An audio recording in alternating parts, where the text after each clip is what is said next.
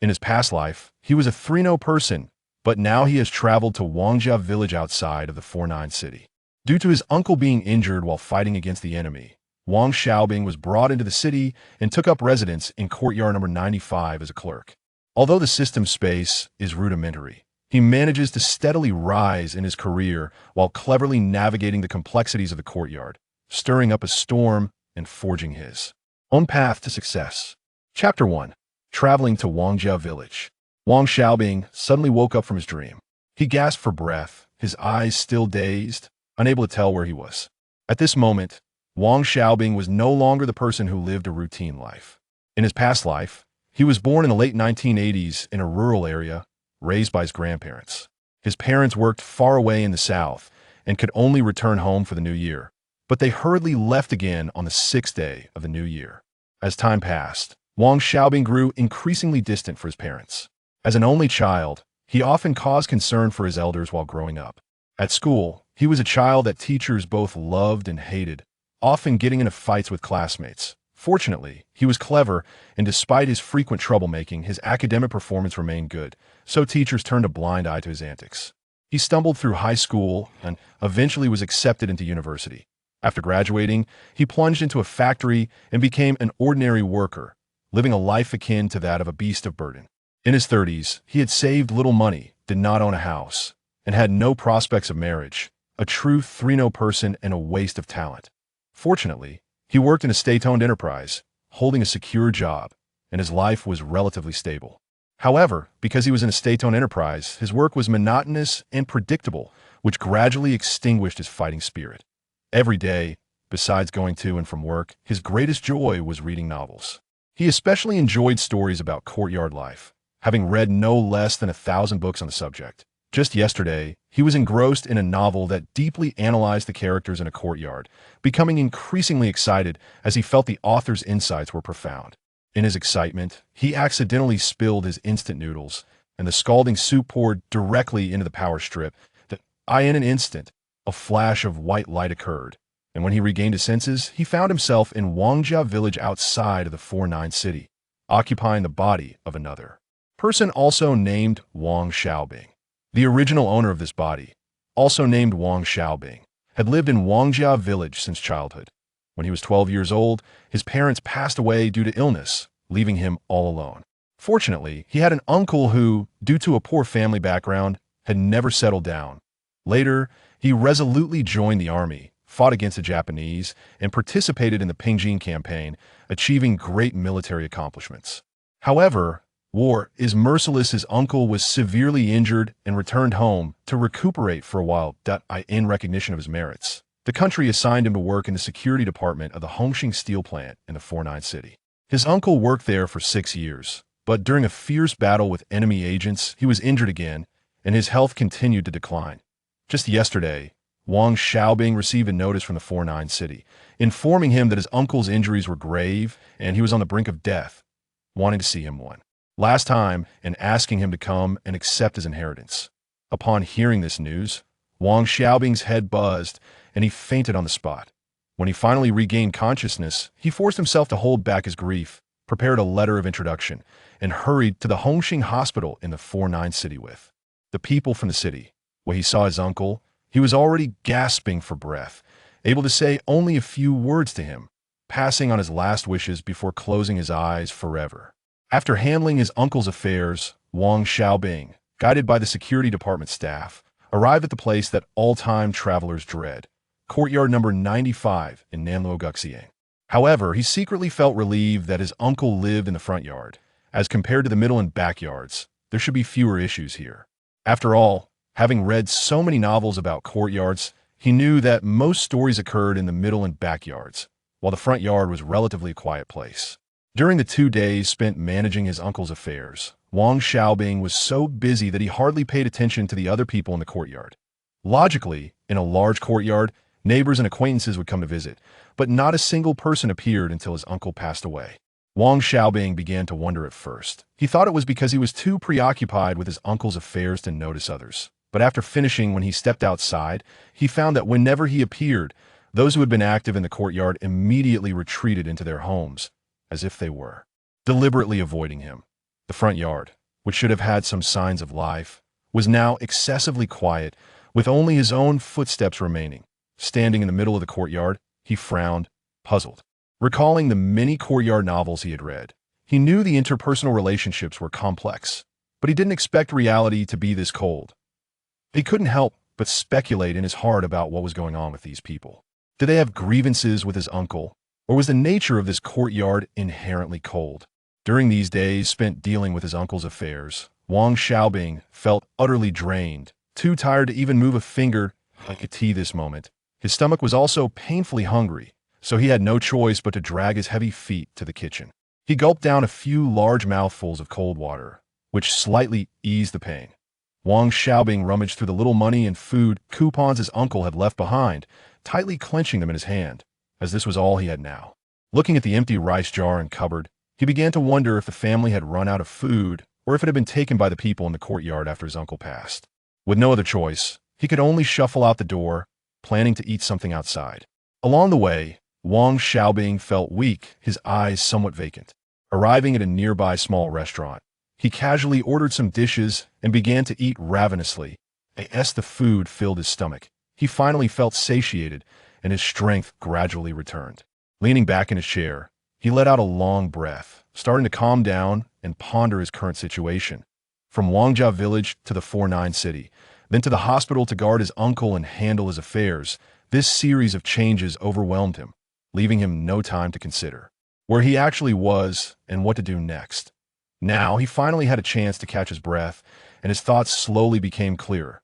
After paying the bill and filling his stomach, he walked out of the restaurant, digesting his food while leisurely making his way back to courtyard number 95. As he neared the entrance, he saw Yin Buguwei standing there, wearing his signature smile, but behind those crooked glasses hid an unmistakable shrewdness. Wang Xiaobing frowned slightly, feeling a bit strange about the appearance of this familiar stranger, silently thinking, is this the old miser Yin? Standing at the courtyard entrance with such a meaningful smile, does he plan to scheme against me? Wang Xiaobing stopped and sized up Yin Buguwei, politely nodded and asked, "Who are you? Are you standing here for something?" Yin Buguwei's smile widened, his eyes squinting into slits as he stepped forward and warmly said, "Oh, you must be the new arrival. I am the steward of the front yard, a primary school teacher, and everyone calls me third uncle. We'll be neighbors from now on, so feel free to come to me if you need anything." While speaking, his gaze kept sizing up Wang Xiaobing. Chapter 2. Are you rolling up your sleeves to hit me? Wang Xiaobing's lips curled slightly, revealing a shallow smile with deep meaning, as he spoke calmly. "Hello, Teacher Yin, are you guarding the gate?" This seemingly ordinary greeting actually carried a hint of subtle mockery. Yin Buguwei's smile froze for a moment upon hearing this, but quickly returned to a friendly demeanor as he chuckled and said, "Ah, what are you talking about, kid?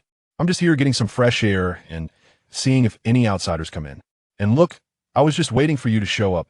As he spoke, he adjusted his crooked glasses, trying to hide the fleeting awkwardness in his eyes. Wang Xiaobing saw through him. Clearly, he had read countless courtyard novels, and Yin Buguwei's little tricks were transparent to him. He looked at Yin Buguwei and thought to himself, "Your little ploys won't fool me. You appear friendly on the surface, but you are actually shrewd and calculating, just waiting to take advantage of others." With that thought, Wang Xiaobing's smile grew wider, yet it didn't reach his eyes, and he continued, "So that's how it is that I hope Teacher Yin will look out for me, the new guy, in the future." He intentionally emphasized the word "look out," as if it carried a different meaning. Yin Buguwei plastered on a formulaic fake smile and replied perfunctorily, "Sure, sure." As he spoke, his gaze swept over Wang Xiaobing, and, seeing that he was empty-handed and hadn't brought anything valuable, he lost interest instantly. The smile on his lips faded a bit, and he turned his head to look outside, clearly indicating he didn't want to continue the conversation with Wang Xiaobing, waiting instead for the next neighbor who might bring benefits. Wang Xiaobing noticed the change in Yin Buguwei's attitude and couldn't help but smirk internally, while his face remained calm. He was all too aware of Yin Buguwei's character in those fanfiction novels. The descriptions of this old man being miserly were not exaggerated at all. It was said that if a dung cart passed in front of him, he would want to taste the saltiness, perfectly illustrating his penchant for small gains. Wang Xiaobing shrugged, unconcerned by Yin Buguwei's coldness for him. It was actually a good thing. He didn't want to have too much interaction with such a calculating person too early, to avoid getting entangled and causing unnecessary trouble.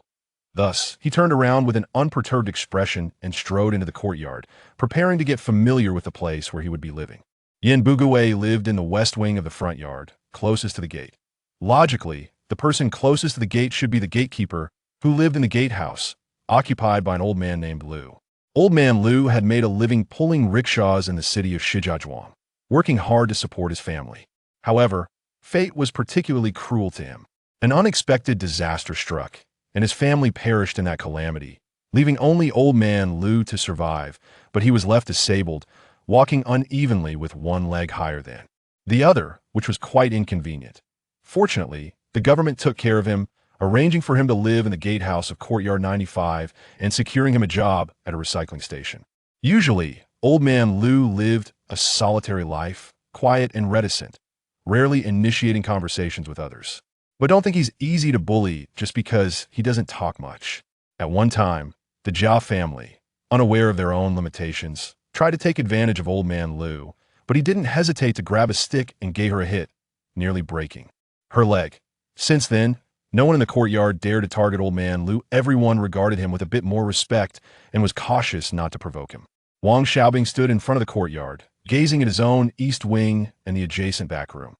This property had been bought by his uncle with great effort when it was still possible to buy and sell houses in Shijiazhuang. His uncle had worked hard in the security department for 6 years, investing most of his savings into this house. Now, what was left for Wang Xiaobing, apart from the property, was just over $100 in cash and some receipts. He took a deep breath and slowly opened the door to the east wing. The room was filled with an old scent that somehow made him feel a sense of familiarity. Following his uncle's last instructions, Wang Xiaobing walked to the corner, squatted down, and pried up a floor tile with force. Under the tile was a quaint wooden box covered in dust. Wang Xiaobing carefully picked up the box, gently blew off the dust, and opened it slowly. In an instant, soft light fell into the box, revealing his uncle's lifetime savings, property deeds, scattered cash, and various receipts. He counted them carefully, confirming they were correct, and then gently placed them back into the box, restored the tile to its original position, stood up, brushed the dust off his hands, and silently vowed to protect this hard-earned family legacy. Wang Xiaobing stayed in the room for a short while before taking a porcelain basin and a cloth from the adjacent back room, which served as the kitchen, preparing to clean up the house. After his uncle was injured, he spent more time in the hospital than at home, and the house hadn't been cleaned for a long time, with thick dust accumulating on the furniture. The courtyard had no running water in the front or backyard's water could only be fetched from the middle yard. As soon as Wang Xiaobing stepped into the middle yard, he saw a young woman vigorously washing clothes by the water tank, with a few other women chatting nearby. Seeing this scene, he couldn't help but think of the so-called washing princess that everyone jokingly referred to in fanfiction. Wang Xiaobing instinctively glanced toward Shaju's house and, sure enough, spotted a man in his 20s staring intently at the young woman washing clothes, drooling at the corners of his mouth. It was clear this person was Shaju. Just as Wang Xiaobing was watching, Shaju suddenly noticed him. Shaju's face instantly turned red as he shouted at Wang Xiaobing. "Who the hell are you, kid? What are you looking at? Are you trying to get ideas about Sister Qin?" Shaju's shout was loud and abrupt, drawing the attention of those around. Before Wang Xiaobing could respond, a sharp voice rang out, "Shaju, what are you saying?" It was the young woman. She stopped her movements, looking at Shaju with a reproachful expression, then tossed the clothes aside and quickly returned home, leaving everyone around exchanging glances, while Shaju stood there, somewhat at a loss. Regaining his senses, Shaju shot Wang Xiaobing a fierce glare and cursed. "Who the hell are you, kid? Coming into our courtyard? Just wait till I deal with you." Saying this, he rolled up his sleeves, ready to fight. Wang Xiaobing was unafraid, staring directly at Shaju, and calmly replied, "Comrade, what do you want? I came from the front yard without saying a word, and you're rolling up your sleeves to hit me." He thought to himself that in his past life, he loved to fight since he was a child, and had never feared anyone. If Shaju wanted to fight, he wouldn't back down easily. Just as Shaju was about to charge at him, a loud voice came. "Shaju, stop. What do you think you're doing? We're a civilized courtyard. You can't just fight and brawl. As an elder, how have I educated you?" It turned out to be Yi Zhonghai, who had been watching the new Wang Xiaobing from his doorstep. He hadn't expected to see Shaju about to fight and quickly intervened. then began to lecture Shaju. Yi Zhonghai wasn't genuinely helping Wang Xiaobing, he just didn't want any trouble to arise while they were still unsure of this new person's background. Wang Xiaobing had been prepared to teach Shaju a lesson, but upon hearing Yi Zhonghai shout and seeing Shaju stop, he temporarily shelved his intention to fight. He stood up straight, calmly looking at Shaju and Yi Zhonghai, calculating that the interpersonal relationships in this courtyard were indeed complex, and he would have to be more cautious in the future. Chapter 3. The Courtyard Meeting. Once Yi Zhonghai calmed Shaju down, making him no longer shout impulsively, he turned to face Wang Xiaobing, a warm smile plastered on his face. Taking on the demeanor of an elder, I am the elder of this courtyard. If there's anything in the future, just come to me directly. Our courtyard is well known for its civility, and we value respect for the elderly and love for the young. Today you help me. Tomorrow I help you. If any neighbor in the courtyard is in trouble, everyone must help each other. As Yi Zhonghai spoke, he nodded slightly, his eyes revealing a hint of authority and pride. After a pause, he continued, Tonight we will hold a meeting for the entire courtyard. You should come and introduce yourself. You're young, and just arrived at the courtyard, you need to get familiar with everyone. Wang Xiaobing listened quietly to Yi Zhonghai's words, his expression calm and unchanging. He knew that he had just arrived in this world and was uncertain whether he had any special abilities, so now was not the time to fall out with someone like Yi Zhonghai, who held power in the courtyard. Thus, he nodded slightly and replied respectfully, Okay, Elder Yi, I understand. I will definitely attend the meeting on time tonight. Though he said this, he remained wary in his heart, keeping a close watch on this so-called civilized courtyard and the upcoming meeting. Wang Xiaobing did not dare to linger in the middle courtyard. After filling a basin with water, he hurried back to the front courtyard. The surrounding aunties were chatting about family matters while doing laundry, and, as a newcomer, he found it hard to join the conversation. He was still thinking about the pile of dust at home that needed cleaning. Today was Sunday, and the factory was closed, so everyone was at home resting, and the entire courtyard was filled with a leisurely atmosphere. Wang Xiaobing threw himself into cleaning, and by the time he finished tidying up his home, it was already past 3 in the afternoon. He straightened his back, rubbed his sore arms, and looked out the window. The sun was already slanting to the west. He knew there were still many important tasks waiting for him to complete. Wang Xiaobing picked up his introduction letter and first went to the street office. With the guidance of his staff, he successfully registered the house in his name. Next, he rushed to the police station to handle the household registration transfer. After completing these tasks, he let out a long sigh of relief, feeling much more at ease. Once the paperwork was done, Wang Xiaobing found a grain store according to the address, took out his grain book, and bought this month's ration of grain. On the way home, he passed by the vegetable market and picked out a few fresh cabbages, thinking that he would have something for dinner today. As for coal, he still had some stored at home, so there was no need to buy any for now. Carrying the vegetables, he walked leisurely towards the courtyard, greeted by the gradually cooling evening breeze. Upon returning to the courtyard, he noticed that the Yin family's presence was gone from the entrance, and he felt a sense of relief as he quickened his pace back home. As soon as he entered the house, he got busy, first lighting the coal stove. The flames gradually rose, bringing some warmth to the room. That he then rolled up his sleeves and began kneading the dough to prepare dinner. Although he rarely cooked during his single life in his previous life, it didn't mean he couldn't. Moreover, when he lived in the countryside, he had always taken care of himself, so cooking was naturally not a problem. His technique was skilled, and before long, the dough for steam buns was ready, neatly arranged in the steamer, filling a large pot. He thought that any leftovers could be eaten the next day, and with the weather getting cooler, he didn't have to worry about them going bad. While waiting for the buns to steam, he quickly stir-fried some cabbage, and with the freshly steamed buns, he had a very satisfying meal. Just as he set down his bowl and chopsticks, he heard a knock on the door. I'm coming. Wang Xiaobing responded while quickly tidying up his dishes, then took a few steps forward to open the door. Standing outside was a young man around his age. Based on the information he had gathered earlier, Wang Xiaobing guessed this person was Yin Jiecheng, the eldest son of the Yin family. My dad asked me to call you to the middle courtyard for a meeting. I'm Yin Jiecheng, and I live across from you, he said quickly, turning around and walking straight towards the middle courtyard, his back showing a hint of urgency. Wang Xiaobing closed the door and hurried to catch up. When he arrived at the middle courtyard, he was greeted by a lively scene. People were either standing or sitting, filling the courtyard to capacity. In front of Shaju's house, There was an 8 immortals table, with Yi Zhonghai sitting firmly in the central position, flanked by Yan Bugui and Lu Haizhong. Each of them had an enamel cup in front of them, giving off an air of leadership meeting.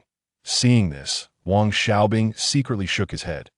While he felt some disdain for the scene, he understood that in this environment, even if he were to report something, it would be futile. He certainly didn't want to be the scapegoat. Just then, he realized he had forgotten to bring a stool. With no other choice, he could only find a corner to stand in. Once settled, Wang Xiaobing began to observe his surroundings. The Yin family from the front courtyard was huddled closely around Yan Bugui, forming a small group in the center of the courtyard were the Jia family members, each with different expressions. Shaju was sitting behind Qin Huairu with his sister and an elderly woman, occasionally craning his neck to look around in the back courtyard. Lu Haizhong's family stood beside him, while Su Damao's family was next to Lu Haizhong's family. As for the other neighbors in the courtyard, most were merely bystanders, and Wang Xiaobing was too lazy to describe them one by one. Is everyone here? Lu Haizhong turned to ask his second son. Dad, everyone is here, Lu Guangtian replied, without even looking closely, not daring to say anything carelessly, as he knew that saying the wrong thing could lead to trouble. Later, we have a new neighbor in our courtyard. He is the nephew of old Wang from the front courtyard, in our civilized courtyard. We must help each other, so let's invite our respected elder to speak. Everyone, give him a round of applause, Lu Haizhong concluded, leading the applause himself. However, the applause in the courtyard was sparse and felt somewhat perfunctory. Yi Zhonghai slowly stood up. All right, everyone quiet down. We have a new neighbor in our courtyard, who is the nephew of old Wang from the front courtyard. Some of you may have met him, and some may not. To avoid any misunderstandings, let's invite Comrade Xiao Wang to introduce himself, Yi Zhonghai said before sitting down again. Hello everyone, my name is Wang Xiaobing. My uncle has passed away, and I will be living in my uncle's house from now on. If anyone needs help in the future, I will definitely assist as long as I can, Wang Xiaobing said briefly, and then fell silent that he knew that Yi Zhonghai organizing this meeting could not simply be for him to introduce himself. There must be other purposes, so he decided to observe first and not say unnecessary words. Now that everyone has seen Xiao Wang, we will discuss another matter. The Jia family currently only has Dongshu's ration to support a whole family. Yi Zhonghai paused to take a sip of water before continuing with the previous matter. Clearing his throat, Yi Zhonghai continued, as everyone knows, the Jia family is in trouble. Our courtyard is a civilized courtyard, and when there are difficulties, we should all help each other. I believe that next year's advanced courtyard will still be ours. He scanned the crowd with a gaze that brooked no argument, seemingly waiting for everyone's response. Qin Huairu, sitting beside him, looked grateful, lowering her head slightly, as if expressing her thanks to everyone. Shaju in the back rubbed his hands together and shouted, "Of course, Elder Yi is right. Sister Qin's family is in trouble, and we should help." His voice echoed in the courtyard, sounding particularly loud. Yan Bugui adjusted his glasses, a slight smile appearing at the corner of his mouth as he said, "That makes sense, but help should also have its limits. Everyone should do their best, right?" As soon as he said this, Lu Haizhong nodded in agreement, adding, "Third uncle is right, just do your best." The others in the courtyard showed varying expressions. Some looked hesitant, seemingly considering how much help they could provide. Others were whispering among themselves. Wang Xiaobing stood among the crowd, quietly watching everything unfold, thinking to himself, indeed, this so-called help is likely not so simple, but he must not be easily morally manipulated. Chapter 4. The system is not very powerful. The night was dark, and the yellow light bulbs above the courtyard emitted a weak and flickering glow, under which the courtyard was filled with old and young alike. Today's courtyard meeting was initiated by Yi Zhonghai, who wanted to gather some donations for the Jia family. However, unexpectedly, it fell into a deadlock right at the start. Yi Zhonghai stood in front of everyone, cleared his throat, straightened his back, and spoke with an undeniable authority. Everyone knows that our courtyard has always been a place of mutual help.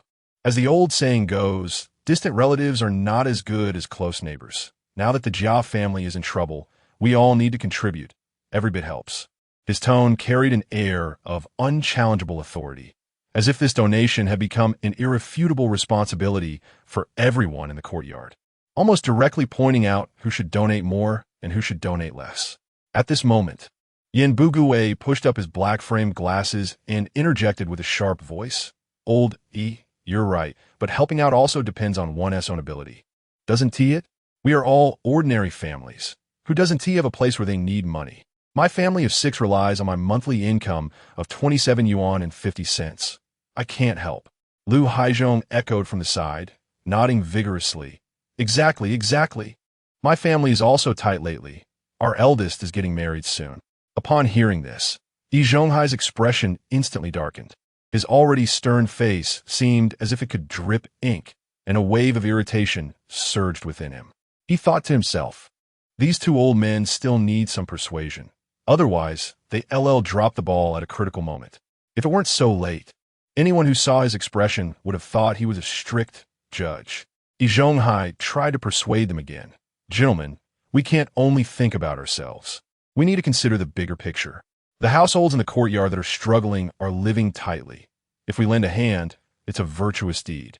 Yin Bugui was unwilling to back down easily and shifted to a bureaucratic tone. Old sir, I understand your meaning, but this donation must follow the principle of voluntariness. We can't ruin our own lives just to help others. That is only reasonable, right? Lu Haizhong chimed in. Yes, voluntariness is the most important.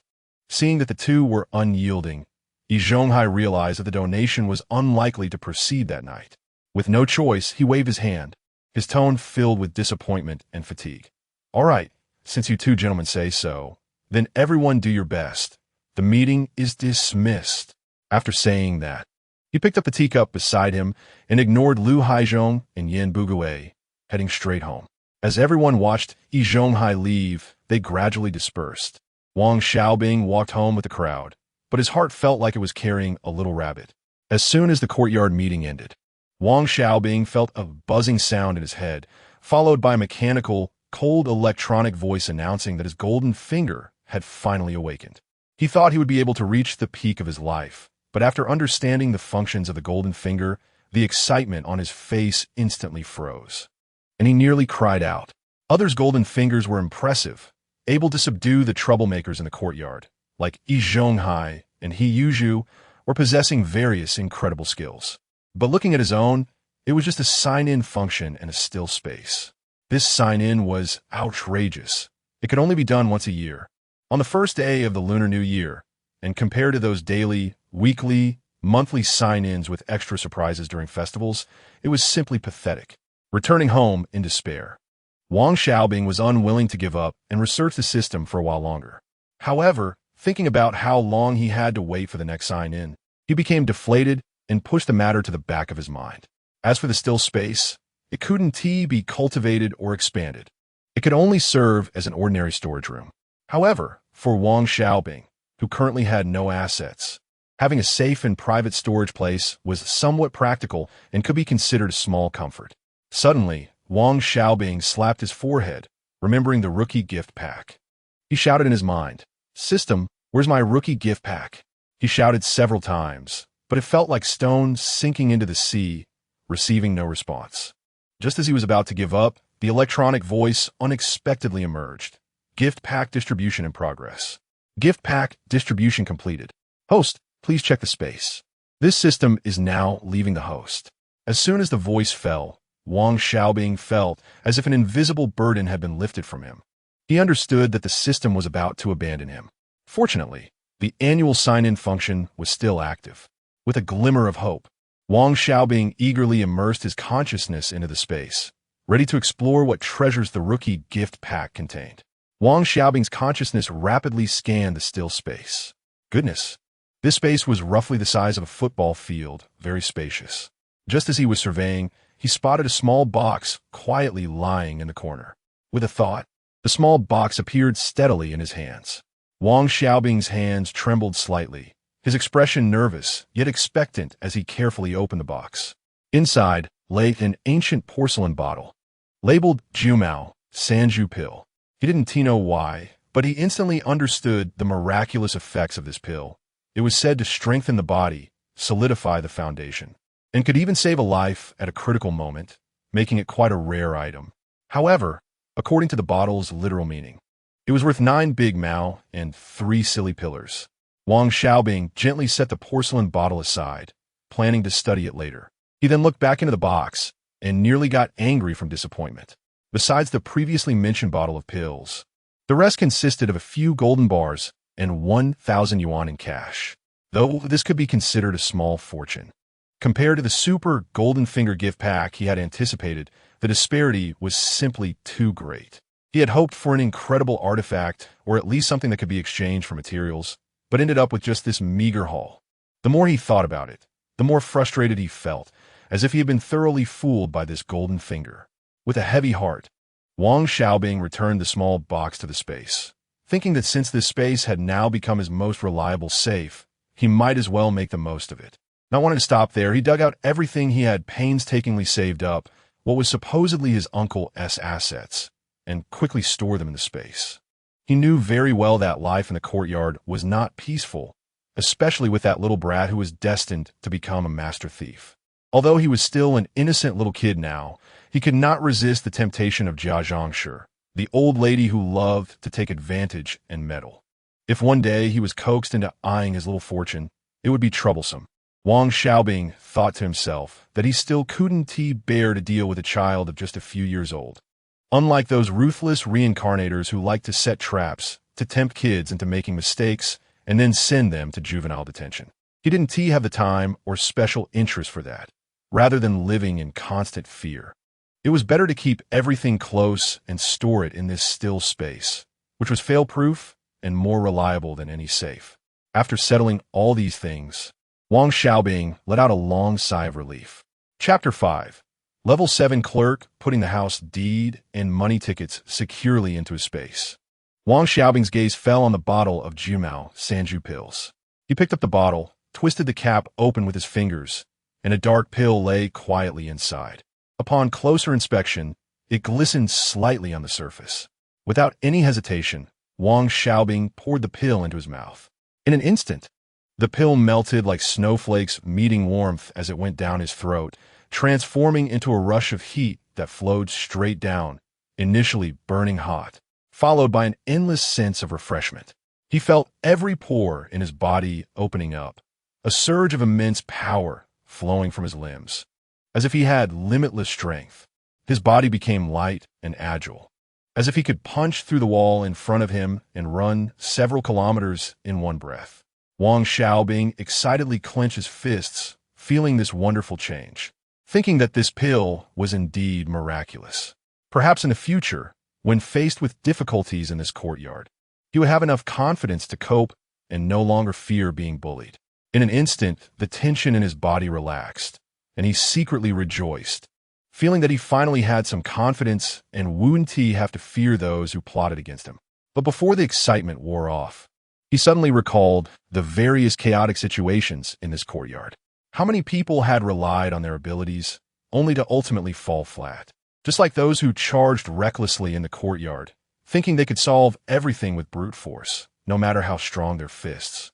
When faced with a group of unreasonable people banding together, they were utterly helpless. He had seen too many stubborn individuals who wouldn't admit defeat, even with broken limbs, continuing to provoke the next day in tomato-themed fanfiction. Thinking of this, Wang Xiaobing's mind instantly cleared. He absolutely could not act recklessly. In this courtyard, there were many who had been thwarted and lost their reputation. He had seen how Yi Zhonghai and others forced residents out. Those who didn't fit in, even if they became officials and moved away, would definitely have a difficult process. He understood deeply that in this place, blending in and being amiable was the way to survive. Acting flamboyantly and causing trouble would lead to no good end. The gossiping aunties were the most formidable weapon. A few bad words could turn his dream of marrying into a distant wish. The cautionary tale of Shaju was still fresh in his mind.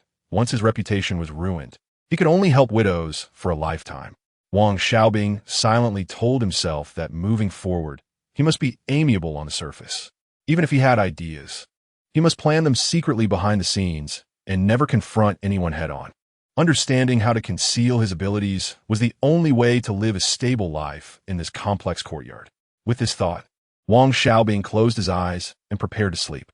He had been exhausted these past few days. His uncle's funeral had just been completed. Next, he was waiting for the factory's notification. Once it arrived, he could take up his new job. He estimated the news would come the next day. And thinking of this, Wang Xiaobing fell into a peaceful sleep. In the morning, Wang Xiaobing stood in front of a somewhat worn mirror. At 18, his face still bore the youthful naivety, yet the trials of life had added a touch of maturity. He quickly washed up, steamed the leftover buns from last night, and had a simple breakfast with a cup of hot water. The life of a bachelor was casual, but he didn't mind. In his heart, stabilizing his job was the top priority. After breakfast, he strolled through Nanluo Guxiang, curiously observing everything around. The street was lined with quaint buildings, and the occasional sound of birds chirping in the alleys mingled with the bustling noise from nearby markets. As he walked, Wang Xiaobing silently noted the shops and streets along the way, familiarizing himself with this place that would soon become part of his life. Speaking of his system, it was somewhat lackluster. Unlike other reincarnated individuals with great powers, capable of retrieving items from afar or controlling everything with mental force, his system's space required physical contact to collect objects. There was no way to lie at home and claim all the wealth in the courtyard or even the city. However, even so, Wang Xiaobing did not complain. He was not a greedy person and firmly believed that one must take life step by step. After wandering a few rounds and returning home, Wang Xiaobing sat on a somewhat shabby chair, frequently glancing towards the door, eagerly awaiting news from the factory. The courtyard in the early morning was filled with the aroma of life. It wasn't too long before the courtyard became lively. The sound of bicycle bells mixed with people greeting each other, while those going to work hurried by, some with unfinished youtiao in their mouths. The aunties heading out to buy groceries carried bamboo baskets, discussing which vegetables were fresh today. Children with backpacks laughed and rushed off to school. At that moment, two people in work uniforms entered the courtyard. The one in front was the head of the security department, a burly figure with sharp eyes scanning the surroundings. Following him was Zhang, a staff member from the labor union, slim and wearing black-rimmed glasses, tightly clutching a briefcase, his expression serious. Wang Xiaobing, sitting at his door, saw the two approaching from a distance and had a vague idea of what was happening. As they got closer, he hurriedly stood up and went to greet them, saying, "Hello, I am Wang Xiaobing. You're here regarding my uncle's affairs, right?" His voice carried a hint of urgency and anticipation. The head of the security department nodded slightly, his eyes instinctively scanning a few aunties chatting nearby, and lowered his voice, saying, "Yes, that's right, young man. Let's go inside and talk." With that, he led the way into the house. This visit was to discuss the work-related injury compensation and job placement. Once the news reached those gossiping aunties, it would quickly spread throughout the courtyard. This would not only bring unnecessary trouble to Wang Xiaobing, but could also attract people with ulterior motives. As long as the news remained undisclosed, even if someone had suspicions, as long as Wang Xiaobing firmly denied it, others would not dare to act rashly. Wang Xiaobing understood the unspoken agreement and followed closely behind. Once inside, he gently closed the door, shutting out the noise and prying eyes from outside. The room was softly lit, with sunlight gently illuminating the old but tidy furniture. A square table stood in the center of the room, surrounded by a few simple wooden chairs. Wang Xiaobing sat on one side, opposite Zhang from the labor union and Zhao, the head of the security department. Wang Xiaobing. I am Zhang Wei from the labor union. You can call me Zhang. This is Zhao Gang, the head of the security department. Zhang broke the silence first, his tone warm, but carrying an air of formality. He slightly leaned forward, wearing a polite smile, first pointing to himself, and then introducing the serious-looking Zhao beside him. "Hello, Zhang and Zhao. Thank you for coming regarding my uncle. I appreciate your efforts. Please have some water." Wang Xiaobing quickly stood up, his face filled with gratitude, as he picked up 2 steaming cups of hot water and handed them to both men. He felt a bit awkward realizing there were no tea leaves in the cups. But fortunately, they didn't mind, merely nodding in thanks as they accepted the cups. After setting down his cup, Zhang's expression grew solemn as he took out a document from his briefcase, cleared his throat, and said, "Comrade Wang Xiaobing, first of all, I would like to express our heartfelt condolences on behalf of the steel mill for your uncle. Your uncle was injured and died while fighting against the enemy. The steel mill has decided to offer a compensation of 500 yuan and a job position." As he spoke, he handed a thick envelope to Wang Xiaobing and continued, "Here, S the money. There are two job options. One is a level 7 clerk in the security department, and the other is a level 7 clerk in the logistics office, both with a salary of 37 yuan and 50 cents, transitioning to level 6 clerk after 3 months. With that, he quietly took a sip of water, waiting for Wang Xiaobing's response. Wang Xiaobing took the envelope, gently rubbing his fingers over it, and after a moment of contemplation, he said, "Zhang, I choose the position in the logistics office." Zhang did not show much surprise at this response, merely nodding slightly, as if he had anticipated this answer. After all, everyone knows that although the security department also has 7-level clerks, the opportunities for advancement are relatively limited. To get promoted often requires making special contributions. Wang Xiaobing's current position as a clerk was secured with the help of his uncle's achievements. In contrast, in the logistics department, as long as one manages interpersonal relationships well, works diligently, speaks appropriately, and operates strategically, there are still plenty of opportunities for promotion in the future. Chapter 6 System Space. The sunset looked like a spilled palette of paint, dyeing the horizon a bright orange red. The afterglow spread across the earth, casting a warm yellow halo over everything. Wang Xiaobing dragged his slightly tired legs, slowly walking back to the courtyard. Today, he had thoroughly explored the streets and alleys of the city, with every view resembling a unique painting etched deep in his heart. In Jingshan Park, he stood at the top of the hill overlooking the entire capital, feeling a surge of grandeur as if he were on top of the world. Looking down at the other mountains, by Hohai, he wandered along the lake, listening to the old Beijingers recount stories filled with the aroma of life. The bustling noise of Qianmen Street made him feel the vitality of the city, while the solemnity of the Temple of Heaven allowed him to appreciate the weight of history. He knew in his heart that unless he was resting, it would be hard to have such leisurely moments to stroll around again in the future. When he finally returned to the courtyard in Nanluo Guxiang, facing the setting sun, he happened to encounter the large crowd returning from the steel mill. The crowd was bustling, everyone's face showing the fatigue of a day's work. But once back in the familiar courtyard, they began to chat and laugh again. "Hello, Unli. Hello, Unclea. Hello, Brother Zhu. Hello, Brother Dongxiu." Wang Xiaobing smiled broadly, politely greeting everyone with a clear and bright voice. He understood that in this courtyard, he had to put in the effort to maintain appearances. After all, he would be living here for decades, getting married and having children. If he soured relationships, life would not be easy. He was not like some protagonists in stories who could act recklessly without regard for the consequences. There were also some neighbors with whom he had little interaction. Although he didn't greet them all, he nodded to maintain a facade of friendliness. "Little Wang, did you go out to explore the city today? Young people should see more of the world." Uncle Yi Zhonghai slightly lifted his chin, a hint of an imperceptible sense of superiority on his face, his words subtly implying that Wang Xiaobing came from the countryside. Wang Xiaobing naturally caught the deeper meaning in his words, but he merely smiled slightly without getting angry.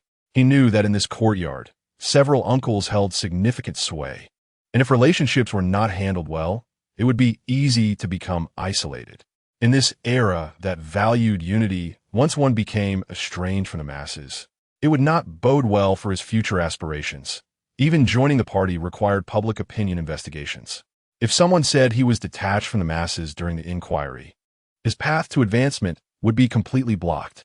"Thank you for your concern, Uncle Lee. I think the same. After all, I came from the countryside and haven't seen much of the world. Today's exploration has really opened my eyes," Wang Xiaobing replied sincerely, neither humble nor arrogant. Yi Zhonghai originally wanted to press further, but hearing Wang Xiaobing's response, he was momentarily at a loss for words. After all, he couldn't bluntly say that a country bumpkin couldn't have seen much. "All right then, we'll head home first." Yi Zhonghai's expression was slightly unnatural as he waved his hand and led the way into the courtyard, with the crowd following suit. After they all entered, Wang Xiaobing slowly walked into the yard. Once home, he took a short break before starting to prepare dinner. Tonight's main dish was steamed corn buns, with a simple stir-fried cabbage as a side. As he stir-fried the cabbage, he thought that he needed to buy some cabbage to pickle the next time he had a break. In winter, vegetables were scarce, and every household's table was mostly filled with pickled vegetables. Being able to eat pickled cabbage was already quite good. As night fell, The dim yellow light inside the Yin family's house flickered, casting a warm tone over the small space. Aunt Sin deftly divided the corn buns and pickles by head count, placing them on the table before finally sitting down, eagerly opening the conversation. Old Yin, do you think this Wang Xiaobing is foolish? He directly refused the steel mill as compensation. I just can't believe it, Aunt Sin said, while handing a corn bun to the child next to her. Turning her gaze to Yin Bugui with a face full of doubt. Yin Bugui slowly picked up his teacup, took a small sip, and, after putting it down, he spoke leisurely. I think he must have accepted it. You know what our neighbors are like. If everyone knew he was getting a compensation, there's no telling what kind of bad thoughts might arise. Even if it's just to borrow money, it would drive him crazy, not to mention the uncertainty of getting it back. This Wang Xiaobing is not simple. I thought he would be easy to fool since he came from the countryside, but he is much smarter than the kids of the same age in the courtyard. Yin Bugui pushed up his reading glasses, a glint of shrewdness in his eyes. Hearing Yin Bugui's analysis, the Yin family instantly understood the stakes involved. I warn you all, don't let this matter slip out. Just keep it to yourselves. Speaking out could offend people, and saying nothing brings no benefit. Yin Bugui's expression was serious as his gaze swept over the children and Aunt San. His eyes filled with undeniable authority. Everyone nodded in agreement, falling silent, and for a moment, the only sounds in the room were the chewing of corn buns and the swallowing of pickles. Meanwhile, others in the courtyard were also discussing Wang Xiaobing's situation. There were many clever people in the courtyard. Most had guessed the deeper meaning behind Wang Xiaobing's refusal of the compensation. Though they understood, they tacitly chose to keep it to themselves, as no one wanted to attract unnecessary trouble by speaking out. In the Jia family's house, the mother-in-law and daughter-in-law were sitting on the edge of the Kong, with Jia Dongshu whispering, "Mom, do you think Wang Xiaobing really doesn't want that compensation?" Jia Dongshu asked quietly. "Don't be foolish. How could he not want it? He is definitely afraid of being targeted. We understand it ourselves. But don't speak of it outside." Jia Zhongshu admonished in a low voice, her eyes revealing shrewdness. Meanwhile, Jia Dongshu was still chattering away. Wang Xiaobing is just a fool, turning down such white silver. He was completely oblivious to how foolish his words sounded and didn't he realize that everyone else had already come to an unspoken understanding. In the entire courtyard, the only one who truly didn't care about this matter was probably Xu Zhu. In his mind, these trivial family matters never sparked his interest. Even though today Wang Xiaobing had politely called him Brother Zhu, it did nothing to dispel the misunderstanding that Qin Huairu had formed about him yesterday. At this moment, he might be thinking about how to cook a nice meal to apologize to Qin Huairu or pondering what dishes the cafeteria would prepare tomorrow. Completely unaware of and indifferent to the ongoing discussion about Wang Xiaobing in the courtyard. After finishing dinner, Wang Xiaobing washed the dishes and put them away, quickly washed up, and then eagerly returned to his room, ready to delve into the mysteries of that enigmatic space. Under the dim yellow light, he sat cross-legged on the bed, closed his eyes tightly, and focused his mind, trying to establish a more wonderful connection with the space. At first, he silently chanted in his mind, filled with anticipation, imagining that he could, like the protagonists in those fantasy stories, move objects freely between the space and reality merely by thought, achieving the ability to summon things out of thin air. But no matter how he tried, the room remained silent, and apart from the familiar furniture, nothing unexpected appeared. He could only manipulate things when physically touching them. Earlier, while wandering through the city, he had secretly tried hoping to possess that superpower of seeing everything with a mental sweep or demonstrating the ability to retrieve objects from a distance, even if it was just letting a nearby leaf silently enter the space. But reality disappointed him time and again, as everything around him continued to follow its course without any changes. At this moment, he repeatedly entered and exited the space, carefully observing every corner, attempting to trigger the hidden functions of the space using various methods. He kept calling and commanding in his heart, but the space was like a silent container, only displaying its most basic storage function. No matter how hard he tried, he could not uncover more surprises. After some struggles, Wang Xiaobing gradually accepted this fact, this space. No matter how much he studied it, currently seemed to be just a purely storage space. Although he felt a bit disappointed, he also understood that even so, this space could already bring him great convenience and a sense of security in this time of scarcity. Chapter 7. Logistics Office of the Steel Rolling Plant as dawn broke. Wang Xiaobing got up early. After a quick wash, he walked into the kitchen, intending to make a few steamed cornbread for breakfast. However, time was tight, so he grabbed a handful of cornmeal, poured it into a pot, added some water, and cut a few pieces of cabbage leaf to throw in, making cornmeal porridge. While stirring the porridge, he sighed inwardly. It wasn't that he didn't want to eat meat to improve his diet, but in this era of rationing, he simply had no meat coupons. After finishing his porridge, Wang Xiaobing stepped out of his home, ready to report to the steel rolling plant.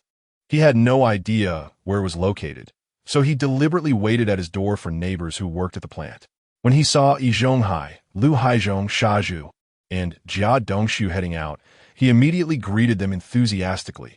"Good morning, Uncle Yi. Good morning, Uncle Lu. Good morning, Brother Zhu.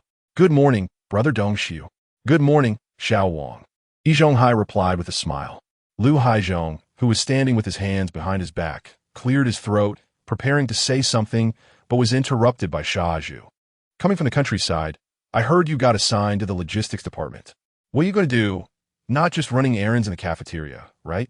Shazhu said with a teasing smile, his tone implying he felt superior. A wave of displeasure surged in Wang Xiaobing's heart, and he mentally noted Shazhu's comments, thinking he would settle the score with him later. He knew very well that he was different from them. He was a cadre, and didn't he need to stoop to the level of someone so thoughtless? "Brother Zhu, I don't know yet. I'm just going to the plant to wait for my assignment today," Wang Xiaobing replied with a smile, maintaining his composure. Seeing that Wang Xiaobing wasn't angry and was so polite, Shazhu felt a little embarrassed and scratched his head. He only said it for fun and didn't mean any harm. Yi Zhonghai watched this scene and couldn't help but feel cautious. This young Wang Xiaobing was surprisingly deep-minded. Being mocked by Shazhu without changing his expression showed that this young man from the countryside was not simple. He would have to be careful in the future. "What nonsense are you talking, Zhu? Xiao Wang is now a member of our courtyard. We are all neighbors and should help each other. Don't say anything that is not conducive to unity in the future," Yi Zhonghai reprimanded Shazhu sternly. Then, turning to Wang Xiaobing with a smile, he added Xiao Wang. "Zhu just has a loose tongue. Don't take it to heart. Once you get to know him better, you'll see he's a warm-hearted guy. Just ask for help if you need it." "It's fine, Uncle Yi. I'm originally from the countryside. Brother Zhu didn't say anything wrong," Wang Xiaobing replied calmly, his tone even. Standing behind Yi Zhonghai, Jia Dongshu looked down his nose at Wang Xiaobing, full of disdain, secretly looking down on this country bumpkin. "Wenli, we're going to be late for work. I'll follow you guys. I've never been to the steel rolling plant before, so please show me the way." Wang Xiaobing interrupted Yi Zhonghai, who was about to continue speaking. "All right, let's go," Yi Zhonghai replied and led the way. Lu Haizhong followed closely behind, while Shazhu and Jia Dongshu walked side by side, with some other neighbors from the courtyard trailing behind. They were not in any formation, casually following along, not knowing what kind of unwritten rule this was. Wang Xiaobing couldn't be bothered with these details. He didn't take Shazhu's mockery to heart, and he certainly wouldn't care about such small things. After walking for more than 10 minutes, they finally arrived at the steel rolling plant. Yi Zhonghai, familiar with the place, led the way inside, and no one bothered to check on Wang Xiaobing. He thought this was just as well, as he didn't want too much interaction with them anyway. Once everyone had entered, he took his introduction letter to the guard station to register and explained to the security staff that he was there for a temporary position. The staff carefully checked the introduction letter and, confirming it was correct, returned it to Wang Xiaobing and kindly pointed him in the right direction. Wang Xiaobing arrived in front of the office building, surveying the structure before him. The 3-story small building had the logistics office on the first floor, the production department office on the second floor, and the offices of the factory director, deputy director, and secretary on the third floor, along with the human resources and finance departments. He first went to the human resources department, submitted his introduction letter, and, after completing the registration process, headed to the logistics office. "Hello, I'm here for a temporary position. Yesterday, Officer Zhang assigned me to the logistics department." Wang Xiaobing politely knocked on the logistics office door. When the door opened, He smiled and spoke to the people inside. The colleagues in the office all looked up at him. "You must be Wang Xiaobing. Directly arranged everything yesterday. You can sit here to work."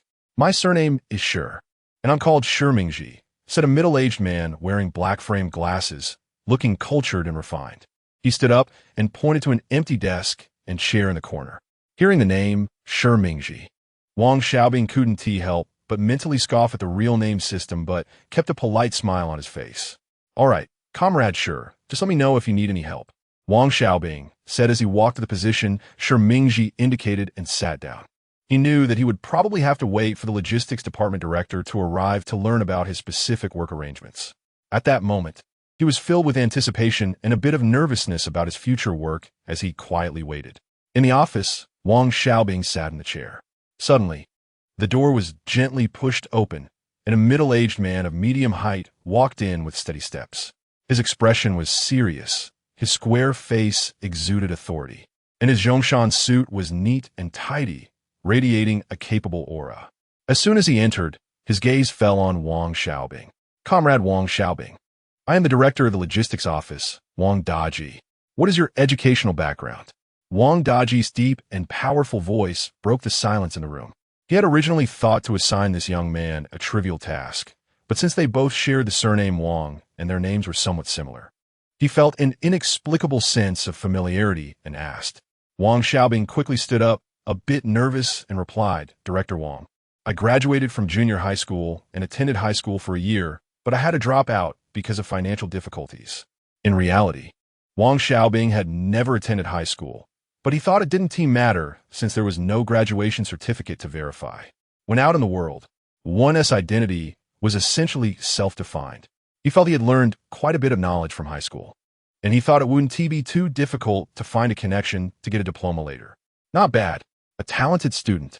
All right, you'll be responsible for the logistics accounting records. Make sure to create a table for all goods entering and leaving logistics. If you do well, I'll promote you. Wang Daji's serious expression was instantly replaced by a smile as he stepped forward and patted Wang Xiaobing on the shoulder. The logistics department had many staff members, but there weren't many who were educated. The accounts had always been chaotic, and he had long wanted someone to sort them out, but hadn't found the right candidate. Now that Wang Xiaobing, who had an education, was here, it was just right to hand this task over to him. If he did well, he would be promoted. If not, they would figure something else out. It was fortunate that he had asked a little more. He almost missed this opportunity. "All right, Director, I will definitely complete the task," Wang Xiaobing replied loudly, his tone filled with determination. In his view, although this task required handwritten records instead of using a computer, it wasn't difficult to make tables. It just took some time. He currently had plenty of time and no entertainment activities, so it was perfect for him to fully devote himself to his work. "I believe in you. Go find Comrade Shi Mingji and let him show you around the work environment. You'll be responsible for the accounts starting tomorrow."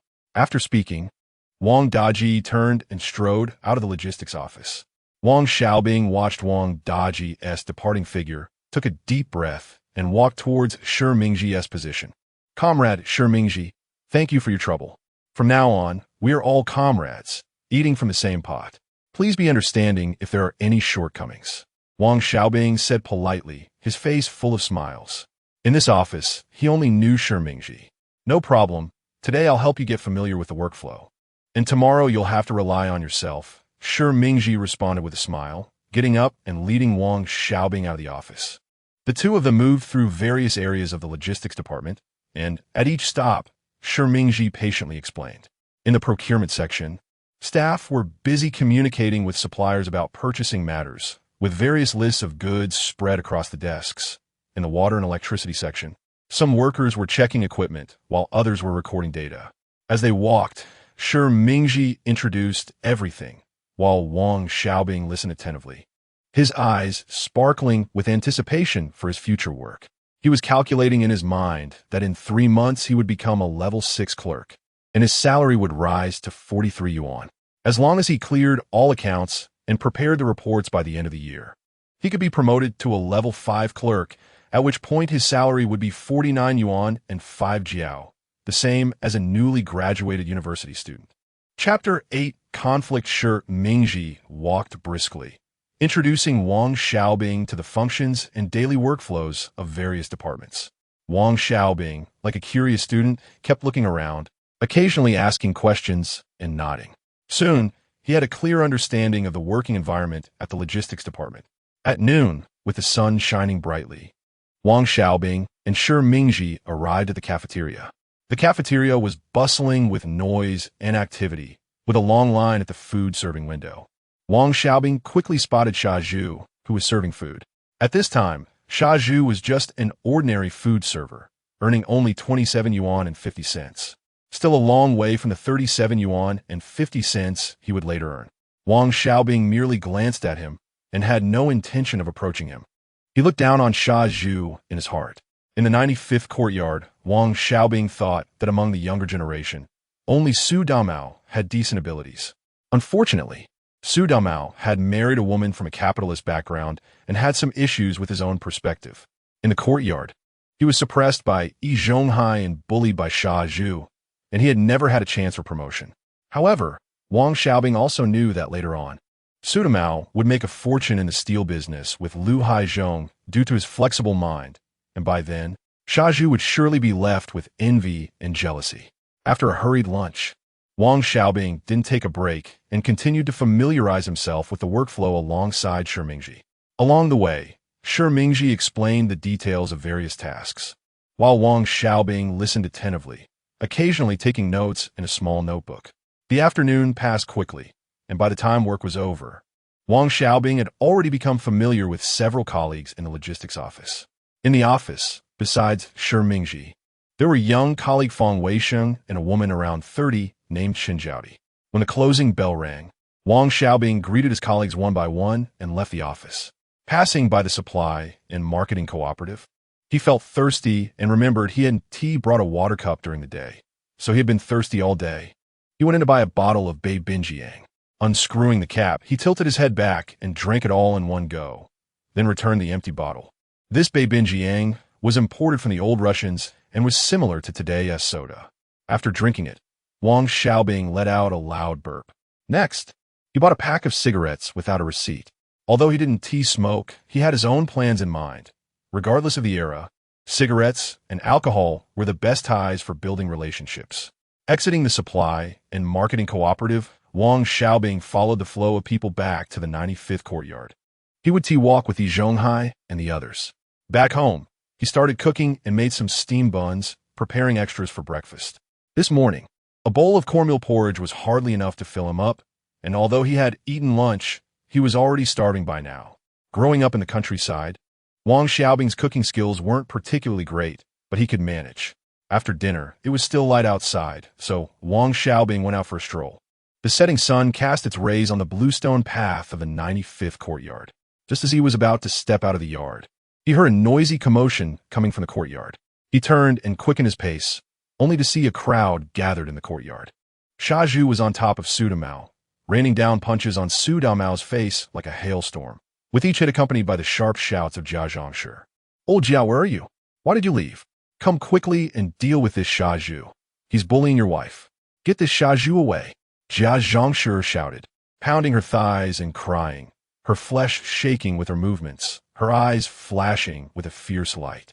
The crowd erupted in chatter, everyone discussing the situation. Xia Zhu is too impulsive. No matter what, he shouldn't resort to violence. Su Damao isn't a good guy either. He might have said something he shouldn't have. I heard Su Damao say that Xia Zhu was staring at Qin Huairu. Wang Xiaobing stood in the crowd, watching the scene with great interest, a slight smile curving his lips. "I didn't do anything. It's all Su Damao's fault for spreading rumors." Xia Zhu shouted loudly in defense, his face flushed, veins bulging on his forehead. His voice was drowned out by Jia Zhangshi's curses and the discussions of those around him, making him seem powerless. "Xia Zhu, you bastard. Your dad was no good, running off with a widow, and now you're learning from him, coveting someone else's wife." Jia Zhangshi became more and more aggressive in her insults, her neck stretching long, spitting as she spoke.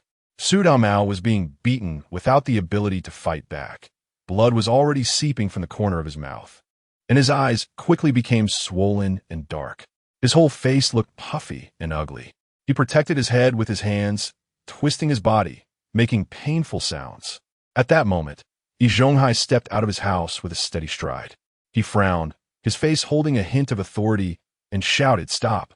Shaju, why are you fighting with Su Damao again? Even if Su Damao is in the wrong, you can't resort to violence." Yi Zhonghai's words were like a command. Upon hearing them, Shaju, though unwilling, took the opportunity to stand up and even kicked Su Damao in the groin on his way out. Su Damao let out a scream, curling up in a ball, his face showing an expression of unbearable pain. All right, everyone disperse. Go home for dinner. We'll have a meeting in the courtyard later." Yi Zhonghai waved his hand, and the crowd began to slowly disperse. Jia Zhangshi continued to mutter, but when she saw Yi Zhonghai's stern gaze, she had no choice but to go home reluctantly. Su Damao struggled to get up from the ground, limping back home. However, his gaze was filled with resentment as he looked toward Shaju's house and Yi Zhonghai's house. His back appeared so dejected, and Wang Xiaobing watched him, thinking, "This courtyard is indeed lively." As for Yi Zhonghai clearly favoring Shaju, he just considered a show. As long as it didn't involve him, he wouldn't care.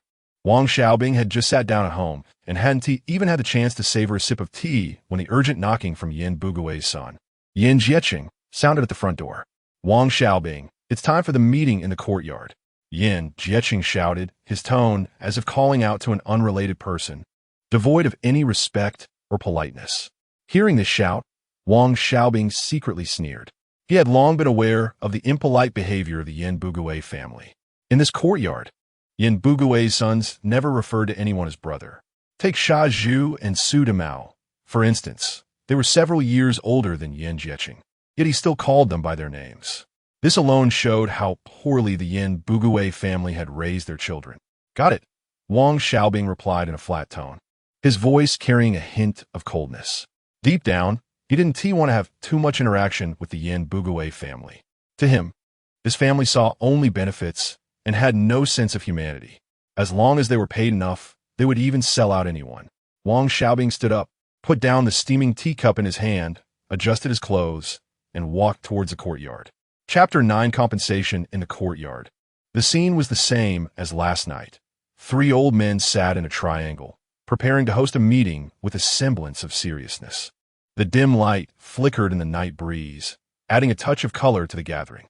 As people gradually arrived, Lu Haizhong stood up with his hands behind his back, his belly protruding high, looking very much like a leader. He cleared his throat, ready to speak, his demeanor suggesting he truly believed he was a person of great importance. "All right, the meeting is starting. Is everyone here? If everyone is here, we can begin. Today's meeting is about Su Damao slandering Shaju." He coughed, glancing at Qin Huairu. Lu Haizhong spoke earnestly, but before he could finish, he was interrupted by the shouts of Jia Zhangshi. "Lu Haizhong, you're talking nonsense. Old Jia, take Lu Haizhong away." Jia Zhangshi stood with her hands on her hips, her neck stretched long, her voice sharp and loud, completely flustering Lu Haizhong. You. I won't let this go with your Jia family." Lu Haizhong was caught off guard by the sudden berating. His words became jumbled, his face flushed red, and he could only sit down angrily, his eyes flashing with resentment as he glared at the Jia family direction. Wang Xiaobing stood by, watching the scene unfold clearly, thinking to himself that Su Damao, who was in the back courtyard, was filled with malice, while Lu Haizhong was so vengeful.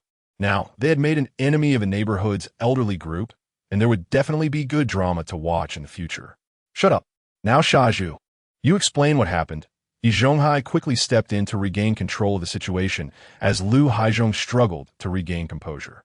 "Why should Shaju speak first? I refuse to accept this." Su Damao, with a face swollen and bruised from being beaten by Shaju, stepped out from the crowd, loudly protesting, his voice filled with resentment and anger. "All right, Su Damao can speak first." Yi Zhonghai reluctantly agreed to Su Damao's demand. "Why should I speak first? Today, Shaju hit me, and if I don't get an explanation, I won't let this go." Su Damao persisted, his emotions running high as he waved his hands, seemingly wanting to vent his grievances. "Su Damao, stop making a scene. We're in a meeting. Behave yourself." "Shaju, you first explain why you fought with Su Damao." Yi Zhonghai frowned, looking sternly at Shaju, his tone carrying an undeniable authority.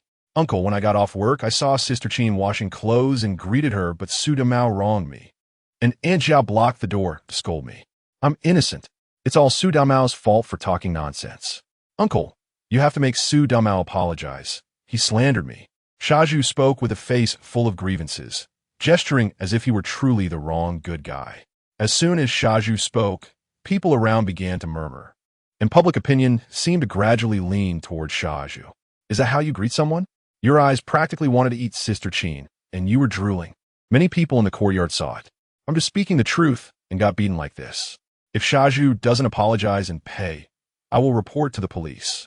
Su Damao suddenly became anxious, directly exposing Shaju's drooling over Qin Huairu. As soon as he said this, the crowd erupted. Indeed, as Su Damao said, I also saw it. But I didn't dare to speak out for fear of being beaten by Shaju. A voice emerged from the crowd, and soon agreement followed, quickly shifting public opinion back towards Su Damao. After all, everyone knew Shaju's character. Seeing Su Damao threaten to report to the police, Yi Zhonghai's expression instantly darkened, revealing a hint of sternness in his eyes. He cleared his throat and said, Su Damao, what do you want? This is a courtyard matter that should be settled here. Why report to the police? Do you want to disrupt our unity? His voice echoed in the courtyard, carrying an undeniable authority. What police? Su Damao, I find your character lacking. Yi Zhonghai continued to criticize, his hands behind his back, his face full of dissatisfaction. Courtyard matters should be resolved here. If you report to the police for every little thing, what will happen to our reputation? Our courtyard values respecting the elderly and loving the young. If we report the police over trivial matters, we might lose our advanced status at the end of the year, and then the street will cut benefits. This concerns everyone in the courtyard. Who will compensate then? Yi Zhonghai brought up the interests and reputation of the courtyard, tried to use these to intimidate Su Damao. Listening to Yi Zhonghai's words, Su Damao's face turned red and pale. Although he felt unwilling, he didn't dare to insist on reporting to the police anymore. All right, Shaju will compensate Su Damao 5 yuan. Meeting adjourned.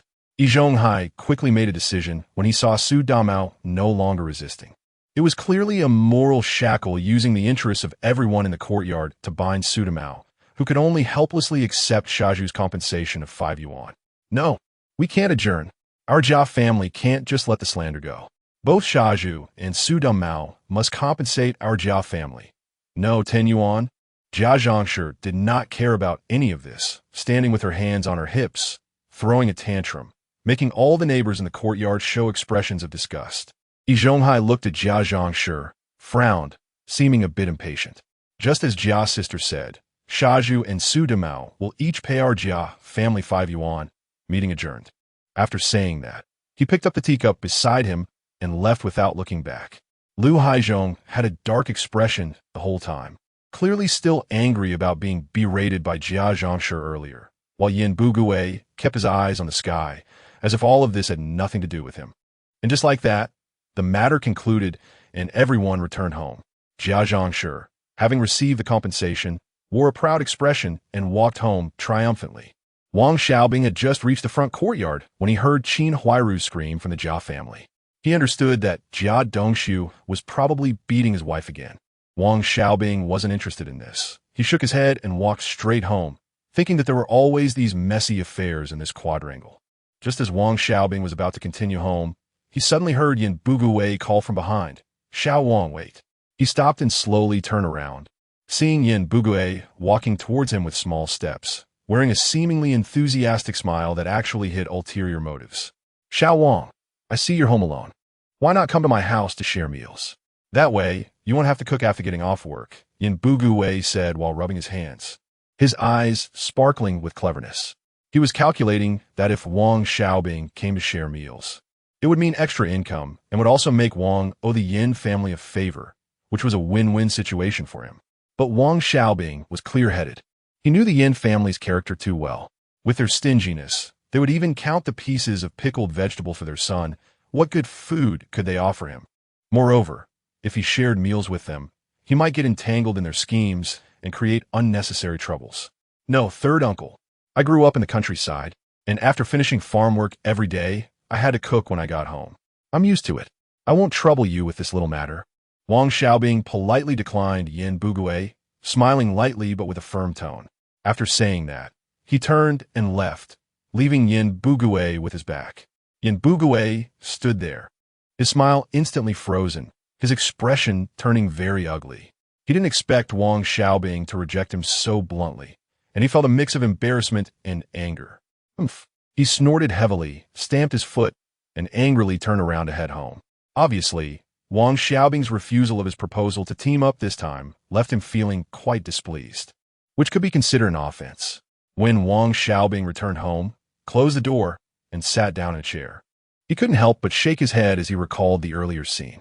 He knew that in this courtyard, dealing with people like the Yin family required caution. A small mistake could lead him into the traps they set. However, he wasn't afraid of offending Yin Bugui, as he was confident in his own principles and had nothing to fear. Although cooking alone felt a bit lonely, it was still much better than getting entangled with the Yin family. Chapter 10. The hardworking little good morning, Uncle San. Early in the morning, Wang Xiaobing quickly got up and prepared breakfast. The steamed buns were leftovers from last night, just needed to be heated in the pot before they could be eaten. After tidying up, he left for work and happened to see the old man, Yin Bugui, polishing his precious bicycle at the door. Wang Xiaobing casually greeted him and hurried out the door. Why did he get up so early? There were several reasons. First, he didn't want to chat aimlessly with people in the courtyard. It felt bothersome. Second, today he had to sort out all the accounts and forms in the logistics department. This task sounded simple, but in reality, it was a huge challenge, as it required handwriting throughout, which was exhausting. On the way, he barely saw anyone. Upon arriving at the logistics office of the steel mill, Wang Xiaobing switched to hard-working B mode. First, he went to get water and cleaned the office's tables and chairs until they shone, reflecting like a mirror. Then he sprinkled some water on the floor and began to sweep vigorously. After finishing that, he ran to fill both thermoses to the brim. He wasn't doing this to show off. He was simply bored in the morning with no other entertainment, so cleaning became a way to pass the time. Wiping the sweat from his face, his colleagues gradually arrived. Upon entering the office and seeing the clean floor and full thermoses, they all felt a surge of goodwill towards this new guy, Wang Xiaobing. Hey, Wang Xiaobing, not bad. Why didn't you sleep a bit longer? Shi Mingji poured himself a cup of tea, plopped down in a chair, and turned to ask Wang Xiaobing. Brother Shi, please don't be so formal. Just call me Xiaobing. I'm young and wake up early, so I thought I'd come in and tidy up the office. All right then, we all appreciate your efforts. If you have any questions in the future, feel free to come to me. The logistics account stubs are all in this row of cabinets. The director's requirement is that all accounts must be clear and organized. You should be able to quickly find any archived document. First, sort out the old ones. Then take your time with each department. No rush. It's been done this way for years, so a few more days, one tea make a difference. You just focus on your work. After saying this, Shi Mingji went back to his own tasks. Wang Xiaobing listened attentively, nodding vigorously. He opened the old accounts to take a look, and, after getting a rough idea, he began sorting them. He grouped similar accounts together, arranged them in chronological order, clearly labeled what each was, and then categorized them. Once he got busy, time flew by, and before he knew it, it was noon. Wang Xiaobing wiped his sweat and headed straight for the cafeteria. After resting for a bit, he continued working. However, by the time he finished work, he had completed less than 1/10 of the task. Why? The previous accounts were a complete mess, and this time he intended to thoroughly organize them by time and category. Although it was laborious, it would make things much easier in the future. After work, Wang Xiaobing deliberately lingered for a while, waiting for Yi Zhonghai and the others to leave before heading home. He had left early in the morning to avoid the overly friendly people in the courtyard. Once he entered his home, he began to contemplate renovating the house. The place was cold at night, and he was unsure if it would leak in the rain. With the good weather now, he needed to get started quickly. The room next to the main room was originally the kitchen, with the door outside. Wang Xiaobing planned to seal that door and open a new one inside, allowing direct access from the living room to the kitchen without needing to step outside. As for the main room, he thought of dividing it into 3 sections with wooden boards, using the middle section as a living room and dining area, and making 2 bedrooms on either side. Smaller rooms would be warmer in winter. He had the idea, but he didn't know whom to hire for the work. After thinking it over, He felt Yin Bugui might be able to help. After dinner, Wang Xiaobing saw Yin Bugui, as usual, standing at the entrance, watching every neighbor coming in and out. "Uncle San, I'd like to ask you something," Wang Xiaobing said while pulling out a cigarette and offering him one. "What is it?" Yin Bugui replied, smiling as he took the cigarette, sniffing it before tucking it behind his ear. "Uncle San, you're the leader in our courtyard and a teacher, so you must know many people. Do you know any skilled craftsmen for house repairs? As you can see, my house is too dilapidated, and it's been letting in a lot of cold air at night. I think the tiles need to be replaced too. Xiao Wang, you've come to the right person. There's a master named Zhang in the courtyard at number 82, known for his excellent skills, and his prices are reasonable too. Your house really needs some attention. Now that you're working, you'll be looking for a wife in the future. Fixing up the house will make it easier to find a partner." The setting sun cast a warm glow over the courtyard, and Wang Xiaobing smiled as he handed another cigarette to Yin Bugui. "Thank you, Uncle San. Enjoy your smoke." After exchanging a few pleasantries, Wang Xiaobing noticed a neighbor walking in with groceries. He understood that Uncle San loved to take advantage of neighborly interactions to gain some small benefits. Wang Xiaobing didn't want to linger there and block someone else's way, so he politely said goodbye and turned to head home. Once inside, Wang Xiaobing casually hung up his coat, sat down at the table, and spread out a blank sheet of paper, preparing to plan the renovation of the house. He chewed on his pencil while sketching on the paper, thinking to himself, the house shouldn't be too flashy. These days, being too eye-catching can lead to jealousy. Just repainting the walls and adding a few practical pieces of furniture to make it clean and comfortable would be enough. Once his salary increased to a level 5 clerk next year, he would ask a matchmaker to introduce him to a good girl and start a family. With a woman managing the household, he could focus wholeheartedly on his career. Wang Xiaobing had a clear plan for his life. He aspired to become a cadre and had no intention of getting involved in business dealings. However, he also kept an eye on the future, thinking that when the reform and opening up occurred, he would seize the opportunity to buy a few shops and courtyard houses. At that time, flipping them could lead to financial freedom. As for antique collecting, he was completely unfamiliar with it and had no plans to get involved. After all, different trades required different skills. In his previous life, he had been busy like a workhorse, and in this life, he just hoped to live a stable life, surrounded by children and grandchildren, enjoying the joys of family. The dim light enveloped Wang Xiaobing as he immersed himself in his visions for the future, a smile unconsciously forming on his lips, the pencil in his hand making soft sounds on the paper, outlining his ordinary yet beautiful new life. Wang Xiaobing focused entirely on the drawing, repeatedly making modifications. The lines were crooked but filled with his expectations for home. Once he finally finished the drawing, he stood up, stretched widely, his shoulders cracking, and his wrists ached from holding the pencil for so long. He gently massaged his sore wrist, easing his stiff muscles. At that moment, a wave of urgency hit him, and he headed out towards the public restroom. The courtyard was particularly quiet at night, with the moonlight casting a silvery glow on the stone path, forming his long shadow. Occasionally, the sound of insects could be heard, further emphasizing the night's tranquility. After relieving himself, Wang Xiaobing hurried back home, the cool night breeze brushing against his face, bringing a slight sense of comfort.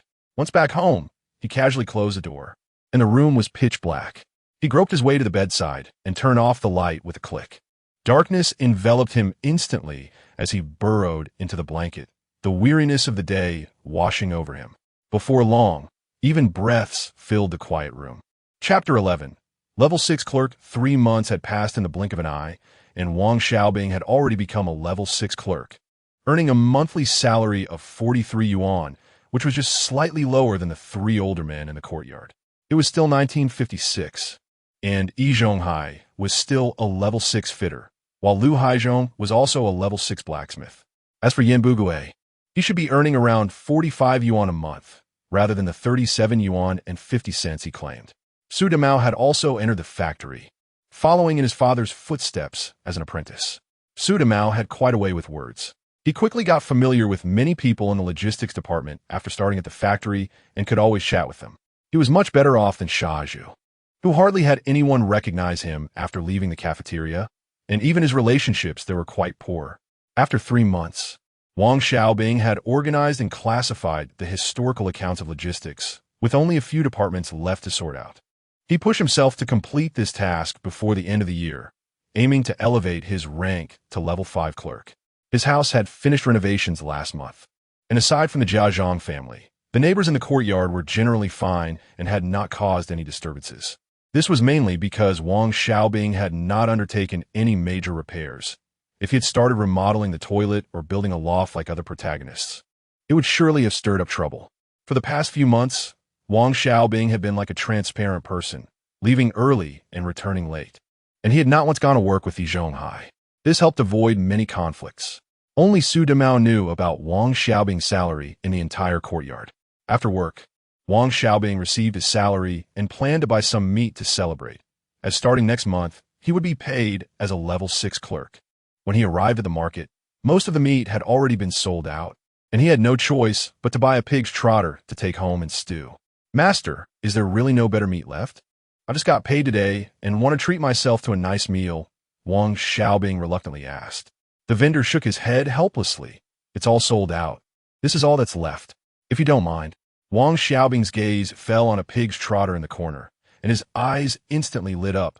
"Master, I'll take that pig's trotter. This pig's trotter doesn't need a receipt. If you want it, just take it. It's 3 mao per gene," the vendor said cheerfully. Fortunately, the pig's trotter didn't require a receipt, or he wouldn't have been able to buy so much. Since there were potatoes at home, he would stew the pig's trotter with potatoes for dinner. Carrying the pig's trotter, he walked towards the courtyard. He couldn't leave it in the storage room. If he returned home empty-handed while the smell of meat lingered in the air, it would raise suspicion. Wang Xiaobing walked towards the courtyard, joyfully carrying the pig's trotter, his steps light as if he were walking on clouds. As he passed the entrance, he instinctively glanced at the corner where Yan Bugue usually lurked, and to his relief, he didn't see that familiar figure. He secretly sighed with relief, and a slight, sarcastic smile appeared on his lips. Today, he had not run into that guardian of the door, which was good. It saved him from hearing Yan Bugue's nagging in an attempt to gain something. Upon returning to the courtyard, Wang Xiaobing went straight to the kitchen, skillfully starting a fire, boiling water, washing the pig's trotter, and cutting it into pieces to blanch. In no time, a rich meat aroma wafted through the kitchen. He took out a few potatoes from the cupboard, peeled, and chopped them, preparing to make pig's trotter stew with potatoes. As the cooking time passed, the rich and thick fragrance intensified, seeping through the cracks in the kitchen door and drifting through the courtyard. Neighbors peeked out, sniffing the air, their faces filled with envy. "Whose house is stewing meat? It smells so good it makes one's mouth water." Wang Xiaobing was immersed in the atmosphere of mingled meat and wine aromas, filled with anticipation for this sumptuous dinner. He didn't pay attention to the neighbors' reactions. After all, it was payday today, and several families were also emanating the smell of meat, which helped alleviate most of the pressure of being noticed for eating meat. An hour passed, and the pig's trotter stew with potatoes was tender and flavorful. Wang Xiaobing lifted the lid, and the steam, carrying the rich aroma, rushed towards him. He took a deep breath, a satisfied smile spreading across his face, and carefully served this hard-earned delicacy onto a plate. Then he fetched a bottle of Fungio from the back of the cupboard, gently twisted off the cap, and with a soft pop, the fragrance of the liquor instantly dispersed. Just as he sat down at the table and poured himself a glass, ready to enjoy this celebratory dinner, there was a sudden loud knocking at the door. Wang Xiaobing frowned slightly, a hint of displeasure flashing across his face as he muttered to himself, "Who could it be at this time? Why come now and disturb me?" He put down his glass and reluctantly walked towards the door, each step filled with reluctance. When he opened the door, he saw Su Damao standing there with a big grin on his face. His eyes glanced over Wang Xiaobing and fixated on the pig's trotter stew on the table, his nose exaggeratedly sniffing the air. "Hey Xiaobing, what are you stewing? It smells so good I can't sit still in my own house." Wang Xiaobing forced a smile, realizing Su Damao had come overdrawn by the smell of meat. However, he really didn't want to be disturbed during this rare moment of solitude, hesitating whether to directly send him away. "Brother Damao, I was going to buy some meat to celebrate today, since I just got paid, but I only managed to buy a pig's trotter. Have you eaten? If not, let us eat together." Wang Xiaobing wore a polite smile. Although he was reluctant to have his enjoyable dinner interrupted, years of life experience made him habitually extend an invitation. Sure, I want to eat for free. Here, take this dried chicken. At this point, Wang Xiaobing noticed Su Damao was holding a dried chicken. The chicken was tightly bound with twine, its skin glistening slightly with oil, clearly well marinated and air-dried. Without hesitation, Wang Xiaobing took the dried chicken from Su Damao's hands, thinking it would be rude not to reciprocate, since he is so sincere. I want to be shy.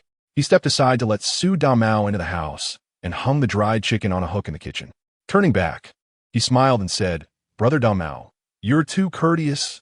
Please sit down and try my pig's trotter stew with potatoes."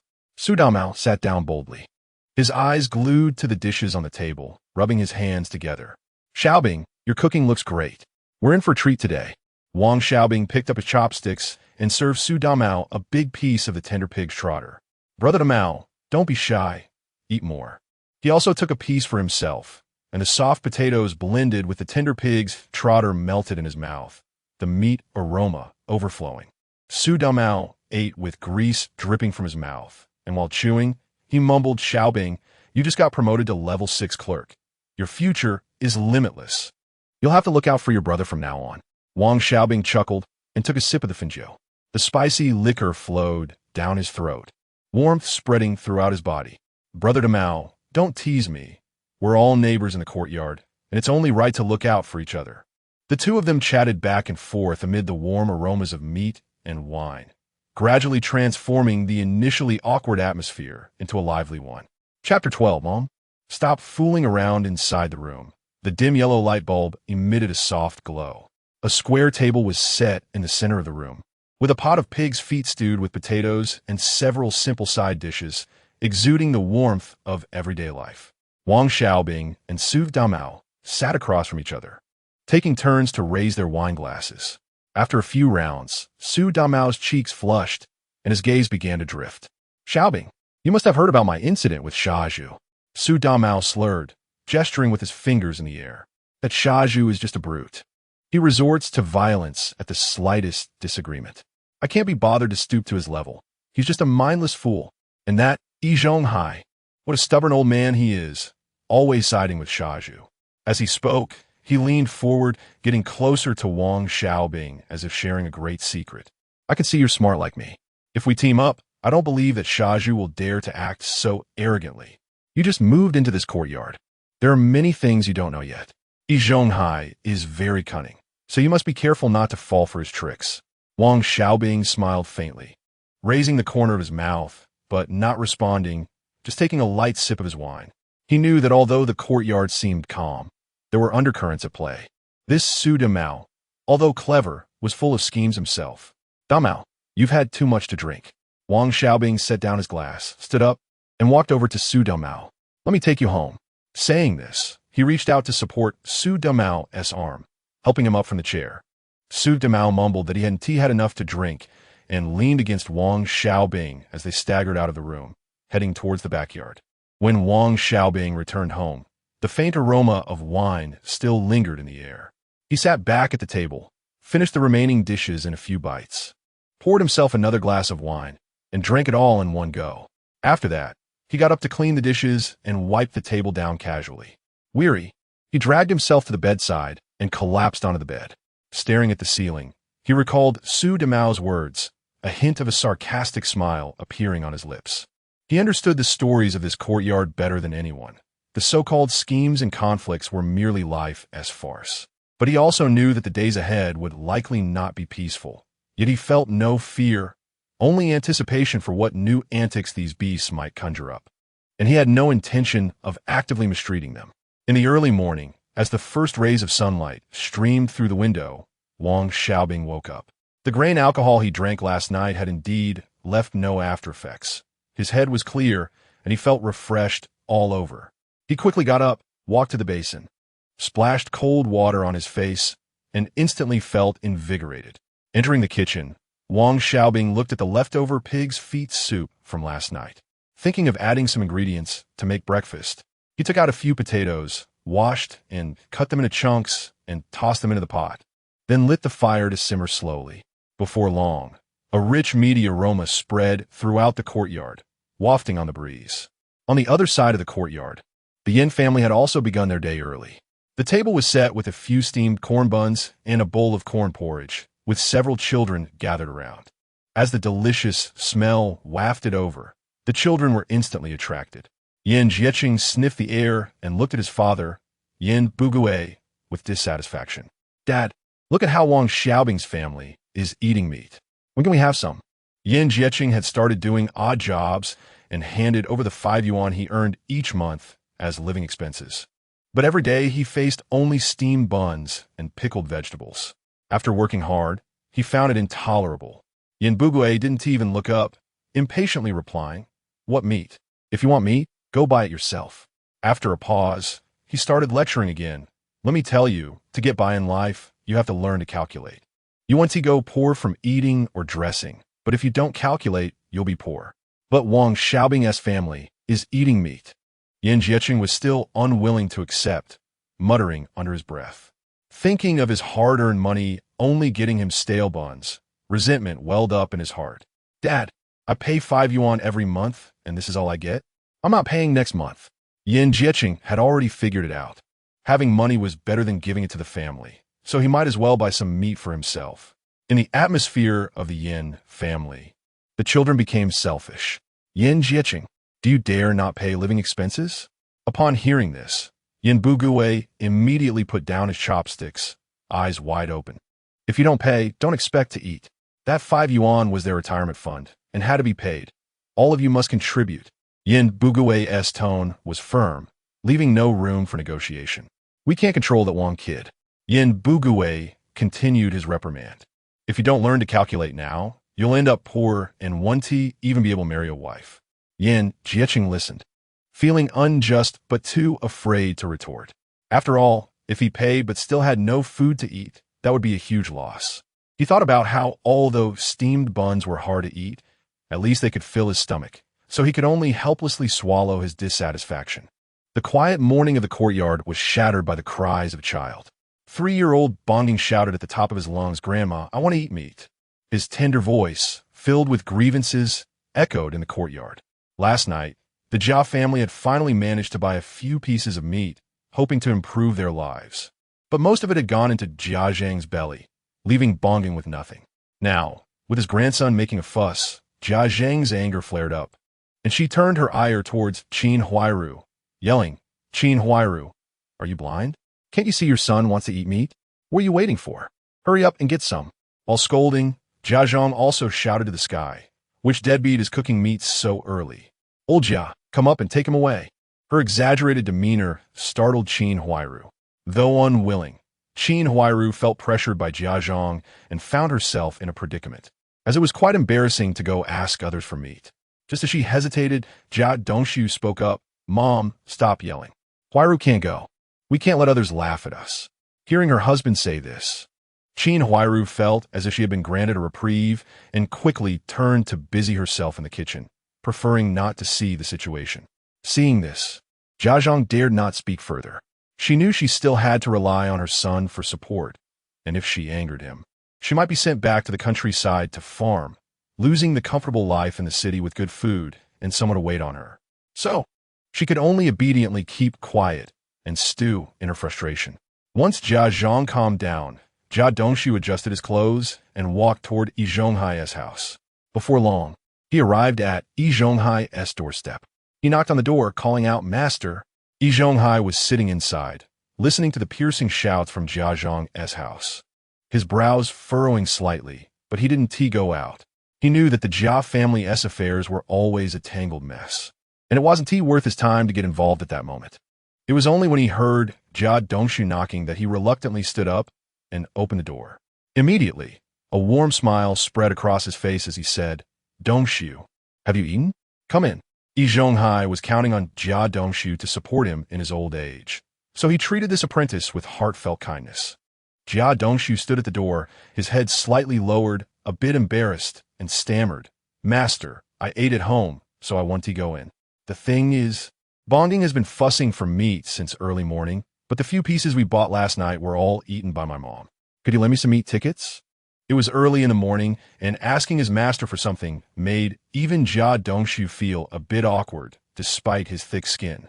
Yi Zhonghai felt a mix of emotions, but he quickly regained his composure and turned to shout into the house, "Civilian, go get some meat coupons for Dongshu."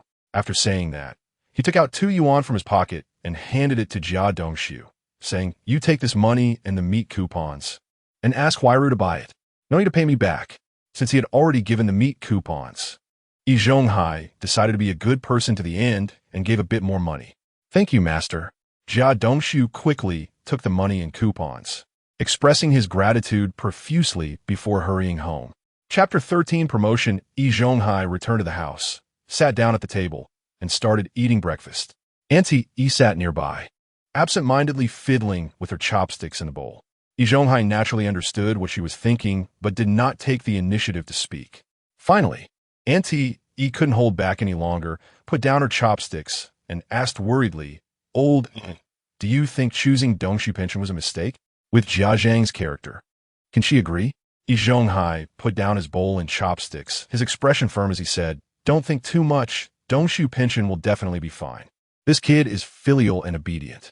Jia Zhang is just someone who came from the countryside. What insight can she have?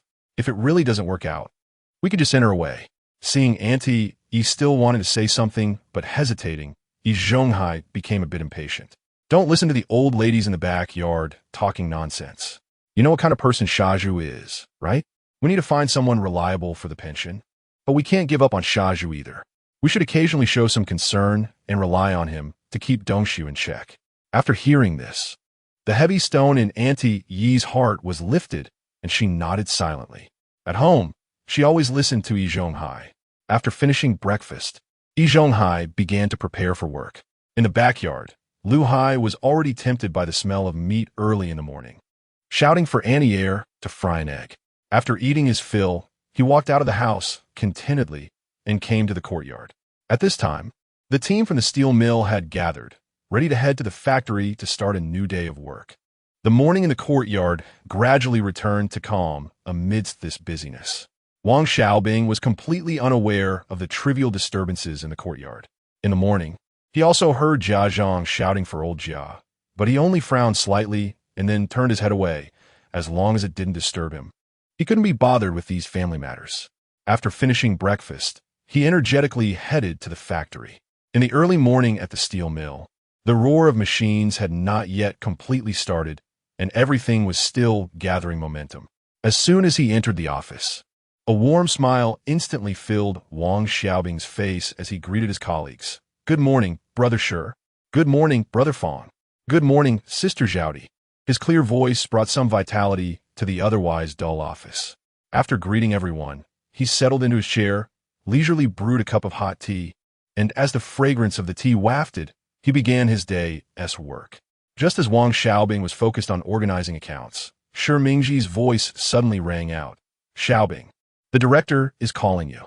Hearing this, he immediately stopped writing, rose nimbly, and headed to the office of the logistics department director next door, knowing that there were also 2 deputy directors working there. The hierarchy in the logistics department was clear. The director was at the section chief level, with the department head above, deputy directors below, and even higher up was the vice factory director in charge of logistics. Arriving at the director's office door, Wang Xiaobing raised his hand and knocked politely yet firmly. "Knock, knock, knock." "Come in," came Wang's booming voice from inside. Wang Xiaobing pushed the door open, first nodded to the 2 deputy directors, exchanged a few polite words, and then quickly jogged to stand beside Director Wang Daji, standing tall. Wang Daji looked at the young man in front of him with admiration in his eyes. "Comrade Wang Xiaobing, everyone has seen your achievements over the past few months. In the coming months, work hard and aim to organize all the accounts before the end of the year." At this point, he paused slightly, emphasizing his tone. "As long as you do a good job, I have already discussed with the department head about promoting you to a level 5 clerk after the new year. At that time, you can write an application for party membership, and I will be your introducer. Also, find a way to get a high school diploma." Listening to this, Wang Xiaobing felt a surge of excitement inside. This was exactly what he had been dreaming of. In this factory, advancing to the section chief level was crucially dependent on joining the party. although there was still a long way to go before reaching the section chief level. He could already see a glimmer of hope. Director, you can rest assured. I will ensure the task is completed. Wang Xiaobing's expression was serious, his voice loud and firm. He understood that when facing such a matter concerning his future, he must be fully committed. If he appeared frivolous, he could ruin his prospects. All right, don't be so serious. Go ahead and get busy. Wang Daji wore a satisfied smile. Watching Wang Xiaobing's departing figure, his heart filled with joy. Reflecting back, he had just casually asked him to handle the logistics accounts, not expecting him to be so outstanding. He had also benefited from it, receiving praise from the department head and the vice factory director multiple times. If he could completely sort out the accounts before the end of the year, promotion to deputy director would be almost certain. Thinking of this, Wang Daji felt even more that Wang Xiaobing had a bright future ahead. Wang Xiaobing returned to his office with a light step. Just as he sat down ready to dive into work, Chen Xiaodi breezed over like a gust of wind. She leaned slightly forward, deliberately lowering her voice, and asked Xiaobing, "What did the director call you for?" This seemingly casual inquiry immediately caught the attention of several others in the office. Although they appeared busy with their own tasks, their eyes were occasionally glancing over, eager to know the answer. "Sister Xiaodi, the director called me to discuss work matters, asking me to organize the logistics accounts before the holiday at the end of this year." Wang Xiaobing raised the corners of his mouth, displaying an appropriate smile, responding flawlessly. He was well aware that in the office, he couldn't speak the whole truth. A mix of truth and half-truth was the way to navigate the world. If he revealed the good news about promotion and party membership all at once, it might invite jealousy and cause unnecessary trouble. "Oh, then it's nothing. You must be busy. If you need help, just let me know." Hearing this answer, Chen Xiaodi felt slightly disappointed, having not unearthed any valuable information, and stopped pursuing the matter. She thought to herself that Wang Xiaobing, being a newcomer, probably wouldn't lie, and as for offering help, it was just a polite gesture. "All right, Sister Xiaodi, you take care." Wang Xiaobing replied politely, still smiling. He had anticipated Chen Xiaodi's inquiry and handled it with ease. He wouldn't take the offer for help seriously. In this workplace, many things were better left unspoken and not taken to heart. Confirming that his colleague's attention had shifted, Wang Xiaobing took a deep breath and fully immersed himself in work. He knew that to complete the tasks on time, he would need to communicate closely with multiple departments in the logistics office. Their office director was on par with those department heads, managing finances, treasury, logistics, procurement, and other accounts, including the material accounts of Hongxing Hospital and Hongxing Primary and Secondary Schools. The scope of work was broad and the responsibilities heavy. In the following months, he was destined not to sit in the office all the time. Wang Xiaobing embarked on a journey of running between various departments, communicating with different people, collecting and organizing various account data. He meticulously checked every piece of data and every receipt, not daring to slack off in the slightest. Time flew by in the busyness, and before he knew it, it was time to get off work. Wang Xiaobing rubbed his sore wrists, stood up to stretch, cleaned his teacup, tidied his desk, and then picked up his coat, ending this fulfilling and busy day. Chapter 14. Yin Buguwei prepares to cause trouble as soon as the clock signaled the end of work. Wang Xiaobing strolled leisurely toward the courtyard. From a distance, he saw a large group of people in the courtyard chatting and laughing, but he felt no stir in his heart. To him, these people were just ordinary workers, although the working class had the upper hand nowadays. The notion that commoners should not confront officials had been ingrained in people's minds since ancient times. For many, being an official was a dream, just like Lu Haizhong, who desperately wanted to become an official but was hindered by a lack of connections and intelligence, ending up as a big shot in the compound. Contemplating various ways to show off, genuinely thinking of himself as a leader, which was truly laughable. Only after all the workers in the compound entered the courtyard did Wang Xiaobing walk in slowly. As he reached the entrance, he heard Su Damao's voice from behind. "Xiaobing, come to my house for dinner tonight." Wang Xiaobing turned around and saw Su Damao pushing a bicycle, his face covered in dust, clearly just back from the countryside. Hanging from the handlebars were various farm products like cured meat and mushrooms, quite eye-catching. "Brother Damao, did you go to the countryside today? Why are you back so soon? Aren't the movies shown in the evening?" Wang Xiaobing expressed his confusion. In his memory, Watching movies as a child in his past life was always done at night. It was impossible to see anything during the day, and everyone was too busy. My dad is showing them there. I brought these things back first, and we'll go back tomorrow morning, Su Damao replied proudly. He genuinely enjoyed being a projectionist. In the countryside, not only could he eat and take advantage, but he could also bring back various farm products, and he even had a flirtation with a widow. Just thinking about those young widows made Su Damao salivate. Brother Damao, your job is really good. Everyone envies you.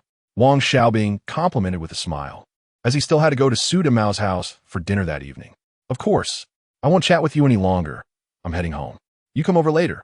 Su Damao wiped his mouth, pushed his bicycle through the gate, and left.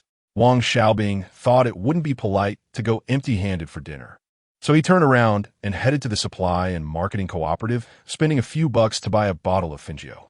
Just as he reached the entrance of the compound, he saw Yin Bugui's eyes shining, tightly gripping the handlebars of Su Damao's bicycle, continuously mumbling something. His eyes fixed on the farm products.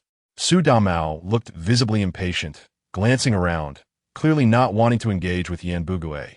He knew full well that when he was being bullied by Shaju, Yin Bugui was just watching the show and never helped him. Now that there were benefits to be had, he wanted to come over. There was no such good deal. Seeing Wang Xiaobing walking in with the Fingio, Su Damao immediately shouted, "Bingzi!" Wang Xiaobing had no intention of getting involved in their affairs, but since he was going to Su Damao's house for dinner that evening, he had to walk over. "Third uncle, what are you doing?" Holding Su Damao back from going home. As soon as Wang Xiaobing spoke, Yin Bugui let go of his grip, glaring at him with resentment. "Teacher Yin, what do you mean by looking at me like that? Is this robbery? Should I report this to your principal at school?" Wang Xiaobing threatened without fear. He was responsible for the logistics accounts, and the school fell under his management. He had previously discovered many issues when checking the old accounts, and although the director told him not to worry about the old mess from the Liu family, he didn't believe that every unit was clean after public-private partnerships. If he went to the school to sort out the accounts, the principal would likely treat him like a revered ancestor. Just casually mentioning a few things about Yin Bugui could probably end his teaching career, being out fishing after class, extorting benefits from neighbors. Any one of those would be enough to get him into trouble. "Young Wang will see about this," Yin Bugui said threateningly as he slinked off home. Not only did he fail to benefit today, but he was also threatened by Wang Xiaobing. How could this big shot in the compound swallow that humiliation? "Brother Damao, I've offended Yin the old miser. You better cook that cured meat tonight." Wang Xiaobing reminded Su Damao of what just happened, though he didn't take Yin Bugui seriously at all. "Don't worry, Xiaobing. There will be plenty of cured meat tonight. I'm heading back now." Su Damao cheerfully pushed his bicycle into the backyard. Wang Xiaobing watched Su Damao's figure and then glanced at the Yin family. Noticing several resentful eyes staring at him, he snorted coldly in his heart, realizing that Yin Bugui was still unconvinced. It would be best if he didn't provoke him. Otherwise, he wouldn't hesitate to retaliate. Wang Xiaobing cast a disdainful glance at the Yin family. These people spent all day trying to take advantage. They showed up when there were benefits, but disappeared when it was time to help. He wouldn't let Yin Bugui off easily. They would just have to wait and see. Back at home, Wang Xiaobing washed the dust and fatigue from his face, poured himself a cup of tea, sat down, and fell into deep thought. After his uncle left, the indifference in the courtyard became apparent, not to mention the central and back courtyards. Even the Yin family across the street didn't come over to pay their respects, which was enough to show their selfishness. Wang Xiaobing didn't want to deal with such people, but if they dared to provoke him, he would not let them off easily. Across the street, after Wang Xiaobing entered the house, Yin Bugui's venomous gaze frightened several children. "Old Yin, why not let it go?" Third Aunt Yin advised worriedly. "How could it be let go?" Yin Bugui glared angrily. "I'm an orphan, and he dares to threaten me. I'm the third big shot in this compound. If everyone behaves like him, how can I manage the compound? No way. I need to talk to old E and old Lu about this." After saying that, Yin Bugui stormed out of his house and headed towards the central courtyard. When he arrived at Yi Zhonghai's house, Yin Bugui eagerly said, "Old E, I want to hold a big meeting tonight to teach that Wang kid in the front yard a good lesson. He doesn't respect me as the third big shot at all. If everyone follows his example, what authority do we three big shots have? And how can we manage the courtyard? Yi Zhonghai initially didn't have any special thoughts about it. Holding a meeting was fine, but upon hearing that Wang Xiaobing disrespected his elders, he became alert. In this courtyard, they had always emphasized respect for elders and love for the young. Such a bad trend could not be allowed to develop and must be suppressed. Old Yin, I agree with this, but you speak tonight, and I will back you up. Yi Zhonghai said. Although he didn't fully understand the situation, he wouldn't easily let Yin Bugui use him as a pawn. As long as it didn't involve the Jia family, he generally wouldn't meddle. You also need to talk to old Lu about this, Yi Zhonghai added. Oldie, as long as you agree, I will talk to old Lu, Yin Bugui said, gaining confidence from Yi Zhonghai's support. After leaving Yi Zhonghai's house, he walked straight to the back courtyard. Before long, he emerged from Lu's house with a smile on his face and shot a fierce glare at Wang Xiaobing as he passed by. Meanwhile, Wang Xiaobing was at home, not paying attention to these matters. He was confident that he could handle whatever Yin Bugui attempted. He had no reason to fear Yin Bugui's small maneuvers. Chapter 15. Cursing Yin Bugui. Wang Xiaobing finished a cup of tea, stood up, and went to the restroom. After returning, he picked up a bottle of wine and headed to the backyard. As he passed through the courtyard, he heard the shouting of Jia Zhangshi and the occasional screams of Qin Huairu. He frowned slightly and quickened his pace. Before he reached the backyard, a rich smell of cured meat wafted towards him, becoming stronger as he approached Su Damao's house. Entering Su Damao's home, he saw that Su Damao's father had gone to the countryside to show a movie and hadn't returned, while his mother was in the kitchen helping out. Su Damao was quite good at cooking and was busy with great enthusiasm, while his younger sister Su Shaoling was doing her homework in the room. Upon hearing the noise, she put down her work and ran into the kitchen. In no time, Su Damao came out with a big smile. Xiaobing, please sit down. The food will be ready soon. Su Damao warmly pulled Wang Xiaobing into the house. Brother Damao, you're being too polite. There's not much at home. Just brought a bottle of wine. Wang Xiaobing said as he handed over the wine and then found a chair to sit down. At that moment, an older woman was delivering dinner to the deaf old lady in the backyard. Wang Xiaobing had read many stories about courtyard houses, but he couldn't figure out the true identity of the deaf old lady. Some said she was an enemy agent, others claimed she was a concubine of the royal family, and still others said she was the widow of a martyr. He didn't want to delve deeper, as long as the old lady didn't cause him trouble. He didn't care about her identity. After all, when out and about, who could tell the truth from lies? Suelian, whose family is frying cured meat. Don't they know to send some over to me? It's so disrespectful to the elderly, the deaf old lady complained to the older woman. Feeling that the cornbread in her hand was hard to swallow due to the enticing smell of cured meat. Old lady, don't think about it. It's from the Su family across the street, brought back by Su Damao from the countryside. The older woman didn't buy into her complaints and refused to fetch her any meat. This Uwuda is really something, a whole family of bad seeds. Upon hearing it was the Su family, the deaf old lady could only give up and took a hard bite of her cornbread. The older woman waited for her to finish eating, cleaned up the bowls and chopsticks, and then went home. Listening to the laughter and joy coming from Su Damao's house, the deaf old lady felt a deep sense of unwillingness, and her cane thudded heavily on the ground a few times.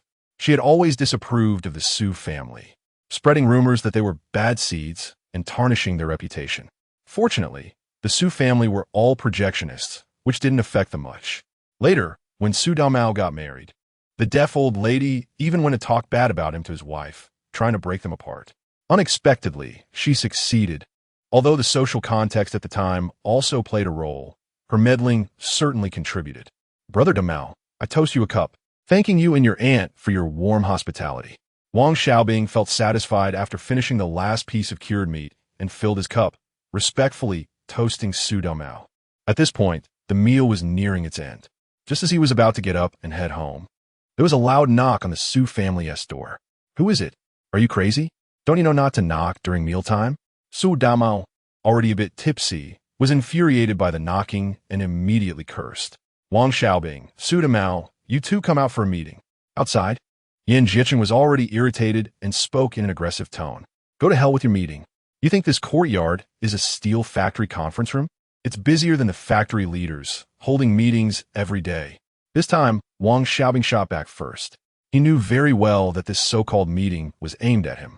So he decided to take the initiative and not give Yin Bugui a chance to speak.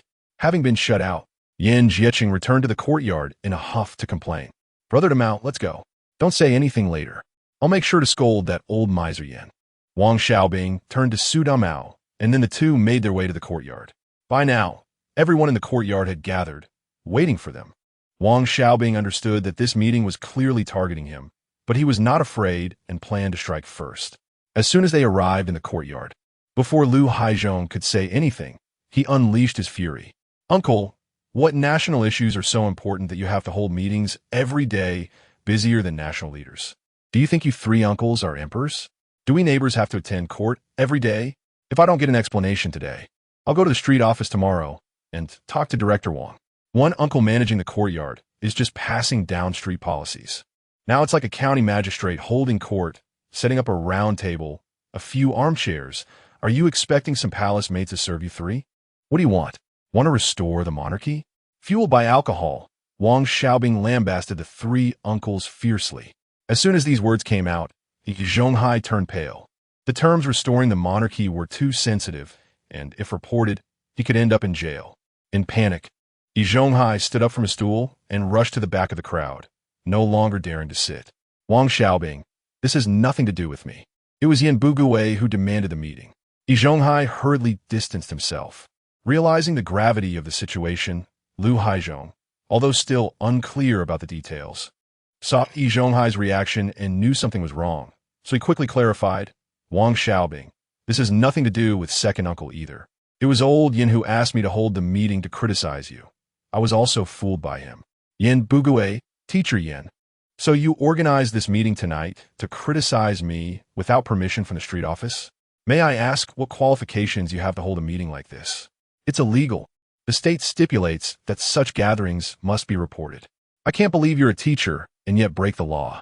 I'll go to the street tomorrow to ask why you, Yin Bugui, have the right to organize a meeting to criticize me. I'll also report this to your school. Wang Xiaobing pressed on, his gaze fixed firmly on Yin Bugui. Everyone probably doesn't know why Yin Bugui wants to criticize me, right? Well, I'll make it clear today. Let everyone judge. Wang Xiaobing initially didn't intend to make a big deal out of it, but Yin Bugui was too excessive.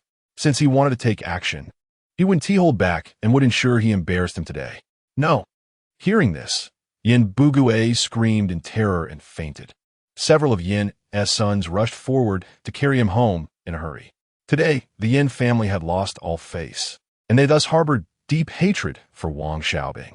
But Wang Xiaobing knew that since he had offended them, he would see it through to the end and never give the enemy a chance to recover. Today, Su Damao had returned from the countryside, and Yin Bugui had directly blocked him, demanding benefits, and Wu Ti let go without them. He had merely passed by and said a few words. Yet Yin Bugui held a grudge and even called a meeting to criticize him. What kind of behavior was that? A teacher only thinking about personal gain. Does he have any teacher's ethics? How can such a person educate students? Should everyone be taught to be stingy, to take small advantages, and be selfish? After finishing, Wang Xiaobing dusted off his clothes and left elegantly for home, leaving the neighbors in the courtyard to discuss among themselves. Zhonghai looked at the chaotic scene and felt deep regret. He really shouldn't have listened to Yin Bugui. Now, the authority of the three uncles was in tatters, and they had to live in fear, afraid someone would report them. After this incident, he believed no one would seek him out again. Chapter 16 reactions from various families. The night was shrouded in darkness, and Wang Xiaobing's figure disappeared into the courtyard. But this incident was like a stone thrown into a calm lake, stirring up ripples that lingered for a long time. Neighbors in the courtyard returned home one after another, and after closing their doors, whispers of discussion rose and fell in each house. Everyone was well aware that the key to the follow-up of this matter lay with Yin Bugui, and all were secretly observing how this meticulous accountant, the third uncle, would respond. From the information revealed in Wang Xiaobing's words today, everyone knew that holding a meeting still had to be reported to the street office, which undoubtedly made the entire situation more delicate and complicated, as everyone previously had no idea about the responsibilities of the several uncles. Zhonghai returned home, filled with worry, and sat heavily in a chair, his brows tightly knitted. His gaze wandered around the room as his mind replayed the events of the night. After thinking it over, he finally decided to seek the advice of the deaf old lady. "I'll go check on the old lady in the backyard," Yi Zhonghai quietly said to the air in the room, then got up and opened the door. The cool night breeze hit him, and he tightened his clothes as he hurried toward the backyard. Soon, he arrived at the old lady's door, gently pushed it open, and walked in. "Old lady, I came to see you." Yi Zhonghai approached the deaf old lady and instinctively gave her shoulder a gentle press, but remained silent, his face full of worries threatening to spill over. "Zhonghai, you have something on your mind and come to seek advice from the old lady," the deaf old lady said slowly. Although her hearing was a bit impaired, she immediately sensed that Yi Zhonghai had something troubling him as soon as he entered. She might not have clearly heard the specifics of the meeting in the courtyard tonight, but she could guess it was definitely unfavorable for Yi Zhonghai. Otherwise, he wouldn't be rushing to find her late at night. "Old lady, tonight old Yin came to find me." Yi Zhonghai steadied his mind and recounted the whole story without embellishment, fully relaying the situation from the meeting. "Old lady, what should we do now? The prestige of our 3 uncles in the courtyard is probably gone." Yi Zhonghai's face was filled with worry as he looked eagerly at the deaf old lady, his eyes full of anxiety and helplessness. "Zhonghai, actually, this matter doesn't have much impact on you and Lu Haizhong," the old lady said in a calm tone. "At most, the street office will criticize a few words. But Yin Bugui is different. It depends on whether that kid from the Wang family in the front yard will report it. Your mind is in disarray. Otherwise, with your cleverness, you could easily figure this out. The best approach now is to wait and see. That kid in the front yard is not easy to deal with, especially since he has his own private matters." Listening to the old lady's analysis, the heavy stone in Yi Zhonghai's heart gradually lifted. As long as it didn't have much impact on him, that was good. "Zhonghai, you are a factory worker. As long as your rank is high, you will earn the respect of others. Lu Haizhong in the backyard is the same. You should calm down and improve your work level. As for the neighbors in the courtyard, just handle it coldly for now. After a while, when no one brings it up, everyone will forget. Human nature is forgetful like that," the deaf old lady continued earnestly. "All right, old lady, I need to sleep now. You should go back." After giving Yi Zhonghai her advice, the old lady dismissed him. Yi Zhonghai had come in full of worries and left with a more tranquil expression and lighter steps. Meanwhile, Lu Haizhong's home was also lively. The eldest, Lu Guangqi, was sitting across from his father, carefully analyzing the events of the night. Lu Haizhong listened and nodded frequently, and when Lu Guangqi finished speaking, he suddenly realized that he had been used as a pawn by Yin Bugui. Thankfully, he reacted quickly and didn't fall into a deeper pit. Thinking of this, Lu Haizhong couldn't help but grit his teeth. "Old Yin, we haven't settled this account." At the Yin family, several sons struggled to carry Yin Bugui back home. Just after placing him on the bed, Yin Bugui slowly woke up. "Dad!" Yin Jieqing's urgent call broke the silence in the room. Yin Bugui slowly opened his eyes, and the first thing he saw was the anxious and reproachful face of the third aunt. "Old Yin, you're awake. What should we do now? I told you not to cause trouble with him, but you didn't listen. What should we do now? If that kid from the other side reports it to the street office, you might just lose your position as the third uncle. But if he reports it to the school, you could be expelled."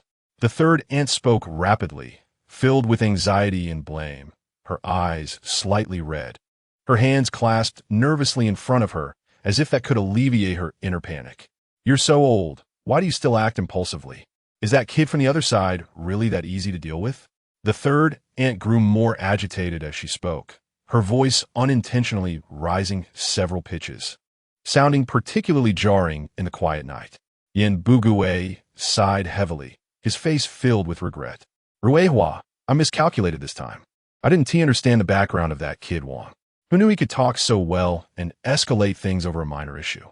As he spoke, he slowly sat up, leaning against the headboard, his brows furrowed deeply, his eyes filled with regret and unwillingness. "Ahem, it's my fault for not understanding clearly. I was careless this time. Now I can only wait." Yin Bugui originally wanted to say he could only go apologize, but the words got stuck in his throat. Just the thought of having to lower his pride to apologize to that young kid made him feel as if he was being pricked by needles. His stubbornness and pride prevented him from uttering those words. "Dad, I bet that kid from the other side was just trying to scare you. I don't believe he can do anything to our family," Yin Jieqing said dismissively, a slight smirk on his lips. He crossed his arms over his chest, leaned back in his chair, and appeared unconcerned, as if in his eyes, Wang Xiaobing was just an insignificant character. Seeing his son's confident demeanor, Yin Bugui's mood inexplicably improved. Perhaps, as Jieqing said, that kid from the other side was just bluffing and didn't dare to escalate the situation. With this thought, Yin Bugui's tense nerves relaxed slightly, and the frown on his face faded a bit. "All right, this matter ends here. Don't provoke that kid from the other side for now." Yin Bugui wearily waved his hand, closed his eyes, as if trying to shut out all these troubling thoughts. Seeing this, his sons got up and returned to their rooms to sleep. The room gradually quieted down, leaving only the third aunt still sitting by the bed, deeply worried. She quietly watched Yin Bugui, her eyes filled with concern. She did not have a good feeling about this. In her heart, that Wang Xiaobing was definitely not a simple character, fearing that this matter was far from over. Some families were happy while others were troubled. The Yin family was worried, but the neighbors in the courtyard were relatively cheerful, as they had often been bullied by Yin Bugui, now wondering if he would still dare to act that way. Early the next morning, the courtyard was bustling. Normally, at this time, Yin Bugui would have come out early to stroll around the courtyard, but today, he was nowhere to be seen. Neighbors gathered together, discussing quietly. "Hey, did you see? Third uncle didn't come out to block the way today," Anli said while dumping out the trash, talking to Uncle Zhang beside her. Of course, after what happened last night, he must have been scared stiff, Uncle Zhang chuckled, and the wrinkles on his face bunched up together. Chapter 17, Revenge on the Yin Family. Old E. "I heard your compound was quite lively last night." A co-worker approached and asked. Yi Zhonghai smiled and casually replied a few words before quickly avoiding the topic. He didn't want to bring it up again. He just wanted to finish his work and go home early. On the Yin family side, Yin Bugui lay in bed, tossing and turning all night, unable to sleep. He started feeling unwell in the morning, and Yang Ruihua called a doctor who immediately diagnosed him with excess heart fire. After taking medicine and resting in bed, Yin Bugui knew deep down that he had truly messed up this time. If Wang Xiaobing really reported him, his reputation would be ruined, and he might even lose his job. How could he hold his head high in the compound after that? "Old Yin, do you think we should apologize to that kid?" Third aunt cautiously asked. "Apologize? How won't he do it?" Yin Bugui suddenly sat up in bed. "I, Yin Bugui, have lived for half my life and have never bowed my head to anyone." But third aunt wanted to say something else, but was interrupted by Yin Bugui. "No buts. If he dares to report me, I'll go all out against him." Wang Xiaobing was unaware of what was happening in the Yin family. He was currently communicating with several logistics departments. Initially, a few departments wanted to make things difficult for him, but Wang Xiaobing, having lived two lives, insisted on just sorting the accounts, saying he didn't know anything else. Under pressure from the director, the departments began to cooperate. Months passed, and Wang Xiaobing was busy every day, having visited every logistics office in the factory, getting to know various cadres, and forming some good relationships. The compound had been quite peaceful over the past few months, with no meetings held. The Yin family was initially worried for the first few days, but over the months, they realized that Wang Xiaobing hadn't reported them at all, thinking he was just afraid of the Yin family. Yin Bugui started acting as the gatekeeper in the compound again, while Wang Xiaobing ignored him. Now that the logistics accounts were almost finished, he planned to go to the school the next morning. If he didn't go soon, it would be a hassle when school was on break. Early in the morning, sunlight filtered through the thin clouds and illuminated the compound. Wang Xiaobing got up early, washed up quickly, and prepared to head to the school. The logistics accounts were just missing the school section, and if he didn't complete it soon, there would be trouble when school was out. Meanwhile, Yin Bugui, as usual, strolled around the compound, reverting to his former demeanor as a gatekeeper. With his hands behind his back, chin slightly raised, he occasionally glanced at passing neighbors, exuding a sense of pride. Months had passed, and Wang Xiaobing had reported him, which made Yin Bugui feel that his authority was inviolable. "Oh, Aunt Li, you're up early today.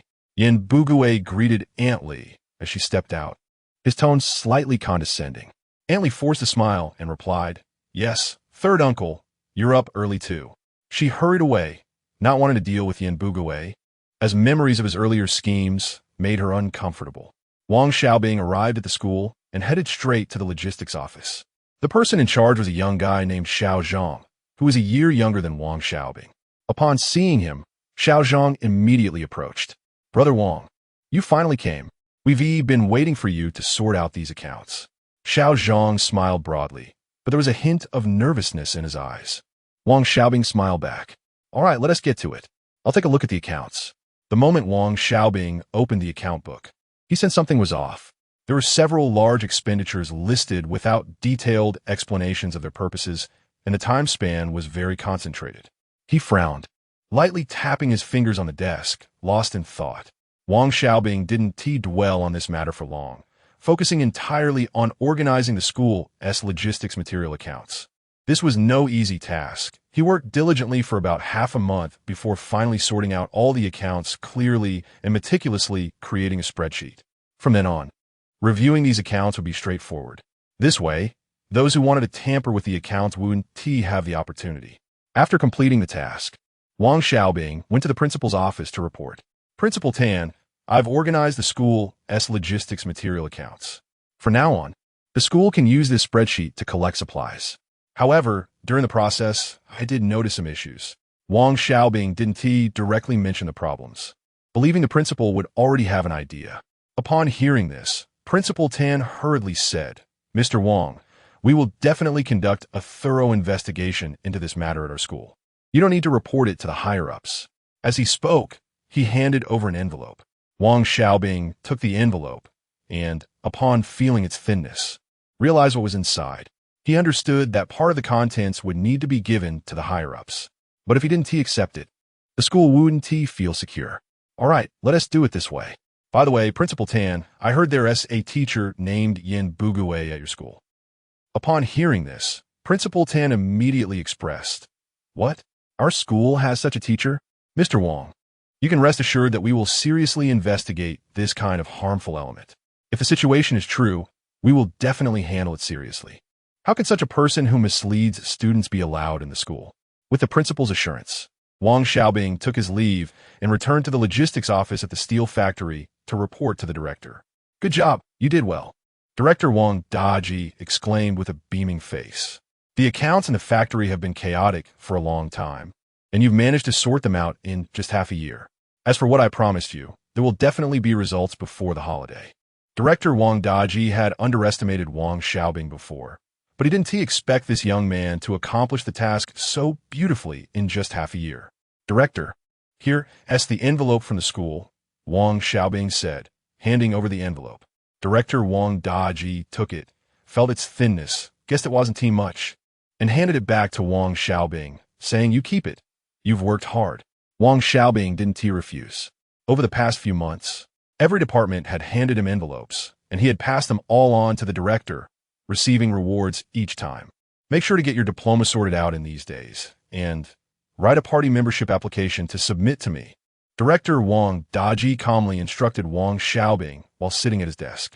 Upon hearing this, Wang Xiaobing felt a surge of joy and hurriedly said, Sure. Thank you for your guidance, Director. I will remember it.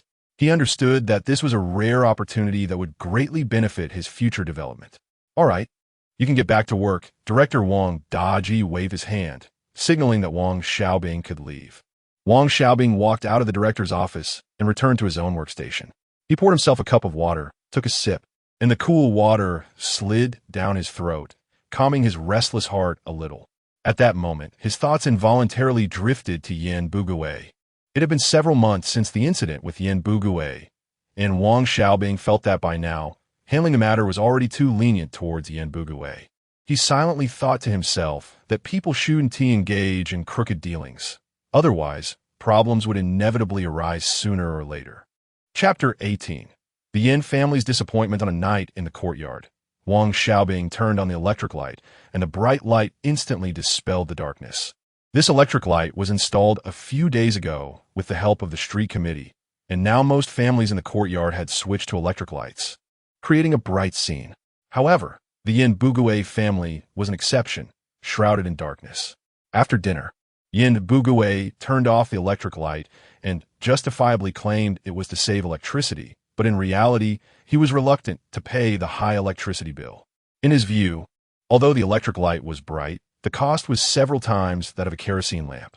He even thought it would be better if the cost of electric light could be as cheap as that of kerosene lamps. Not only that, he enthusiastically taught a few children his principles of frugality. You all better learn from your dad. Now, while others in the courtyard have their lights on, and we don't, their light can shine into our home. Isn't that enjoying electricity at someone else's expense? You need to think about this carefully. Yin Bugue looked pleased with himself, pretending to be profound, as if he were sharing some remarkable wisdom for survival. Regardless of whether the children could see his animated expression in the dimly lit room. Dad, didn't the street committee say that the electricity bill is charged per light bulb? How much electricity do a few bulbs consume? Our family turned off the lights early, and we can't get back the save electricity bill. Yin Jiefeng cautiously raised a question. Upon hearing this, Yin Bugue slapped his thigh in frustration for not having thought of this. Instantly, his attitude did a complete turnaround. He turned on all the lights in the house and instructed the children not to turn them off at night, as if he wanted to make up for the electricity he had previously saved.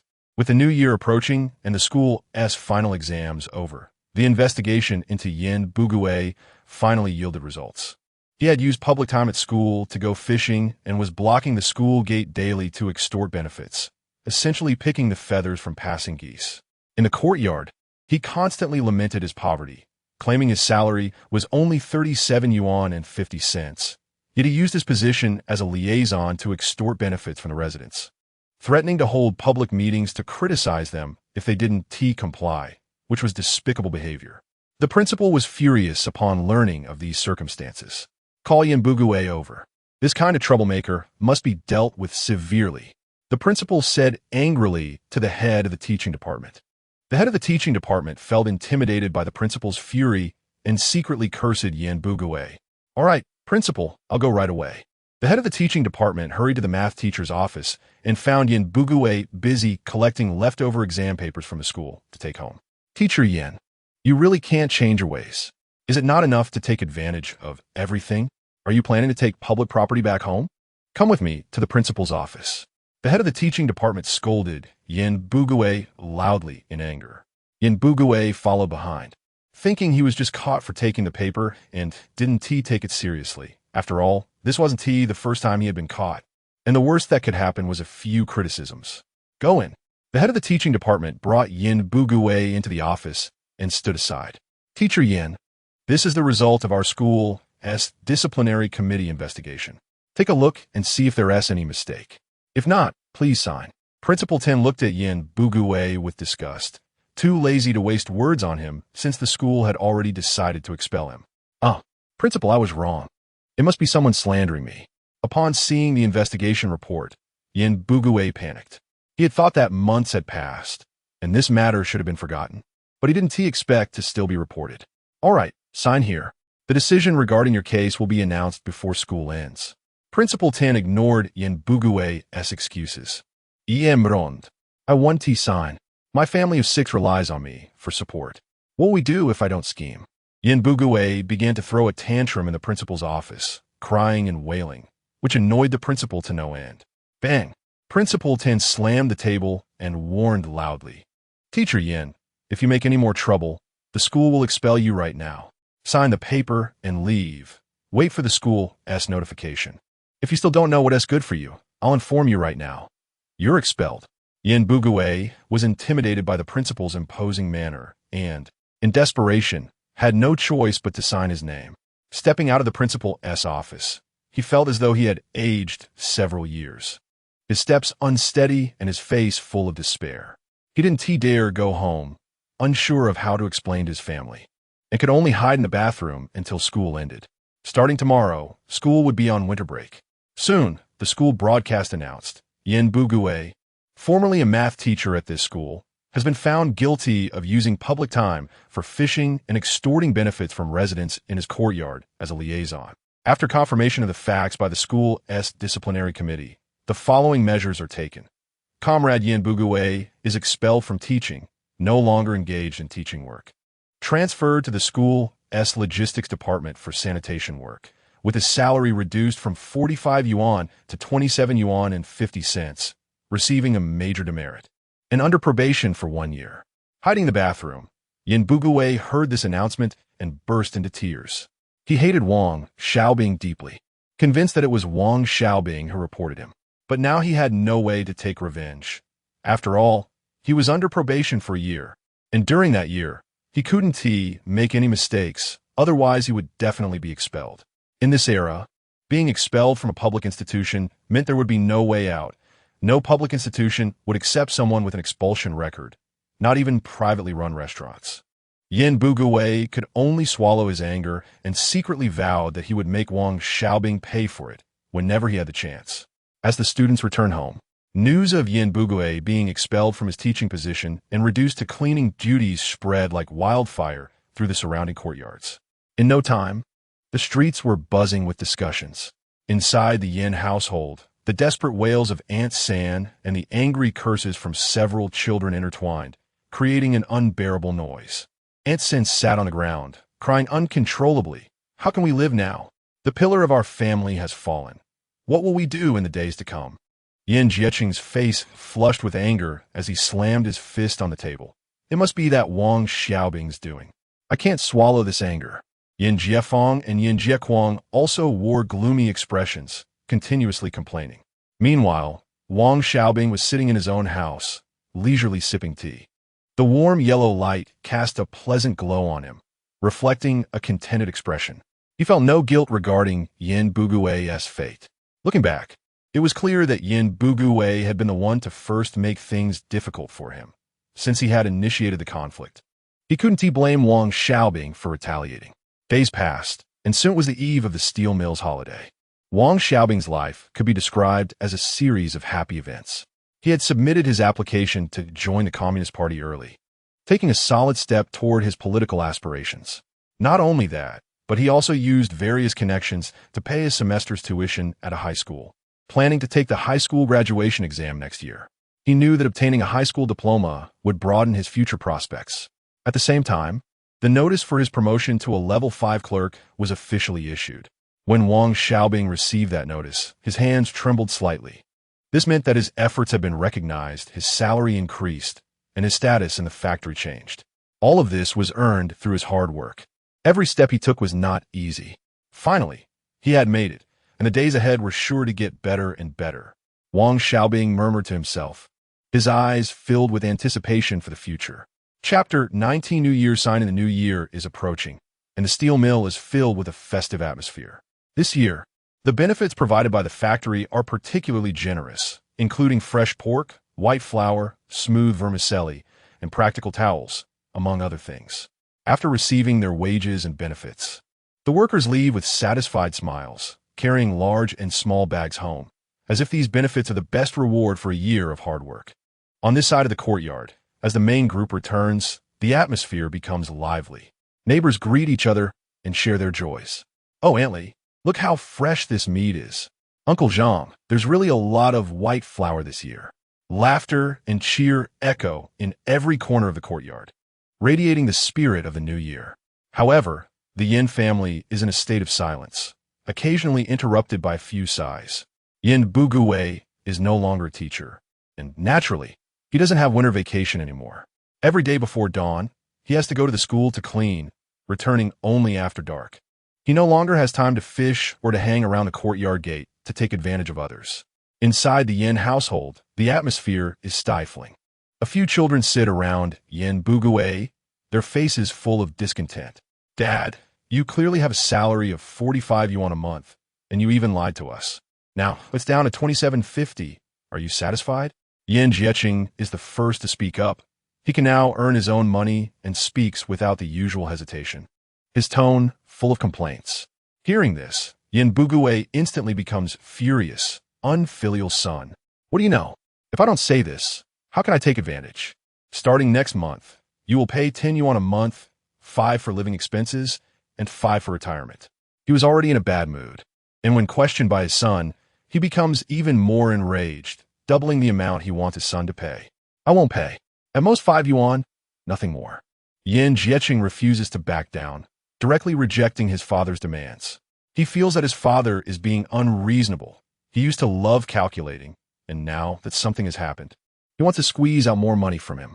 Fine, if you won't pay, then don't expect to eat at home starting tomorrow. But you must pay the 5 yuan for retirement. Yin Bugui's attitude is firm, showing no room for negotiation. In his view, his son should obey him and contribute to the family. Dad, Yin Jieqing wants to argue further. Don't shout, or you'll have to pay rent too. Yin Bugui interrupts impatiently, calculating that if Yin Jieqing doesn't pay, he won't be able to stay at home for free. He doesn't believe his son can bear to leave. The father and son remain in a standoff, neither willing to give in. Aunt San sits nearby, constantly persuading Yin Jieqing to pay up, while Yin Jiefeng and Yin Jiequang lower their heads, afraid to speak. They also have grievances against their father, but fear his anger. Being students, they still depend on their family, so they can only grumble inwardly. On the morning of the 31st, it starts to snow, and by noon, the heavy snow has accumulated to a foot deep before finally stopping. Wang Xiaobing dives into the kitchen. For his first new year in this world, he is filled with anticipation and energy, determined to prepare a New Year's Eve dinner himself to reward himself for a year of hard work. In the kitchen, the clattering of pots and pans creates crisp sounds, like the prelude to the new year. Wang Xiaobing ties on an apron and skillfully cuts the meat, each slice infused with his hopes for the new year. The cut pork belly is thick and firm, glistening enticingly in the sunlight. He places the meat into the pot, and with a sizzling sound, the fat jumps joyfully, filling the air with a rich meaty aroma. When caramelizing the sugar, Wang Xiaobing watches closely, focused on the heat, as the caramel color is the soul of braised pork. Once the meat is evenly colored, he adds soy sauce, scallions, ginger, garlic, and other seasonings, simmering it on low heat until the aroma becomes more robust. While preparing the potato chicken chunks, Wang Xiaobing cuts the chicken into evenly sized pieces and blanches them to remove the fishy smell. He peels and cubes the potatoes, soaking them in water. After pouring oil into the pot, he first stir-fries the chicken until it changes color, then adds the potatoes. During the simmering process, he stirs occasionally to ensure the potatoes and chicken are cooked through and flavorful, with a rich broth. As the braised pork and potato chicken chunks near completion, Wang Xiaobing quickly moves on to prepare the egg soup. He gently cracks the eggs into a bowl and quickly stirs with chopsticks, creating fine bubbles in the egg mixture. Boiling water is poured slowly into the egg mixture, instantly forming egg flowers. He adds seaweed, chopped scallions, and sesame oil, completing a steaming bowl of fragrant egg soup. Finally, he prepares stir-fried cabbage, which is simple and refreshing. He washes and shreds the cabbage, heats oil in the pot, quickly stir-fries the cabbage, and seasons it with salt, adding a fresh touch to the New Year's Eve dinner. When the 4 dishes fill the dining table, Wang Xiaobing looks at this simple yet heartfelt New Year's Eve dinner, filled with warmth and pride. This is not just a meal. It is a testament to his roots and life in this world, a beautiful expectation for the new year. Outside, the sounds of firecrackers erupt, and the New Year's spirit grows stronger. Wang Xiaobing, filled with joy, welcomes his first new year in this world. He stays up until midnight, and when the clock strikes 12, his first thought is to reflexively think, sign in. As soon as he finishes speaking, a familiar system prompt sounds in his mind, announcing the sign-in rewards: 1,000 gene of flour, 200 gene of pork, 1 relationship card, and 1 marriage talisman. Hearing the system's announcement, Wang Xiaobing's previously expectant expression freezes instantly, his eyes widening in disbelief. Is that it? He can't help but complain inwardly, noting that other protagonist systems provide tons of supplies, along with all sorts of magical gene pills and props, giving them a whole pile of things. Why is it that he only gets this little? He feels helpless, but can only accept this stingy system. Wang Xiaobing focuses his mind, probing into the system's space to check the supplies. The flour and pork are neatly stacked there, appearing ordinary under the system's unique soft light, lacking anything special, and he quickly loses interest after a glance. Next, he shifts his attention to the relationship card. This card looks unremarkable, but its function is not simple. Using it can establish a relationship with a specific person, but that relationship must be maintained through continued interaction to become truly solid. Wang Xiaobing strokes his chin, secretly pondering the potential uses of this card in the future, and begins to have some plans in mind. Finally, there's the marriage talisman. Wang Xiaobing is very familiar with this item. Although its setting is somewhat different from the ones he has seen in other fanfics, its effect is even more astonishing. As long as he silently recites the names of two people, they will involuntarily develop feelings for each other, and this feeling will last indefinitely, with no time limit. When Wang Xiaobing first saw this introduction, his heart stirred, thinking about using it for himself to find a compatible partner. But he quickly dismissed that thought and decided to keep it for now. After all, this thing is not meant to be used lightly. Once used, the two people will be bound together for life. He can't help but picture those absurd yet funny fanfic plots. Someone used the marriage talisman on Xiaozhu and Jia Zhongshu. Others paired Jia Dongxiu with the deaf old lady, and even tried to match Xiaozhu with an older lady or Yin Bugui with the second aunt, and the second uncle with Su Damao's mother, all tangled up in ridiculous matchmaking. Thinking of this, Wang Xiaobing couldn't help but chuckle, but then shook his head, telling himself not to engage in such absurdities. He'll wait for a truly suitable opportunity. Of course, if someone provokes him, he will still use it. Then I want to sleep, and tomorrow will be a new year, entering dreams with hope. Chapter 20. New Year greetings. On the morning of the first day of the new year, Wang Xiaobing woke up from a dream that still lingered in his mind, involving checking his space. He quickly rummaged through his home to find a string of firecrackers, flung open the door, lit the firecrackers, and threw them out with force. The crackling sound of the firecrackers instantly erupted, crisp and loud, as if it were a powerful rallying signal. In the courtyard, families seemed to have received a command, lighting their own firecrackers one after another. In no time, the sounds of firecrackers formed a joyful ocean. Children laughed and chased each other among the firecracker sounds, joyfully welcoming the arrival of 1957. On the first day of the new year, after finishing breakfast early, Wang Xiaobing couldn't wait to prepare to go out and stroll around the city. At that time, the streets were busy organizing snow shoveling, and Wang Xiaobing joined in. After sweating a bit, he went home to change clothes before heading out. It had been almost half a year since he had a good stroll. Entering the city, everything seemed to remain as he remembered, unchanged in the slightest. The first day of a new year in the city was bustling with activity. With streets and alleys adorned with decorations, people dressed in new clothes and joyful smiles on their faces. Wang Xiaobing strolled through the crowd, genuinely experiencing the unique spirit of this era.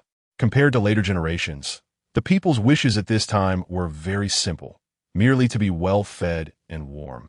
But it was this simplicity and purity that made Wang Xiaobing feel a different kind of authenticity and sincerity. On the second day of a new year, Wang Xiaobing carefully prepared 2 bottles of Fingio, a type of Chinese liquor, and cut 5 pounds of pork belly from his space, heading to visit the logistics director Wang Daji for New Year greetings. Arriving at the tube building not far from the steel mill, Wang Xiaobing knocked on the door. Knock, knock, knock. Before long, the door opened, and Wang Daji greeted Wang Xiaobing with a warm smile. Wang Xiaobing quickly said, "Director, Happy New Year." Wang Daji warmly welcomed him into the house, playfully chiding, "Xiao Wang, you only need to come. Don't bring anything next time."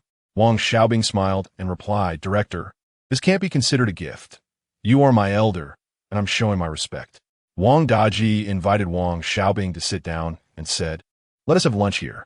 This year, the factory will expand, so you need to work hard and aim to be promoted to a level 4 staff member by the end of the year. Your party application has been submitted, which is a good thing. If you pass your graduation exam this year, your future path will be easier. Also, family is important. You're not young anymore. Aim to get married in the next year or 2 and serve the people with peace of mind." Wang Xiaobing nodded eagerly. "Okay, thank you for your guidance, Director. I will definitely work hard." Wang Daji showed a look of satisfaction and continued, "I should make some progress this year, and the logistics director will probably be chosen from among the 2 deputy directors." Wang Xiaobing immediately congratulated, "Director, congratulations on your promotion. I will definitely follow in your footsteps." Wang Daji responded with satisfaction, "Good." At noon, After a hearty meal at Wang Daji's home, Wang Xiaobing bid farewell and left. Thinking about needing to visit the deputy director's home to pay New Year greetings, the factory had two deputy directors, one named Li Shu-Win and the other Yang Jining. Following his previous preparations, Wang Xiaobing bought 2 more bottles of funjio and 5 pounds of pork, visiting both deputy directors. By the time he returned home, it was almost dinner time. Having drunk a bit too much at lunch, Wang Xiaobing casually ate some dumplings for dinner and went to bed early. On the 3rd day of the new year, Wang Xiaobing took a bus back to Chongping County and then encountered an ox cart passing through Wangjia Village. He swayed and arrived at Wangjia Village, where he hurriedly began to pay New Year greetings to the elders in the village. Although they were not closely related, he still paid his respects. After the New Year greetings, Wang Xiaobing did not stay in the village and returned to the city in the afternoon. As he entered the courtyard, he heard Shaju shouting and arguing with Su Damao. Shaju's face was flushed, pointing his finger at Su Damao and shouting, "Su Damao, don't go too far. It's the new year, and you're just looking for trouble." Su Damao was equally unyielding, retorting in a sharp voice, "How am I going too far? You know it yourself. Don't think you're impressive just because you can cook. Am I wrong to say you're just a cook serving others? You're looking for trouble. Let me see if I don't beat you to death. Come on. I'm afraid of you, you fool. Always thinking about someone else's wife. Shameless." The two exchanged words, refusing to back down. Wang Xiaobing furrowed his brows, having no intention of getting involved, and went straight back to his home. On the 4th day of the new year, the steel mill resumed work. As dawn broke, Wang Xiaobing quickly got dressed, washed up briefly, and left the courtyard. As he stepped out, he saw Yin Bugue rushing towards the school, his back appearing quite hunched, each step seeming heavy. Wang Xiaobing looked at his back, feeling no sympathy, secretly thinking that if he were in Yan's position, he might be even worse. Wang Xiaobing arrived at the breakfast vendor, found an empty seat, and said to the vendor, "Comrade, 1 bowl of soy milk and 2 deep-fried dough sticks." "All right." The vendor responded enthusiastically. Before long, steaming soy milk and golden, crispy dough sticks were served at the table. Dipping the dough sticks in the soy milk and taking a bite was filled with a sense of happiness, and Wang Xiaobing savored it. After finishing breakfast, he passed by the supply and marketing cooperative, bought 2 packs of untaxed cigarettes, and headed towards the steel mill. Upon arriving at the factory, Wang Xiaobing first cleaned up the area. At this time, several colleagues from the office arrived one after another. They greeted each other with New Year wishes, creating a harmonious atmosphere. Wang Xiaobing took out cigarettes from his pocket, handed one to each person, and lit one for himself. He hadn't been smoking for long and wasn't addicted yet, but he felt that smoking in such situations could help bridge the gap between people. Sure enough, the male colleagues accepted the cigarettes and began chatting while smoking. Just as the conversation was lively, Chun Zhaodi suddenly spoke up. "Xiao Wang, you don't have a girlfriend yet, right? How about I introduce someone to you?" Upon hearing this, Wang Xiaobing was pleased, quickly responding with a smile, "Sure. Thank you, Sister Zhaodi." In fact, Wang Xiaobing had intended to find a partner after the new year. The winter in the city was tough to endure, and waking up in the morning to prepare breakfast and worrying about cooking dinner after work would be much easier if he had a partner. Chun Zhaodi continued to ask, "Do you have any requirements?" Wang Xiaobing seriously expressed his thoughts. "Sister Zhaodi, I just want someone pretty. I don't have any other big requirements. It doesn't matter if they are from the city or the countryside, but it would be best if they graduated from junior high. And their family background needs to be good. That's all." To Wang Xiaobing, finding someone pretty was very important. After all, this would be someone to accompany him for life. If they weren't pretty, it would inevitably become tiresome over time. Family background was even more crucial. He didn't want to be affected in his career because of a partner with a poor background. Su Damao was a living example. Marrying the daughter of a capitalist had caused his career to stagnate. After hearing this, Chun Zhaodi laughed and said, "Your requirements are not low, but you're not bad either. You're now a level 5 staff member, and your salary is 50 yuan. Wang Xiaobing quickly replied, "Sister Zhaodi, you're joking. Your salary is much higher than mine." Wang Xiaobing knew that Chun Zhaodi was a level 2 staff member with a salary of 70 yuan a month, and her family background was not simple. Her father-in-law seemed to hold a government position in the city, while her husband was the head of security at the steel mill in the northern part of the city. Chun Zhaodi waved her hand and said, I joined a few years before you. In a few years, you'll surpass me. In a few days, I will give you a message. The girl is from my family's large courtyard. I saw her during the New Year. She is very beautiful and comes from a good family. Her father works at the train station, and she has two older brothers who are already married with children, and they also work at the train station. The girl is 18 years old this year, does not have a job, and helps take care of the children at home. When Wang Xiaobing heard this, he was overjoyed and quickly said, "Then thank you, Sister Zhao Di. When it's done, please have Sister Zhao Di sit at the main table." Chen Zhao Di smiled and declined, saying, "I want to sit at the main table. Just give me some more wedding candies."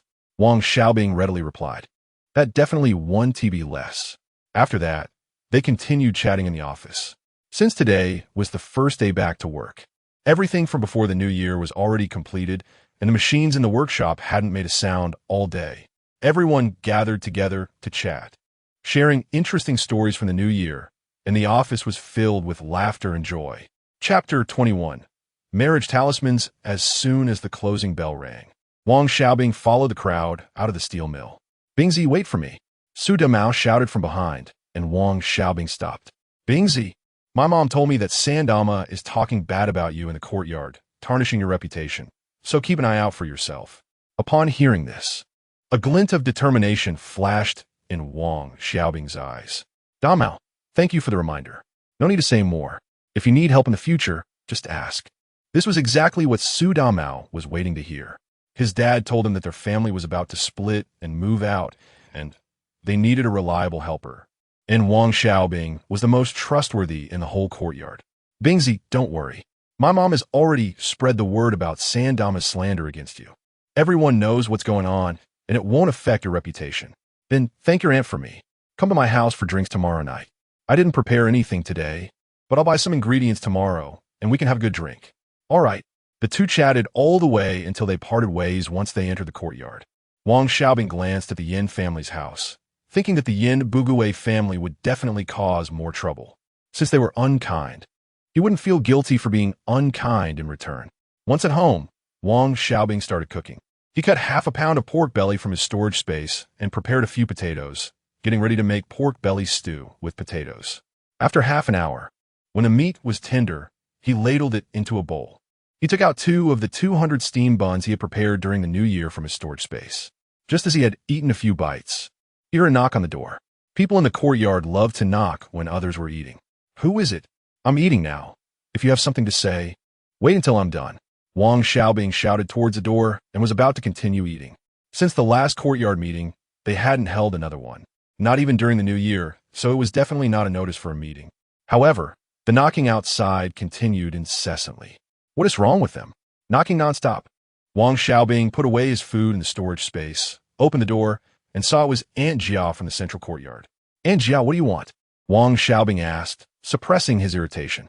"You little brat, knocking for so long before opening the door. Were you doing something bad inside?" As she spoke, she tried to rush in. "What are you trying to do? Rob me? Get out of the way." Wang Xiaobing wouldn't let her in and directly blocked her, pushing her back outside. "Help! Someone's hitting me. Old Jia, someone is bullying me. Come and take him away." Aunt Jia sat on the ground, banging her hands on the floor and shouting. "Shut up, Aunt Jia. If you keep up with your superstitions, do you believe I'll call the neighborhood office? You hit an old person and have the nerve to complain? This won't end today unless you pay." "Aunt Jia, I'm talking to you nicely, and you're getting all worked up, right?" As Wang Xiaobing was about to go to the neighborhood office to call for help, "Xiao Wang, wait a minute. We're neighbors in the same courtyard. Don't rush to the neighborhood office. We still have a few uncles here." Yi Zhonghai, who was watching the excitement, hurriedly stopped him. "Uncle Yi, Aunt Jia is causing a scene at my doorstep and acting all mystical. What do you think we should do?" Wang Xiaobing knew that going to the neighborhood office wouldn't solve anything. It was just a matter of persuasion. "Who is causing a scene? If you don't hit me, would I do this?" Aunt Jia, seeing that they didn't need to go to the neighborhood office, began to act tough again. "Aunt Jia, when did I hit you? Don't make wild accusations. You just pushed me down. Doesn't that count as hitting me? Then why don't you mention that you wanted to rush into my house?" "Xiao Wang, hitting an old person is not right. You just enter the courtyard and you don't know the rules. We don't have old people here. Apologize to Aunt Jia." Yi Zhonghai immediately spoke up as soon as hitting an old person was mentioned. Uncle E, Aunt Jia is not that old. She's not even 50. Besides, I didn't hit her. She rushed into my house, and I pushed her out. She sat on the ground by herself. What does that have to do with me? Wang Xiaobing did not want to apologize for no reason. Xiao Wang, young man, suffering is a blessing. Apologizing is nothing. Uncle E, there's no way I'm apologizing. If I apologize without reason, it would mean I really hit an old person. Aunt Jia, how do you want to resolve this? Wang Xiaobing was fed up with Aunt Jia. Compensate me, 5? No, 10 yuan? Also, give me your house. Aunt Jia made a ridiculous demand. Aunt Jia, I remember you have a rural household registration, right? Why don't you go farm instead of hiding in the city to avoid farm work? Do you want me to report you to the neighborhood office? I'll tell you, scamming people can get you jailed. Upon hearing Wang Xiaobing mention her rural household registration, Aunt Jia panicked. She was afraid of being sent back to the countryside to work in the fields, living in the city, eating and drinking without worry, and having people to serve her. She wouldn't go back for anything. Thinking of this, Aunt Jia quickly got up and ran away, moving surprisingly fast for her size. Once everyone saw Aunt Jia run off, they all dispersed. Only the Yin family continued to spread the rumor that Wang Xiaobing hit an old person. But everyone saw what happened, and Wu Ti believed the Yin family's words. Yin Bugui had already been expelled from his teaching position and had become a laughingstock among the locals, his reputation ruined. Once everyone left, Wang Xiaobing took out his food and continued eating, pondering that he needed to arrange that marriage talisman for Aunt Jia and also one for the Yin family. Since Yin Bugui had a family, he would arrange it for his son, Yin Jieqing. After finishing dinner and cleaning up the dishes, Wang Xiaobing took out the marriage talisman and silently recited the names Zhang Xiaohua for Aunt Jia and Yin Jieqing. Aunt Jia returned home in a huff, like a powder keg waiting to explode, with nowhere to vent her anger, and she began to unleash it on Qin Huairu. She threw whatever she had in her hand onto the table and yelled, "Qin Huairu, where have you been? Can't you pour me a glass of water when you see I've come back?"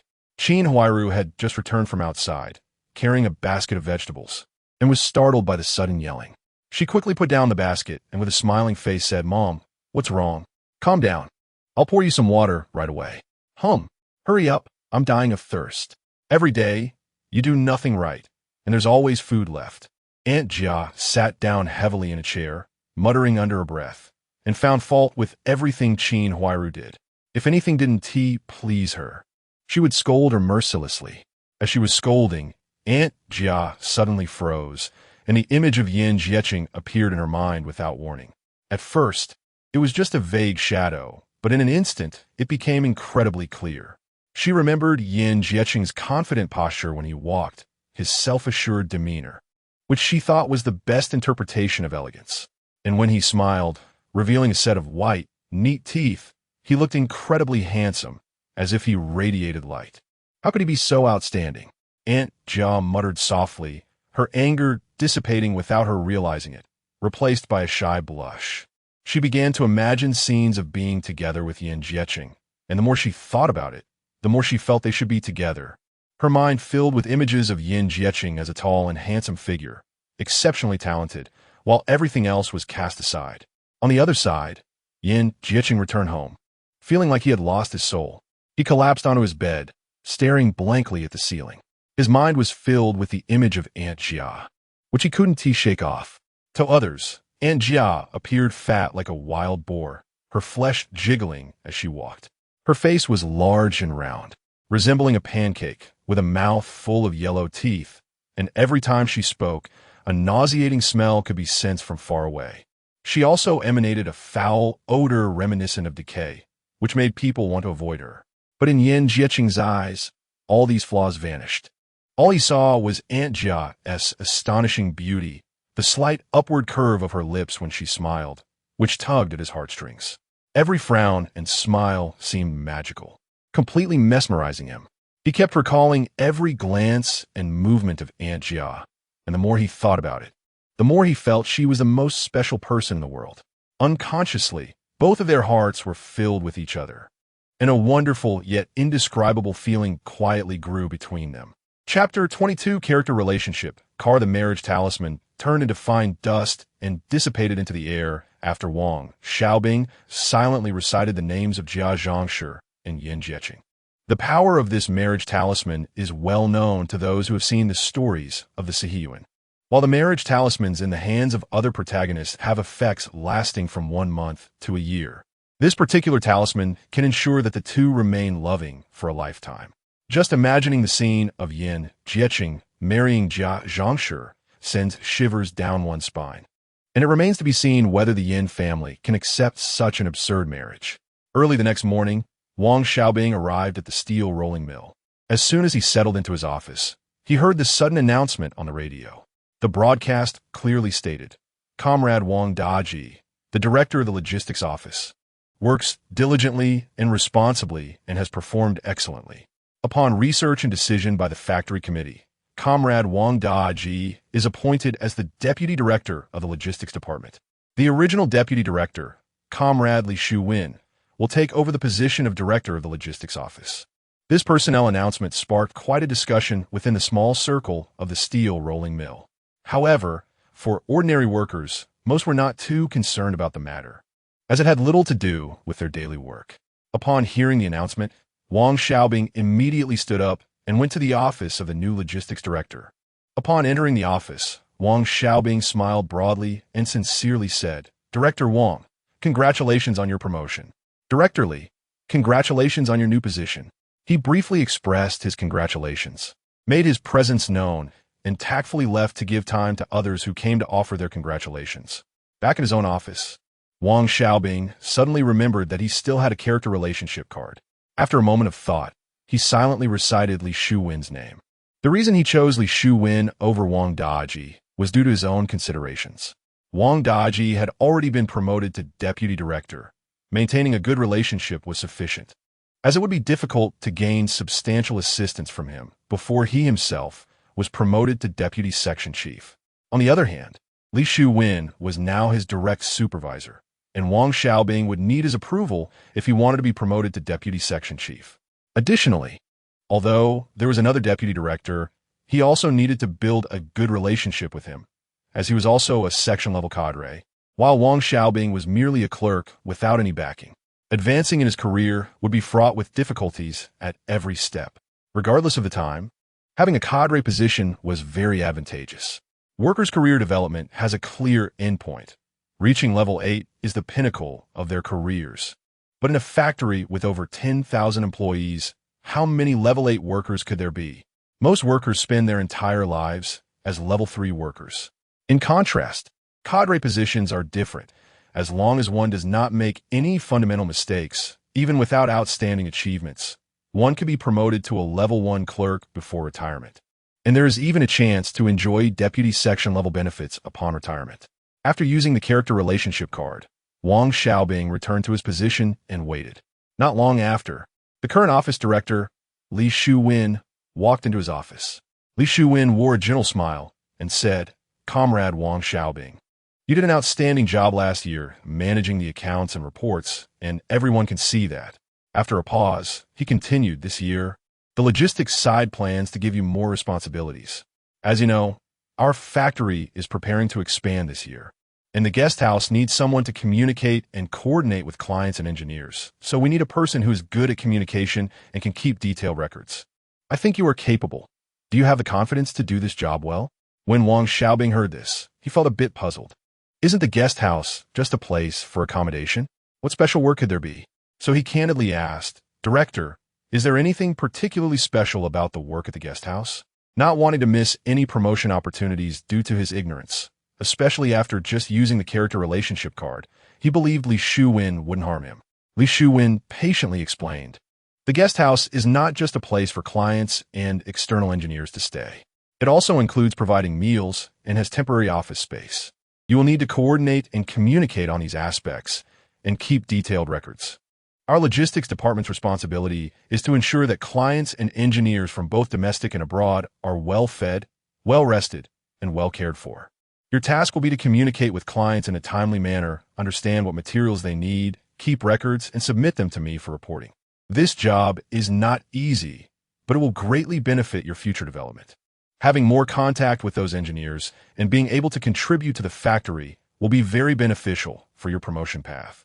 Wang Xiaobing then suddenly understood. In simple terms, this job was about taking good care of those clients and engineers. Although it sounded like serving others, he didn't mind. In his previous life, he had seen too many employees fawning over their leaders, so compared to that, taking care of clients and engineers was not a difficult task. Moreover, he wouldn't need to do the work himself. He just needed to clarify their needs, keep records, and submit them to the director, and once the logistics approved it, someone would naturally deliver the materials. Essentially, he would just be a standby recorder. With that in mind, Wang Xiaobing replied without hesitation, "Director, I accept. All right, let's leave it at that for today. You will officially start working at the guest house tomorrow. You can continue using this office desk. And later you can go to the logistics material warehouse to pick up a pen and a notebook." After Li Shuwen finished speaking, he turned and left Wang Xiaobing's office. As soon as Wang Xiaobing looked up, he met the envious gazes of his colleagues in the office.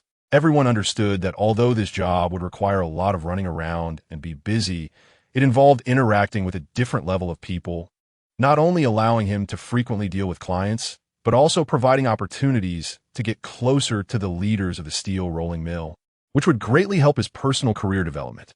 Xiaobing, congratulations. You're really lucky. At this rate, getting promoted to level 3 clerk this year is definitely not a problem. One colleague said with a beaming smile. Thank you all for your wishes, but promotions still depend on the leader's arrangements. How about this? I'll treat everyone to roast duck at Quanju tonight. Let's have a good gathering. Wang Xiaobing thought that his colleagues' envy was natural, and treating everyone to a meal could also soothe their emotions. Quanju is fine, but it's not easy for you to work alone. Just bring back some sunflower seeds and candies for everyone to share. We won't take advantage of you, Chen Xiaodi quickly interjected. She came from a well-off family, didn't lack for this meal, and didn't want Wang Xiaobing to spend too much.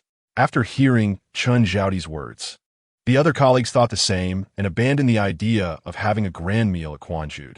Since Sister Xiaodi said so, it has to be arranged. I'll definitely bring sunflower seeds and candies tomorrow. Wang Xiaobing responded with a smile, feeling very grateful for Chen Xiaodi's understanding. Chapter 23 report. Wang Xiaobing sat bored at his desk. Next to him was a cup of freshly brewed tea, steam rising and the aroma filling the air.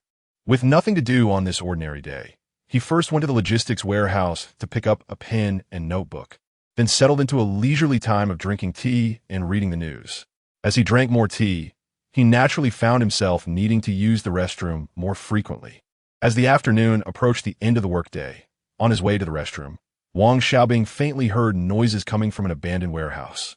He frowned slightly, a hint of doubt flickering in his mind, but he didn't pay much attention, thinking it was just the wind stirring up debris. However, when he returned from the restroom, not only were there noises coming from the warehouse, but there were also intense sounds of argument.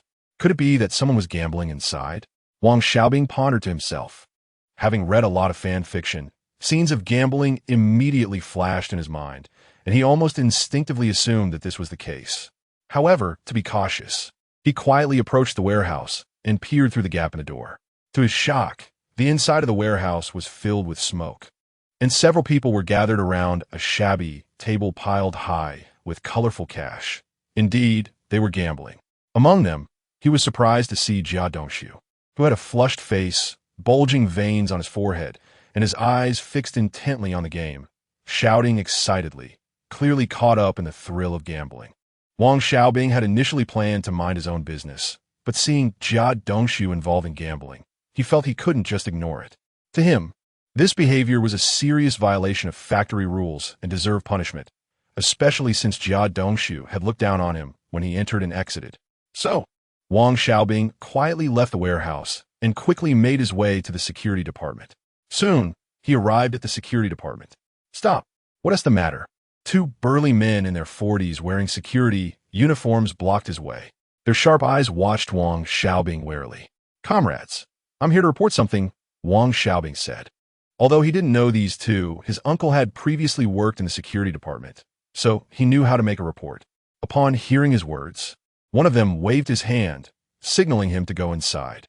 Wang Xiaobing followed them to an office door, where a wooden sign read Director's Office. Taking a deep breath, he raised his hand and knocked on the door. Come in. A calm voice came from inside.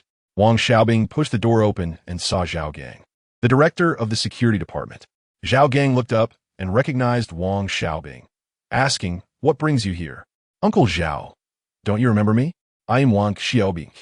I came to report that someone is gathering to gamble in the abandoned warehouse next to the restroom." Wang Xiaobing first established his connection, then recounted the situation in detail. "Oh, it's you. How have you been?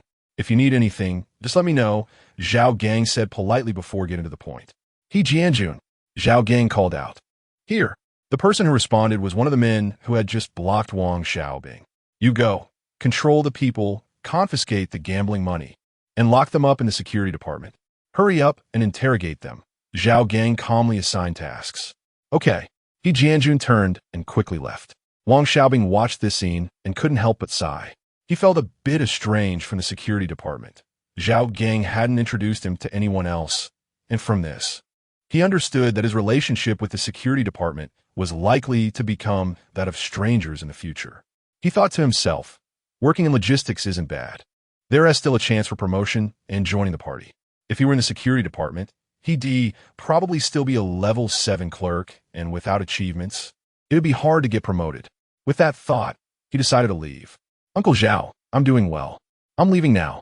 I'll come to see you when I have time," Wang Xiaobing said before leaving the security department. Zhao Gang watched his departing figure, feeling a mix of emotions. He had seen Wang Xiaobing's efforts and growth over the past 6 months.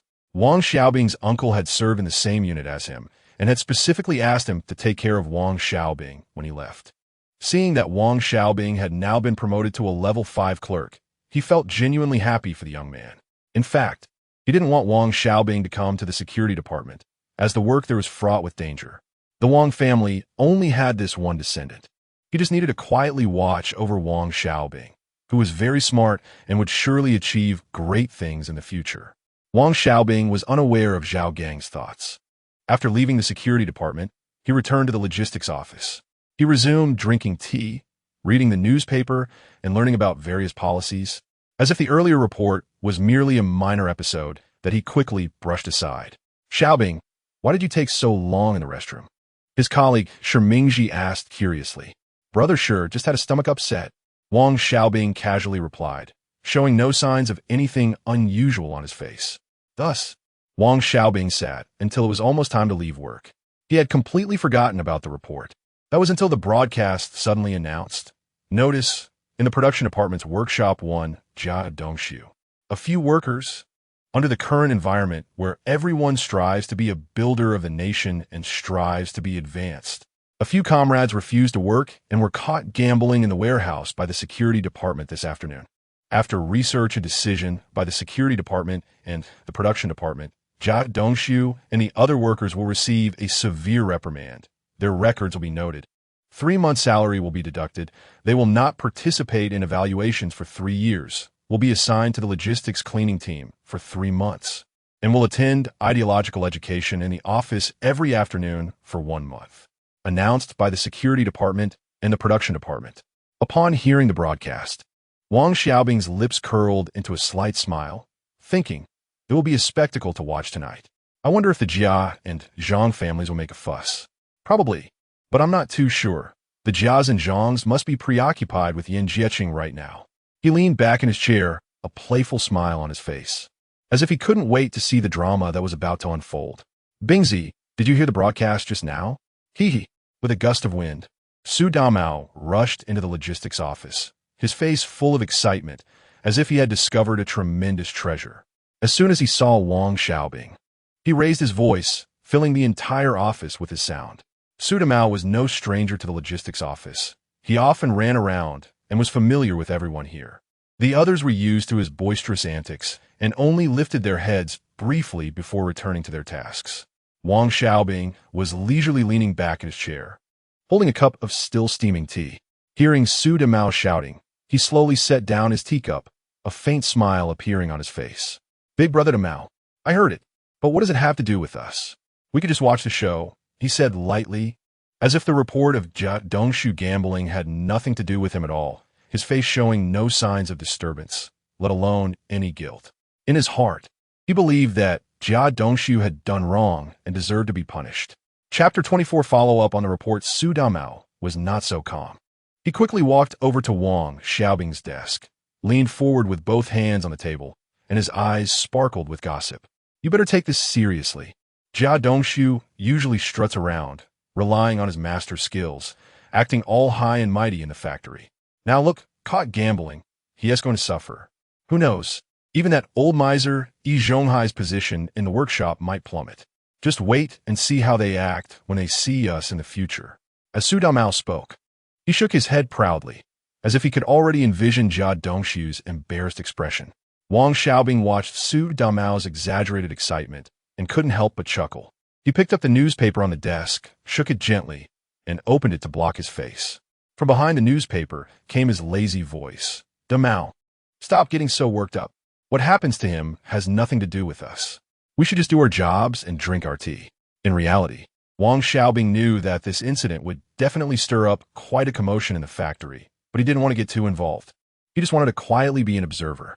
Su Damao was not willing to let it go so easily. He snatched the newspaper from Wang Xiaobing's hands. What is wrong with you? Don't you have any curiosity at all?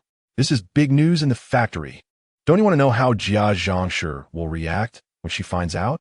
Her precious son got caught. The courtyard is probably going to be in an uproar tonight. At this point, Su Damao's face showed a gloating expression, as if he could already foresee Jia Zhangshi throwing a fit. Wang Xiaobing smiled helplessly. He knew Su Damao all too well. This guy loved to stir up trouble, and whenever something happened, you could always find him. Damao, if you're so interested, why not go check it out yourself after work? We're still on the clock. We can't just stop working because of this. Wang Xiaobing tried to calm Su Damao down and bring him back to a normal work state. But Su Damao seemed not to hear him, continuing to talk to himself. Let me tell you, Bingzi, this is not as simple as it seems. Jia Dongshu has been reassigned to the logistics cleaning team. Haha. When the time comes, let us increase his workload. He became more animated as he spoke, gesturing in the air as if he had already directed a brilliant scene in his mind. Just then, the door to the logistics office was pushed open again, and in walked the section chief. Upon seeing Su Damao there, his brows furrowed slightly. Su Damao, why aren't you at your post? What are you doing here? And you all, stop chatting and get to work. The section chief's voice was not loud, but it carried a hint of authority. Hearing the section chief's words, Su Damao's face flashed with embarrassment. He quickly straightened up and smiled, saying, Li Section Chief, I'm leaving right now. After saying that, he winked at Wang Xiaobing and muttered softly, Wait for me after work, we'll go back together. Then he hurriedly dashed out of the office. Wang Xiaobing watched Su Damao's departing figure, shaking his head helplessly. He picked up the newspaper again and continued reading. He thought to himself that no matter how Jia Dongshu's situation developed, he still had to live his own life and do his job well. This commotion in the factory was just a small episode in life, and he only wanted to be a bystander. Wang Xiaobing truly did not want to be overly involved in the courtyard's affairs. He just wanted to work hard to improve himself. He was not like the other main characters who, after the opening up, would jump at the chance to get involved in everything. The closing bell rang crisply, like the prelude to a lively performance. Su Damao, unable to contain his curiosity, appeared promptly at the logistics office door, his eyes peeking inside like a hawk waiting for its prey. As soon as Wang Xiaobing stepped out of the office, he saw Su Damao's eager figure. He greeted him with a smile, infused with a hint of helplessness. Damao. Su Damao immediately rushed over, his face beaming with excitement. Like a child about to attend a grand party, the two walked side by side towards the courtyard, their steps light and hurried. Along the way, Su Damao could not wait to open his mouth. Xiaobing, recently Jia Zhangshi has been acting strangely, laughing and chatting with Yan Jieqing. His tone was filled with confusion, his head slightly tilted as if waiting for Wang Xiaobing to provide a reasonable explanation. However, he did not think in that direction. In fact, it was likely that others in the factory had not considered it either. Wang Xiaobing listened, silently amused, but maintained a calm expression. He casually replied, I don't know about that. Maybe they have other matters to discuss. He certainly wouldn't mention that Jia Zhangshi and Yan Jieqing were dating. Not to mention whether others would believe it. If this matter got out, it would definitely offend several families. He calculated that in a few days, everyone would naturally find out. After all, If these two planned to get married, it would definitely cause quite a stir. As Wang Xiaobing walked, he thought that the more chaos there was in the courtyard, the less attention people would pay to him. He was considering his own plans to get married during this time, so he wouldn't have to worry about anyone ruining his reputation. Looking at the Yin family, they were currently dealing with a mountain of troubles and would soon be overwhelmed by Yin Jieqing's issues, leaving them no time to focus on him. Thinking of this, a slight smile appeared on his lips, almost imperceptible. Su Damao didn't notice Wang Xiaobing's thoughts. He kept talking. I just feel like this matter isn't simple. How did Jia Zhangshi and Yin Jieqing suddenly get so close? He frowned, his eyes sparkling with doubt, as if he were trying hard to find an answer. Wang Xiaobing patted Su Damao on the shoulder, comforting him. Damao, stop overthinking it. Maybe the truth will come out in a few days. Su Damao noted that, temporarily putting his doubts aside, and quickened his pace towards the courtyard. The two soon arrived at the courtyard. Wang Xiaobing hadn't even gone home yet, and as they entered the courtyard, they saw a crowd gathered at the entrance of the Jia family, all whispering and discussing.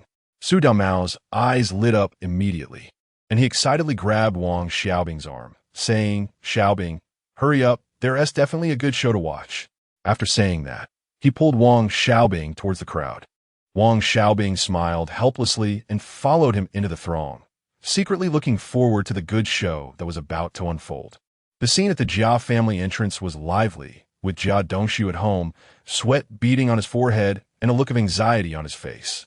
He grabbed Jia Zhangshi's arm, repeatedly saying, Mom, listen to me, this is really not my master's fault. I just passed by there and took a look. I don't have money to gamble, you know me, but the security department won't listen to my explanation. When Jia Zhangshi heard this, her eyes widened. Hands on her hips, and she shouted, No way, I have to go find that old miser Yi Zhonghai. Doesn't he always say he takes care of you? Why isn't he helping now that something's happened? He definitely didn't speak up for you. She was ready to storm out. Jia Dongshu hurriedly pulled her back, anxiously stamping his feet. Mom, please don't go. This really has nothing to do with my master. If you cause a scene, it'll just make things worse for me. He knew that if Jia Zhangshi went to confront Yi Zhonghai, things would only get worse, and he would have a hard time in both the factory and the courtyard. Jia Zhangshi was not willing to listen. She shook off Jia Dongshu's hand and angrily said, I don't care. My son has been wronged, and I have to get an explanation. As she spoke, she walked towards the door, mumbling about wanting to settle accounts with Yi Zhonghai. Chapter 25. Jia Zhangshi extorts Yi Zhonghai, you old deadbeat, a thing that cuts off descendants. May you die a terrible death. Old Jia, hurry up and take Yi Zhonghai away. Jia Zhangshi, like an enraged lioness, violently pushed Jia Dongshu aside and stormed to Yi Zhonghai's doorstep. With a loud thud, she sat heavily on the ground, slapping the earth with her hands and screaming at the top of her lungs. Her cries echoed loudly in the courtyard as she continuously shouted for old Jia, her face jiggling with each movement, her nose and tears smeared all over her face. Wang Xiaobing stood in the crowd. Although he had seen Jia Zhangshi throw tantrums before, he was still shocked by her madness this time. This courtyard cannot do without Jia Zhangshi.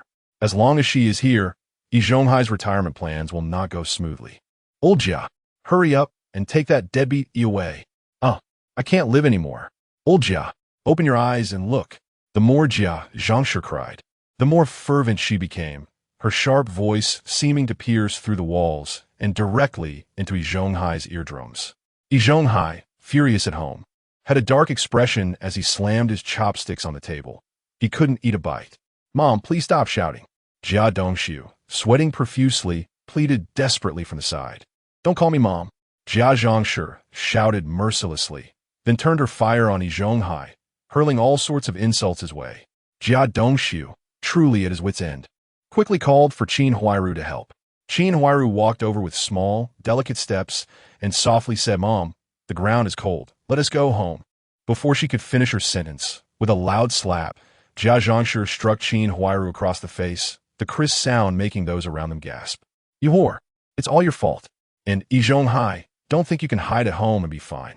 Let me tell you, if you don't pay 500 yuan, I'll make a scene at your door every day. Jia Zhangshi's eyes bulged like brass bells as she said fiercely, Sister Jia, what do you want? 500 yuan is impossible. Yi Zhonghai, unable to tolerate the noise any longer, stepped out with a dark face. He understood that if he allowed Jia Zhangshi to continue causing a scene, he would have no face left in the courtyard as the elder. 300, not a penny less. Our Dongshu's 3-month salary has been deducted, and he still has to clean. If I don't get 300, I'll make your home restless. Jia Zhangshi's eyes darted around. Knowing that 500 was indeed a bit too much, she lowered her demand to 300, resembling a shrewd little merchant haggling. 300 is too much, at most 100. Yi Zhonghai didn't want to be taken advantage of, but thinking about how Jia Dongshu could still support him in his old age, he could only grit his teeth and slightly relent. Yi Zhonghai, 100 is impossible. Don't even think about it. 200, if you dare to offer a penny less, I'll go at you. Jia Zhangshi, upon hearing 100, shook her head like a rattledrum. She knew very well that Yi Zhonghai had money, and today she could not let this cash machine go easily. Just 100. Take it or leave it. Yi Zhonghai was also determined and did not want to back down. Old Yi, if you don't give me 200 today, I'll bring up what you. Jia Zhangshi was about to speak when Yi Zhonghai's face changed suddenly, and he quickly interrupted. Fine, I'll give you 200. He knew that the matter Jia Zhangshi mentioned was his stain. Over the years, she had relied on this to occasionally extort benefits from him, and each time she grasped it just right, making him feel pained, but not enough to break him. Yi Zhonghai helplessly turned around to get the money, and after a while, he handed 200 yuan to Jia Zhangshi. Jia Zhangshi snatched it away, dipped her fingers in her saliva, counted it carefully twice, and only after confirming it was correct did she satisfactorily tuck it into her bra pocket. Qin Huairu, you're trying to kill me. Can't you see I'm sitting on the ground? Jia Zhangshi immediately started ordering Qin Huairu around after getting the money. Qin Huairu hurriedly stepped forward to help, but accidentally lost her grip, causing Jia Zhangshi to fall flat on her back. Slap, slap, slap. Jia Zhangshi instantly exploded with rage, delivering 3 hard slaps to Qin Huairu's face. Qin Huairu, are you trying to kill me so you could take charge? Huh? You heartless bitch. I was blind to let Dongshu marry you. Hurry up and help me get back. Jia Zhangshi scolded while struggling to stand up. Qin Huairu lowered her head, her hair covering her face, but the resentment that flashed in her eyes was still spotted by the observant Wang Xiaobing.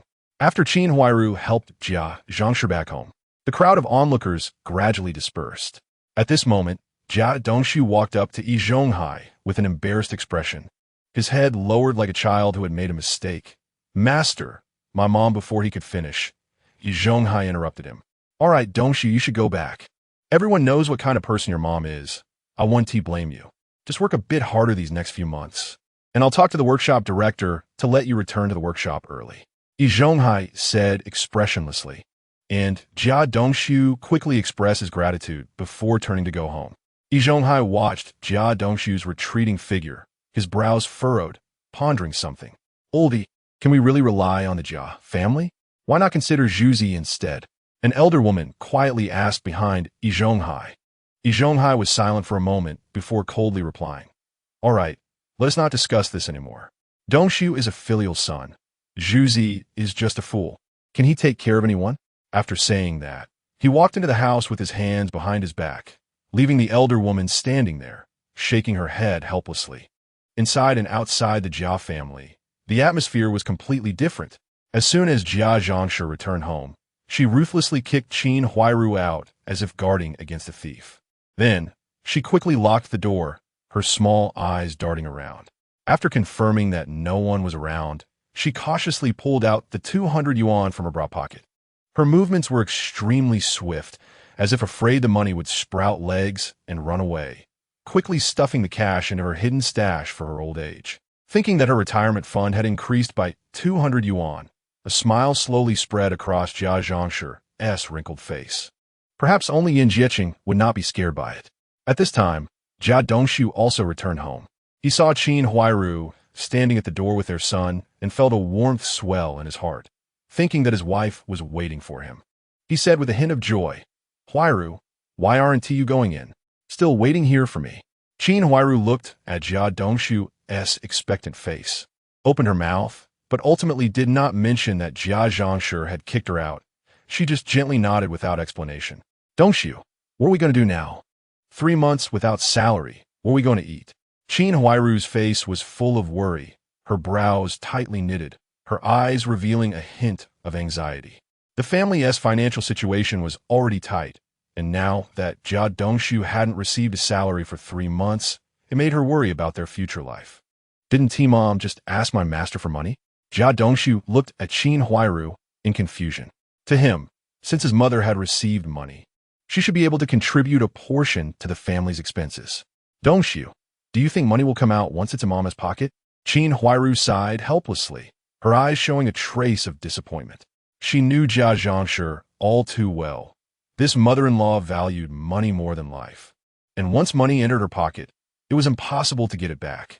After hearing Qin Huairu's words, Jia Dongxiu also understood that she was speaking the truth. But having always obeyed his mother, he didn't know what to do. It's okay, I'll talk to Mom. All right, let us go home. Although Jia Dongxiu felt uncertain, he still tried to comfort Qin Huairu. After saying that, he prepared to push the door to enter the house. At that moment, the door suddenly opened, and Jia Zhangshi stood at the entrance. Seeing Jia Dongxiu and Qin Huairu, the three of them standing outside, a hint of jealousy flashed in her eyes. She looked at the loving interaction between Jia Dongxiu and Qin Huairu and thought about her upcoming marriage with Yan Jieqing, which would allow them to be affectionate together. This made her feel even more displeased with Qin Huairu. Qin Huairu, why aren't you cooking? Are you trying to starve my grandson? Jia Zhangshi glared at Qin Huairu fiercely and shouted loudly. After scolding Qin Huairu, she took out a dime from her pocket and handed it to Bongging, her face instantly filled with a smile. Good grandson, I sent grandma nice to you?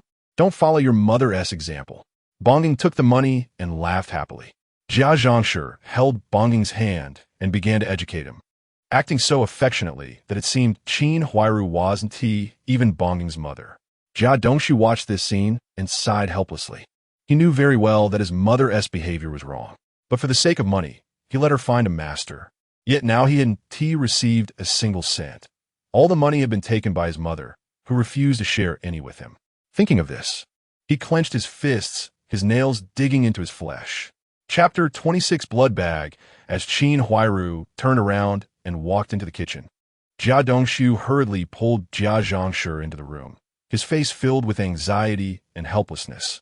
He cautiously spoke, Mom, you know I haven't received a salary for the past 3 months. Could you take out some money to help us out? However, as soon as Jia Zhangshi heard that her son was thinking about her retirement money, her expression instantly darkened, her eyes bulging like copper bells. Old Jia Dongxiu is unfilial. Thinking about my retirement money. Come and see. Jia Zhangshi began to shout for old Jia, her voice sharp and piercing, as if she had suffered a great injustice. She slapped her thighs and started throwing a tantrum. Jia Dongxiu looked at his mother's demeanor and knew that the money was not going to be forthcoming. In Jia Zhangshi's mind, money was always the priority.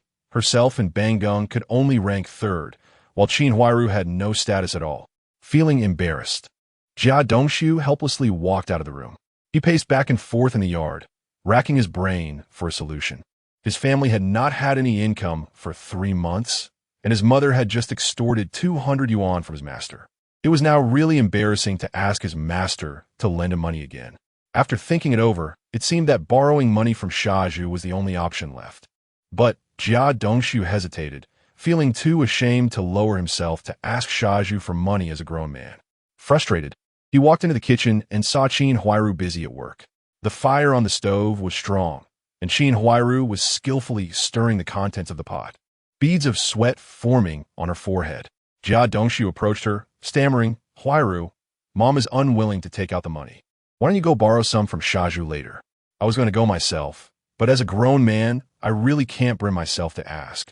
He continued, I was thinking of borrowing from my master, but you know how Mom just offended him badly.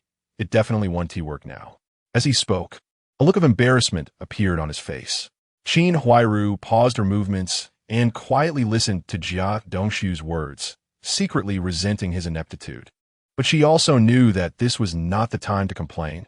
The family's situation was indeed urgent. She slightly furrowed her brows and said, Dongxiu, Borrowing money from Shaju isn't a problem, but I'm just afraid Mom will think too much. After all, borrowing money will surely involve contact. And you know Mom's temper. Qin Huairu gave Jia Dongshu a heads up. Don't worry, I'll talk to Mom. Jia Dongshu hurriedly reassured Qin Huairu, trying to put her mind at ease. All right, I'll try after dinner. Qin Huairu sighed helplessly and turned back to continue cooking. Soon, the Jia family's dinner was served. It was just a pot of watery cornmeal porridge that could reflect a person's image, a few two combined flour steam buns, and several hard corn cakes. The two combined flour buns were for Jia Zhangshi, Jia Dongshu, and Bang Gong, while the corn cakes became Qin Huairu's staple food. The Jia family had never been frugal, and Jia Zhangshi often complained about wanting to eat better, occasionally shouting for meat. When a meal Qin Huairu cooked was brought to the table, it was clear and watery, able to reflect a person's image. Jia Zhangshi immediately yelled, Qin Huairu, do you want to starve me? Just this? Did you pocket the money? Hurry and buy some meat tomorrow. Can't you see my grandson has gotten thinner? As she spoke, she opened her mouth wide and swallowed a bun in 2 bites, finishing 3 in a row while complaining that she was unsatisfied without meat. Mom, how could I? There are only 10 yuan a month, with rice, oil, and vegetables. There's no money left. Qin Huairu hurriedly explained. How dare you talk back? I don't care. There must be meat tomorrow. Jia Zhangshi began, throwing a fit. She knew Qin Huairu had no money, but she understood that being unreasonable was the only way to get meat. Mom, don't make things difficult for Huairu. If you want to eat meat, why don't you pay for yourself? Jia Dongshu could no longer stand it. He knew his mother was unreasonable, but the family was on the verge of starvation, and she was still thinking about eating meat. That was unacceptable. Don't think about touching my retirement money. That is for Bang Gong to marry a wife. It's all your fault as parents for being incompetent. Upon hearing that she had to pay herself, Jia Zhangshi shook her head like a rattledrum. Mom, since you're not willing to spend money and have just offended my master, when Huairu goes to borrow money from Shaju later, don't pick on her. Jia Dongshu had no choice but to bring this up since his mother refused to spend money. She is your wife, and you have no objections. What can I say? Shaju is a bachelor. He must have money. Let her borrow more. After all, he'll end up childless in the future. Hearing that she wouldn't have to spend her own money, Jia Zhangshi immediately relented. Whether Qin Huairu borrowed money from Shaju was of no concern to her. Once dinner was over, Jia Zhangshi went straight to lie down on the bed to rest, dragging Bang Gong along with her. After Qin Huairu tidied up the house, under Jia Dongshu's signaling, she walked toward Shaju's house. Jia Dongshu sat alone in the living room waiting. His hands were tightly clenched, his nails digging into his flesh. And inside he was far from calm. Knock, knock, knock. Shaju, it's your Qin's sister. Open the door. As Qin Huairu knocked, she casually tucked her hair behind her ear. What was Shaju doing at that moment? He was sitting at home, drinking diluted liquor with peanuts. As he drank, thoughts of Jia Dongshu's wife, his Qin's sister, came to mind, especially when he remembered how Jia Zhangshi slapped Qin's sister, while Jia Dongshu just stood by like a fool, not saying a word.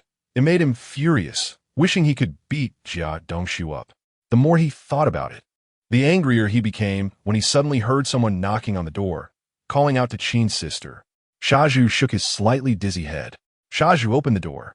It's your Qin's sister. Qin Huairu called out a few more times. Now he heard clearly. It was indeed his beloved Qin's sister. Without caring why Qin's sister was looking for him so late, as long as it was Qin's sister, he would open the door even if it were midnight. Shaju hurriedly ran to the door and opened it. And indeed it was Qin's sister. Qin's sister, what do you need? As long as I can do it. I want to hesitate. Shaju's face was flushed. He didn't know if it was from the fake liquor or shyness. He spoke while slapping his chest with his palm. Shaju, aren't you going to invite me in? A different glimmer appeared in Qin Huairu's eyes. Shaju liked her. She knew that very well. She really wanted to develop Shaju into her long-term blood bag, but she had a husband and a formidable mother-in-law, which made it complicated. Come in and sit. Shaju grinned foolishly, welcoming Qin Huairu into the house. He then wiped the chair with his sleeve, inviting Qin Huairu to sit down, and casually closed the door. Across at the Jia house, Jia Dongshu saw Qin Huairu enter Shaju's house and close the door, and suddenly felt a sharp pain in his heart. Qin's sister. Have some water. Shaju didn't know where he found a cup, pouring a glass of water. Qin Huairu glanced at it, took it, and held it in her hand. Shaju, you're really nice. Qin's sister wants to borrow some money from you. Dongshu hasn't received his salary for 3 months, and we're almost out of food. You know what my mother-in-law is like. Once the money is in her hands, you can forget about getting it back. As Qin Huairu spoke, tears began to fall. Occasionally glancing at Shaju, her collar unknowingly pulled low. Shaju stared at her low collar, feeling dry mouth. He didn't quite hear what Qin Huairu said, just nodding vigorously in agreement. Shaju, I'd like to borrow 300 yuan. Is that all right? Qin Huairu knew Shaju was staring at her. And not only did she not shy away, but she also intentionally bent lower, squeezing her arms together. Shaju felt he was about to burst. Qin's sister, I'll get the money right now. Shaju immediately ran into the bedroom, took out 300 yuan, stuffed it into Qin Huairu's hand, and took the opportunity to touch her hand, feeling it was so tender and smooth that he felt all tingly. Qin Huairu felt the money was in hand. It was time to leave. Zhuzi, thank you, Sister Qin. I will definitely pay you back when I have money. I'm going home now. Dongshu is still waiting for me. Qin Huairu's words felt like a bucket of cold water poured over Zhuzi's head. Right, she still has a husband. Why doesn't Jia Dongshu just die? At this moment, Zhuzi was filled with hatred for Jia Dongshu. All right, Sister Qin, take care. Zhuzi reluctantly saw Qin Huairu off. Chapter 27. Yin Jieqing, you ungrateful child. After Qin Huairu left Shaju's house, she quickly took out 20 yuan from the 300 yuan and put it in her pocket, hiding the remaining 280 yuan away and confirming it was well hidden. Then, she adjusted her clothes, walked to the sink, washed her face, and scrubbed her hands vigorously. She felt disgusted after being touched by Shaju.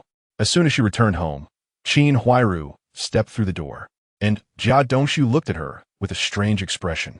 Qin Huairu noticed that Jia Dongshu's face showed no emotion. Huairu, I'm not doubting you.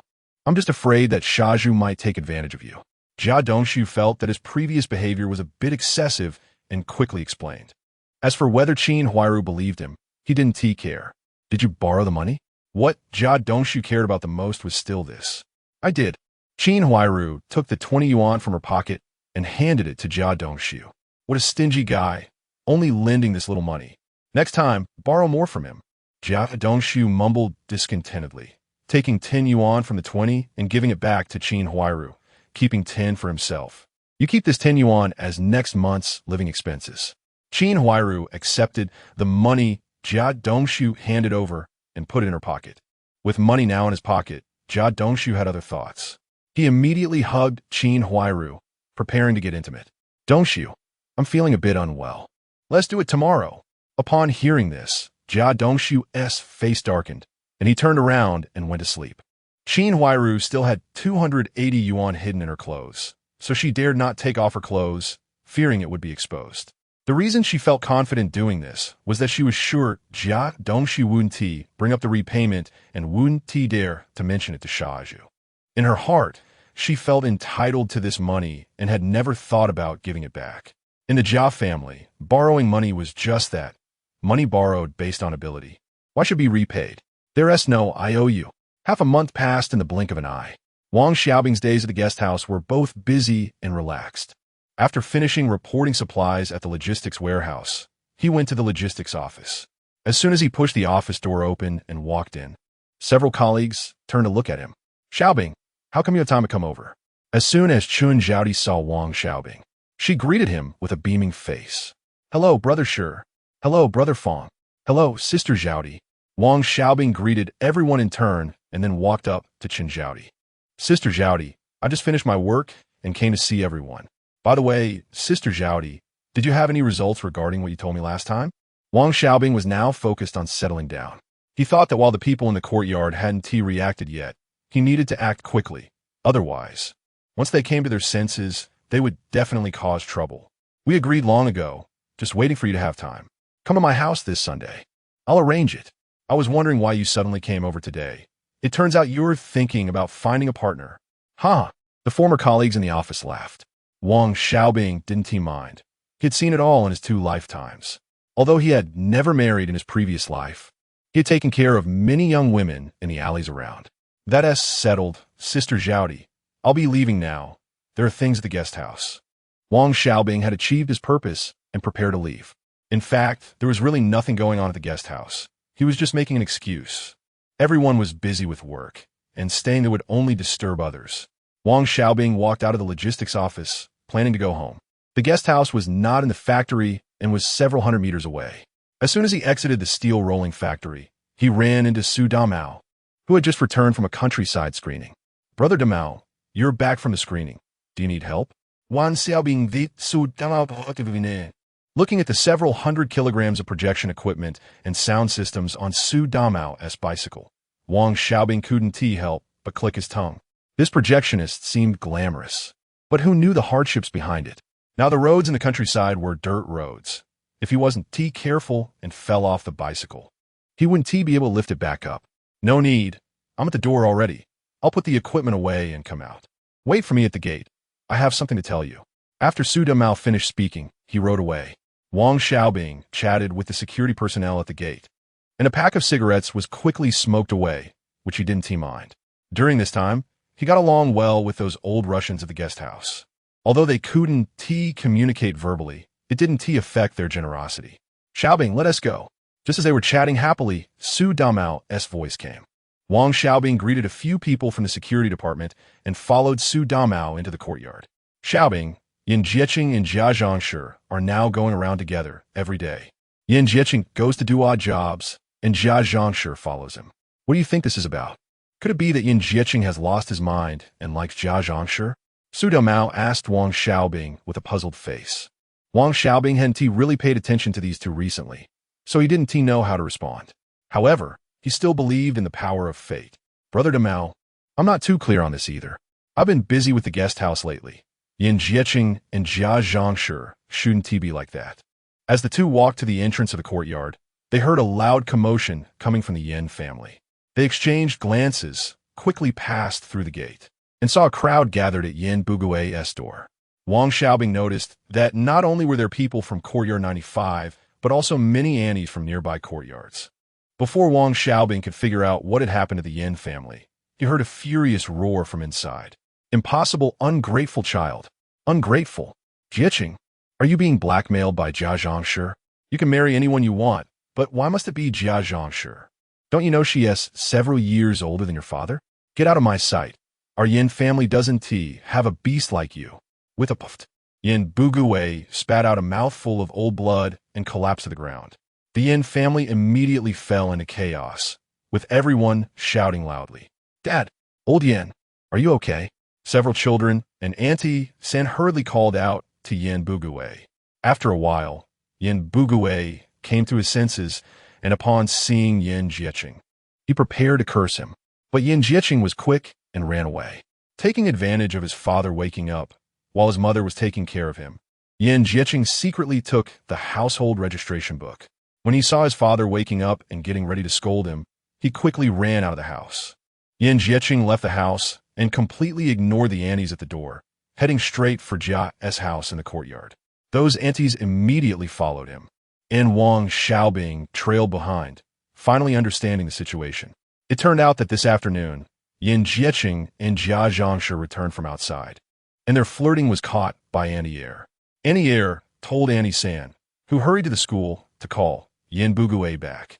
During this time, Auntie Er had spread the news throughout several courtyards. Wherever there was gossip, those aunties were sure to be there. So they flocked to Yin Bugui's door.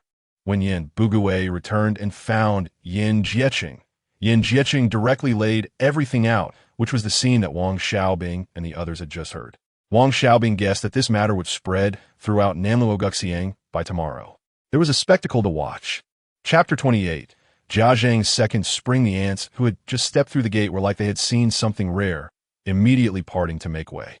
Wang Xiaobing was dumbfounded as he saw Yin Jieqing pulling Jia Zhang forward to the front yard, both of them holding a household registration book. It was obvious they were going to register for a marriage certificate. The two of them standing together looked completely mismatched. Yin Jieqing was a young lad, just over 20, but Jia Zhang was nearly 50. Although she hadn't done any heavy labor, her face was full of wrinkles, her chubby cheeks paired with triangular eyes. And her dark hands, along with her 200-pound frame, made her look like a wild boar that had turned into a spirit. People around were murmuring, unable to understand what Yin Jiecheng was thinking. Some speculated that he was attracted to Jia Zhang because she didn't tea-bathe and had a unique smell. Others joked that maybe he liked her age because she could take care of him like a mother. Even more teased that perhaps he preferred her age because her needs in that aspect would be less, making things easier in the future. Wang Xiaobing and Su Damao were at a loss for words, especially Su Damao, whose mouth had closed since they entered the gate. Yin Jiecheng, holding Jia Zhang's hand, completely ignored the aunt's gazes and discussions, striding through the front yard and out of the courtyard. Unfilial son, if you step out of this courtyard today, don't ever come back. Yin Bugui shouted hoarsely from the doorstep. Yin Jiecheng's face was a mix of anger, grievance, joy, and conflict. And he paused at the door. Would he actually walk out? Probably not. No matter how bad the Yin family was, it was still better than being with Jia Zhang. Moreover, if they got married, where would they live? This was going to be a spectacle. I really can't understand why Yin Jiecheng has taken a liking to Jia Zhang. Did that old widow really have such great charm? Charm my foot. He must be bewitched. Jia Zhang really has some skills. Even at her age, she can have a second spring. Look, Yin Jiecheng is leaving. Wang Xiaobing and Su Damao watched as Yin Jiecheng and Jia Zhang walked out the gate, both unable to suppress a gasp. Wang Xiaobing understood the power of the marriage talisman, so his gasp was more of a sigh of surprise at how things were unfolding as expected, while Su Damao was shocked by the absurdity of the scene before him. Once Yin Jiecheng and Jia Zhang left, the aunts gathered in the front yard, sharing their opinions on the matter. Wang Xiaobing and Su Damao returned to Wang Xiaobing's house, sitting silently in the living room, as what had happened today was far beyond Su Damao's comprehension.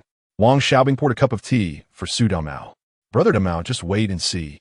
Tonight there will definitely be a lot of excitement at both the Jia and Yin families. I wonder how Jia Dongxu will feel when he finds out his mom is with Yin Jiecheng. Damao, do you think that if this spreads at the steel mill tomorrow, will Jia Dongxu still have a face to go to work? Haha, you're really something. Wang Xiaobing and Su Damao stayed at Wang Xiaobing's house, waiting for the crowd from the steel mill to return, eager to see everyone's reaction once they found out. However, before the steel mill workers returned, Yin Jiecheng was already holding Jia Zhang's hand, proudly raising the marriage certificate, looking like a diploma held high above his head so everyone could see. In an instant, the entire courtyard fell silent, all eyes focused on them. Everyone, I want to announce something. I, Yin Jiecheng and Zhang Xiaohua, Jia Zhang, have formed a revolutionary friendship. Everyone have some candy. Saying this, Yin Jiecheng grabbed a handful of hard candy and threw it into the crowd. Don't snatch. It's mine. In the blink of an eye, the hard candy was snatched clean, with everyone getting a piece. Also, Zhang Xiaohua and I will be living in that back room. The street has already rented it to us. After saying this, Yin Jiecheng pulled Jia Zhang to the door of the back room next to the Yin family. He took out a key, opened the door, and they both went inside. Not long after, they returned home, presumably to pack their things. Once they had moved their belongings into the back room, Yin Jiecheng began cleaning up. Meanwhile, the Yin family stood there, their eyes fixed on Yin Jiecheng and Jia Zhang. Now it should be called Yin Zhang. Watching them tidy up the place, their expressions complex. More and more people gathered in the front yard. Upon hearing the news, people from Nanluo Guxiang Street rushed over. The front yard was nearly overflowing, with the ants chattering about the incident, while the main characters, Yin Jiecheng and Jia Zhang, now Yin Zhang, quietly cleaned up.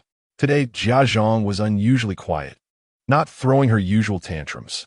The steel mill's closing bell rang, and Yi Zhonghai led the crowd out of the mill, where he saw Qin Huairu waiting at the entrance.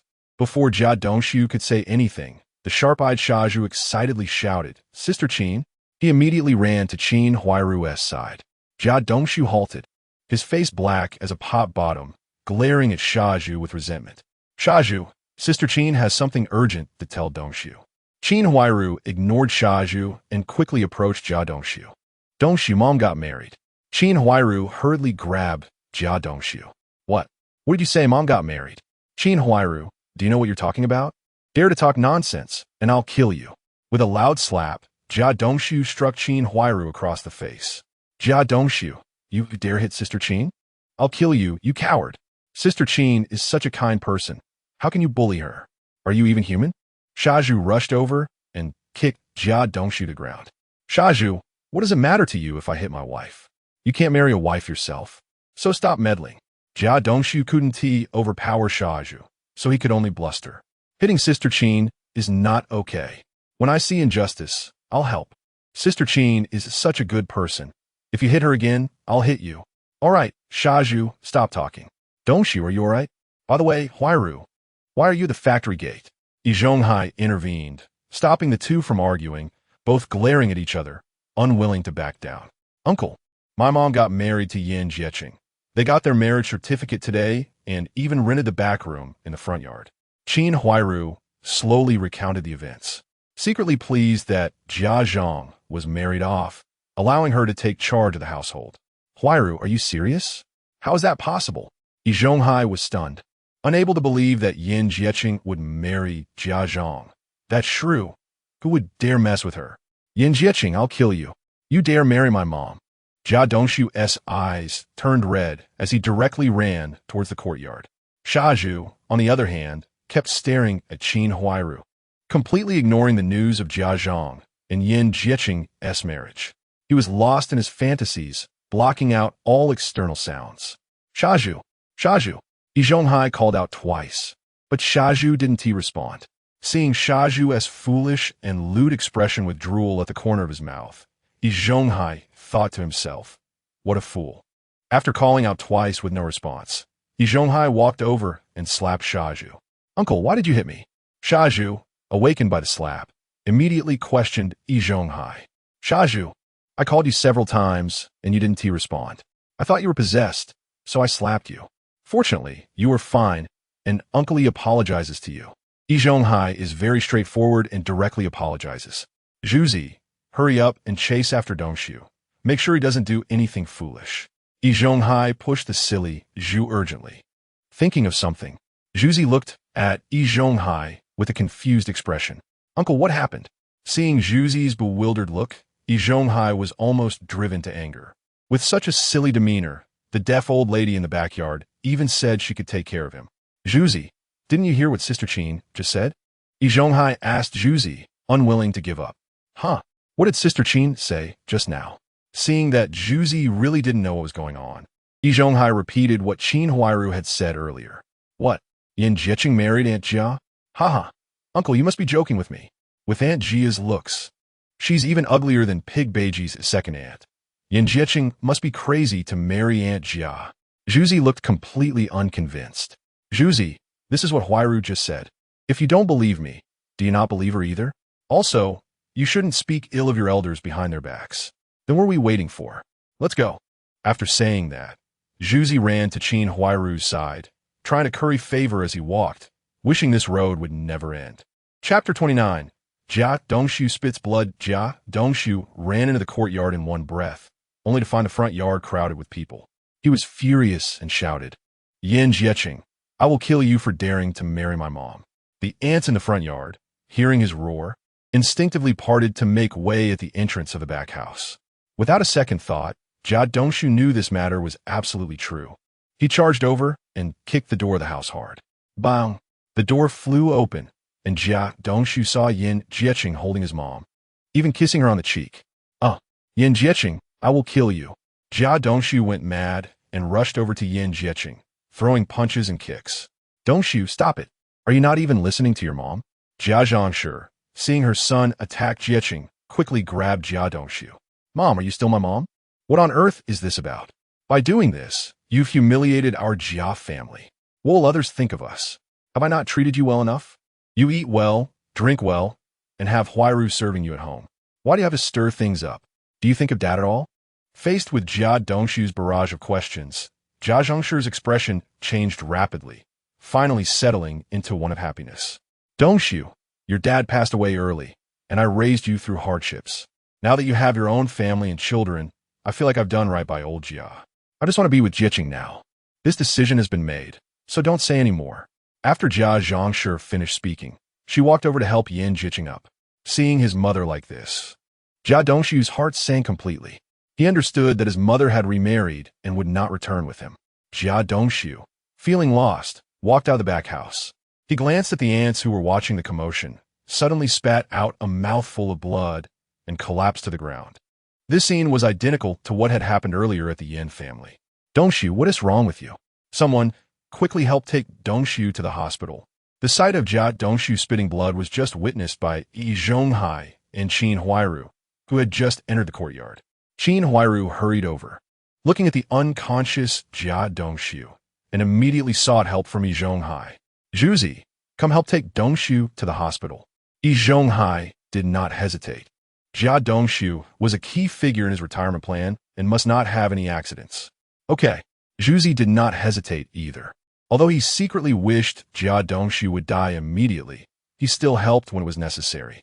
After Jia Dongshu was taken to the hospital, the front yard gradually returned to calm. It was already after work, and the ants had to go home to prepare dinner. However, everyone knew that this incident would be widely talked about at the steel factory tomorrow, and the whole of Sijio City would likely know about it. Yan Jieqing and Jia Zhangshi would be famous now.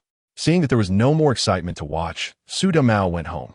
That afternoon, he had watched the commotion for a whole afternoon, his mouth never closing, feeling quite pleased. By the time Yi Zhonghai, Jia Dongshu, Zhuzi, and Qin Huairu returned to the courtyard, it was already half a day later. Passing by the back house in the front yard, Jia Dongshu glanced over, a complex emotion flashing in his eyes. He both hated Yan Jieqing and his mother, but deep down, he understood he was powerless to change all of this. It was as if the sky was going to rain, and his mother was going to marry, with no say in the matter. With his head hanging low, Jia Dongshu walked toward the central courtyard, with Qin Huairu silently following behind him. Zhuzi stayed closely beside Qin Huairu. Under normal circumstances, Jia Dongshu would have exploded in anger. But now he had no energy to care about that. This scene was clearly seen by Yi Zhonghai walking behind. The Yin family in the front yard was particularly quiet today. There was no fire cooking like usual, just a cold silence. Yin Bugui sat at home sighing, feeling that his eldest son had married an old widow, and he felt ashamed before the ancestors of the Yin family, muttering to himself. The three ants secretly wiped their tears aside.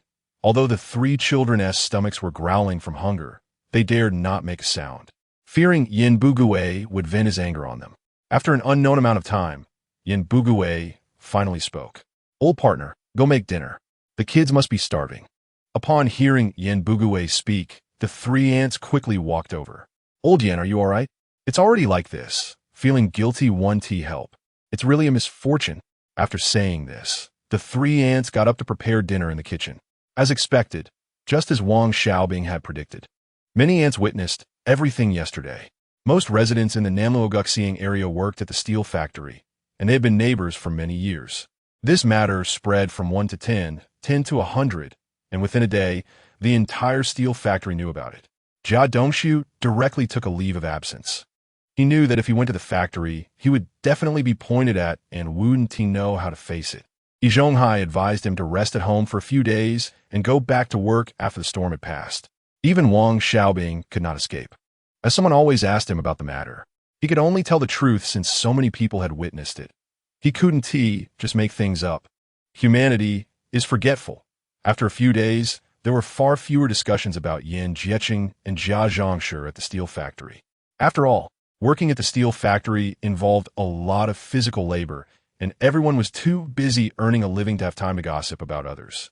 Moreover, one of the protagonists, Jia Dongshu, had taken leave and was not seen at the factory, so gradually, the matter calmed down. This day was a Sunday, and the steel factory was closed. Wang Xiaobing got himself ready early in the morning. He was going to Chun Zhaodi's house for a blind date. Before getting married and obtaining a marriage certificate, he didn't want to bring his blind date to this courtyard, feeling that there were too many issues here. Wang Xiaobing left the courtyard and first went to the supply and marketing cooperative, buying a pound of candy, 2 bottles of Fingio, 2 packs of cigarettes, and a box of peach crisps.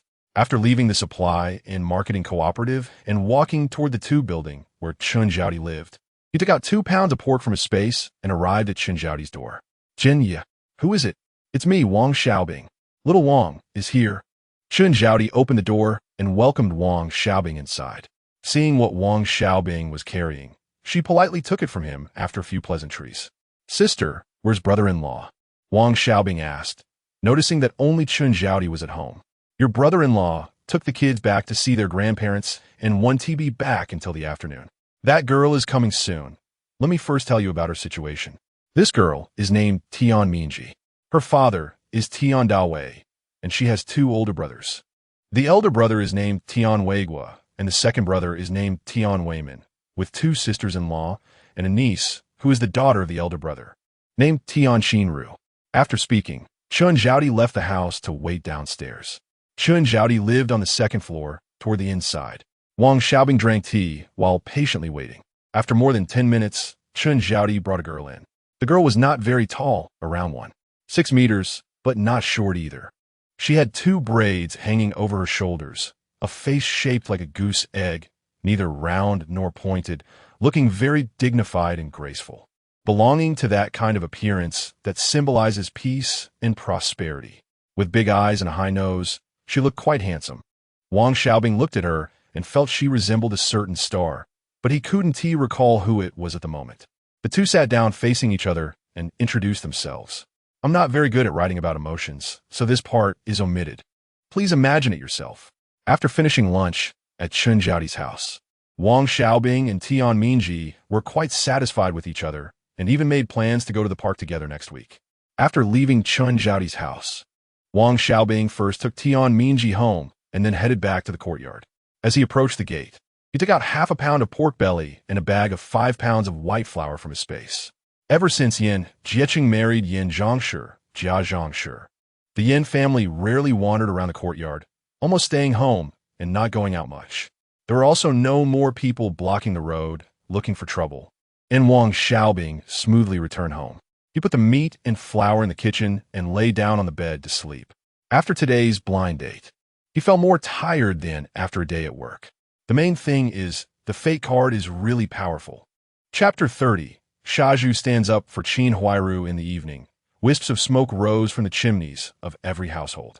Wang Xiaobing had slept for a few hours and felt much better. He got up, washed his face, and prepared to cook dinner. At that moment, he heard Su Damao calling him from outside. Wang Xiaobing opened the door and saw Su Damao standing at the entrance. "Brother Damao, what is up?" "Xiaobing, come over to my place for dinner. I'm living alone now and have been confirmed as a permanent employee. My salary is about the same as Shaju's every month," Su Damao said proudly. Wang Xiaobing didn't want to spoil his mood. "Congratulations, Brother Damao. By the way, aren't your parents living with you?" "I've separated from my parents. They got a place over by the cinema and moved in today. I'll head back to cook now, so you can come over later," Su Damao said before walking toward the backyard. Wang Xiaobing didn't feel like cooking, so he went into the kitchen and put away the meat and flour into his secret space. In the front yard lived the Jia family. Although they seemed honest lately, could still cause trouble at any moment. Thinking there was nothing urgent to do, Wang Xiaobing decided to buy a bottle of wine. The supply and marketing cooperative wasn't far from the courtyard, and he quickly returned with the wine. Just as he was about to enter his house, he heard a commotion from the central courtyard.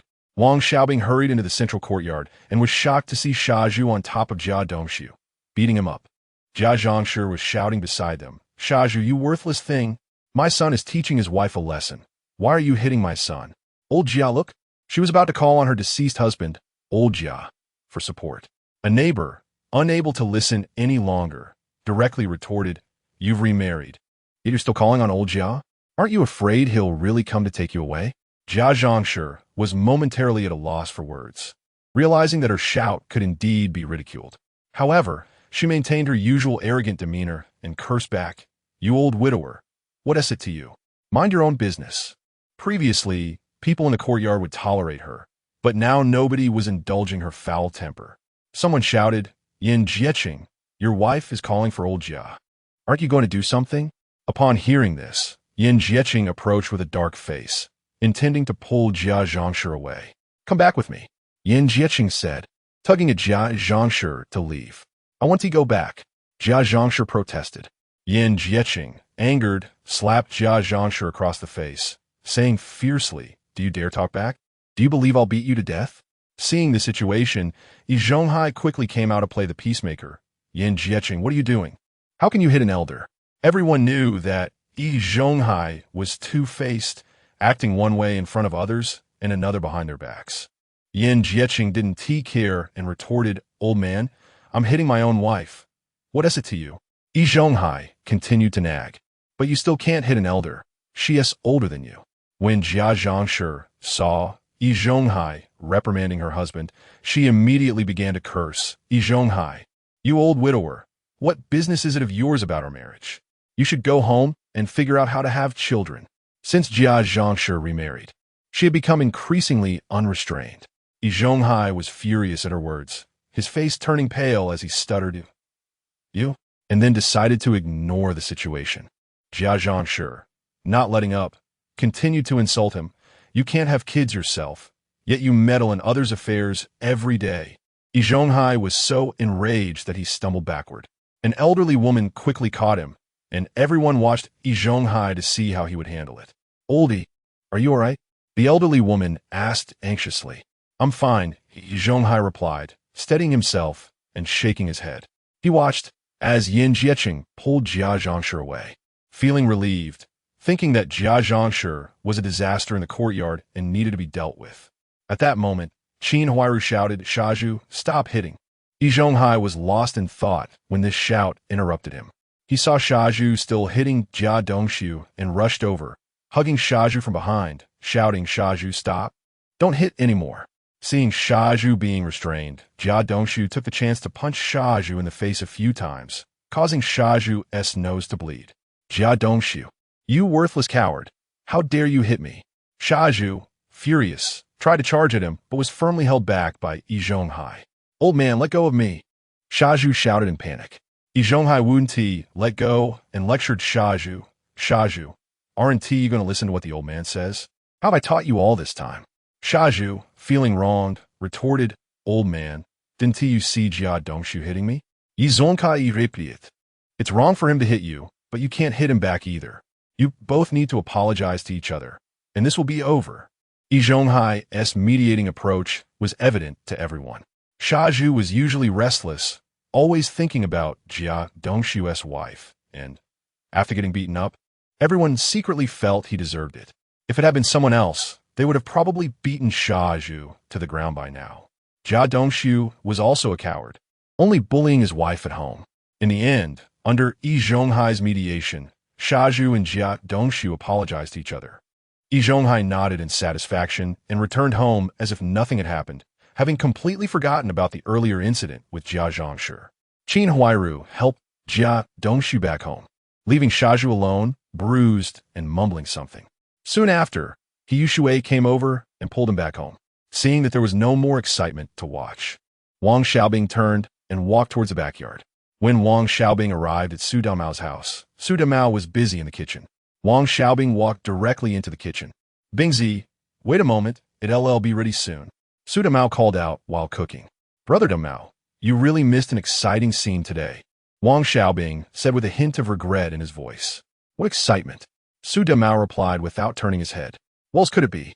Just some commotion in the central courtyard." "Brother Damao, you guessed it right.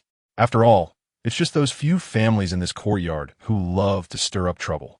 After saying that, Wang Xiaobing went to wait at the dining table. Once Su Damao brought the dishes to the table, the two began to drink and chat. They talked from the courtyard to the steel mill, and from the propaganda department to the girls they met in the countryside. Su Damao animatedly recounted his proud moments, gesturing excitedly as he spoke. In the end, Wang Xiaobing helped the drunken Su Damao to bed and then staggered home himself. When Wang Xiaobing returned home, he poured himself a glass of water and sat in the living room. He thought to himself that he was about to get married and couldn't continue living carelessly like before. He needed to act more like an adult and take on responsibilities. In his previous life, he hadn't started a family, but in this life, he couldn't end up like before, unable to return home in middle age. Ever since his grandparents passed away, he had much of a relationship with his parents, so he needed to work hard in this life. Chapter 31 is that not to fool you from the war god? In the early morning, the sunlight sparsely fell into the courtyard, casting a warm glow over this familiar place. Su Damao hummed a little tune, pushing his shiny bicycle, leisurely preparing to go to work. Passing by the wash basin, He caught sight of the fool, Zhu, washing up, and the sight of his bruised face instantly ignited Su Damao's inherent penchant for trouble. "Oh, isn't this our fool Zhu from the courtyard?" Su Damao raised his voice, deliberately elongating his tone, with a malicious smile on his face. "What happened? Did you go to the 8 great alleys for a night of fun and couldn't pay the bill, so you got beaten up?" He continued, patting his pocket intentionally, making a crisp sound, his glee practically written all over his face. Upon hearing this, Zhu's already sullen face darkened even more, and he threw his towel into the wash basin with a splash. "Get lost." He glared at Su Damao, eyes wide with anger. "I can't be bothered with your filthy mouth. If you want to work in peace, don't come here looking for a beating." As he spoke, he rolled up his sleeves, his strong arms bulging, looking as if he would charge at Su Damao any second. But Su Damao completely disregarded Zhu's warning. Not only did he not back down, he became even more provocative. "Zhu, why are you so ungrateful?" He pouted, feigning a pitiful expression. "I was just trying to lend you some money out of kindness, and instead of being grateful, you dare to threaten me? Is this how you repay kindness, huh? Do you really think I'm afraid of you?" As he spoke, Su Damao leaned forward provocatively, his smug demeanor clearly testing Zhu's limits. Zhu was completely enraged now, his chest heaving violently, veins bulging on his forehead, and his eyes seemed to be spitting fire. Ignoring the pain on his face, he let out a roar and charged forward, lifting his leg and delivering a precise kick to Su Damao's vital area. "Ah!" Su Damao let out a scream like a slaughtered pig, instinctively covering himself, curling up like a boiled shrimp and collapsing to the ground. His face contorted in pain. His once handsome features scrunched together tightly, beads of sweat the size of beans rolling down his forehead and dripping onto the dusty ground, instantly soaking a small patch. His body uncontrollably rolled on the ground, groaning in agony, looking utterly miserable. At that moment, Wang Xiaobing happened to walk into the courtyard. As soon as he entered, he saw this chaotic and bizarre scene. "Brother Damao," he exclaimed in shock, switching his gaze between the writhing Su Damao on the floor and the furious Zhu beside him. With just one glance, he immediately understood that Su Damao's foul mouth had definitely provoked Zhu to the limit. "Zhu, what are you waiting for?" Wang Xiaobing reacted quickly, shouting at Zhu, "Hurry up and get a cart to take Su Damao to the hospital. If something really happens to him, you won't be able to bear the consequences and might end up in jail." Upon hearing this, Zhu seemed to wake from a dream, and the anger on his face was instantly replaced by a hint of panic. He stared blankly at the writhing Su Damao on the ground, then at the anxious Wang Xiaobing, and, after a few seconds of hesitation, stammered, "Oh." Without caring about his image anymore, he dashed over, scooped Su Damao up, and hurried toward the courtyard entrance. Meanwhile, Yi Zhonghai had just stepped out of the house, ready to see what was happening. But upon seeing Zhu rush out with Su Damao in his arms and glancing at the calm Wang Xiaobing who was preparing to wash up, he hesitated for a moment and withdrew his foot, turning back into the house. Wang Xiaobing, on the other hand, walked calmly to the wash basin, picked up the towel Zhu had just thrown down, and began washing up. After finishing, he shook the towel, hung it neatly, brushed off the dust from his clothes, as if the intense conflict that had just occurred had never happened, and then walked briskly toward the factory, thinking he would check on Su Damao's condition after work. "Xiaobing, your party application has been approved. You are now a probationary party member. Once you get your diploma, I will apply for your promotion. You've been doing exceptionally well at the guest house during this time. After the promotion, you can go to the publicity department or the transportation department," Li Shuwen said while patting Wang Xiaobing's shoulder. He genuinely appreciated Wang Xiaobing. This young man was quite mature in his work despite his young age. "Thank you, Director Li. I'll follow your arrangement.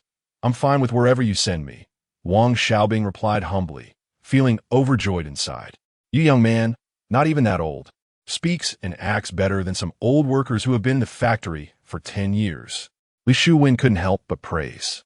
"That's all thanks to your guidance, Director." Wang Xiaobing quickly flattered, knowing that Li Shuwen was a cousin of Li Huaid, and he needed to hold on to such a big shot tightly. "All right, you go on with your work." Li Shuwen smiled and waved his hand. "Okay, Director, you take care." Wang Xiaobing politely said goodbye and then stepped out. The work of a clerk was much easier compared to that of a factory worker, with no exhausting tasks. As soon as the closing bell rang, Wang Xiaobing leisurely strolled to the supply and marketing cooperative, bought some pastries, and went to Hongxing Hospital to visit Su Damao. By the time he returned from the hospital, it was already dark outside. Zhu had taken leave to care for Su Damao in the hospital, while Yushui was home alone, waiting all day for her brother to return and cook. Yushui, are you waiting for your brother? I estimate he'll be back very late. You haven't eaten yet, right? Come to my house to eat something, Wang Xiaobing said upon seeing Yushui standing alone at the courtyard entrance, guessing she was waiting for Zhu. Brother Xiaobing, no need. I'll go home and cook myself, Yushui replied before hurriedly running away. This girl was so thin, looking like skin and bones. Who wouldn't feel sorry for her among the neighbors in the courtyard? Wang Xiaobing also didn't drag Yushui to his house to eat like those protagonists in novels. He knew that Yushui, despite Zhu raising her since childhood, didn't help him when he needed it. Xiaobing is back. A neighbor in the courtyard greeted him. Yes, uncle. Have you eaten? Wang Xiaobing walked into the front yard, greeting the neighbors one by one before returning to his own home. Chapter 32. Su Damao gets beaten up on Sunday morning. Before the sunlight had fully spread across the land, Wang Xiaobing got up early. Outside the window, the occasional crisp chirping of birds added a touch of vitality to the tranquil morning. He began to wash up seriously. Splashing cold water on his face instantly dispelled the remnants of sleep, making him feel much more awake. After finishing his grooming, he stood in front of the wardrobe, hesitated for a moment, and finally took out his uncle's Zhongshan suit. Although the suit was not new, it had been well preserved by his uncle, looking neat and crisp. He gently shook out the suit, carefully put it on, buttoned it up, and adjusted the collar and cuffs. Looking in the mirror, the slightly immature version of himself suddenly appeared more mature and composed, and he felt much more spirited. He thought to himself that he must buy a brand new Zhongshan suit for himself when he had the time. It wasn't that he didn't want to buy new clothes. He just had been too busy with work lately and hadn't found time to pick anything out. Finally, it was Sunday, and he planned to take his girlfriend to the department store, not only to buy himself a new outfit, but also to get her a beautiful piece of clothing. Speaking of this, he wasn't at all worried about ration tickets or money. As a cadre, he had a relative advantage in this regard, unlike the workers in the factory, who had to either eagerly await year-end awards for being recognized as outstanding to get some fabric tickets or trade with others, or even risk going to the black market to buy tickets. However, items from the black market were of dubious origin, and if they got caught, it would be hard to explain and could easily lead to trouble. As for him, he even had bicycle tickets, which was quite rare in the eyes of the workers.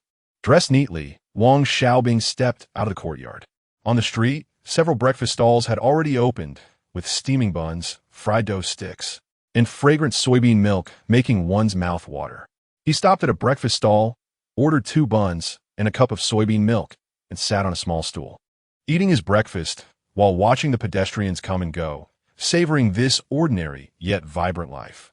After finishing his breakfast, he wiped his mouth, returned the dishes to the stall owner, and then headed towards the park. It was still early, and when Wang Xiaobing arrived at the park, his girlfriend Tian Mingji had not yet arrived.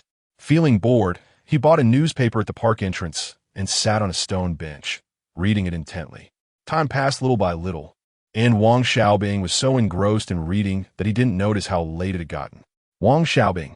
It wasn't until someone called his name that he snapped back to reality. Looking up, he saw a girl standing not far away, smiling at him. Comrade Tian Mingji, when did you arrive? I was so engrossed in reading the newspaper that I lost track of time.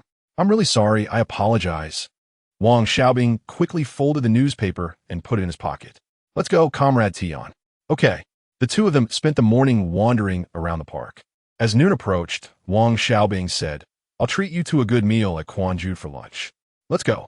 Saying this, he took Tian Mingji's arm. Tian Mingji exclaimed softly. Or should we just skip it and go home to cook?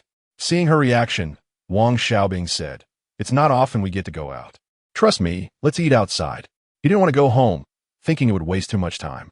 So, the two of them had roast duck at Quanju for lunch, wrapping it in lotus leaf pancakes, and also drank a bowl of duck offal soup. After lunch, Wang Xiaobing took his girlfriend to the department store.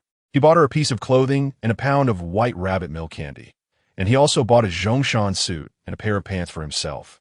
However, Shopping wasn't as smooth as expected.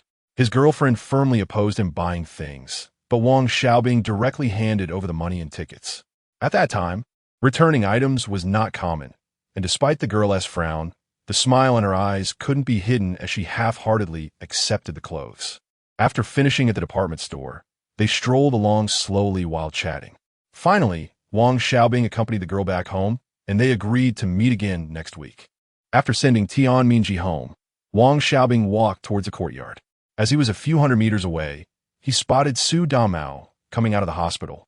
However, Su Damao was walking strangely, limping in a way that looked quite unnatural.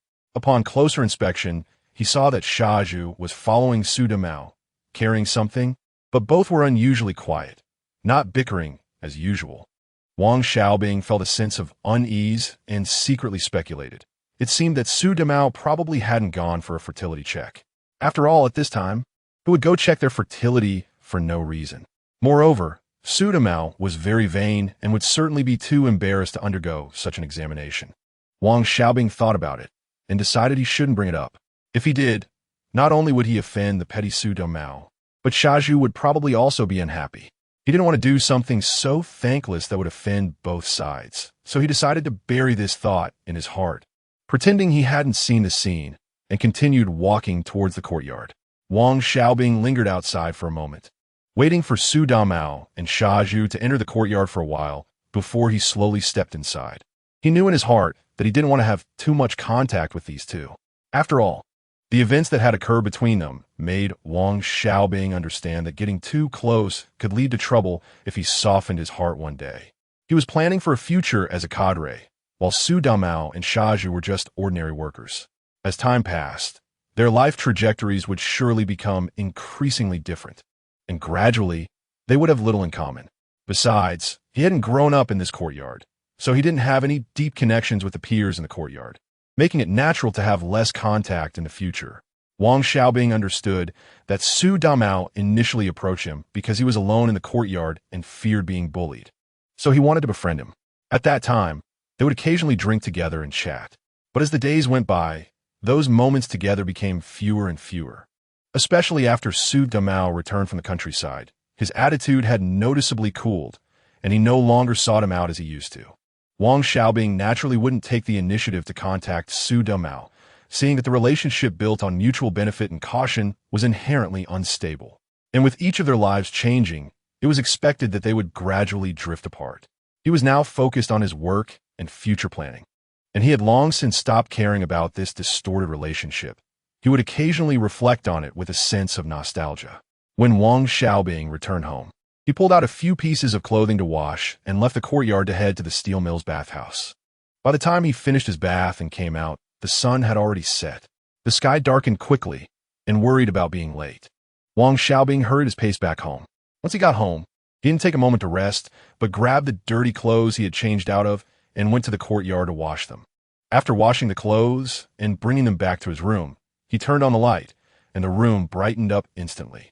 After a while of busying himself, he felt hungry and prepared to make dinner.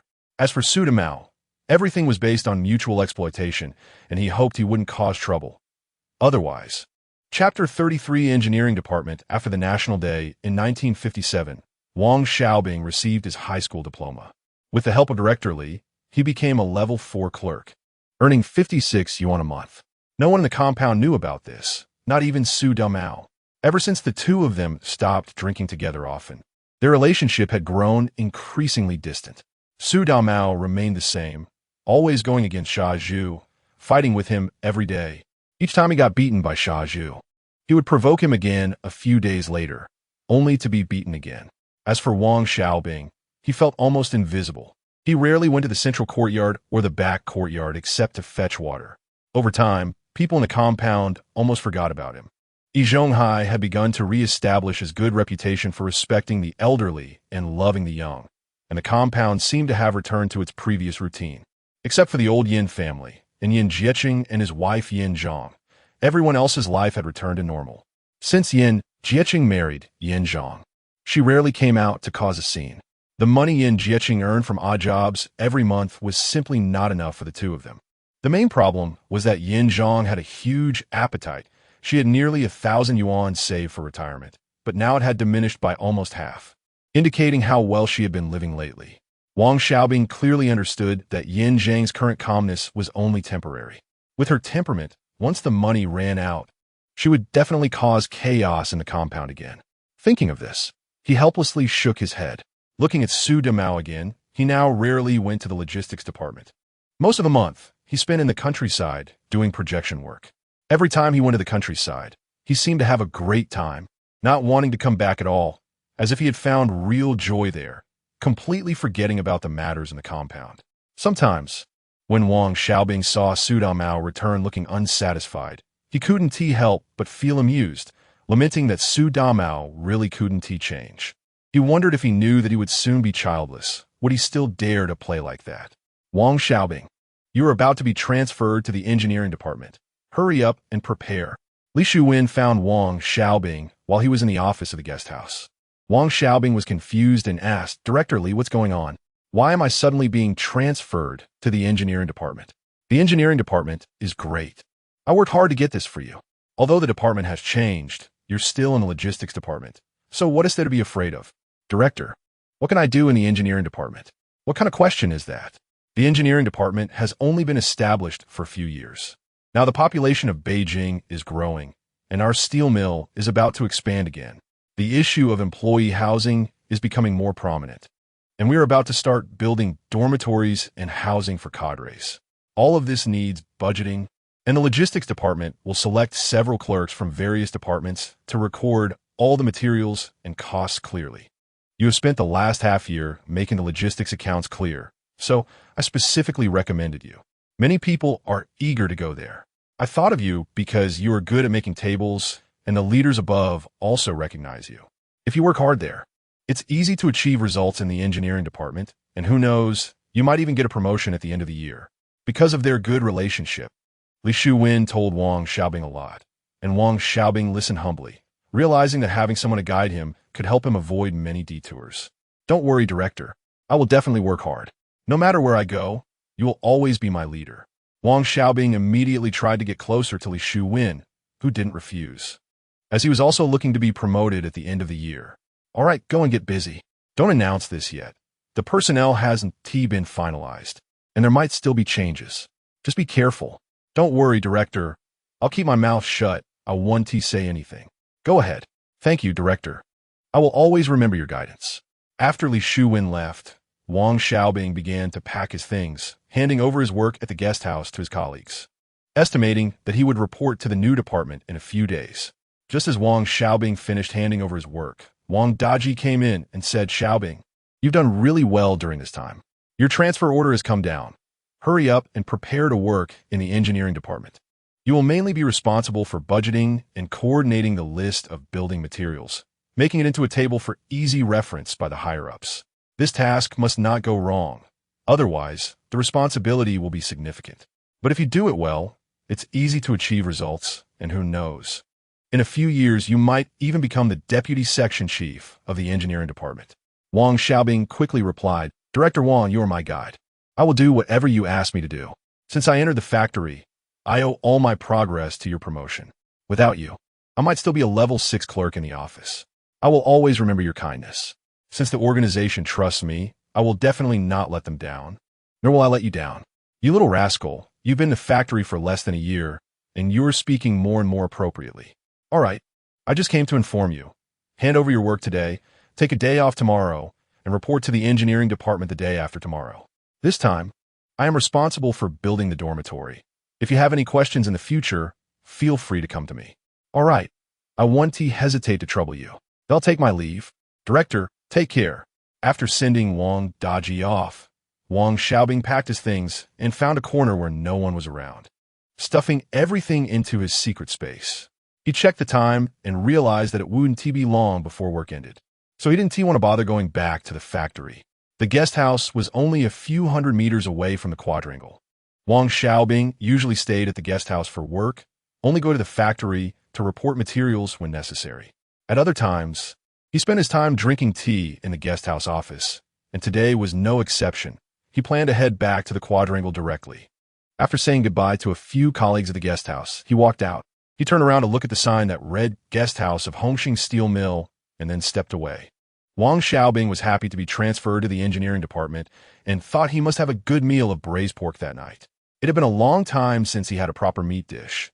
Not because he didn't want to eat it, but because he couldn't. After all, living in the quadrangle meant that as soon as he cooked meat, everyone in the courtyard could smell it. If he ate meat every day, he would definitely be reported.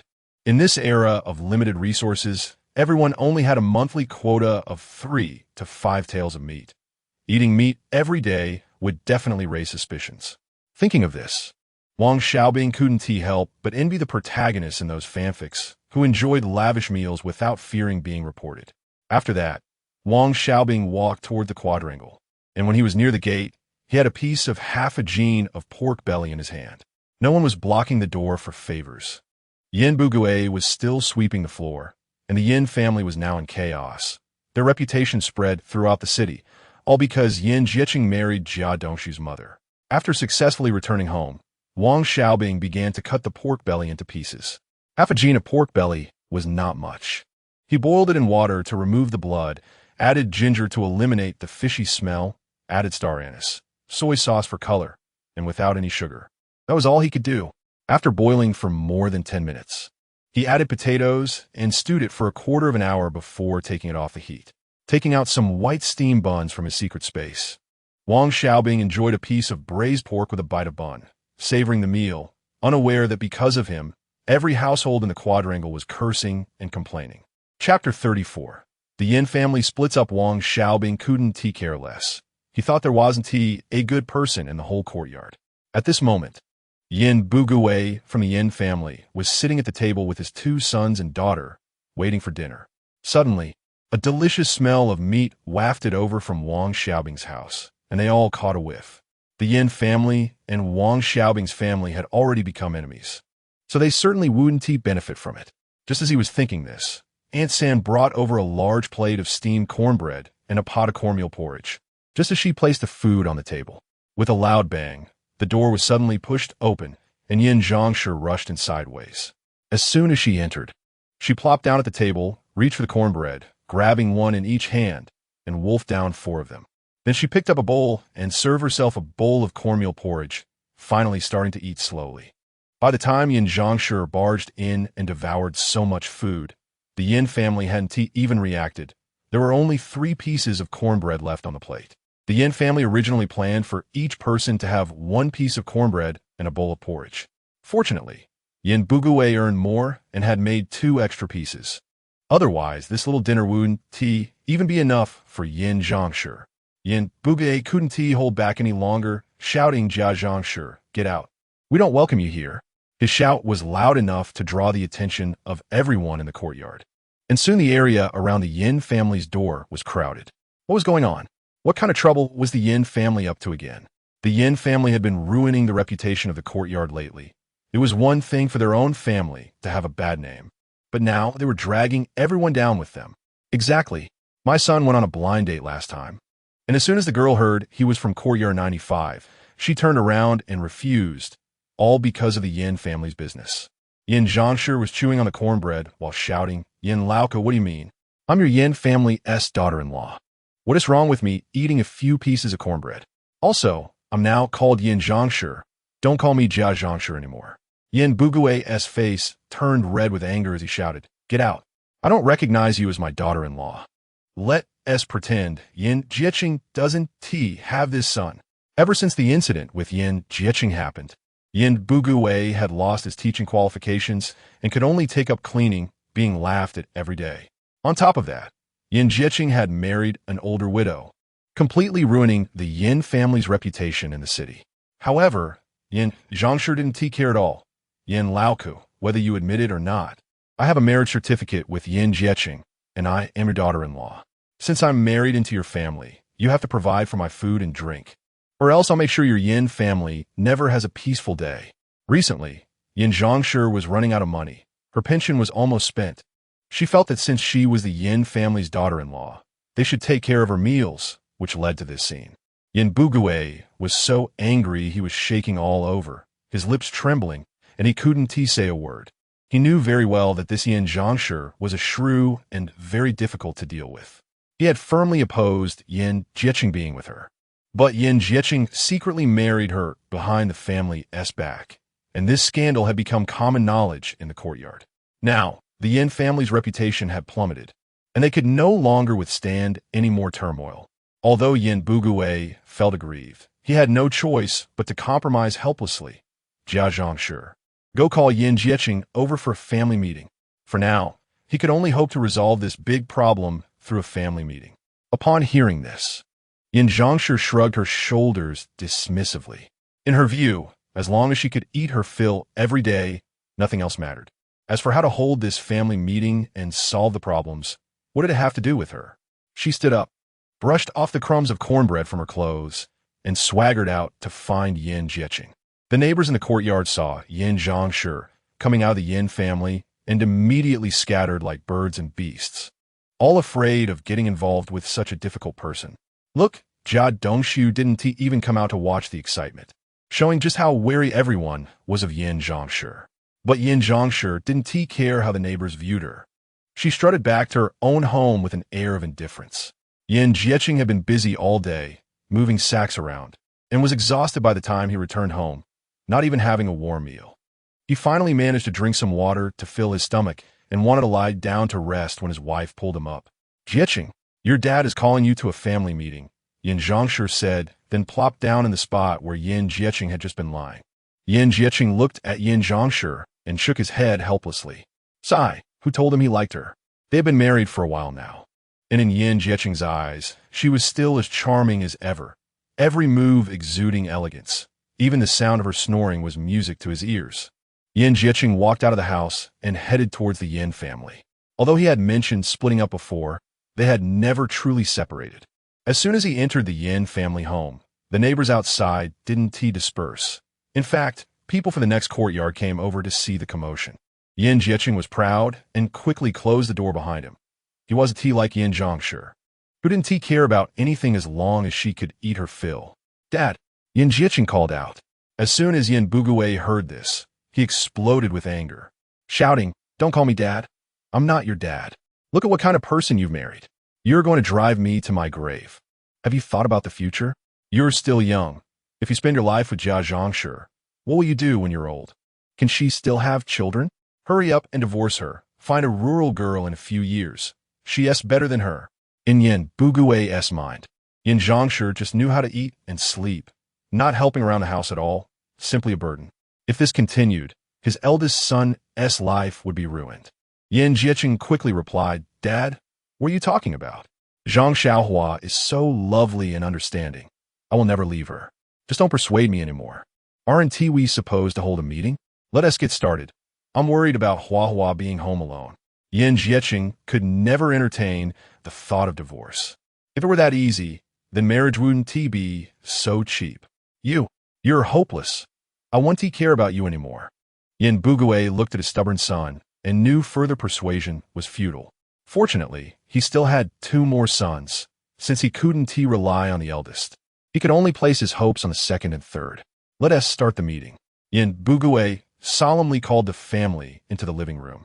He cleared his throat and continued, since Yin Jieqing has already started his own family, it's time to split the household. Tomorrow, go to the street office to separate the household registration. From now on, Yin Jieqing will need to provide 5 yuan a month for family support, and you'll have to cook for yourself at home. As soon as money was mentioned, Yin Bugui became ruthless, even if it was his own son. He had to keep the accounts clear. Yin Jieqing quickly said, Dad, I agree to split up. But where would I have space to cook in my house? Let us still eat here. I'll give you 10 yuan for meals and 5 yuan for family support.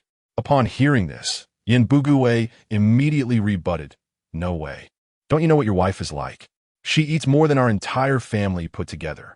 If you 2 want to eat here, you'll have to pay 20 yuan for meals, plus the 5 yuan for support. Yin Jieqing was so anxious upon hearing the amount that he started stomping his feet. Dad, aren't you pushing me to a dead end? I only earn a little over 20 yuan a month. I can pay a maximum of 15 for meals.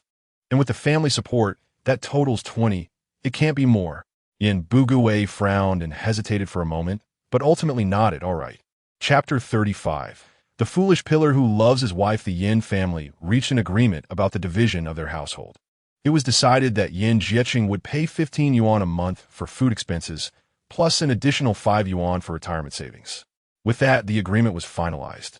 When Yin Jieqing returned home, he told Yin Zhangshi about the division. Yin Zhangshi didn't mind, as long as it meant she wouldn't have to do any work and would still have food to eat. When the neighbors saw Yin Jieqing come home, they lost interest and gradually dispersed. Meanwhile, Qin Huairu said to Jia Dongshu, "Dongshu, we're out of food at home. Can you give me some money so I can buy some food tomorrow?" Jia Dongshu impatiently replied, "Why are we out of food again? Why don't you just borrow from Shaju?" Jia Dongshu had been penalized 3 months' salary before, and since then, whenever there was no money at home, he would borrow from his master, Yi Zhonghai. However, he would borrow money only to go play cards, and after doing this multiple times, Yi Zhonghai was reluctant to lend him more. Yi Zhonghai thought to himself, "I'm counting on him to support me in my old age. How did it turn out that I'm supporting him?" Later, Yi Zhonghai found out that Jia Dongshu hadn't changed at all. He still borrowed money just to play cards. Today, Jia Dongshu was scolded by Yi Zhonghai again, and when he returned home, he heard his mother shouting. He was too lazy to go out to the front yard to see what was happening and just stayed inside. Since his mother remarried, Jia Dongshu's life had become a bit easier, but all the money at home had been taken away by Jia Zhangshi. The last time Qin Huairu borrowed 20 yuan from Shaju, Jia Dongshu took 10 yuan of it and had spent it all already. When Qin Huairu heard Jia Dongshu suggest she borrow money from Shaju again, she knew it wouldn't be easy to borrow money this time, especially since she had just borrowed 300 yuan from him. However, it was absolutely impossible for her to take out her own money. With a surge of determination, she decided to try borrowing from Shaju again. Qin Huairu looked at her son sleeping soundly on the bed and her husband looking sickly and weak. Helplessly, she stepped out of the house. Just as she reached the side of the water trough, she heard Su Damao's sharp voice from behind her. "Sister Qin, is it true that you have no rice to cook? Do you need my brother to lend you some money for emergencies?" Su Damao had a sly expression on his face, and Qin Huairu felt a wave of nausea, but had to endure it. "Oh, it's Damao. Are you really willing to lend me money?" Qin Huairu stared at Su Damao suspiciously. "Sister Qin, when I, Su Damao, say I'll lend money, I absolutely mean it." Saying this, Su Damao took out 5 yuan from his pocket. As soon as Qin Huairu saw the money, she reached out to grab it. But Su Damao quickly pulled his hand back, and she missed. "Su Damao, are you messing with me?" Qin Huairu's eyes turned red, and tears welled up, as if she was about to cry. "Sister Qin, I'm not like Shaju. Your trick won't work on me. I can lend you money, but when will you pay it back?" Su Damao had been in the countryside long enough to have seen all kinds of difficult women, and there were even those who could play the victim better than Qin Huairu, who cried all day. "Forget it, I'll 1T lend it to you then." After saying that, Qin Huairu turned to go find Shaju. "Sister Qin, don't go. I didn't say I wouldn't lend it to you. Here, this 5 yuan is my way of apologizing to you. You don't have to pay it back." Saying this, Su Damao shoved the money into Qin Huairu's hand and deliberately touched her hand several times before letting go. As soon as she got the money, Qin Huairu turned and headed toward Shaju's house. Su Damao watched a retreating figure, feeling unwilling, and could only go home. "Pillar." Qin Huairu pushed the door open and entered, startling Shaju. But when he saw Qin Huairu crying, his protective instincts surged. "Sister Qin, don't cry." Shaju raised his hand, wanting to comfort her, but fearing he might scare her, he stopped with his hand in the air. "Sister Qin, did that useless Jia Dongshu hit you? I'll go settle the score with him." Shaju was furious and turned to find Jia Dongshu. "Pillar, it's not Dongshu, it's Su Damao. You know our family is about to starve." Su Damao said he'd lend me money, but in the end, Qin Huairu sobbed. "Sister Qin, did that scoundrel bully you? I must beat him to death." Shaju's face turned red with anger. Qin Huairu found his frantic expression somewhat amusing and thought to herself, "He is not even my husband. Why is he so worked up? I'm going to find Su Damao now. Just watch me beat him up." "Pillar, don't go. I didn't let him take advantage of me. You know Jiagu has had 3 months of salary deducted, and our family is relying on me alone to get by. We're out of food now." Su Damao said he'd lend me money, but he just wanted to take advantage of me, and I didn't let him succeed. "I just wanted to talk to you about my grievances." Cry makes me feel better. You're such a good person, Pillar. I won't disturb you anymore. I have to go borrow money or the kids will starve. Sister Chin, if you need to borrow money, just come to me. If you run out of money in the future, just tell me directly. And don't go looking for Su Daomao. That guy is no good. Don't let him take advantage of you. Seeing that Qin Huairu was about to leave, Shaju hurriedly offered to lend her money. Qin Huairu nearly laughed out loud, but quickly controlled her expression. Pillar, you're really kind. I haven't paid back the money I borrowed last time, and now I'm borrowing again. I don't know when I'll be able to pay it back. Sister Qin, you don't have to pay it back. Here, as 20 yuan. Take it and buy some food tomorrow. Shaju immediately took 20 yuan from his pocket and handed it to Qin Huairu, casually touching the spot Su Daomao had just touched. Pillar, when I have money, I'll definitely pay you back. I'll go home now. The kids are waiting for me. With Shaju's silly grin, Qin Huairu turned and walked out of his house. Shaju was left alone at home, still foolishly savoring the moment he had held Qin Huairu's hand, bringing his nose close to his hand to smell it, thinking to himself, it smells so good. In a moment of excitement, Shaju even planned not to wash his hands for 3 days, wanting to keep some of Qin Huairu's scent. On the other side, Su Daomao returned home, fuming. He felt deeply dissatisfied, thinking he had lost out by only getting to touch Qin Huairu's hand after giving away 5 yuan. He calculated that in the countryside, 5 yuan could get you a wife, so he felt like he had wasted his money. The more he thought about it, the more resentful he became, and his hatred for Shaju intensified. He was so angry that he grabbed a bottle of liquor and took several swigs to drown his sorrows. Oldie, just now Qin Huairu went to Shaju's house again. A woman quickly reported what she had seen to Zhonghai. Upon hearing this, Zhonghai nodded slightly and said, she probably went to borrow money. Dongshu had 3 months' salary deducted, so they must be tight on money. He thought for a moment. Although he had scolded Jia Dongshu for being useless, he still relied on him to support him in his old age, so he couldn't just ignore it. Thus, Zhonghai turned to the woman and instructed, how about this? Tomorrow, you take a few pounds of cornmeal to their house to help them through this tough time.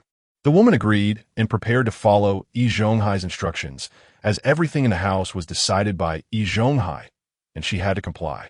Chapter 36 Engineering Department equals Dragon's Den and Tiger's Lair. Welcome, Comrade Wang Xiaobing. Early in the morning, Wang Xiaobing went directly to report to the engineering department.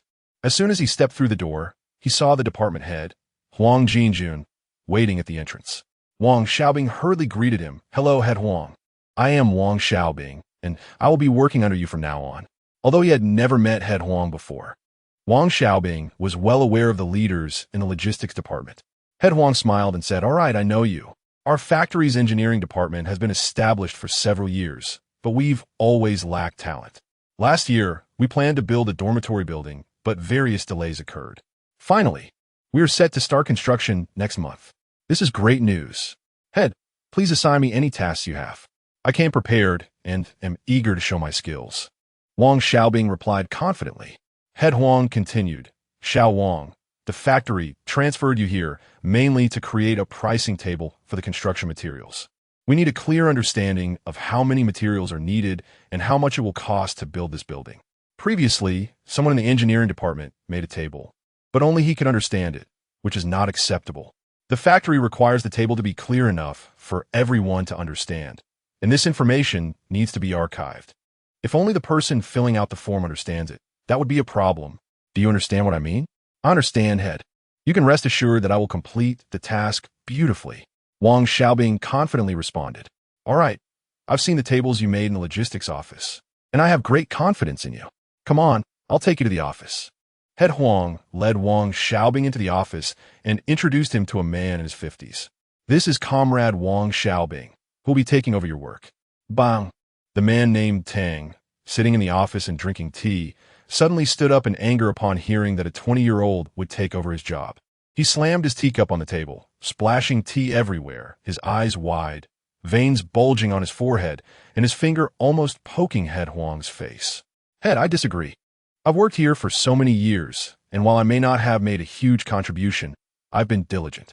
You want to assign a young kid to this important job? If something goes wrong, who's going to take responsibility?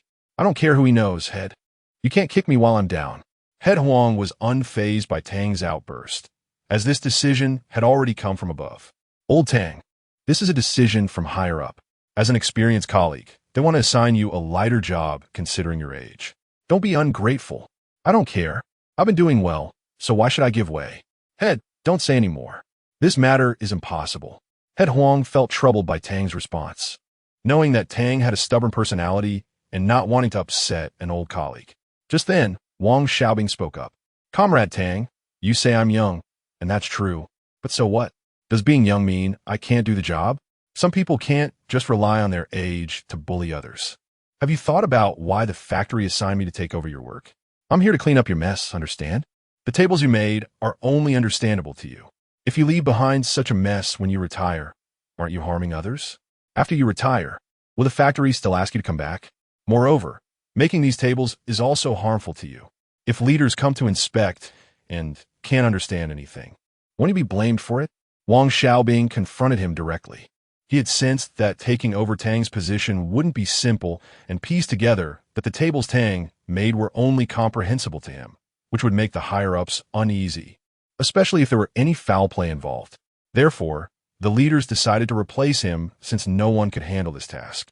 Ever since Wang Xiaobing clearly laid out the accounts in the logistics office, the higher-ups had considered transferring him to replace Tang. Kid, how can you talk to an old colleague like that?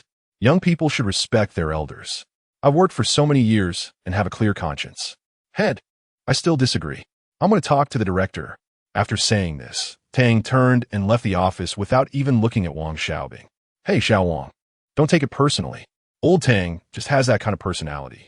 You need to pay attention to how you interact with older colleagues in the future. Don't provoke conflicts. Old Tang is a decent person. You should find a way to communicate with him, Head Huang said, watching Tang's departing figure with a furrowed brow, secretly worrying. If this isn't handled well, it could become a big problem.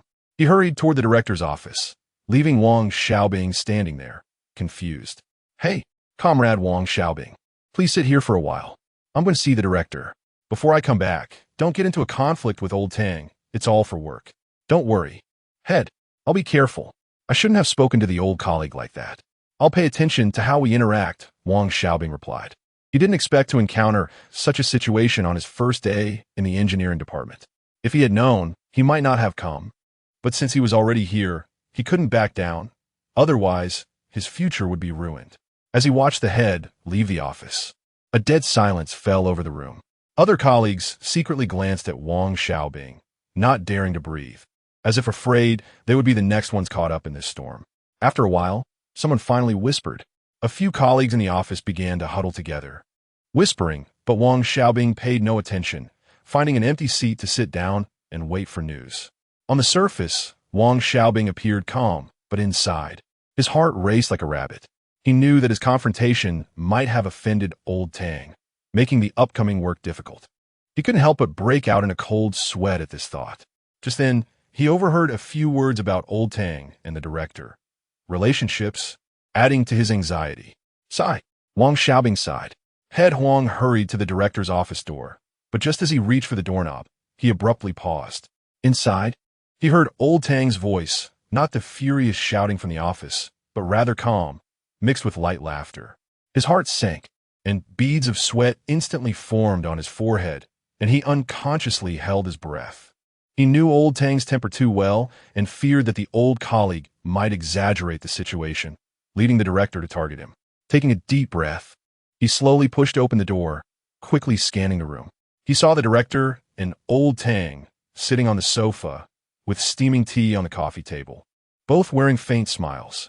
Head Huang secretly breathed a sigh of relief, his tense shoulders relaxing slightly, thinking, although I probably can't avoid criticism, it's still much better than the worst-case scenarios I had envisioned on the way here. Chapter 37 Blocking Others' Financial Paths. The section chief, Huang, entered the director's office respectfully and called out, "Director," then quickly cast a glance at old Tang. His eyes filled with urgency and pleading, as if to say there was room for discussion and to avoid making the situation too tense. However, this time old Tang appeared to ignore him, not even lifting his eyelids, sitting steadily while leisurely sipping tea, with a composed yet somewhat stubborn expression on his face. The director looked up at section chief Huang, his expression calm, but with a hint of scrutiny, and said, "Comrade Huang Jinjun, you need to pay more attention to your approach in your work. When communicating with veteran comrades, you must be patient and meticulous and never create unnecessary misunderstandings." Old Tang just explained the whole situation to me, although the preliminary opinion of the department was to have Wang Xiaobing take over the work. Young people lack the experience and steadiness of older comrades. After careful consideration, I believe it is more appropriate for Old Tang to continue with his original work. As for Comrade Wang Xiaobing, I plan to assign him to the transportation department. You are responsible for communicating with him well and ensuring he doesn't have any negative feelings. Let him return to the logistics office to wait for further notice. Understood, Director. I'll take my leave now, Huang Jinjun replied, his expression complex as he glanced at Old Tang before leaving, opening his mouth but ultimately saying nothing. That look was filled with helplessness, unwillingness, and concern over the subsequent tricky situation. As Huang Jinjun left the director's office, he felt heavy steps. He subconsciously lifted his hand to loosen his collar, as if it were choking him. As he walked, he repeatedly pondered how to broach the subject with Wang Xiaobing. If he directly mentioned the job transfer, given the young man's impulsiveness, he feared it would lead to an explosive reaction right on the spot. If not handled properly, not only would it be difficult to explain to Wang Xiaobing, but he would also find it hard to navigate his relationships with leaders and colleagues. Huang Jinjun sighed, his brows knitting together, and his pace unconsciously slowed, each step feeling as if he were walking on cotton, soft yet heavy. When he reached the office door, he saw Wang Xiaobing sitting inside, looking at a newspaper. After a complex glance at Wang Xiaobing, he walked into the office. "Comrade Wang Xiaobing, please come with me for a moment." After saying that, he walked toward his small office, his expression neutral as he called Wang Xiaobing over. After closing the door, he looked at Wang Xiaobing and felt that this young man was quite good, at least not impulsive. "Comrade Wang Xiaobing, I owe you an apology. This is due to my failure to communicate with Old Tang yesterday, leading to the current situation. I just came from the director's office, and the director intends to assign you to the transportation department. The transfer order should come down before the end of the day. Your outstanding performance over the past 6 months has not gone unnoticed, but the engineering department is currently quite complicated. Old Tang, as a veteran, has interpersonal relationships that are no worse than mine. If it weren't for his lack of interest in officialdom, I might have been his replacement as section chief. In fact, leaving the engineering department is a good thing for you. Jumping out of this vortex can help avoid conflicts. The transportation department is also in need of talents like you. Their section chief had strongly requested you to join, but it was suppressed by the director. With this transfer to the transportation department, your clerk level should be raised to level 3, which means a salary of 62 yuan a month. You have been in the factory for less than a year. Moving from a level 7 clerk to a level 3 clerk, the steel mill has never promoted anyone this quickly. I'm envious of you. Even if you haven't worked a single day in the engineering department, your file will show that you were transferred there, which will be beneficial for your future career. Moreover, the transportation department is also good, and with your ability, you should be able to achieve results there. Don't be disheartened. This is a good thing. The engineering department is too complicated as it involves many interests, so staying away is actually a form of protection for you. When I first entered the factory, it was still under the Liu family, and it was much more nerve-wracking than it is now. That I have come this far is already quite good. When you take a step forward, you will block many people's paths. I remember a few years ago, we deputy section chiefs were all competing fiercely for the section chief position. The higher you go, the lonelier it gets. When colleagues become competitors, they can be quite vicious. So in the future, be careful about what you share with others. Personnel transfers like yours are very normal. You are quite fortunate. You are still young and have many opportunities ahead of you. I believe you will come back to our engineering department in the future. When you go to the transportation department, don't have any negative emotions. Just work well. Everyone sees your efforts, and with your ability, you will eventually be promoted. Who knows? You might even rise faster than I did. Huang Jinjun had been working on Wang Xiaobing since he called him into the small office. Wang Xiaobing listened attentively. Although he was initially angry, he had to admit that leaving the engineering department might indeed be better, especially since his clerk level would be raised. And Section Chief Huang had offered him some consolation. Since ancient times, the road to an official career has been fraught with challenges. Wang Xiaobing took a deep breath, his once tense shoulders gradually relaxing. He looked up at Section Chief Wang, the resentment in his eyes fading, replaced by a sense of relief and determination. Section Chief, thank you for telling me all this. I was indeed a bit upset when I first heard about the transfer, but after your analysis, I understand that this might really be a good opportunity. He slightly lowered his head, thinking for a moment before continuing. I was too impulsive before, confronting Old Tang and causing you trouble. I will definitely work hard in the transportation department and not let you down. At this moment, Wang Xiaobing understood that the road in the workplace was full of uncertainties. Rather than complain, it was better to face it positively. He silently encouraged himself. You're thinking correctly. Young man, you must not let your emotions get the best of you. You need to maintain a stable mindset at all times. You have to understand that the world is full of unexpected events, and no one can sail smoothly through life, Huang Jinjun said, patting Wang Xiaobing on the shoulder earnestly. This experience may seem like a setback, but it will definitely benefit your future. Comrade Wu Urgin, the head of the transportation department, and I have a bit of a relationship. Before you go over, I will give him a heads up. Don't worry. He is a reasonable person and will surely look out for you. Huang Jinjun smiled slightly, trying to reassure Wang Xiaobing. When you get there, focus solely on working hard and showcasing your abilities. Don't think too much about anything else. As long as you are willing to put in the effort and achieve results, there will be plenty of opportunities in the future. I have high hopes for you. Work hard. His eyes sparkled with admiration as he looked at Wang Xiaobing. Thank you, Section Chief. I will remember your teachings and not judge a hero by temporary successes or failures. Wang Xiaobing expressed his gratitude, leaning forward and bowing deeply to Huang Jinjun. In his heart, Huang Jinjun was not just a superior leader. He felt like a guiding mentor in his career. These heartfelt words were genuine experiences, like a light in the darkness, illuminating his path forward and helping him avoid many detours in the future. Chapter 38, Transfer to the Transportation Department. Wang Xiaobing sat in Huang Jinjun's office for the whole afternoon, and the two talked for the entire time. As the workday was about to end, Huang Jinjun went to the director's office and returned with Wang Xiaobing's transfer order in hand. As soon as he entered his office and saw Wang Xiaobing still there, he handed over the transfer order. Wang Xiaobing took the order, and before long, the closing bell of the steel rolling mill rang. He hurriedly stood up and said, "Department head, I'm leaving now. I'll come back to hear your guidance when I have the chance." After saying that, Wang Xiaobing left Huang Jinjun's office with the transfer order. He didn't go to the engineering department to greet his colleagues, but walked directly toward the gate of the steel rolling mill. Today's experience made Wang Xiaobing realize the harshness of reality. He had been too smooth sailing for the past 6 months, so when he encountered a small setback, he found it hard to bear. Although as a worker, he no longer had to endure those humiliations, this was not the life Wang Xiaobing truly wanted. After all, having been in the system, it was difficult for anyone to adapt to the hardships of being a worker again. When Wang Xiaobing returned home, he didn't want to do anything. He just wanted to clear his mind and calm down. Suddenly, a scream echoed from the courtyard. Wang Xiaobing opened the door and rushed to the courtyard, only to see Su Damao sweating profusely, his face twisted in pain, with both hands covering his lower body. The young men in the yard looked at Shaju with fear on their faces, as no one expected Shaju to kick so hard this time.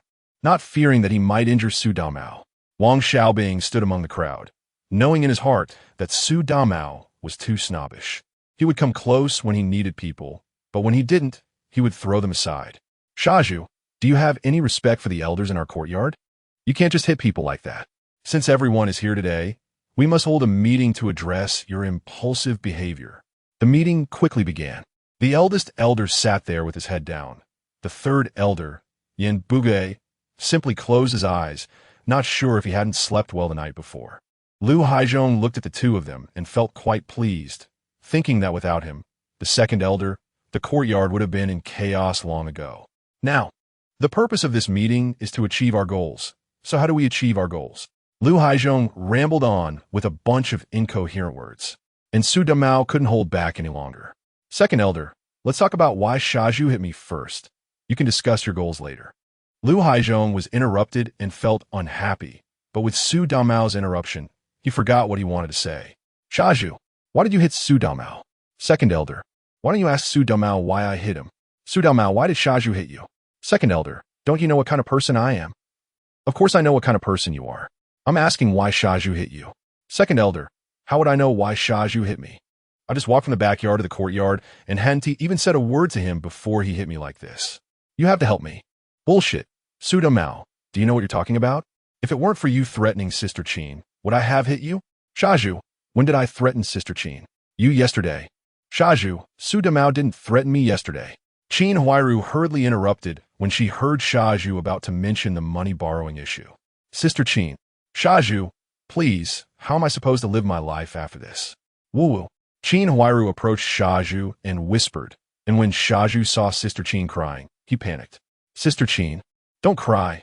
Maybe I remembered it wrong. Shaju, I just wanted to hit you because I don't like you. Second elder, listen to what Shaju is saying. He just hits me because he doesn't like me. Does that mean anyone he doesn't like can be hit? Shaju, I only don't like you. Don't drag anyone else into this. All right, Shaju, you owe Su Damao 5 yuan and apologize to him. Lu Haizhong tried to handle the situation like Yi Zhonghai, but his approach couldn't convince Su Damao. Second elder, Shaju hit me like this and only pays 5 yuan? Su Damao, you're not a good person either. You've often provoked Shaju. You're asking for it. To me, 5 yuan is already a lot. As soon as Qin Huairu heard that they were only compensating 5 yuan, and Su Damao was still being unreasonable, she immediately stepped forward to speak for Shaju. She wasn't truly doing it for Shaju. In her heart, Shaju's money was the same as her own. She felt pained at the thought of Su Damao demanding 5 yuan, and if he asked for more, she would be on the verge of tears. Sister Qin is right. Su Damao, do you want the 5 yuan? If not, then forget it. When Shaju heard Sister Qin speaking up for him, he felt incredibly relieved, like eating ice cream on a hot day. Give me the money. Here you go. Seeing the situation, Su Damao knew it was impossible to ask for more money. No one was speaking up for him. He glanced at Wang Xiaobing in the crowd, who had a cold expression. Su Damao gritted his teeth, picked up the money, stuffed it into his pocket, and turned to look at Shaju, who was grinning, and viciously threatened, Shaju, this matter isn't over. Then he walked toward the backyard. When Shaju heard Su Damao daring to threaten him, he didn't take it seriously. Su Damao often did this before, but he was also quite blunt and retorted directly, Su Damao, you don't like it? Next time you see me, stay far away, or I'll hit you again. After Su Damao stormed off angrily, Shaju immediately ran to Qin Huairu's side, trying to curry favor, while Jia Dongshu pretended not to see this scene. There was no need to continue the meeting, so it quickly dispersed, and everyone went home to rest. Wang Xiaobing knew very well that when Su Damao looked at him earlier, his eyes were clearly pleading for help. But he had no intention of speaking up for Su Damao. Given the things Su Damao usually did in the countryside, if he got too close, if something happened to Su Damao one day, he would definitely be implicated. Wang Xiaobing was about to get married, and his fiancée, he hadn't even come to the courtyard yet. He planned to stabilize his job at the transportation department first, and then immediately take care of his lifelong affairs. Next week, he intended to have Chun Zhaodi take him to arrange the marriage. Once they got their marriage certificate, he would bring his fiancée to the courtyard, and before that, he needed to explain the situation of everyone in the courtyard to her in detail, even if he hadn't read the original work in his past life. Wang Xiaobing knew that none of the neighbors in the courtyard were easy to deal with. After returning home, he read the newspaper for a while, then turned off the lights and prepared to get a good night's sleep. However, not long after Wang Xiaobing lay down, he was disturbed by the noise coming from the backyard again. The cries of the 2 children from the second elder's house echoed through the quiet night, sounding particularly jarring. He couldn't help but mutter to himself, this courtyard really never had a quiet day. It was either one family making a fuss or another family causing a ruckus, as if they were living with a bunch of beasts with no peace at all. Wang Xiaobing really didn't want to be disturbed by this noisy sound anymore. He got up and searched his house for a while and finally found 2 balls of cotton, which he tightly stuffed into his ears. Instantly, the outside noise diminished significantly, and the world seemed a bit quieter. In the past, he might have been curious enough to go to the backyard to see what was happening, but now, he didn't even want to think about it. There were too many troublesome matters in this courtyard, and he really didn't want to get involved anymore. All he hoped for now was to sleep soundly. Chapter 39, Preparing for Engagement. Good morning, Sister Jia, Wang Xiaobing greeted, as he didn't have the habit of calling Qin Huairu's sister. In his view, Qin Huairu was a well-known white lotus, particularly good at sucking blood. Very few people who had crossed into this courtyard could escape the fate of being schemed against by her. Just call me Sister Qin. Qin Huairu responded with a smile. All right, Sister Jia, I've finished washing up. I'm leaving now. Wang Xiaobing had no intention of paying attention to Qin Huairu. He had clashed with Xiaozhu as soon as he arrived at the courtyard, all because of Qin Huairu. Although Wang Xiaobing wasn't afraid of Xiaozhu, being constantly watched by such an annoying guy was uncomfortable. Qin Huairu watched Wang Xiaobing's departing figure and couldn't help but sigh. She had heard from Su Damao that this Wang Xiaobing in the front yard was now a cadre, earning more than 50 yuan a month. She was calculating in her heart, wishing she could turn Wang Xiaobing into the next Xiaozhu, so she could suck his blood.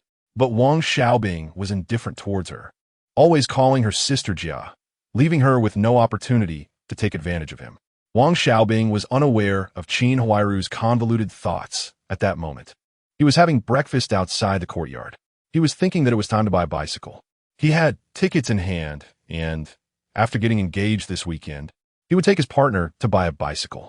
Walking to and from work every day was too much of a waste of time.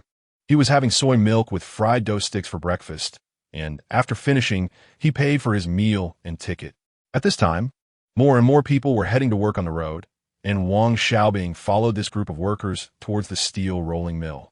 On the way, he encountered the elderly group led by Yi Zhonghai, along with two successors. Lu Haizhong was among them, as well as other neighbors from the courtyard.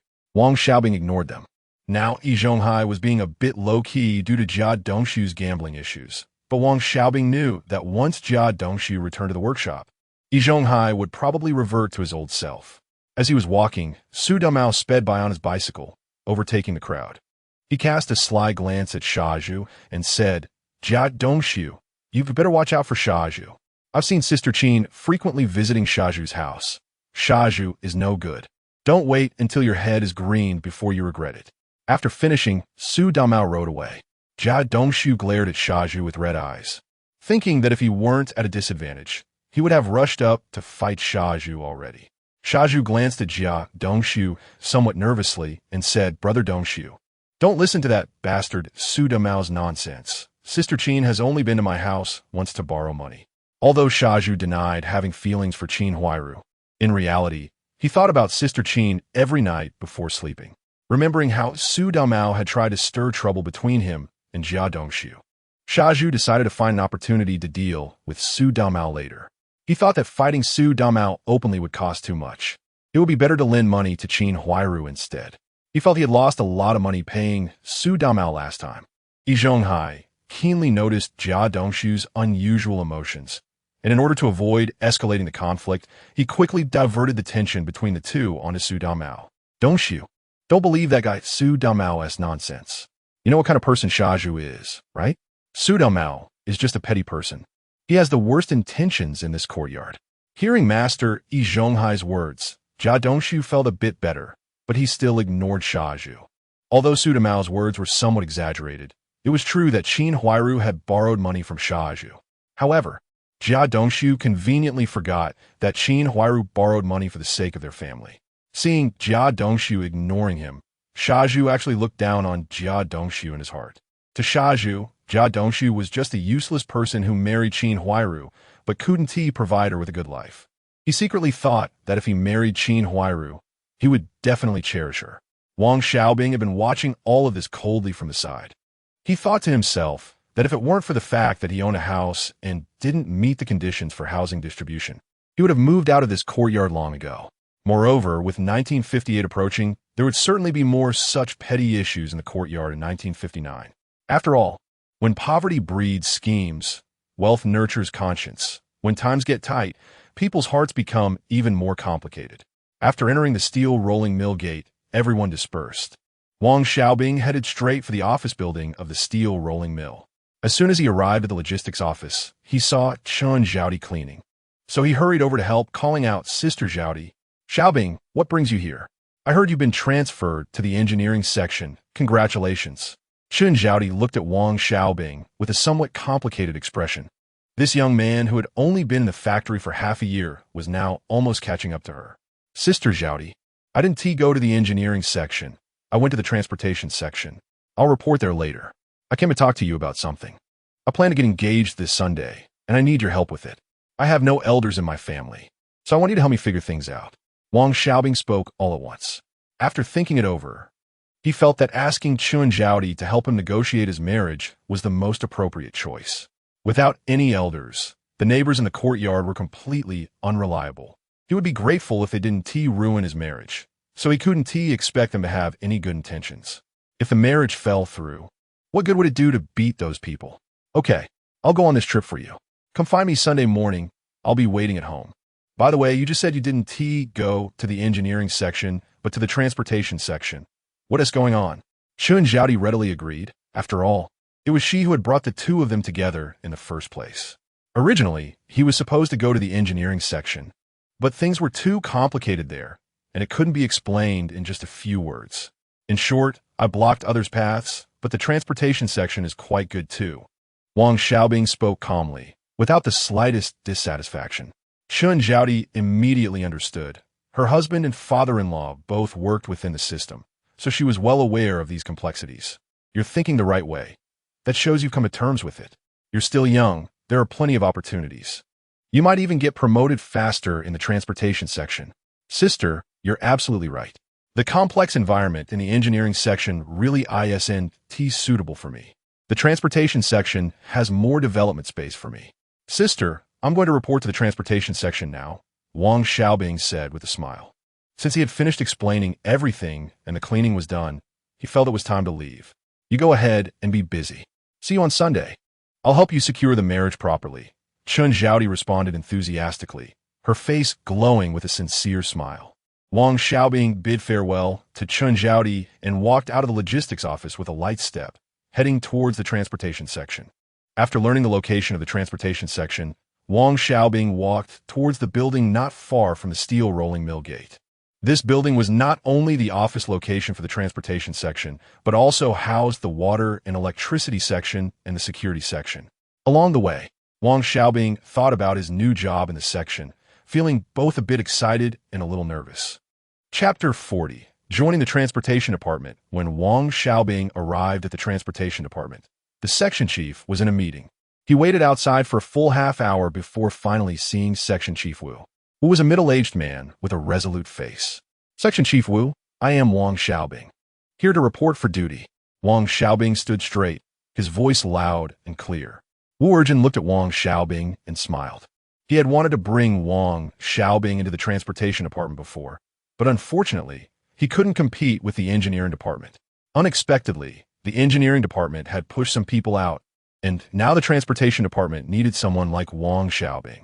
Wu Urjin had seen the forms Wang Xiaobing created, clearly indicating the prices of incoming and outgoing goods, and he appreciated it very much. Welcome, Comrade Wang Xiaobing, to our transportation department, Wu Urjin said enthusiastically. Then, Wu Urjin took Wang Xiaobing to the transportation department office. There were two people in the office. One was a cashier named Wang Caixia, and the other was an accountant named Lu Ho Hot, both female colleagues. After the introduction, Wu Urjin took Wang Xiaobing to a small office. Comrade Wang Xiaobing, your main task is to keep track of all the goods lists in the transportation department. The goods that come in and out of the rolling mill must be documented clearly. Sometimes, you will also need to accompany the truck team to hand over goods at the other factory. In the past, these tasks were assigned to truck drivers, but some drivers are not very literate. When you go with the truck team, just focus on your statistical work and don't get involved in other matters. Wu Urjin carefully explained the tasks to Wang Xiaobing. Wang Xiaobing understood immediately. When the truck team went out, the drivers sometimes carried a bit of private cargo on the side, which was an unspoken benefit that people were aware of, sometimes earning more than their salaries. Don't worry, Section Chief, I understand, Wang Xiaobing replied decisively. That's good. Since you have joined our transportation department, I have already applied for your clerk level. Starting next month, you will be paid according to the standard of a level 3 clerk. Work hard, and I will promote you at the end of the year. Wu Urjin promised Wang Xiaobing some benefits before letting him start working. You can get busy now. Everything has been arranged for you. This month, just organize the previous accounts in the office, and starting next month, you'll have to go out with the trucks. Okay, thank you, Section Chief. I will definitely work hard. After finishing, Wang Xiaobing bid farewell to Wu Erjin and returned to the large office. The two ladies in the office, one named Wang Caixia, the cashier, and the other named Lu Hohat, the accountant, were both level 5 clerks. Wang Xiaobing found his desk, which was already piled with several stacks of previous shipping orders. He didn't take a break, flipped through these documents to get a sense of them, and immediately began working. At the end of the day's work, the documents on Wang Xiaobing's desk were reduced by half. Although these documents seemed numerous, many of the contents were repetitive. As the types of goods transported by the rolling mill were limited, as long as the key information like dates was clear, it was fine. Wang Xiaobing estimated that he could finish the remaining documents in another 2 or 3 days. Usually, the work might be more relaxed. If it weren't for having to go out with the trucks, he could wrap up a week's worth of documents in just an hour. After greeting his 2 colleagues in the office, he prepared to get off work. Just as he walked out of the office door, he was called by Section Chief Wu. "Xiao Wang, are you getting used to it?" Section Chief Wu asked kindly. "Section Chief, I really like this job. Thank you for your support," Wang Xiaobing replied respectfully. "Hee, don't be so formal. Just call me uncle from now on. Our transportation department is different from other departments. Most of us here are rough fellows, straightforward in speech and action," Wu Erjin said with a smile, trying to make Wang Xiaobing relax. "Rest assured, Section Chief, I will get along well with everyone." Wang Xiaobing nodded in assurance. "Good, let's go." As they walked, they chatted, moving from everyday matters to work situations, and before they knew it, they reached the entrance, where they parted ways. Section Chief Wu lived in the 2 building of the rolling mill, which was not on Wang Xiaobing's route home. Wang Xiaobing did not envy those living in the 2 building at all. The space was cramped, with families squeezed into 50 square meters, hot in summer and cold in winter. Aside from a bit of convenience for using the bathroom and showering, there were hardly any advantages. Once he got promoted to a departmental cadre, he would also be allocated a house, and if there was a separate unit available, he would even pay extra to secure it. However, it was still early for that. He could consider those things later. When Wang Xiaobing returned home, he went straight to the kitchen to start preparing dinner. He took out the leftover braised pork from yesterday, heated it up, and got some steamed buns from the pantry. There were enough buns to last several days. He usually steamed enough buns for a week at once, and since he stored them in the pantry, he didn't have to worry about them going bad. However, he was also aware that once he got married, this approach wouldn't work anymore. After all, he would need to cater to the tastes and dietary needs of the whole family. He couldn't rely solely on buns and leftovers. As for the secret of the pantry and the system, he was determined not to tell anyone, not even his wife and children. In his view, once a secret is spoken, it is no longer a secret, and what awaits him could be endless trouble or even darkness, so he had to keep this secret well. He didn't know if Qin Huairu had a particularly keen sense of smell, but Wang Xiaobing had only heated up yesterday's leftover braised pork, and he himself didn't even smell anything appetizing. Yet, Qin Huairu came looking for him, following the scent. "Knock, knock, knock. Little Wang, it's your Qin Jia. Open the door." Qin Huairu's call of Little Wang made Wang Xiaobing's skin crawl. Fortunately, Wang Xiaobing had the habit of locking the door whether he was eating or sleeping. Otherwise, Qin Huairu would have pushed the door open directly. If she had come in, with Qin Huairu's white lotus personality that loved to take advantage, she definitely wouldn't leave without taking something. If he didn't give it to her, she would likely cry and make a scene in his home, and others would think poorly of him, ruining his reputation. Moreover, there was also that silly Zhu, who would surely stand up for her. "Sister Jia, do you need something?" Wang Xiaobing replied, loudly while eating, having no intention of opening the door. "Little Wang, my family hasn't eaten meat for a long time. I want to borrow some from you. Please have some pity on the children." Wang Xiaobing really admired Qin Huairu's audacity. He had seen people borrow money and grain, but he had never seen anyone borrow meat. Besides, when had Qin Huairu ever returned anything she borrowed before? "Sister Jia, we have no meat left. We finished it yesterday." Wang Xiaobing certainly wouldn't lend her any meat. "Little Wang, I can already smell the aroma of your braised pork." Qin Huairu was still not giving up. Wang Xiaobing simply ignored her. Qin Huairu stood at the door for a few minutes after hearing no response. calling out little Wang several times. When there was still no reply, she had no choice but to return to the courtyard reluctantly. As she walked away, she didn't forget to look back to see if Wang Xiaobing would open the door. By the time she reached the courtyard gate and still saw no sign of him opening the door, Qin Huairu finally gave up and walked home with a sullen face. Chapter 41. Sibling Gap. Qin Huairu dawdled on her way home, feeling troubled. Just now, Bang Gung was clamoring for meat, and now she was returning empty-handed. What if he started complaining again? At that moment, Sha Zhu returned from work, holding a net bag with 2 lunchboxes inside that clinked against each other, making a popping sound. As soon as he entered the courtyard, he saw Qin Huairu wandering around. Sister Qin. Sha Zhu was extremely excited to see her in the courtyard and immediately ran over to greet her warmly. Sister Qin, why aren't you home eating? What are you doing standing here? Qin Huairu initially didn't want to pay him any attention, but thinking that Sha Zhu might have a way to get meat, she changed her mind. Zhuzi, it's just that Bang Gung hasn't had meat for a long time and keeps asking for it.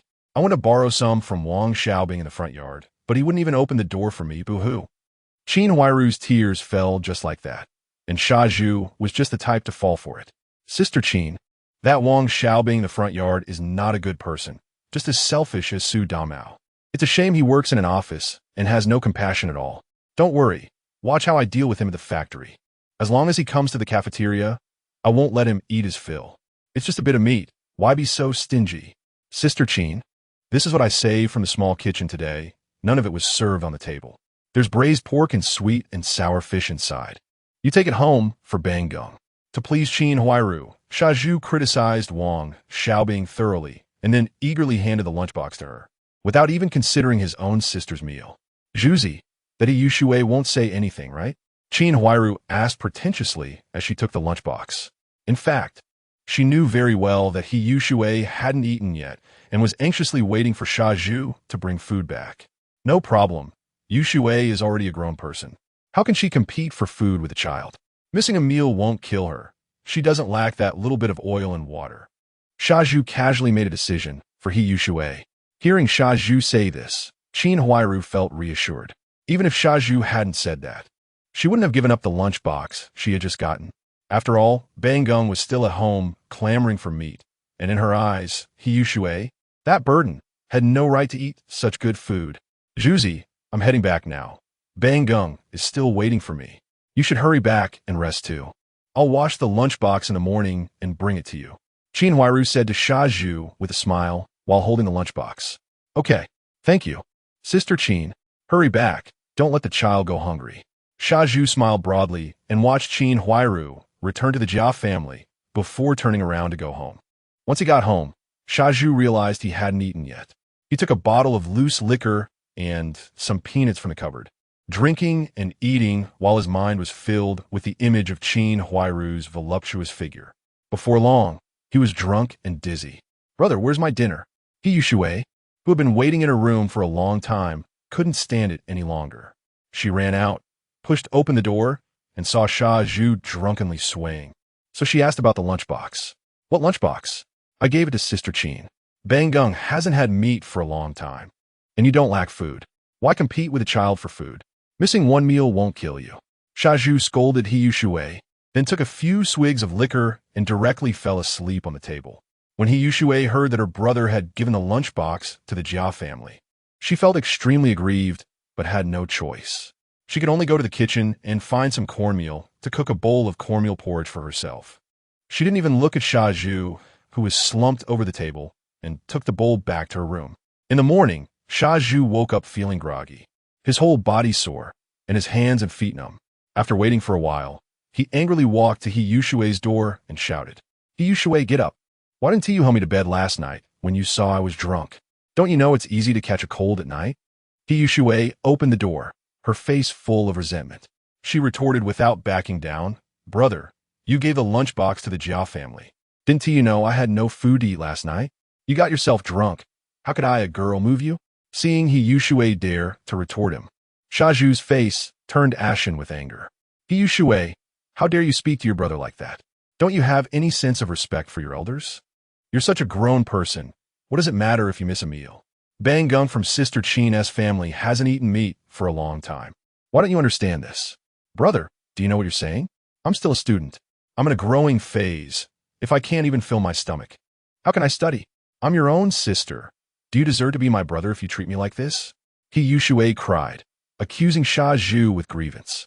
Upon hearing this, Sha Zhu was furious and shouted, He Yushui, you've grown wings and think I can't control you anymore, right? Starting next week, you will live at school. I'll only give you 2 yuan a week, and there won't be any dinner for you at home. At that moment, the neighbors in the courtyard all witnessed this scene. Sha Zhu felt humiliated as his sister scolded him in front of so many people, and in a fit of anger, he decided to make He Yushui live at school. He Yushui was not willing to back down either. Fine, let me live there anyway. There is no food at home in the evening. With that, she slammed the door. Sha Zhu was so furious that his fingers trembled. He thought to himself, as a grown man, how could he be treated like this by his sister? How would he hold his head high in the courtyard in the future? At that moment, Qin Huairu appeared at just the right time, wiping her tears as she walked over to Sha Zhu. Zhuzi, it's all my fault. If it weren't for me, you 2 siblings wouldn't be quarreling. It's just that the child is too greedy for meat. I'll let Bang Gung come over later to thank his uncle Sha. Sha Zhu quickly said, Sister Qin, how can this be your fault? It's all Yushui's fault for being unreasonable. Please don't take it to heart. Bang Gung is a clever child. He has always been close to me. Sha Zhu defended Qin Huairu wholeheartedly, pushing all the blame onto He Yushui. Qin Huairu continued, Zhuzi, your sister is too unreasonable. She gives you no face at all. Besides, girls are going to get married sooner or later, and you can't rely on them in the future. You still have to depend on your neighbors. Bang Gung is such a good child. If you treat him well, he will definitely treat you well in the future. Yushui is already grown up, yet she is so thoughtless. I've taught her many times, but I don't know if it's because she has read too many books that she has become indifferent and doesn't even understand respect for elders and love for the young. Yi Zhonghai also took the opportunity to speak ill of He Yushui in front of Sha Zhu, reminding him that He Yushui would eventually get married, and he would still need the help of the neighbors in the courtyard. Yi Zhonghai's words made Sha Zhu feel that He Yushui was indeed becoming more and more unreasonable.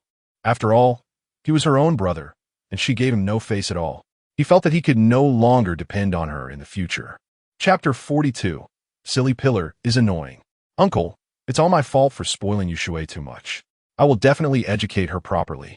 After all, she is my biological sister. Although Silly Pillar was angry and felt that his sister was unreliable, he still protected her in his heart.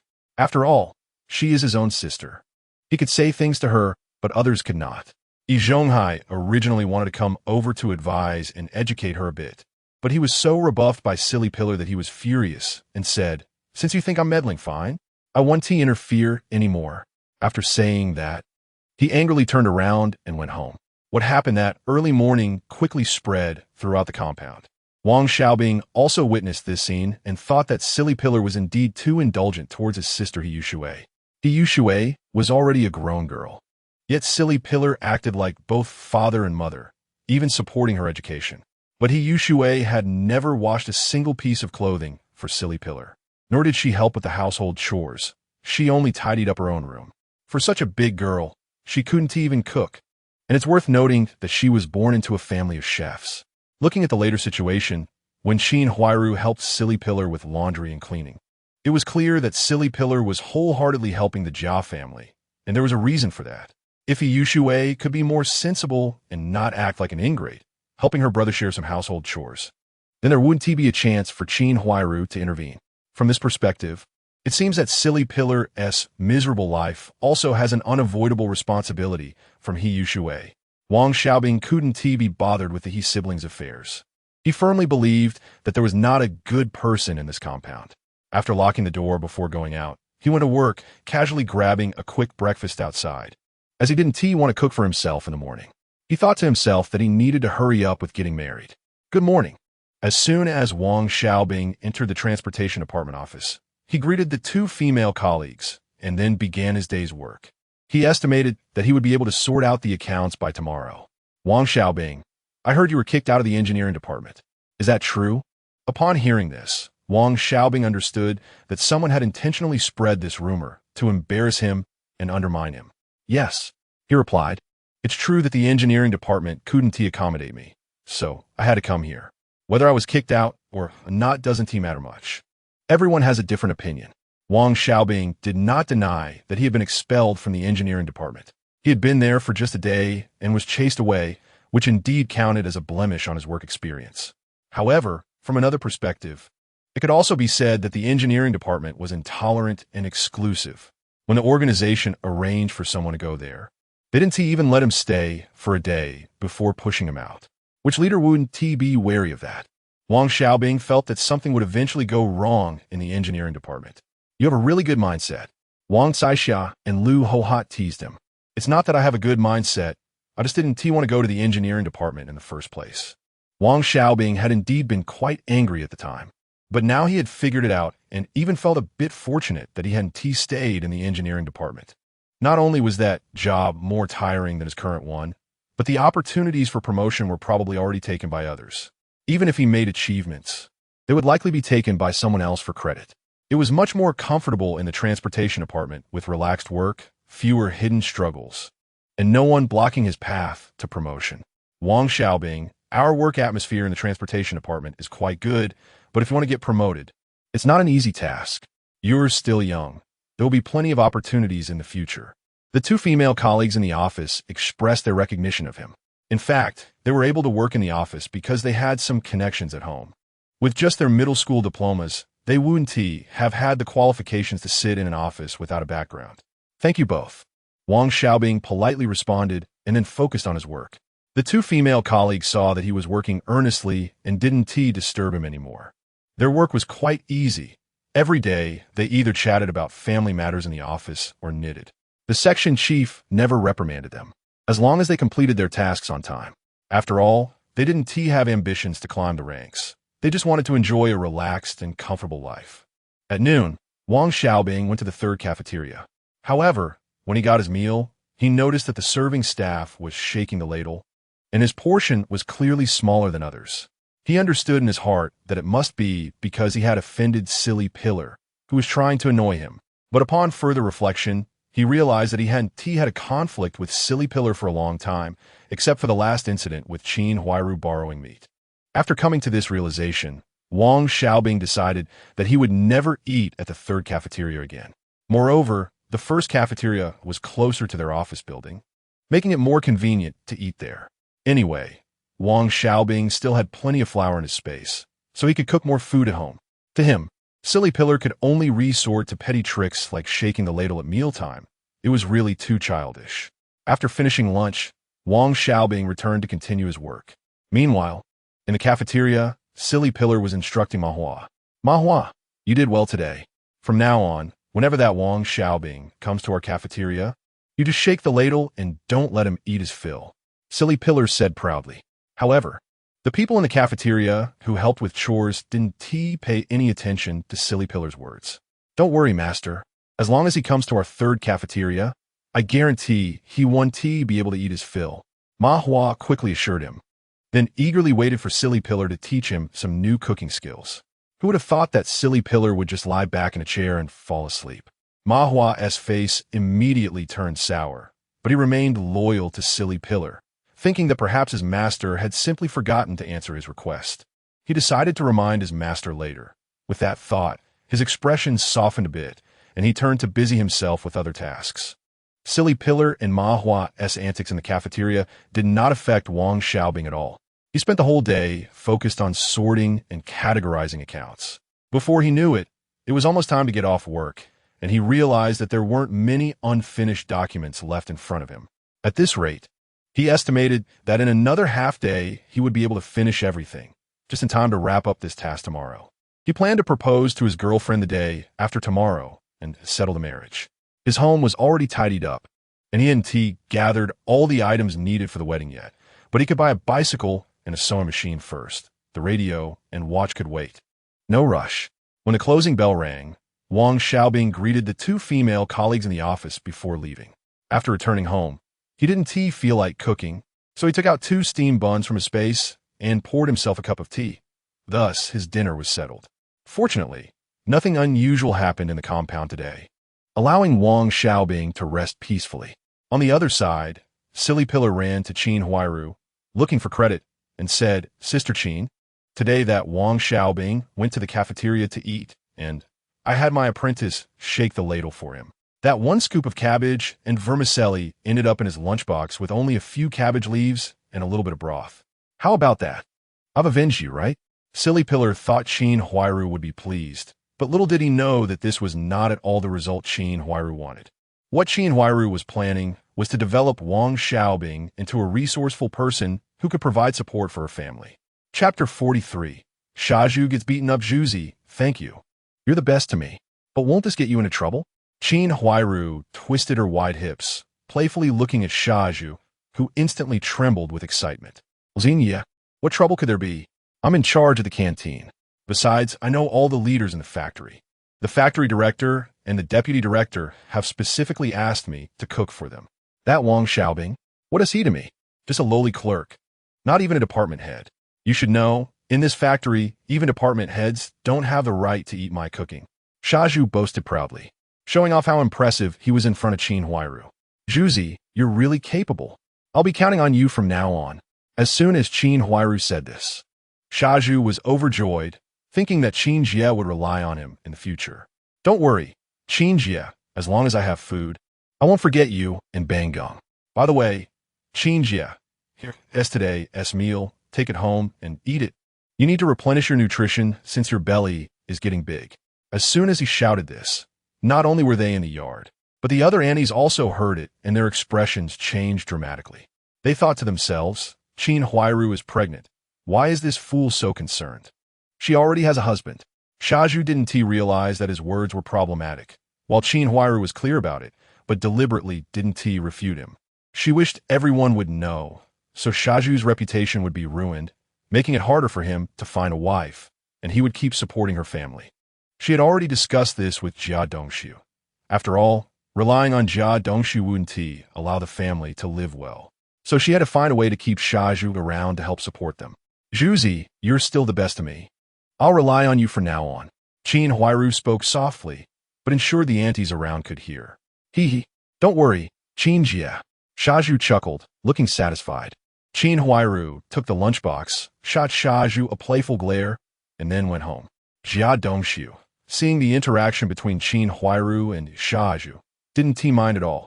He knew Qin Huairu looked down on Shaju, and as long as he didn't cause too much trouble in front of him, he would pretend not to see it. After taking the lunchbox, Jia Dongshu and Banggong wolfed down the food, finishing the meals in no time. Qin Huairu only had a few bites. Soaking her corn cake in vegetable soup, at least it counted as eating something with meat in it. Wang Xiaobing had no idea about the situation between Shaju and Qin Huairu until he overheard a few aunties chatting while washing up in the courtyard the next morning. In the morning, Wang Xiaobing focused on his work, organizing all the documents neatly, and the forms he produced were clear and concise. He sorted out the transportation details for all the vehicles used by the steel rolling factory, making everything clear. After finishing this work, he stood up stretched, and then picked up his thermos to get some water. Since there wasn't much to do in the afternoon, he planned to drink tea and read the newspaper, enjoying a leisurely time. Wang Xiaobing, I knew I didn't misjudge you. In just 3 days, you've done this job so beautifully. I'll remember your contribution. Wu Erjin looked at the notebook in his hand, where everything was recorded clearly, with all the transportation order information, such as time, place, type of goods, weight, price, etc. All laid out plainly. This genuinely surprised Wu Erjin. Uncle Wu, this is all part of my job. I should do it. Wang Xiaobing's attitude was humble, neither arrogant nor impatient. Seeing Wang Xiaobing like this, Wu Erjin was very satisfied, praised him a few more times, then directly opened a drawer, took out a watch voucher, and handed it to Wang Xiaobing, saying, Xiaobing, this is a reward for you. Take it to buy a watch. Is the money enough? If not, I can give you some. Since you call me uncle, I have to do something good for you. Uncle Wu, the money is enough. I've saved some money over the past 6 months. Although it's not much, it's enough to buy a watch. Thank you so much, Uncle Wu. I was planning to buy a watch, but hadn't gotten a voucher. Wang Xiaobing took the watch voucher, seemingly putting it in his pocket, but secretly placed it in his space. Uncle, I'll be leaving now. After greeting Wu Erjin, Wang Xiaobing walked out of the steel rolling factory gate. Wang Xiaobing, Stop right there. Hearing a loud shout, Wang Xiaobing halted, turned around to see it was Shaju. He was puzzled, wondering when he had offended Shaju again. This fool was like a ghost that couldn't be shaken off. He hadn't even gone to the canteen for meals, yet Shaju came looking for him. Did he really think he was easy to bully? Wang Xiaobing's expression was cold, but he was already boiling with anger inside. Shaju, do you have something to talk to me about? Despite being angry, he didn't confront Shaju directly.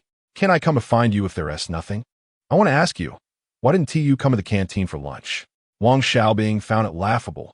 Shaju's logic was truly problematic. Why would it matter to him where he ate? Shaju, don't you know the reason I didn't go to the canteen? Besides, where I eat has nothing to do with you. Why did you specifically call me out? Are you trying to force me to eat at your canteen? Are you looking down on our canteen? You must go to the canteen for lunch tomorrow. Shaju put on a domineering and unreasonable attitude. However, Wang Xiaobing was going to indulge his bad habits.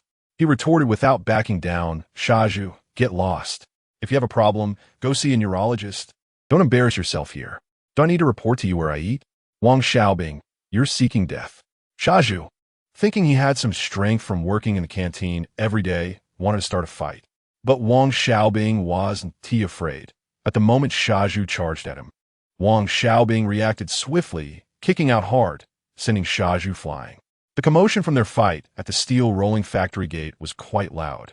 Soon, several security personnel arrived and took both Wang Xiaobing and Shaju to the security department. After an investigation, the security personnel determined that Shaju had instigated the conflict first. Thus, Wang Xiaobing was allowed to leave, while Shaju was detained in the security department. When Wang Xiaobing returned to the courtyard, he found Yin Zhang and other aunties animatedly discussing how Shaju was eyeing his wife, Qin Huairu. When the main group returned to the courtyard, everyone was buzzing with conversation. It turned out Shaju had been taken away by the security department. Here's what happened. Shaju had stopped Wang Xiaobing at the gate of the steel rolling factory, insisting that he eat at the canteen. Wang Xiaobing certainly wasn't happy about it, and they ended up in a conflict and even fought. As a result, Shaju was unlucky and was taken away by the security department as a troublemaker. Wang Xiaobing had just gotten home and hadn't even had time to make dinner before the elderly group came looking for trouble. Chapter 44. Yi Zhonghai breaks through Xiao Wang. What's wrong with you? Just because Zhuzi asked you why you weren't eating at the cafeteria, you hit him and sent him to the security office? We're all neighbors. Just go talk to the security office and explain that it was a misunderstanding. Let them release Zhuzi and apologize to him. Yi Zhonghai supported the old deaf man, and behind them, Jia Dongshu followed as they barged straight into Wang Xiaobing's home. Wang Xiaobing coldly watched Yi Zhonghai distort the facts. Yi Zhonghai, I respect you and call you elder, but if you don't earn my respect, you're nothing. You're here reversing right and wrong. Do you even hear what you're saying? Clearly, it was Zhuzi who caused me trouble, but in your mouth, it somehow becomes my fault. Your eyesight is poor, but the security office isn't blind. Wang Xiaobing retorted sharply, his eyes filled with anger and disdain. Setting aside the facts, do you have no faults at all?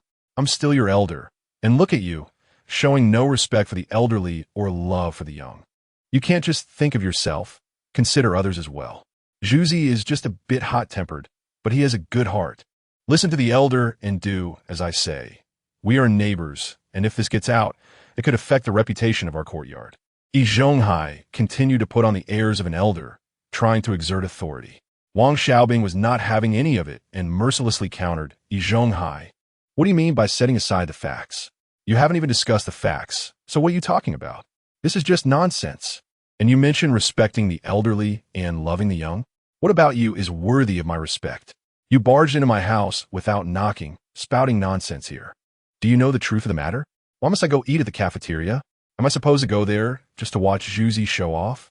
I know I haven't provoked him. If I go to the cafeteria, he'll purposely cause trouble for me. Can't I avoid him? I want to go there anymore. And yet Zhuzi still threatens me at the factory gate, insisting that I go. What does he want? Does he really think I, Wang Xiaobing, am easy to bully? Zhuzi is too full of himself. In short, don't come looking for trouble with me again. Now, please leave. I need to cook. Wang Xiaobing vented all his dissatisfaction in one breath.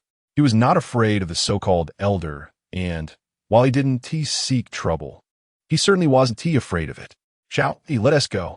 This is Zhuzi's problem. We should go to the factory. After hearing the whole story, the old deaf man realized that Zhuzi was indeed in the wrong. With no other choice, he pulled Yi Zhonghai out of Wang Xiaobing's house. Jia Dongshu had been following silently the entire time, not saying a word. After Yi Zhonghai helped the old deaf man out of Wang Xiaobing's house, he was seething with anger. Wang Xiaobing disrespected him completely, calling him Yi Zhonghai without any honorifics. Old lady, that Wang kid is a thorn in our side. We need to find a way to drive him out of our courtyard. Yi Zhonghai was used to being high and mighty, and Wang Xiaobing not only disrespected him, but was also so rude that it was unbearable, making him plot to kick Wang Xiaobing out. That Wang kid is not easy to deal with. He didn't grow up in our courtyard. I've seen him, and he doesn't provoke others. Why do you have to provoke him? Besides, he has the property deed. How can you drive him away? And he doesn't interact much with the people in the courtyard. Even if you want to isolate him, it won't work. There is only one wicked way to do it. Ruin his reputation so he can't find a partner. The old deaf man's thoughts were quite sinister. Upon hearing this, Yi Zhonghai's eyes lit up. After all, he had done such things before. Old lady, let's take it slow on this matter. Let's talk about it later. We just had a conflict with him. If rumors spread immediately, he'll surely guess we're behind it. There's no rush. There will be plenty of opportunities later. For now, let us think about how to get Zhuzi out. Yi Zhonghai knew that this matter still had to be handled through Zhuzi. He couldn't appear directly. After all, Zhuzi wasn't very smart, and a few words of persuasion would certainly lead him to act according to Yi Zhonghai's wishes. Dongshu, you stay here and help the old lady wait. I'll go borrow a cart from the next courtyard. After instructing Jia Dongshu, Yi Zhonghai hurried off to borrow a cart, preparing to take the old deaf man to the steel factory. By the time they finally arrived at the factory gate, Yi Zhonghai was already drenched in sweat, and Jia Dongshu was not much better off. Jia Dongshu was filled with resentment. If it weren't for Yi Zhonghai dragging him along, he would be comfortably at home with his wife and children, not suffering at this factory. Yi Zhonghai was even more resentful of the old deaf man. He originally didn't want to get involved with Zhuzi's affairs, but the old deaf man insisted on dragging him to find Wang Xiaobing. In the end, they didn't settle the matter and offended someone instead. Old lady, there aren't many people at the factory now. Only the security office staff is on duty. Yi Zhonghai was unsure who exactly the old deaf man wanted to find. Is Manager Yang here? I want to see him. Upon hearing this, Yi Zhonghai and Jia Dongshu nearly fainted with anger. Manager Yang had long since left for home. Old lady, Manager Yang went home a long time ago. I thought you knew someone from the security office. Then let us come back tomorrow. After saying that, Yi Zhonghai helped the old deaf man onto the cart and pulled it back to the courtyard. Since Yi Zhonghai and the others left, Wang Xiaobing had no idea that Yi Zhonghai was plotting to ruin his reputation. Even if he knew, he wouldn't be afraid, as he was about to get married soon. After finishing dinner, Wang Xiaobing saw Yi Zhonghai helping the old deaf man return, but didn't see Zhuzi. So he understood that they definitely didn't find Manager Yang. In all the stories he had read about the courtyard in his previous life, it was mentioned that the old deaf man had connections with Manager Yang and held some leverage over him. As for whether it was true, Wang Xiaobing was uncertain. But he guessed that Zhuzi should be back tomorrow. Wang Xiaobing was aware that he needed to prepare for the various tactics of the retirement group, while also keeping an eye on the Yin family. He silently thought that if there was a chance, he would need to properly deal with the Yin family, as Yin Bugue was narrow-minded and loved to hold grudges. He was about to get married soon, and if his wife became pregnant, there was a risk of someone secretly causing harm, leading to a tragedy of 2 lives lost. This was something he had to consider thoroughly in advance. In Wang Xiaobing's view, while the retirement group members were bad, they probably wouldn't stoop to such despicable acts, but Yin Bugue definitely would. The third aunt was also of the same ilk, and the couple was cut from the same cloth. They were certainly not good people. In Wang Xiaobing's eyes, all the neighbors in the courtyard were not good characters, but at least they had some bottom line. However, the Yin family was an exception, completely lacking any bottom line. The Liu family in the back courtyard was also similar in lacking a bottom line, but fortunately, he and T had any conflicts with them yet. But the Yin family was different. Wang Xiaobing understood that he and the Yin family had already become enemies. He remained vigilant, needing to be on guard against any tricks the Yin family might play. After all, that family was capable of anything, and he had to be cautious. Chapter 45. Setting the marriage early the next morning, before dawn had fully arrived, Yi Zhonghai hurried the old deaf man to the steel rolling mill. At that time, the neighbors were still deep in sleep. The two of them waited at the factory gate until Director Yang's car arrived. Yi Zhonghai was unsure what the old deaf man said to Director Yang, but he saw the director politely escort the old man out. Observing this, Yi Zhonghai felt increasingly respectful towards the old deaf man, who had actually done it on purpose. Before long, Sha Zhu came out of the security department, looking particularly disheveled, with bruises and shoe prints on his face and clothes. "Zhuzi, are you okay?" Yi Zhonghai asked with concern, rushing over. It was important to build rapport at this moment. "I'm fine, uncle. That's good to hear. Hurry home. Because of your incident, I and the old lady ran to the steel mill twice. The old lady even asked someone to help find Director Yang, so you could be released. Don't be so impulsive in the future," Yi Zhonghai said while educating Sha Zhu. "Zhuzi, my dear grandson, are you all right? Your grandma heard you were arrested and couldn't sleep all night." The old deaf man also came over to inquire. "I'm fine, Grandma." "Zhuzi, what exactly happened? Why did you go looking for trouble with that Wang kid from the front yard?" The old deaf man asked, feeling that Sha Zhu wouldn't cause trouble for no reason. "Grandma, I just found him unpleasant. When Sister Qin went to borrow some meat from his house, he wouldn't even open the door. Sister Qin's family is in such a difficult situation. It was really unkind of him. I promised Sister Qin I would teach him a lesson.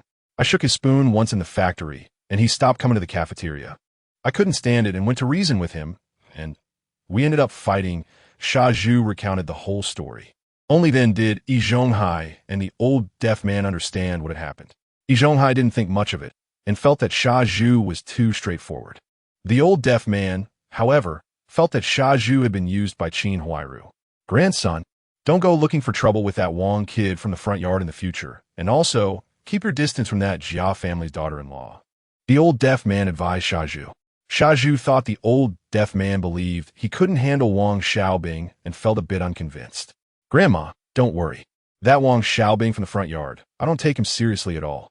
Once I find the opportunity, I'll definitely make him pay." Sha Zhu was already planning to find a chance to deal with Wang Xiaobing. The old deaf man heard him say this and knew he didn't understand his intention, so he didn't bother to explain further. After all, he wasn't his biological grandson. The three of them quickly returned to the courtyard. The early rising Wang Xiaobing had seen everything but didn't take it seriously, as he had important matters to attend to today. The workers at the steel rolling mill had a day off, and the courtyard was quite quiet early in the morning. Wang Xiaobing tidied himself up and left the courtyard to visit the supply and marketing cooperative, where he bought a pile of gifts.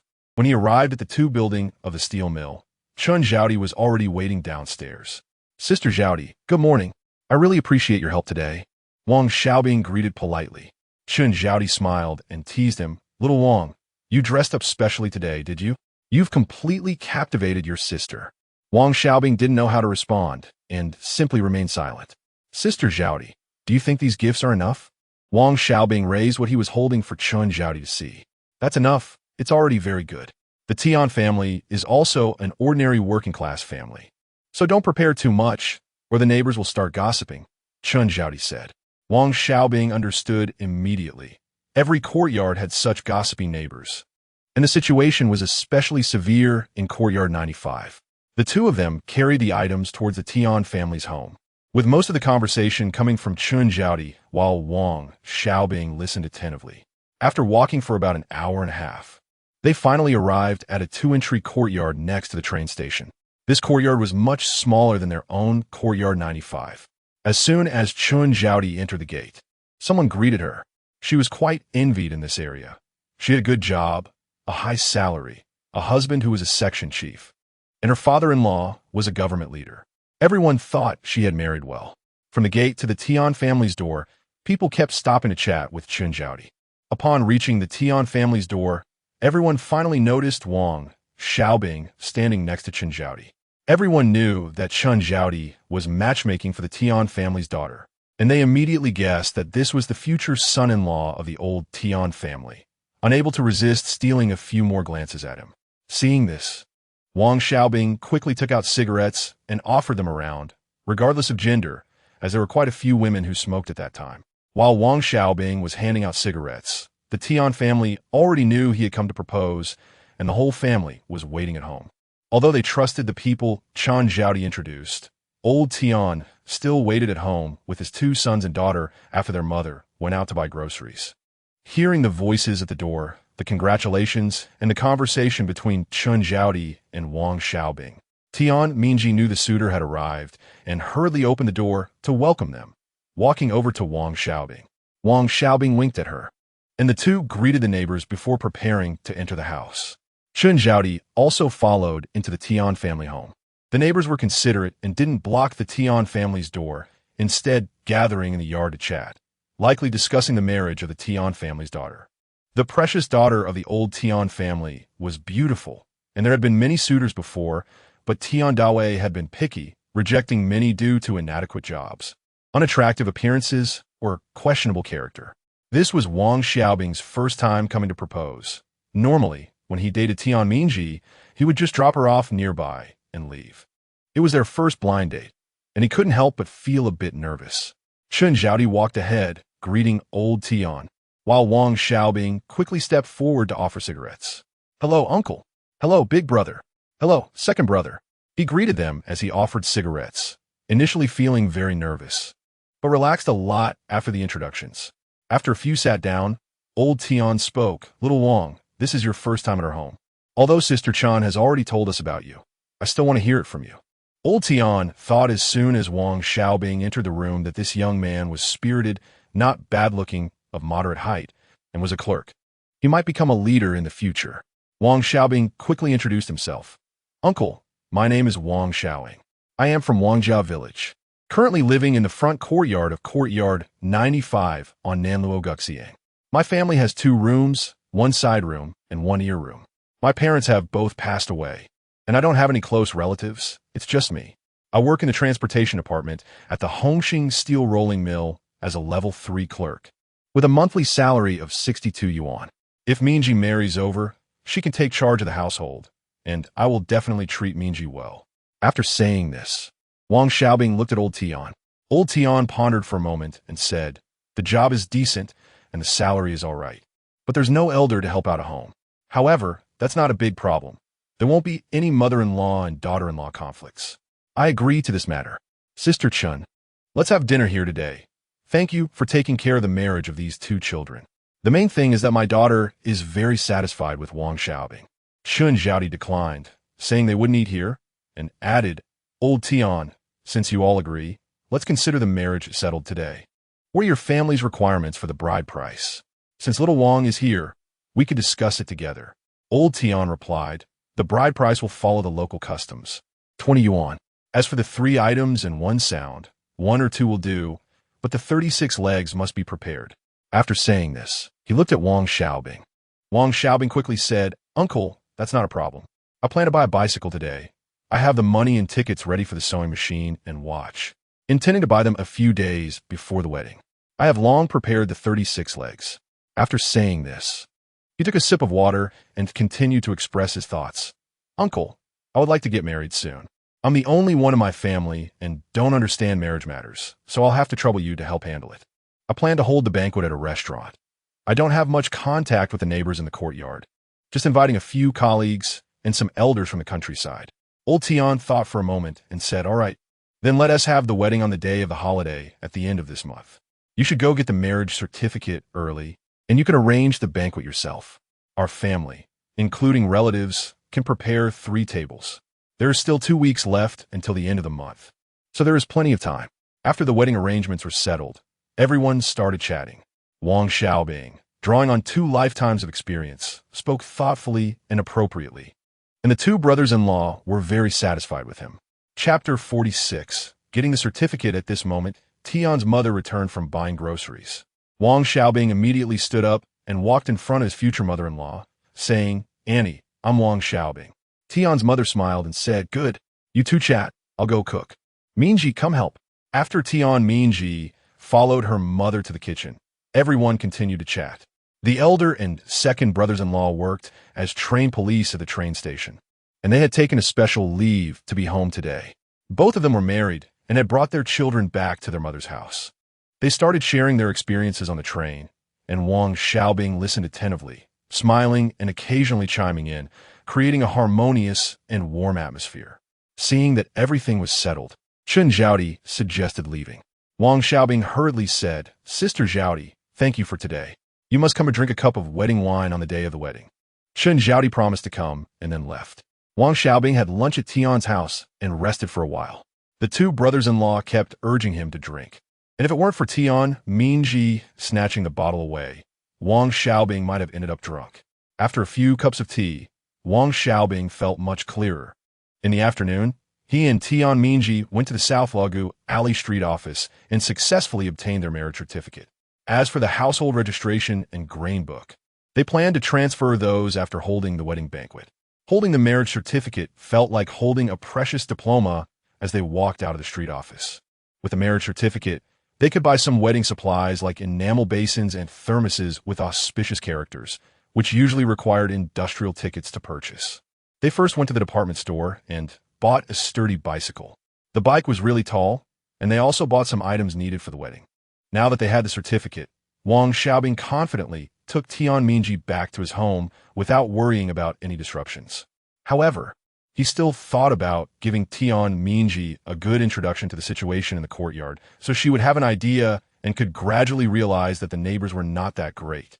Wang Xiaobing pushed the bicycle and began to introduce the main characters in the courtyard to Tian Mingji. "Mingji, you're about to live in our courtyard, so let me explain it to you carefully. None of our neighbors are easy to deal with. Last year, my uncle passed away, and none of them came to help. And they even tried to bully me, but I pushed back.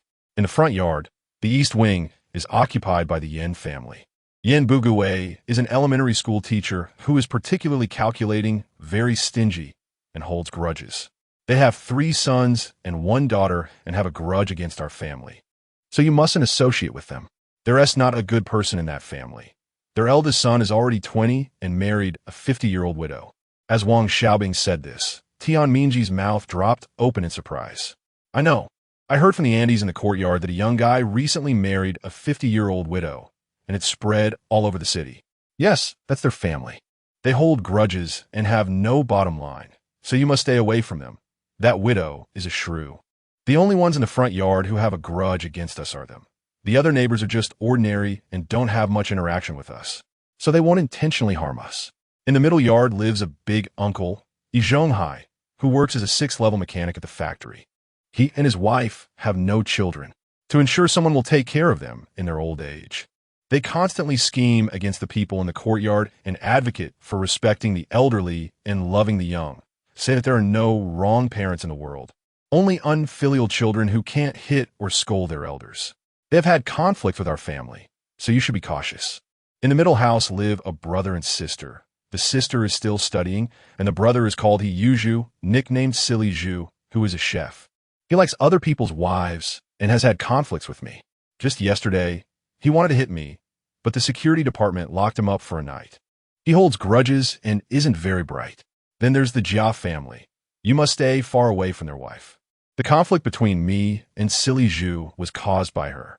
The Jia family's wife loves to show off and borrows money and grain everywhere without returning it. A few days ago, she came to borrow meat from me, and when I ignored her, she had Silly Zhu create trouble for me at the factory and even try to hit me. Silly Zhu is infatuated with this Jia family's wife, and he'll probably end up getting himself into trouble because of her. I won't go into detail about the other neighbors. They're all normal and nothing special. Now, let's talk about the backyard. There's an old deaf man who usually doesn't come out of the house. There's also an old lady with no children, who colludes with Yi Zhonghai to scheme against the Jia family and Silly Zhu, hoping they will take care of her in her old age. That old deaf man is very bad. Don't get involved with him. Su Daomao from the Su family is a projector operator, a typical petty person, very cunning, with numerous affairs in the countryside. Lastly, there's the second uncle Lu Haizhong's family. Lu Haizhong is a 6th-level forge worker at the steel mill. He likes to beat his sons, and isn't very bright. He has a dark heart. He has 3 sons. The eldest has passed away, and the other 2 are also ruthless. This family hasn't had conflict with us for now. We'll avoid them and not offend them. Just be cautious. When I become a section-level cadre, I'll qualify for another house allocation, and then we can move out.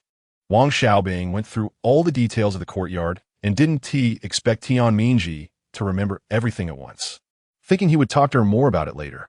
The 2 of them pushed the bicycle into the courtyard and saw from a distance that the Yin family had their door tightly closed, seemingly holding an urgent meeting. Later, it was learned that they were actually plotting to sabotage Wang Xiaobing's relationship and planned to report the source of his bicycle. As soon as Wang Xiaobing entered the courtyard, apart from the Yin family, the other neighbors came over to congratulate him. Wang Xiaobing was generous and handed out candies to everyone. Uncle Lu walked over with a smile and said, "Xiaobing, is this your girlfriend?" "She is really beautiful." Wang Xiaobing responded with a big smile. "Uncle Lu, this is my wife. We've already registered."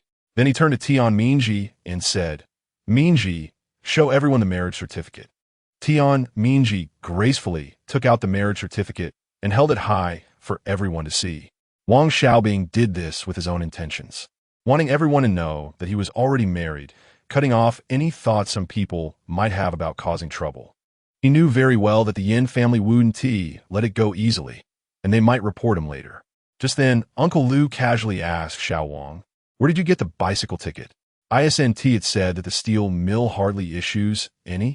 Actually, Uncle Lu was helping Wang Xiaobing. As long as he clarified the source of the bicycle ticket, even if someone was envious, they wouldn't be able to report him. Wang Xiaobing calmly explained, "Uncle Lu, how could the steel mill not issue many bicycle tickets? If it were really as you said, there would only be a few tickets a year. But now there are at least a few hundred bicycles in the factory. So where did those tickets come from? To get a bicycle ticket, workers need to be advanced and outstanding. As for us cadre, as long as we complete our tasks and contribute to the factory, the leaders might reward us with tickets. This bicycle ticket was awarded to me by Section Chief Li when I worked in the logistics office. If you don't believe it, you can ask Section Chief Li." After explaining, Wang Xiaobing pushed his bicycle and took his wife back to his home. Chapter 47. Yin Bugui incites Shaju to maliciously report seeing Wang Xiaobing and Tian Mingji enter the house and close the door. The Yin family was in an uproar. Inside, Yin Bugui spoke in a low voice, but his anger was evident as he yelled, insisting on reporting Wang Xiaobing. However, his 2 sons were unwilling to go at all. They had just seen through the window that Wang Xiaobing and Tian Mingji had a marriage certificate, and Wang Xiaobing had clearly explained the origin of the bicycle ticket. They understood that reporting at this time would definitely lead to trouble, and they might even end up in jail. Yin Bugui didn't want to take the risk himself, so he kept pressuring his 2 sons to go, but they wouldn't listen, leading to a heated argument at home. Yin Bugui glared resentfully in the direction of the Wang family, but he knew he couldn't report in person. At this moment, Yin Jiefeng suggested to his father, "Dad, why not find Shaju? Doesn't he have a grudge against Wang Xiaobing? Let Shaju do the reporting." Upon hearing this, Yin Bugui's eyes lit up. Without hesitation, he left the house and headed towards the courtyard, thinking he should inform Shaju about Wang Xiaobing's marriage certificate and his explanation of the bicycle ticket before Shaju found out, so he could incite this foolish Shaju to report Wang Xiaobing. "Mingji, this will be our home from now on. We might live here for a few years. But don't worry, I'll definitely work hard to find a better place soon," Wang Xiaobing said as he brought Tian Mingji into the house. "This is the bedroom where we usually sleep. Over here is the living room, where guests can sit when they come over. And this is the dining room, where we eat. And look over here, this is another bedroom, which will be for the kids if we have any in the future." Wang Xiaobing spoke confidently, while Tian Mingji listened carefully, her face secretly flushing as she thought, "We haven't even held the wedding banquet yet, and he's already talking about kids. Isn't he too anxious?" However, she remained silent, just blushing and quietly listening. Wang Xiaobing was so engrossed in his explanation that he didn't notice Tian Mingji's shyness. "This is the side room, which is the kitchen. The door used to open outside, but I found it inconvenient, so I sealed the outside door and opened a door from the main room. This way, I don't have to run outside to cook. I've also separated the kitchen, with this side for coal and miscellaneous items." After the introduction, Wang Xiaobing was satisfied and pulled Tian Mingji into the bedroom. At first, Tian Mingji felt a bit shy, but after a while, soft gasps could be heard from the room. An hour later, the two tidied up the messy sheets and blankets and got dressed. This intimate contact deepened their relationship. Wang Xiaobing looked at the sky, realizing it was getting late, and hurried into the kitchen to prepare dinner. After dinner, he still needed to take Tian Mingji home. After all, they hadn't held a wedding yet and were living together. Her father would definitely have thoughts about it. It was only half a month until the wedding, so it wasn't a big deal. Dinner was simple, with steamed cornbread, stir-fried cabbage, and shredded potatoes. Just as they were about to eat, they heard a commotion outside in the courtyard. Wang Xiaobing looked up to see Shaju bringing the police into the courtyard, pointing towards his house. Following Shaju's direction, the two officers walked towards the Wang residence. Hiding behind the window, Yin Bugui wore a sinister smile. It turned out that after Wang Xiaobing brought his wife home, Yin Bugui listened to Yin Jiefeng's suggestion and went directly to Shaju's house. He told Shaju that Wang Xiaobing had brought a girlfriend home and had even bought a new bicycle, exaggerating the situation and deliberately provoking Shaju. Upon hearing this, Shaju immediately wanted to call the police. Yin Bugui, however, advised him to wait, saying there were too many people around and fearing that the news would leak. Shaju actually believed him and waited over an hour before reporting to the police. As for why Yin Bugui did this, only he knew in his heart. Shaju brought the police into the courtyard, which was a big deal, like poking a hornet's nest. Usually, the three older men, led by Yi Zhonghai in the courtyard, insisted that matters should be resolved within the courtyard and opposed calling the police. Now Shaju had directly broken the rules, and everyone had their own thoughts. Knock, knock, knock. As the knocking sounded, Wang Xiaobing was having dinner with his wife and felt quite unhappy. Who is it? Don't you know not to knock during dinner? Wang Xiaobing shouted towards the door. Open the door, we are the police. Upon hearing this, Wang Xiaobing immediately knew he had been reported. Without hesitation, he opened the door. The two police officers walked into the house and saw Wang Xiaobing and Tian Mingji having dinner, with a woman sitting at the table. The officers walked straight over. Hello, comrade. We receive a report saying that you are involved in inappropriate relationships and speculative activities. That's right, Wang Xiaobing, why don't you come clean? Shaju shouted from outside, gleefully. But upon seeing Tian Mingji in Wang Xiaobing's house, his jealousy intensified. How could such a beautiful girl choose Wang Xiaobing? What was Wang Xiaobing better at than him? Why didn't she choose him? Officers, we are legally married. You can go ask in the courtyard if you don't believe us, Wang Xiaobing said. Mingji, take out the marriage certificate for the officers to see. Tian Mingji took the marriage certificate out of her pocket and handed it to the police. The officers looked at it and handed it back. No problem. But where did you get this bicycle ticket? Officer, regarding the bicycle ticket, I've already explained it in the courtyard. It was awarded to me by Section Chief Li Shu-Win from the logistics office of our factory. You can check it out. I had already clarified it with everyone in the courtyard. Reporting under the knowledge of the truth. Doesn't that count as false accusation and reporting a false case? Wang Xiaobing did not want to let it go easily. The two police officers exchanged glances, understanding that there was a feud between the two families. However, they still proceeded according to protocol, walking up to the still clueless Shaju and took out handcuffs to cuff him. Shaju was momentarily taken aback, and by the time he realized what was happening, the police were already leading him away. Hey, did you arrest the wrong person? Shouldn't you be arresting him?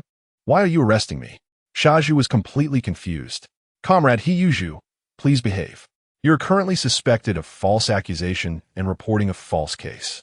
Come with us to the police station. No, I didn't report a false case. It was Yin Bugui who told me.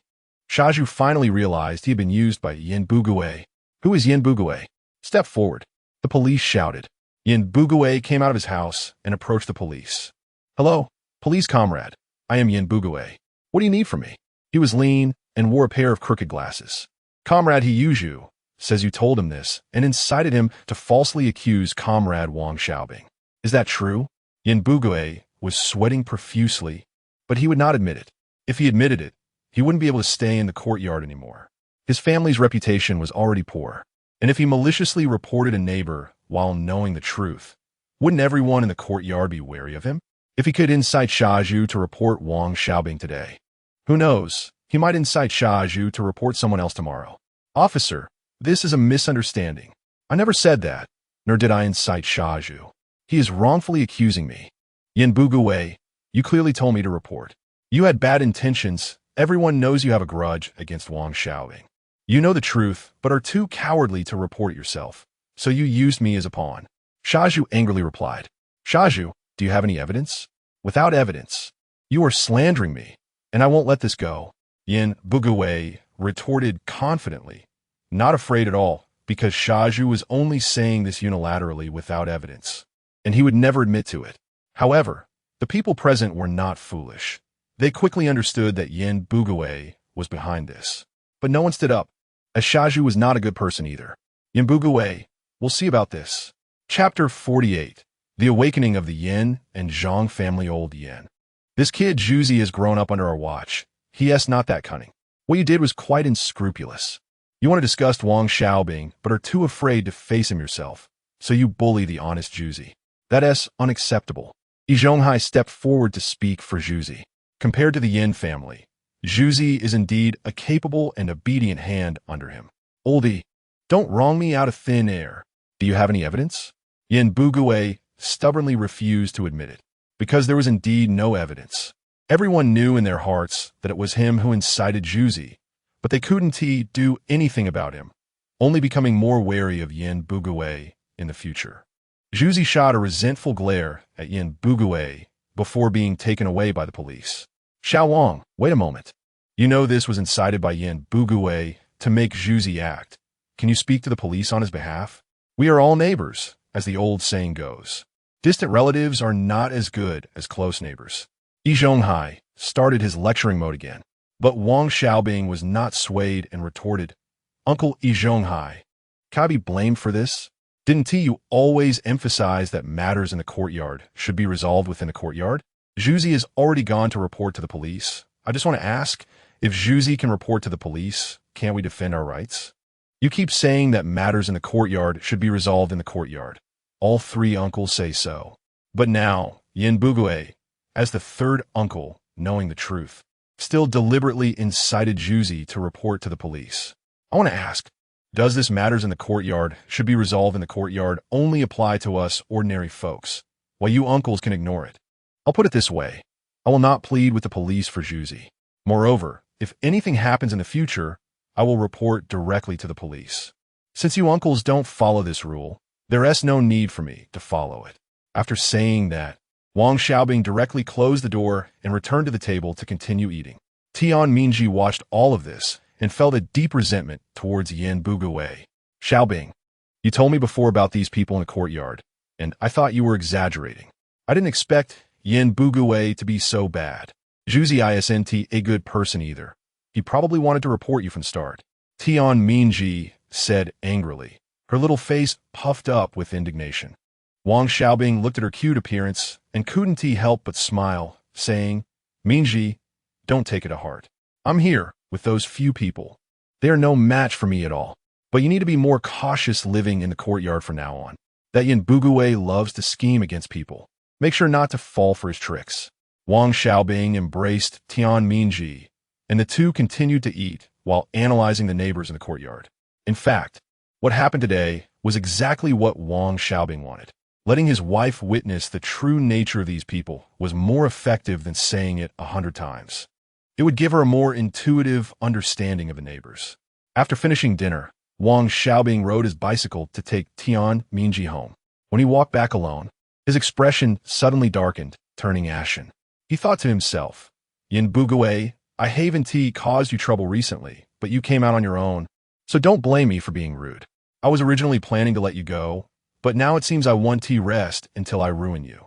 Returning to the courtyard, Wang Xiaobing pushed his bicycle and coldly glanced at the Yin family, his eyes filled with indifference.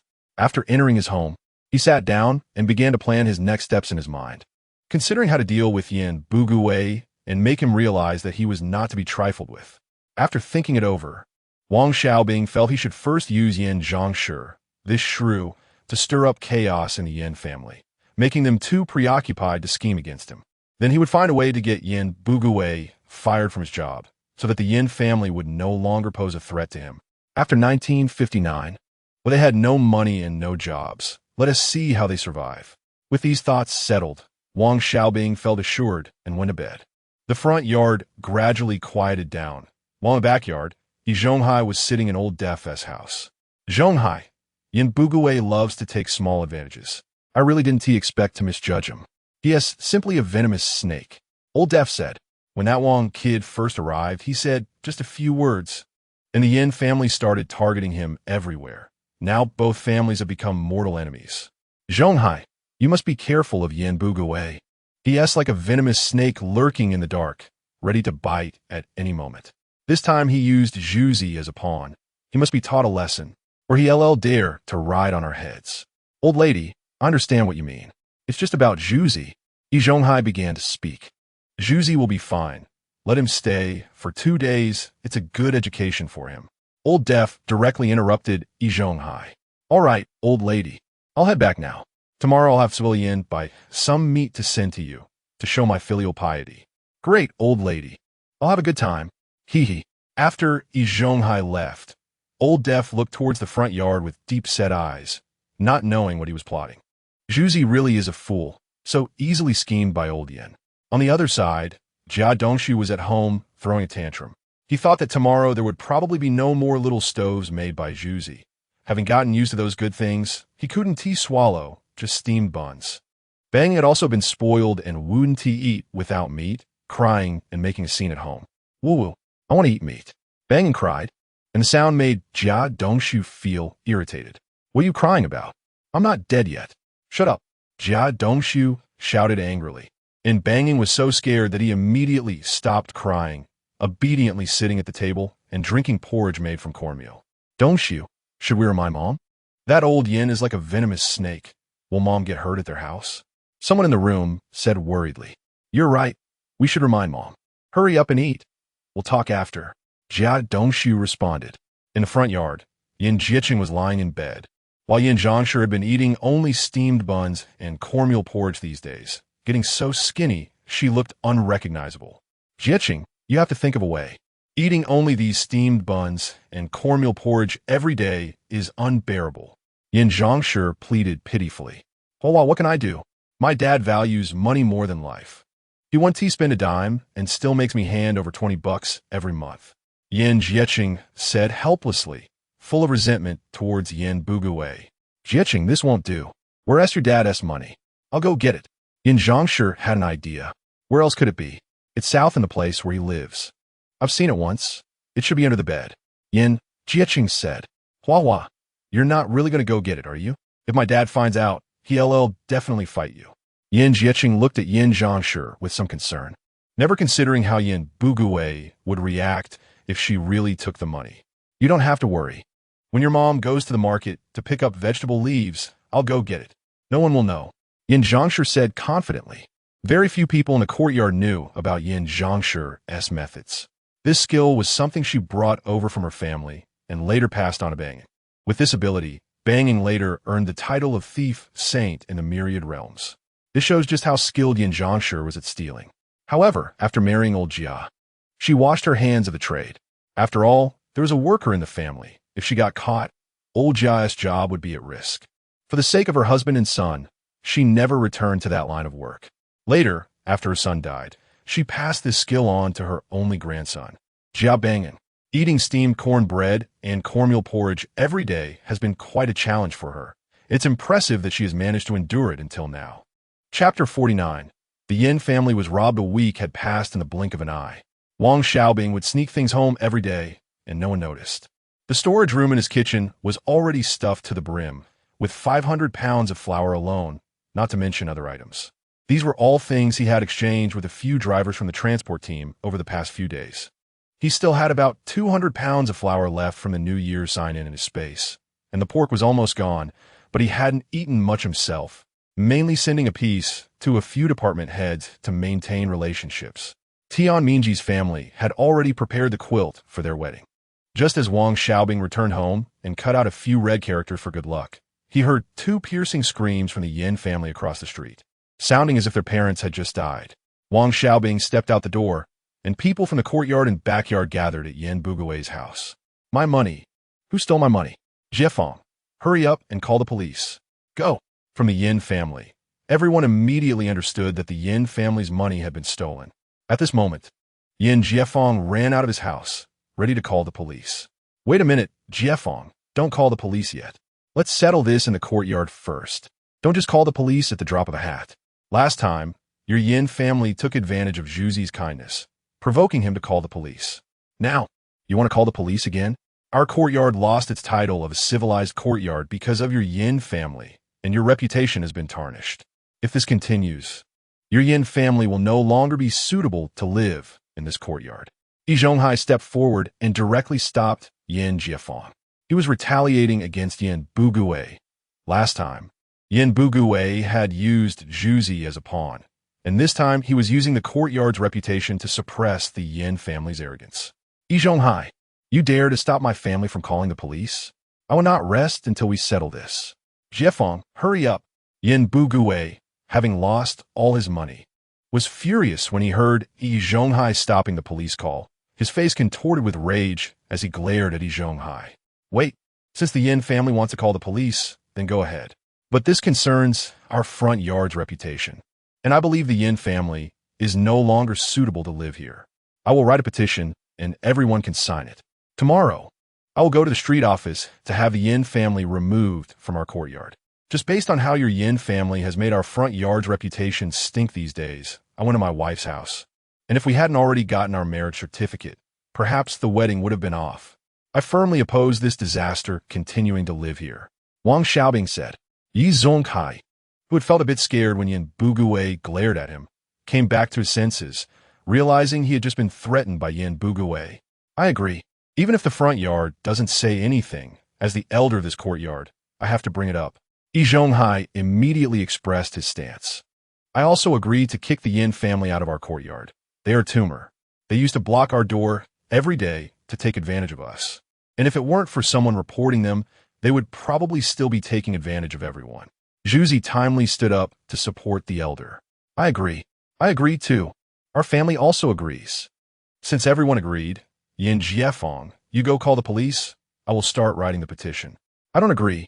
Why should our Yin family be kicked out? I won't leave. Whoever dares to come, I will crash into your door. Hearing that everyone agreed to kick his family out, Yin Bugui directly threatened everyone. However, this threat was somewhat effective, but this time he was up against Wang Xiaobing. Yin Bugui, if you dare to crash, I will dare to throw your body into the moat to feed the fish. Your family still has 2 sons and a daughter who haven't grown up yet. Who are you threatening here? Wang Xiaobing retorted without showing any weakness. He knew that if they didn't suppress the Yin family's arrogance today, they would definitely become even more rampant in the future. Young Wang, you just moved in later. I've been living here for many years. Why do you have to kick me out? I want to see who dares. Yin Bugui shouted angrily, looking very self-righteous.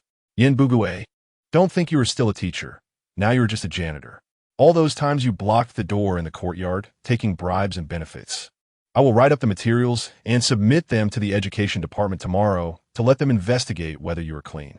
You still dare to threaten everyone here? You have lived in this courtyard for so long. What contribution have you made? Relying on your title as the 3rd uncle, blocking the door to extort benefits from neighbors, and even threatening students' parents, giving their children a hard time if they don't give you benefits. Do you want me to call those parents over right now? Anyway, the police are almost here.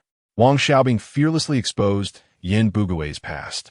With the things you've done, how do you still have the face to live in this courtyard? Is your house private property? That's public property. You are just a tenant. Wang Xiaobing continued, his tone filled with disdain. You. Yin Bugui was rendered speechless, his face turning red. Wang kid, we'll see. Dad, the police are here. Yin Jiefeng shouted from afar. Police comrades, it's okay. Our money has been found. Seeing the police arrive, Yin Bugui immediately put on a smiling face and hurriedly explained that the money had been found. That's good if it's found. In the future, if you lose any valuable items, make sure to search carefully at home first. If you really can't find it, then call the police. The police reminded, then ordered dismissed. The 2 policemen came quickly and left just as quickly, and in the blink of an eye, they were gone. Yin Bugui stood there, looking dejected. It was clear to everyone that the incident of losing money had hit him hard. Wang Xiaobing secretly pondered that the Yin family probably lost all their cash this time. However, they should still have some backup money left, just not much. Moreover, he suspected that this incident was done by Yin Zhangshi. Usually, whenever there was any commotion in the courtyard, she would come out to watch the fun, but today she hadn't shown up at all. This was too strange. When Yin Bugui returned home, he was boiling with rage and kicked a chair that was blocking his way, sending it flying 2 meters away, with a loud crash as it hit the ground. The kids were so scared that their faces turned pale, not daring to breathe, and could only cower aside. Old Yin, I don't think this money was stolen by outsiders. I just went out to pick a few cabbage leaves. It didn't take me half an hour. When you hid the money, you told me that even if you took it out yourself, it would take 10 minutes. But now the money we buried under the bed has been dug out. Third Aunt Yang Ruihua frowned, worried, and analyzed. Hearing her say this, Yin Bugui also sensed that something was wrong. Indeed, outsiders could not possibly know where he hid the money. At that time, all 3 kids had gone with third aunt to pick cabbage leaves, and only Yin Zhangshi was at home. Upon further reflection, all the suspicions pointed to Yin Zhangshi. I'm going to find her. I knew marrying this widow would bring no good. That ungrateful child. Yin Bugui was infuriated. His face red as he stood up to go find Yin Zhangshi to settle accounts. Seeing this, third aunt quickly grabbed him and said anxiously, Old Yin, if you go find her now, will she admit it? That's over 2,000 yuan. Mentioning the over 2,000 yuan, both Yin Bugui and third Aunt Yang Ruihua felt a pang in their hearts. Fortunately, it seemed that Yin Zhangshi had taken it. As long as she was willing to hand over the money, they might still be able to get it back.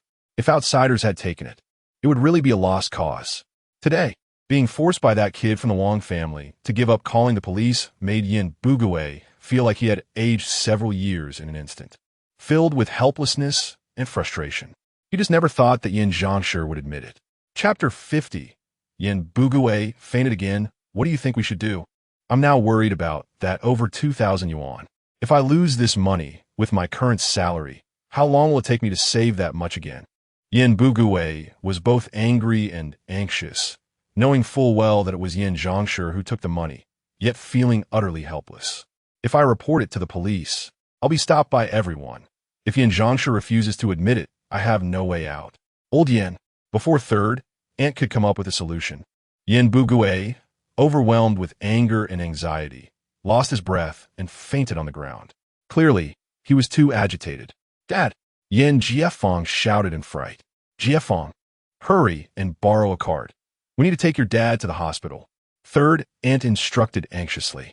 Mom, with our family's reputation right now, where can I borrow a cart? Dad, should he have anything serious? He just needs a rest. Yin Jiefeng showed a troubled expression. Third aunt had no other choice but to work hard with Yin Jiefeng to lift Yin Bugui onto the bed. Before long, Yin Bugui slowly regained consciousness. Old woman, what happened to me? Old Yin, you just fainted. You scared us to death. How are you feeling now? Are you better? Third aunt asked with concern. I'm fine now. When Jiqing comes back, let him go get the money that Yin Zhangshi took and then divorce her. Our Yin family can't have such a daughter-in-law anymore. She's even older than me. Yin Bugui said through gritted teeth filled with resentment. In fact, not only Wang Xiaobing and the Yin family figured out that it was Yin Zhangshi who stole the money, but also Yi Zhonghai and Qin Huairu had guessed it too. Don't you? I think your mom took the money. Why don't you ask her? If it's true, we need to borrow some money from her. Our family is out of cash. Qin Huairu said to Jia Dongshu, who was enjoying the little meal that Shaju brought back. Jia Dongshu didn't even consider this possibility and replied without looking up, No way. How could mom do such a thing? Don't spread rumors and ruin my mom's reputation. Jia Dongshu didn't believe it at all. Qin Huairu secretly scoffed. With your mom's reputation, it's already notorious. Who doesn't know she married a 20-year-old young man? Seeing that Jia Dongshu didn't believe her, Qin Huairu decided to borrow money herself when she had time. If she couldn't, she would threaten Yin Zhangshi. In the courtyard, Yi Zhonghai sat at the table eating, his mind replaying the events that just took place in the courtyard, recalling everyone's reactions. Suddenly, he sensed something was off. Such a big issue. Yet Yin Zhangshi, who usually loved to stir up trouble, hadn't shown up at all. The more he thought about it, the more he felt that the money was likely taken by Yin Zhangshi. But then, remembering Yin Zhangshi's character, he knew that once that money entered her pocket, getting it back would be harder than ascending to heaven. Yin Jiqing, exhausted after carrying his sack all day, had just entered the courtyard when Yin Bugui pulled him into the house. Jiqing, we've been robbed. Over 2,000 yuan has been stolen. Yin Bugui said anxiously. What? Over 2,000 yuan? Dad, where did you get so much money? If you have that much money, why didn't you buy me a job? Now that the money is stolen, are you satisfied? As soon as Yin Jiqing heard this, his long-simmering resentment exploded. He worked hard every day for odd jobs, yet his father was hiding such a large sum of money, preferring to hoard it rather than help him improve his life. If that money had been used to buy him a job, he would have been a regular employee by now, not having to work so hard. This is the money I've saved over the years. It has nothing to do with you. Yin Bugui still wanted to be tough. Since it has nothing to do with me, why are you looking for me? I'm exhausted every day. I don't have time to discuss this few thousand yuan with you. Yin Jiqing turned to leave. Jiqing, you can't leave. This matter concerns you. Over 2,000 yuan was stolen from the house today, and everyone was out except for Yin Zhangshi. You need to go back and ask her for the money. Then divorce her. Otherwise, if we call the police and it turns out she did it, she'll face prison time. Yin Bugui quickly stopped his son, revealing his plan. After hearing his father's words, Yin Jiqing felt anxious and rushed home. In fact, long before Yin Bugui shouted about calling the police, Yin Zhangshi was already pale with fear. She knew that if this matter was exposed, the consequences would be unimaginable. Later, when Yi Zhonghai and that Wang kid stopped the police report, her racing heart calmed down a bit.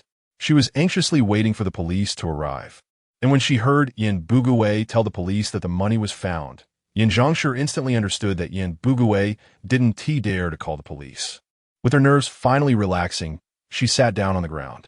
After catching her breath, she began to carefully hide all the stolen money on her person.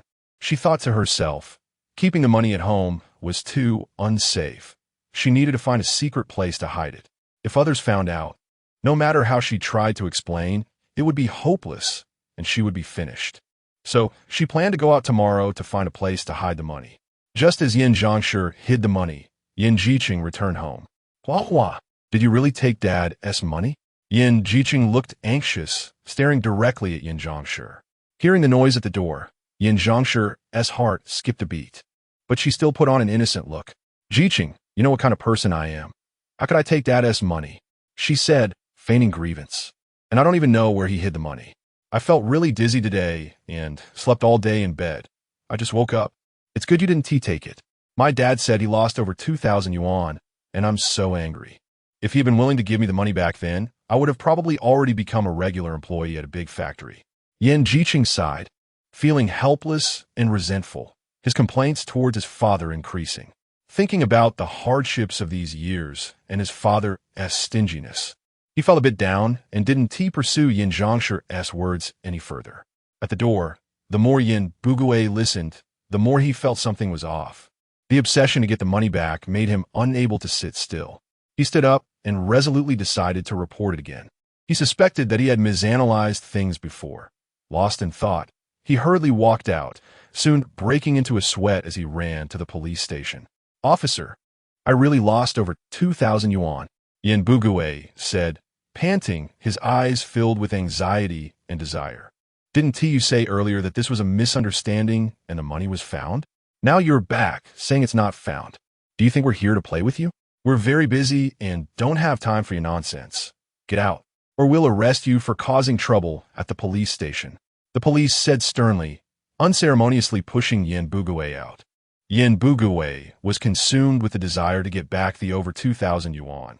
He felt that even if he was kicked out of the courtyard, it didn't matter.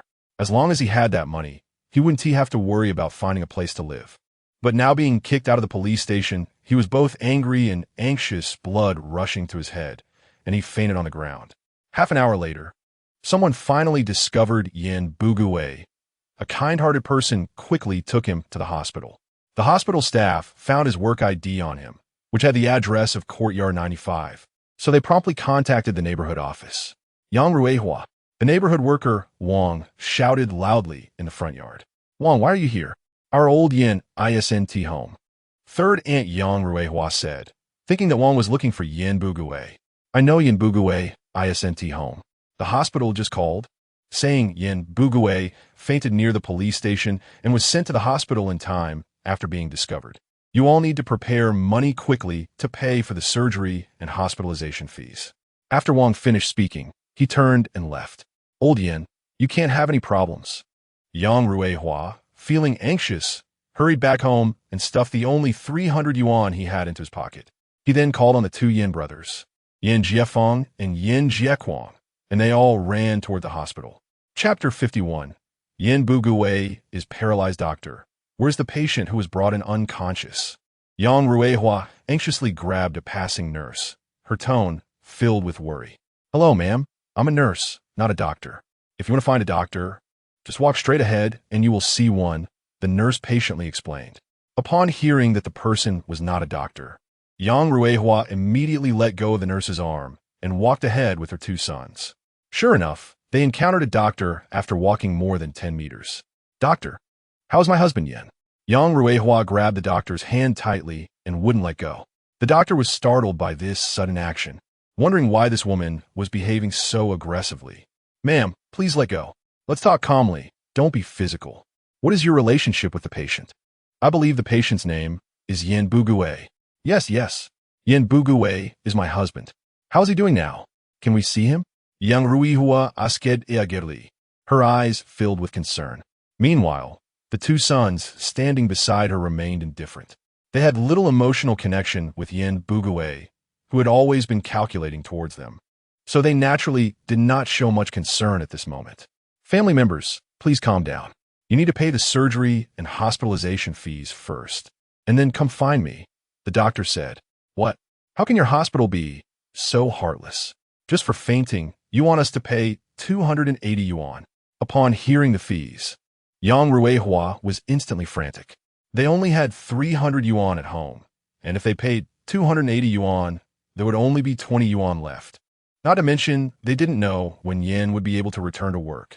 Family members, that money will be adjusted when you discharge. Are you going to pay or not? If not, please don't block the way. There are many people behind you waiting to pay. The finance personnel had no patience for Yang Ruihua's temper and spoke somewhat impatiently. We'll pay. Yang Ruihua reluctantly took out the money and, after paying 280 yuan, took the receipt to find the doctor she had spoken to earlier. Doctor, we have paid the fees. Can we go see my husband now? Family members, please listen to me first. The patient Yin Bugue has already been taken into the operating room for emergency treatment. You need to wait here. I will come to inform you once the surgery is over, so please do not wander around. We might not be able to find you later. Yang Ruihua had no choice but to sit in the hospital corridor with her two sons, anxiously waiting. 2 hours passed, and the doctor finally came over. But there was a hint of sympathy on his face. Family members, you must stay calm. Before the doctor could finish speaking, Yang Ruihua's face changed drastically, and she nearly fainted. Fortunately, Yin Jiefeng was quick to react and immediately supported his mother. Family members, please don't be so agitated. The surgery was successful, and the patient has been rescued. However, the patient suddenly had a spike in blood pressure and fell, lying on the ground for half an hour. The fall caused a rupture of the brain's capillaries.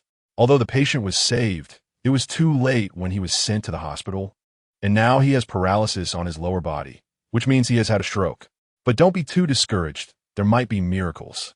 As the doctor spoke, he shook his head helplessly, trying to comfort Yang Ruihua. After all, as a doctor, he had to leave some hope for the patient's family, fearing that they might act out of extreme emotions. Doctor, how can you say the surgery was successful? He is paralyzed. Is this what you call success? Yang Ruihua thought of the surgery fee she had just paid and heard the news of Yin Bugue's stroke and paralysis. Her heart ached, and she was furious. She regretted paying the money. Had she known it would end up like this, she wouldn't have paid. Ma'am, the patient was indeed rescued. How can you say it wasn't a success? The paralysis was caused by the delay in sending him to the hospital, the doctor explained, having encountered such situations before. Then why didn't you say so earlier? We wouldn't have gone through with the rescue. Now look, the money is gone, and we have to take care of a paralyzed person. Woe is us. How could our family be so unfortunate?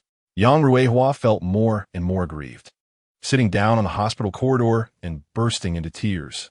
Her cries immediately attracted the attention of those around, and people gathered to watch.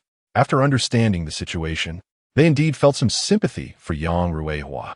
However, sympathy was just words, and they offered little more than a few concerned remarks.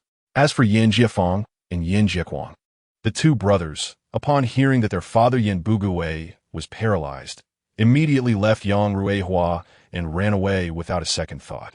While Yang Ruihua was crying uncontrollably, she didn't notice her two sons' actions. By the time she realized it, they were nearly at the entrance of the courtyard. "Brother, what should we do now? Dad is paralyzed. Someone will definitely need to care for him. I think the three of us won't be able to continue our studies. Mom will have to stay home to take care of Dad, and Jitty is still young. What do you think we should do? It looks like we'll have to rely on us two to support the family from now on. Are you okay with that?" Yin Jiequang, with a worried expression, looked at Yin Jiafeng and asked. At this moment, Yin Jiafeng was already 17 years old, while Yin Jiequang was only 14. "I won't take care of him. Dad hides the family's money tightly. He would rather be robbed than improve our living conditions. Now, look, he's paralyzed and can't earn money anymore. I'm going to work odd jobs and then split from the family. I don't want to be dragged down by this mess." Yin Jiafeng frowned, showing impatience and determination. "Brother, take me with you. I really can't stand this family anymore. If we stay here, we'll never get married." Yin Jiequang pleaded, grabbing Yin Jiafeng's arm. "All right, stop thinking so much. I'm exhausted and need to sleep. If I don't sleep now, it'll be even worse when I'm hungry later." Yin Jiafeng yawned and replied dismissively, turning to head back inside for some rest. At that moment, the others in the courtyard were unaware of the troubles in the Yin family. They only knew that Yin Bugui had been taken to the hospital. In the dimly lit hospital at night, Yang Ruihua kept vigil by Yin Bugui's bedside, surrounded by silence. Only the faint sounds of the machines could be heard. Although Yin Bugui was paralyzed in his lower body, his upper body could still move. At that moment, he was just in a coma and had not yet awakened. However, he could vaguely hear Yang Ruihua's cries. "Old Yin, what are we going to do in the future? There are still several children at home." Yang Ruihua leaned over the bedside, her shoulders trembling slightly, her voice choked with tears, filled with helplessness and despair. Although Yin Bugui's consciousness had not fully returned, her words struck like a heavy hammer in his muddled mind. "I am paralyzed?" Chapter 52, Discharge. In the dim hospital room, the light was yellow and dull, as if it too was suffocating under the heavy atmosphere.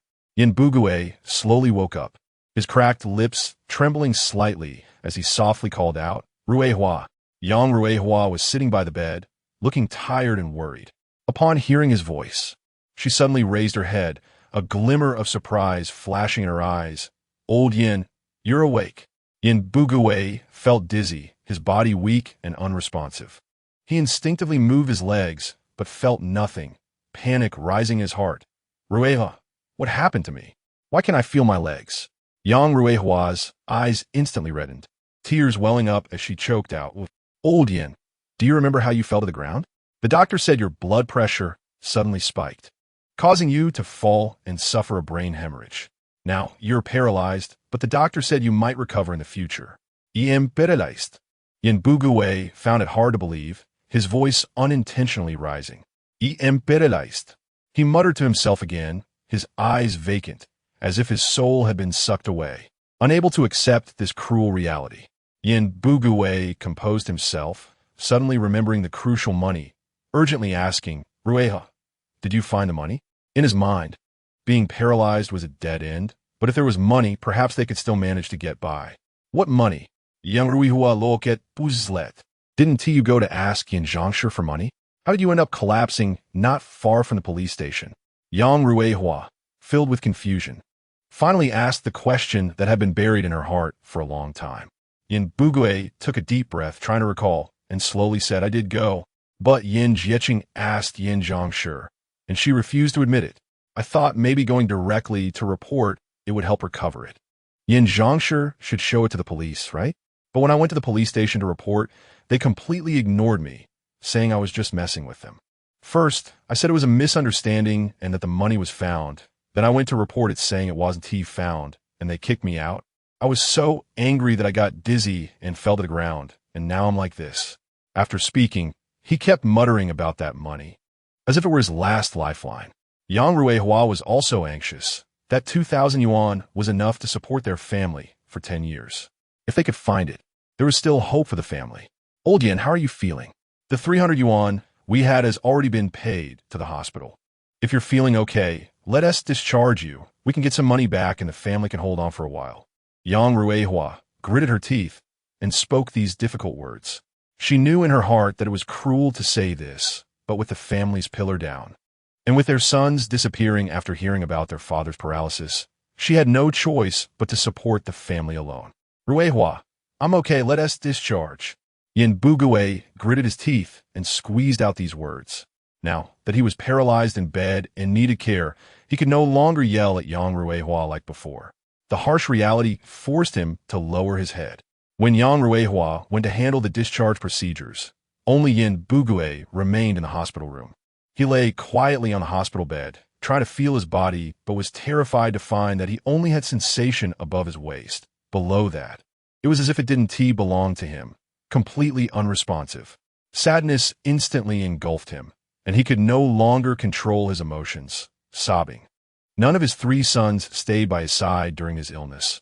He felt an immense chill in his heart. The once shrewd and calculating man in the courtyard never imagined he would end up like this, not giving Yin Bugue much time to wallow in sadness. After Yang Ruihua completed the discharge procedures, she hurriedly called a few people, paid $1, and had them help carry Yin Bugue to the hospital entrance. She then called for a rickshaw to take Yin Bugue back to the courtyard. As they arrived at the entrance of the courtyard, Wang Xiaobing happened to wake up to go to the bathroom and immediately saw this scene. However, at first, he didn't think about paralysis, as he had enmity with the Yin family and didn't greet them. After returning from the bathroom, he heard the ants in the yard discussing that Yin Bugue was paralyzed. Wang Xiaobing stood there, his heart filled with mixed feelings. He didn't know what his current mindset was. But since Yin Bugue was already paralyzed, those grievances seemed to lose their importance with this change. Before he could take action, the Yin family had already fallen apart. The unpredictability of life left people sighing. The morning sun shone down on the courtyard as Wang Xiaobing tidied up his work uniform, stepping into the factory with renewed energy to begin a busy day. The neighbors in the courtyard also went their separate ways, hurrying off to work, while children with backpacks laughed and chatted on their way to school. The entire courtyard gradually regained its usual hustle and bustle. Just as Yin Jieqing left home, Yin Zhangshi leisurely walked out. Her figure appeared slightly hunched, yet her eyes sparkled with a hint of cunning and mystery. She didn't notice that in a nearby corner, a pair of sharp eyes was closely watching her every move. Yin Zhangshi walked straight toward Quanjude, her steps firm. Upon entering Quanjude, the tempting aroma of roast duck immediately enveloped her. She found a corner to sit in and eagerly ordered a roast duck. In no time, the steaming roast duck was served, and Yin Zhangshi, disregarding her image, devoured it ravenously. Before long, she had completely finished the roast duck. After eating, she contentedly let out a burp, pulled out money from her pocket, and swiftly paid the bill, showing no signs of wanting to evade payment. After leaving Quanjude, Yin Zhangshi had no intention of returning home. Instead, she wandered aimlessly down the street. She occasionally looked around, as if searching for something. Whenever she passed an abandoned courtyard, she would stop, her eyes flashing with excitement. Cautiously observing her surroundings to ensure no one was watching, she carefully stepped into the courtyard. Inside, she rummaged around, leaving no corner unchecked, as if searching for some precious treasure.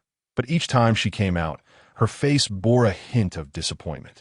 Thus, Yin Zhangshi moved from one abandoned courtyard to another, time passing slowly, yet she showed no signs of wanting to return to the big courtyard. Meanwhile, the pair of eyes watching her from the shadows remained fixed on her. After searching through several abandoned courtyards, Yin Zhangshi finally seemed to find a satisfactory hiding place for her money.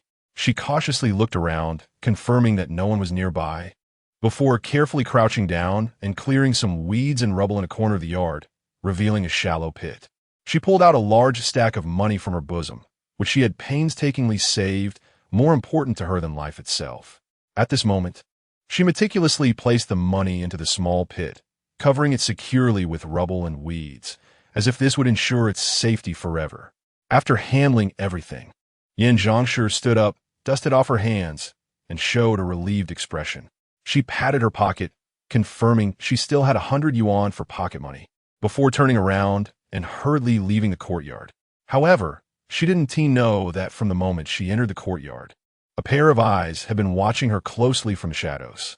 These eyes were filled with greed and cunning, clearly seeing her every move. Just as Yin Zhangshi left, a figure swiftly emerged from the shadows. This person moved lightly and swiftly, quickly reaching the spot where Yin Zhangshi had hidden her money. She skillfully cleared the rubble and weeds, and when she saw the large stack of money, a glimmer of wild joy flashed in her eyes. She grabbed the money and carefully tucked it in her bosom. Then, she restored the yard to its original state, leaving no trace behind. After finishing all this, she looked around to confirm that no one had noticed before hurriedly leaving, disappearing at the end of the street. Meanwhile, Yin Zhang was still immersed in the comfort of having hidden her money, completely unaware that her wealth had vanished without a trace. Chapter 53. Who is the fisherman? Yin Zhangshi wandered outside for several hours, and only when the smell on her body had dissipated did she head home. Just as she entered the courtyard, Aunt Yang Ruihua rushed out from the house and blocked her way, immediately starting to curse. Yin Zhangshi, you poisonous woman, are you satisfied with how you've harmed our old Yin? Yin Zhangshi knew the situation well. She had hidden the money, so she was not afraid of anything. Annoyed, she retorted, Yang Ruihua, what does your old Yin being paralyzed have to do with me? Don't shift the blame. We have split up the family. Get out of the way quickly. I want to go home and rest. Yang Ruihua was determined to get money today and didn't care about face anymore, shouting, if you hadn't stolen our money, would old Yin have turned out like this? Yin Zhangshi stood her ground. Yang Ruihua, don't say reckless things. Since I'm married into the Yin family, I've been honest. It's you guys in the Yin family who keep causing trouble for me, treating me as someone easy to bully. When did you lose money? I heard you told the police that the misunderstanding was resolved and the money was found. Stop blaming me. Yang Ruihua was not willing to back down. Who else could it be but you? Everyone in this courtyard knows you're greedy and lazy. Don't deny it. Hurry up and hand over the money. If you don't get it today, don't think about going home. Yin Zhangshi was getting angry. Yang Ruihua, who do you think you are? Get lost. Yang Ruihua didn't waste any words, directly shouting, second, third. Hold her down and search her. Hearing their mother's command, Yin Jiefeng and his brother's eyes lit up, both thinking that if they found money, they could secretly hide some and later blame it all on their sister-in-law, Yin Zhangshi. The two rushed over and pinned Yin Zhangshi to the ground. Yin Zhangshi shouted, I want to see who dares. Old Jia, come and take Yang Ruihua away. The Yin family is bullying me. Just as she was shouting, Su Damao rode his bicycle into the courtyard, heard Yin Zhangshi calling for old Jia, and laughed teasingly. Yin Zhangshi, you've married into the Yin family. Why are you still thinking about Uncle Jia? Ha ha. The neighbors watching the commotion burst into laughter, playing along with Su Damao's teasing. Yin Zhangshi was interrupted, feeling angry. Yang Ruihua was her mother-in-law, so she had some scruples, but what was Su Damao? She glared at him and scolded. Su Damao, you childless one, full of bad ideas. Why should it matter to you? Get lost, or I'll scratch you to death. As she spoke, she stretched out her dark hands, pretending to scratch Su Damao. Su Damao was so scared that he quickly pushed his bike and ran to the backyard. Yin Zhangshi was just trying to scare him in the past. With Yi Zhonghai backing her up, now Yi Zhonghai would rather she got into trouble. Yang Ruihua didn't care about any of this, shouting, Yin Zhangshi, I'm not afraid of you. Second, third, hold her down and search her. As soon as Yin Jiefeng and his brother heard their mother's command, a trace of greed flashed in their eyes. They exchanged glances, silently agreeing, both thinking, if they really found that huge sum of money, they would definitely secretly hide some. And later, if the amount was short, they could push all the blame onto their sister-in-law, Yin Zhangshi. Anyway, she wouldn't be able to defend herself. With this thought, they rolled up their sleeves and rushed over, pinning Yin Zhangshi down hard on the ground. Yin Zhangshi was unwilling to comply. screaming at the top of her lungs. You're hitting an old person. You're being a bully. Yin Jieqing. Someone is bullying your wife. Oljia. Her sharp voice echoed over the courtyard, attracting many neighbors to peek and watch. Just as Yang Ruihua began to search in Zhangshi, Qin Huairu conveniently appeared at the entrance of the courtyard. Her voice wasn't too loud, but it was just enough for the onlookers to hear clearly. How can you bully my mother-in-law? My mother-in-law married into your Yin family. You can't treat her like this. Her words were righteous and instantly attracted the attention of the crowd. Yang Ruihua was not swayed by this, not even looking up, impatiently retorting. Qin Huairu, this is our Yin family's own business. It has nothing to do with your Jia family. Saying this, she continued to rummage through Yin Zhangshi's belongings. Before long, she actually pulled out more than 100 yuan from the pocket of Yin Zhangshi's underwear. Seeing her mother-in-law's money being taken away, Qin Huairu subconsciously tightened her hands, a trace of barely noticeable tension flashing in her eyes. Yin Zhangshi, seeing this, immediately started to make a scene again. Damn you, Yang Ruihua. You've taken away the pension money old Jia left for me. I can't live anymore. Old Jia. Soda. Jieqing. I'm not clean anymore. She cried and rolled on the ground, her hair becoming a mess. After Yang Ruihua left with the money, looking dissatisfied, Qin Huairu approached her mother-in-law, who was still sitting on the ground cursing, and pretended to care. Mother-in-law, are you okay? In reality, if it weren't for all the onlookers, she would have left long ago. She knew she had to maintain her image of being a dutiful daughter-in-law.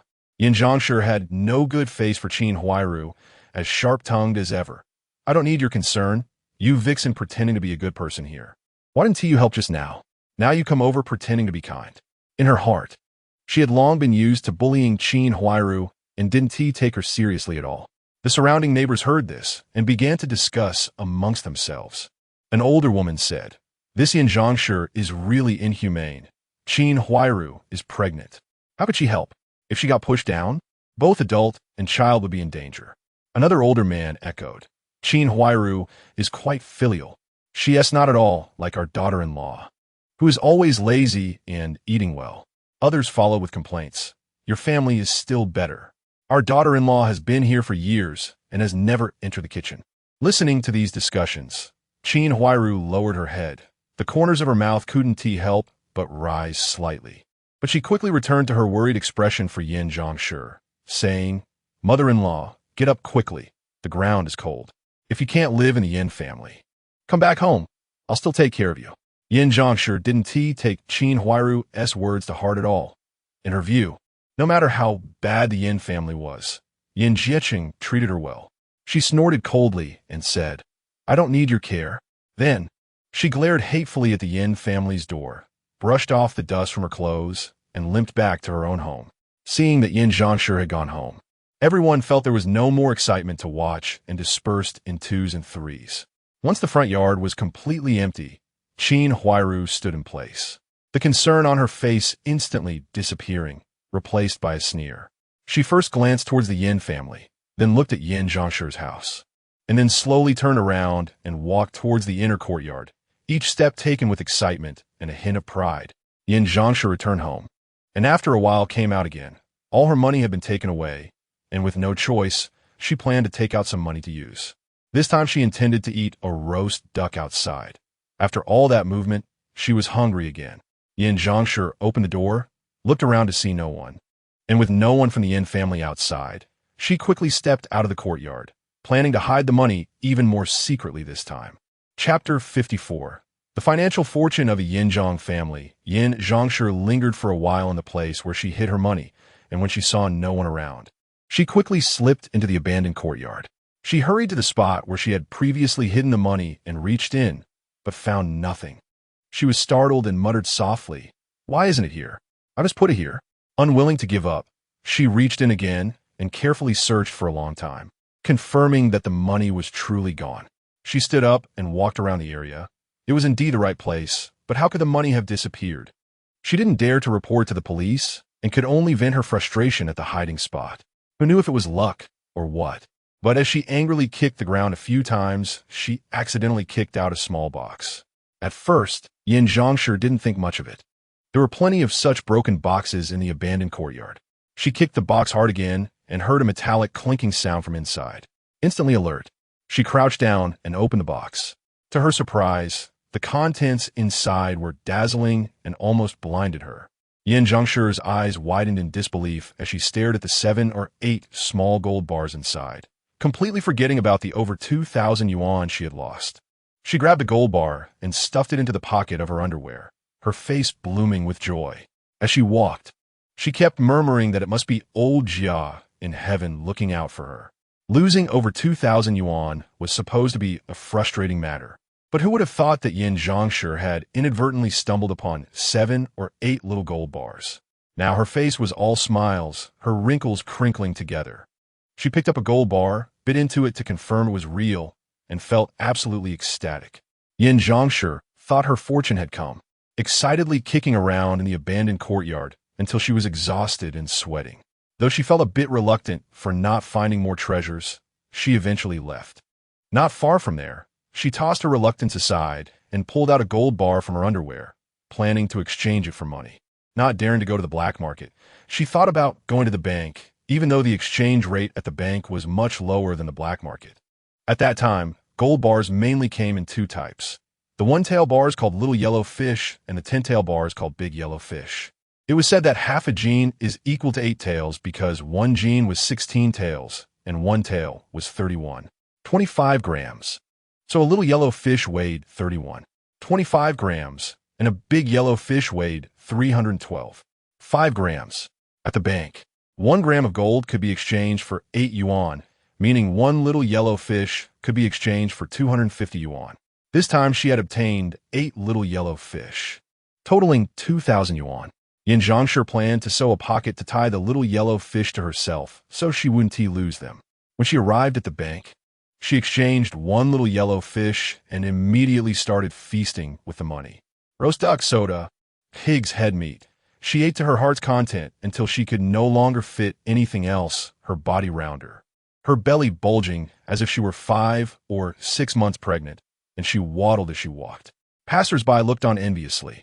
After all, at that time, being able to eat so much indicated wealth. Yin Zhongshi was quite proud and bought a pound of candy from the supply and marketing cooperative. Along the way, candy wrappers occasionally fell behind her. By the time she reached the entrance of her courtyard, she had almost finished the entire pound of candy, leaving less than half a pound. The child Banging, who was playing in the front yard, caught sight of the candy in Yin Zhongshi's hand, and his eyes immediately lit up as he ran over. "Grandma, I want candy. Please give me some candy." Banging tugged at Yin Zhongshi's clothes, looking eagerly at the candy in her hand. Seeing it was her sweet grandson Banging, how could Yin Zhongshi refuse? She smiled and said, "All right, Grandma will give you some candy." Saying that, she grabbed a handful, about 5 or 6 pieces, and handed them to Banging. After that, she turned around and slowly walked home. Holding the candy tightly, Banging had no intention of playing with the other kids in the courtyard. He sneaked back home alone, happily eating the candy. Before long, he was discovered by Qin Huairu. "Banging, where did you get that candy?" Qin Huairu asked, looking at the sticky candy residue around Banging's mouth. "Grandma gave it to me. She has a lot more, and I even smelled roast duck, braised meat, and soda on her." Banging replied excitedly. It must be said that Banging truly had a natural talent for sniffing out money, perhaps after being trained by his grandma. He could smell if someone had money within 10 meters. Your grandma has money. If you want candy in the future, just ask her. A glimmer of suspicion flickered in Qin Huairu's eyes, but she already had a plan in mind to have Banging visit his grandma more often. Banging was still young and didn't fully understand adult thoughts. When his mother Qin Huairu told him that his grandma had money, he firmly remembered it. From then on, whenever he had free time, he would run to visit Grandma Yin Zhongshi. Qin Huairu was secretly calculating. She suspected that Yin Zhongshi suddenly having money must have some trick behind it. To find out where the money was coming from, she deliberately arranged for Banging to visit his grandma every day. After all, Yin Zhongshi used to call Banging her good grandson, so his visits wouldn't raise any suspicion. Yin Zhongshi had no idea that Qin Huairu was scheming against her. After returning home, she lay down on the bed and soon fell into a deep sleep, snoring loudly. She was truly exhausted after kicking and searching in the abandoned courtyard for a whole hour, and Just wanted to have a good sleep. Yang Ruihua returned home angrily after searching over 100 yuan from Yin Zhangshi. As soon as she entered, her two sons, Yin Jiefeng and Yin Jiequang, crowded around, clamoring for a share of the money. Yin Jiefeng carefully closed the door, rubbed his hands together, and eagerly said, "Mom, we have to split this money evenly. 3 people. Each get a third." He was calculating in his mind that the family had lost over 2,000 yuan, but only a little over 100 yuan was found on his sister-in-law. It clearly didn't look like the money that had been lost. So this money should be shared among them. Yang Ruihua was momentarily taken aback and frowned, asking, "Share what money? Mom, didn't we just find over 100 yuan on sister-in-law?" Yin Jiefeng answered confidently, "I and my brother help hold her down too, so of course, we should share the money." Yin Jiequang nodded in agreement, his eyes full of expectation. Hearing this, Yang Ruihua was furious. "Our family lost over 2,000 yuan, and we only found a little over 100 yuan. You two ungrateful wolves. Are you trying to drive me crazy? How can this money be shared?" In her mind, this small amount of money was not even enough to compensate for the family's loss. So how could she give it to her sons? Yin Jiefeng didn't want to give up that easily. He argued back, "Mom, you know our family lost over 2,000 yuan. This little over 100 yuan is obviously not ours. It's sister-in-law's own money. Why can't we share it?" The way the Yin family was raised made the children selfish and mercenary, seeing only money, while familial affection meant nothing to them. Yang Ruihua glared at them and said with annoyance, "You two are still living off me. Where are my clothes?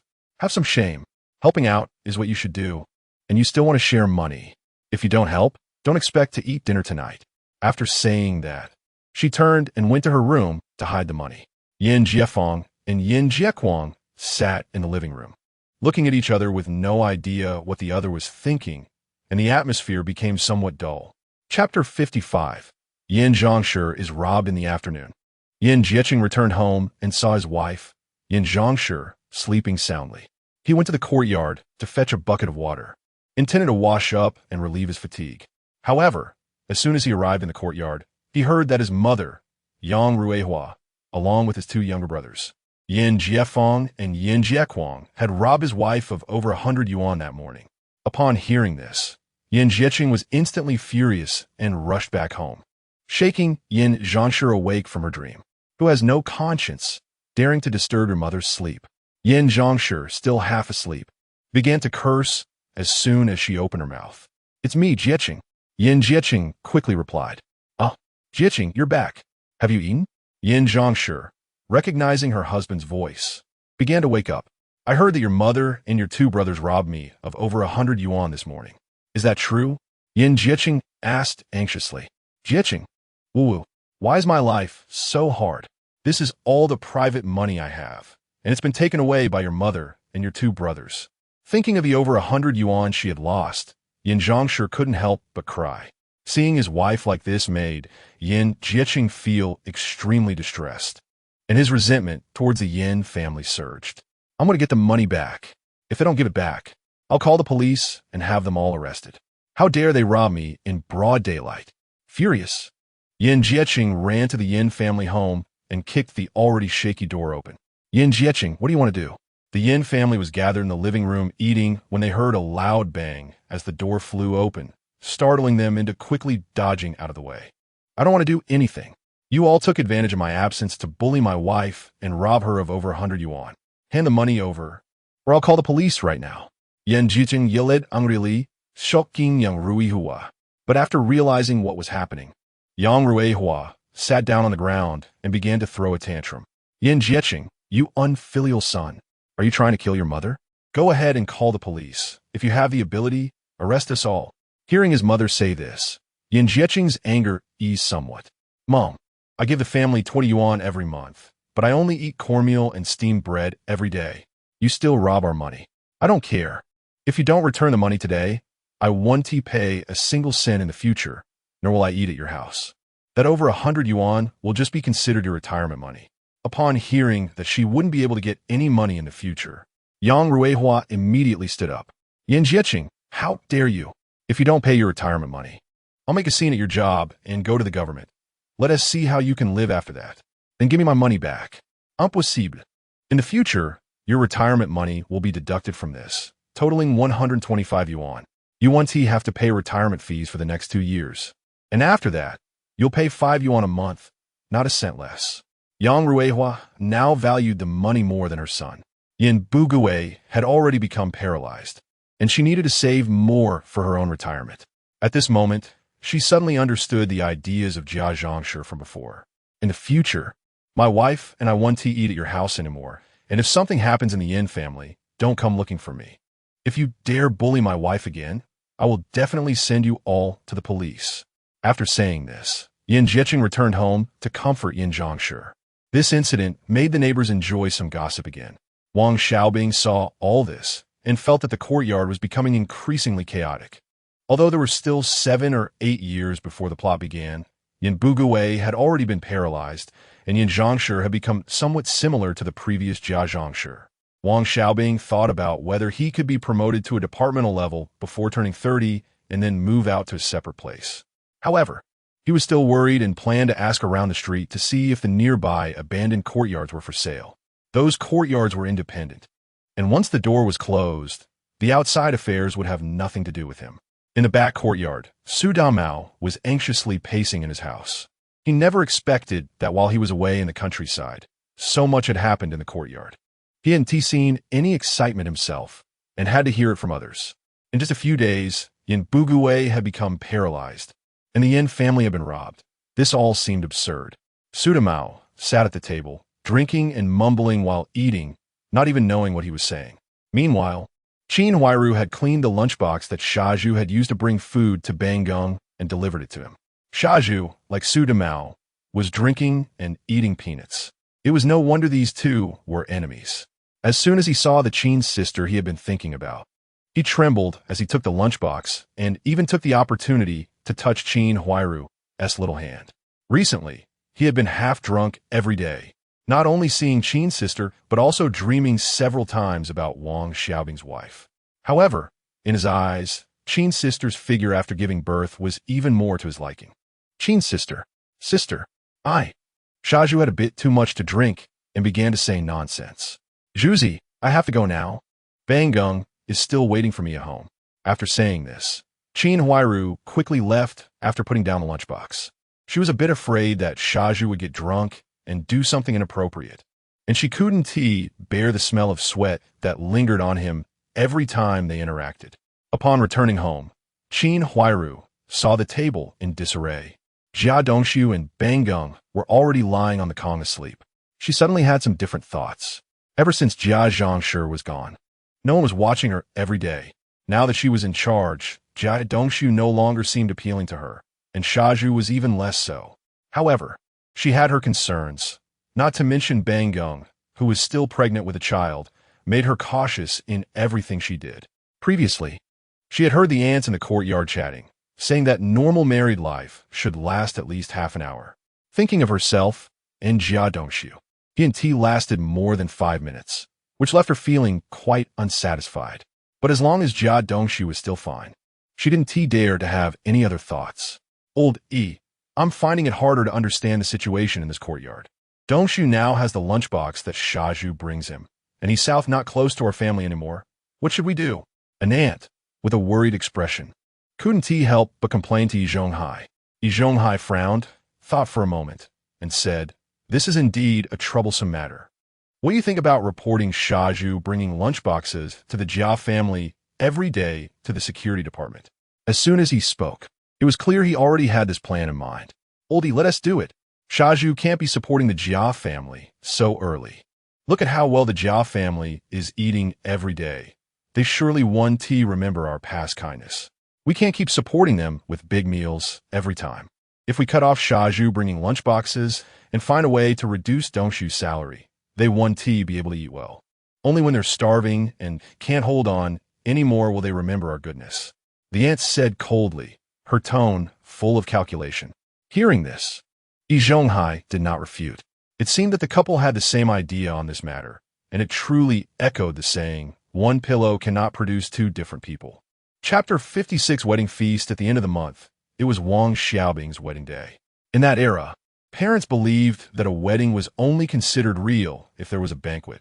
A marriage certificate was just a piece of paper. As long as the banquet was held, it meant the couple was married. Before dawn, Wang Xiaobing was already busy. He pasted the character for happiness on the window and the door, then rode his bicycle straight to Wangjia. Upon arriving in the village, he found several elders and the village head, informed them about his wedding, and invited the elders to help host the ceremony at his home.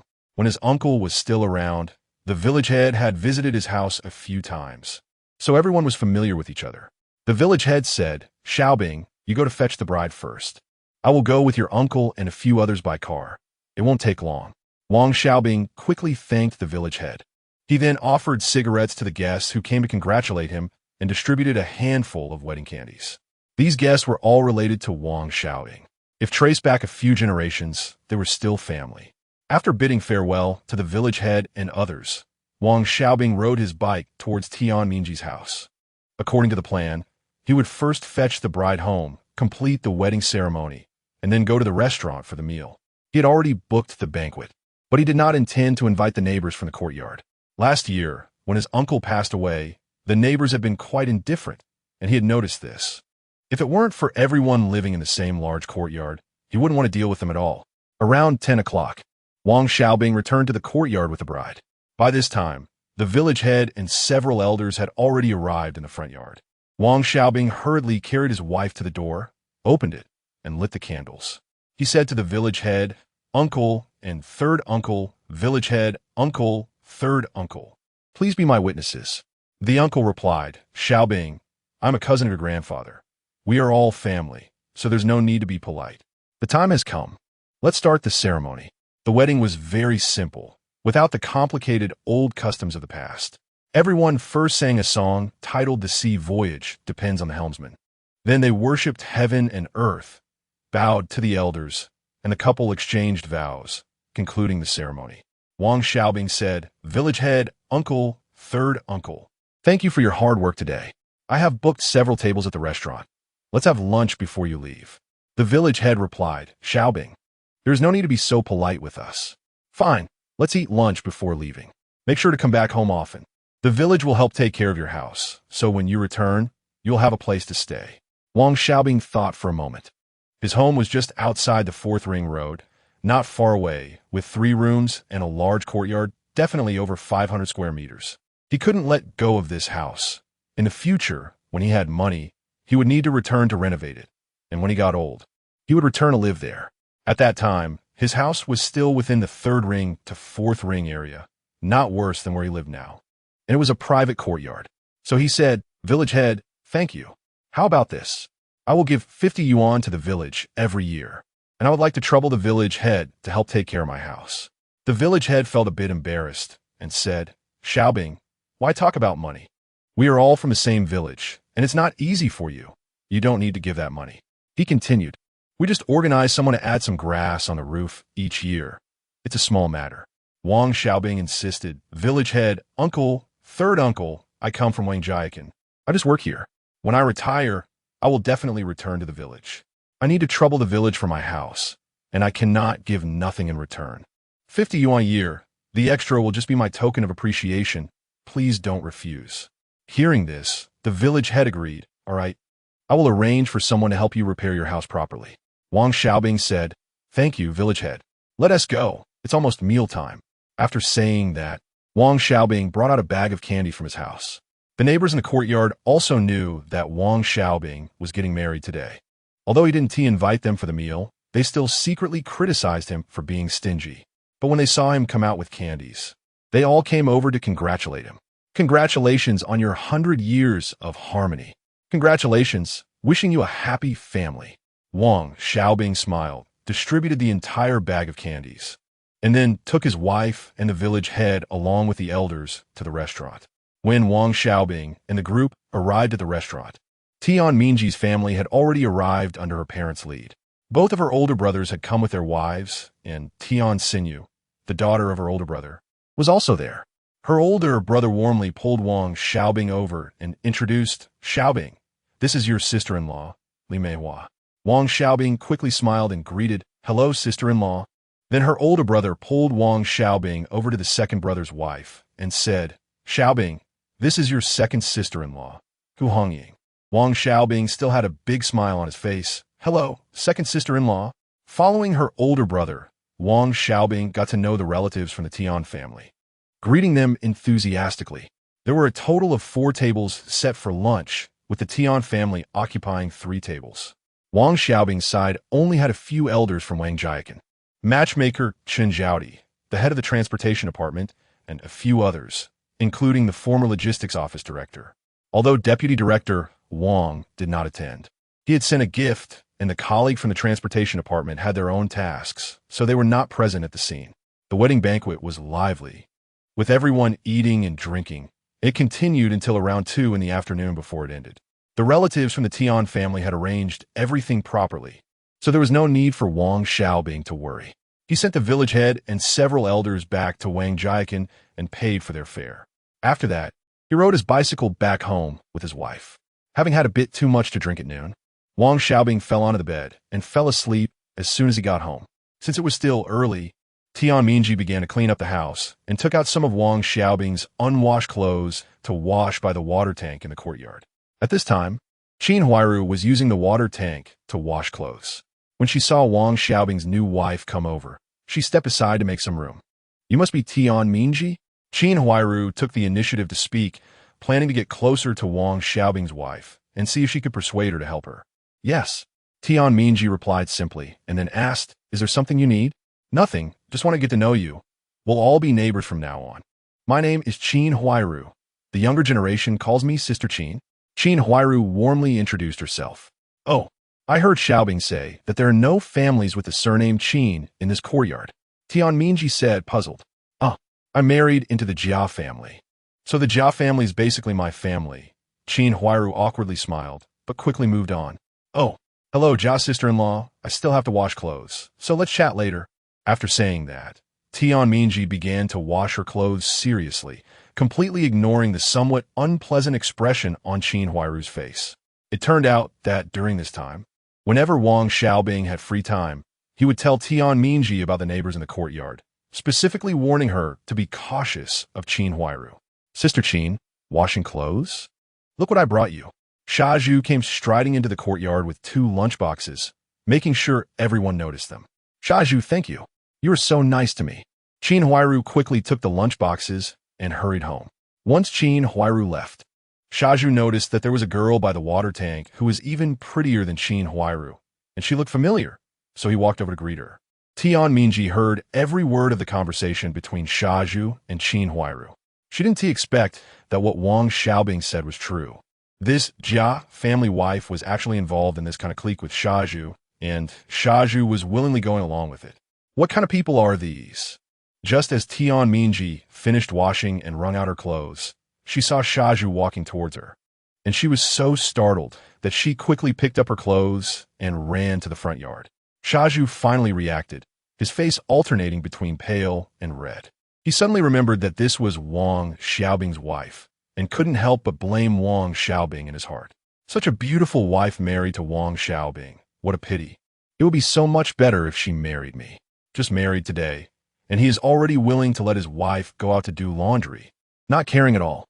As Shaju thought about this, he secretly murmured to himself, if I had such a beautiful wife, I would definitely cherish her every day and wouldn't bear to let her do any work at all. Chapter 57. The virtuous Mingji as Tian Mingji returned home. She saw Wang Xiaobing awake and immediately began to talk to him about things. You should stay far away from Qinhuai River. That woman is like a vampire. Shaju has been working for so many years, and all the money at home has been borrowed by Qinhuai River, and they never return what they borrow. Shaju is an honest man and won't hit women. If you run into him, don't be afraid, just ignore him. He has a bit of a lustful heart, but no courage. Wang Xiaobing started to remind his wife about the situation in the courtyard, wanting her to be clear about things.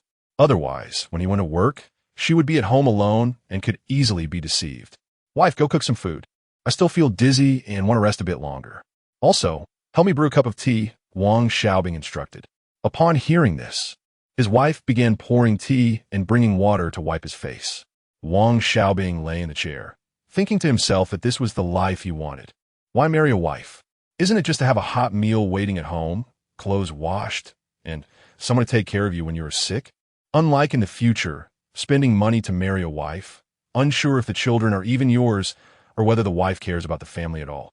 The kind of wife comes home and does nothing, only reaching out for money, not cooking, not washing clothes, not cleaning, completely neglecting the home, as if he were supporting an ancestor. Unlike now, Wang Xiaobing felt completely satisfied in his heart. In the courtyard, Shaju watched as Tianminji returned home, reluctant to take his eyes off her.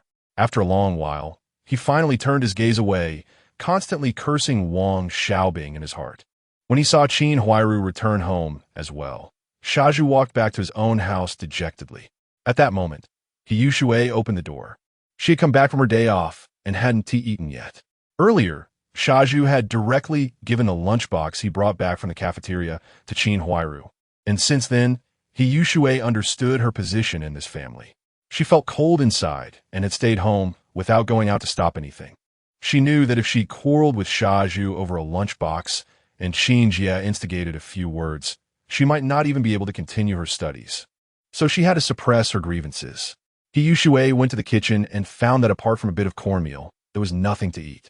This bit of cornmeal was intentionally left by Qin Huairu, worried that He Yushui might get too hungry and Shaju would cause her trouble.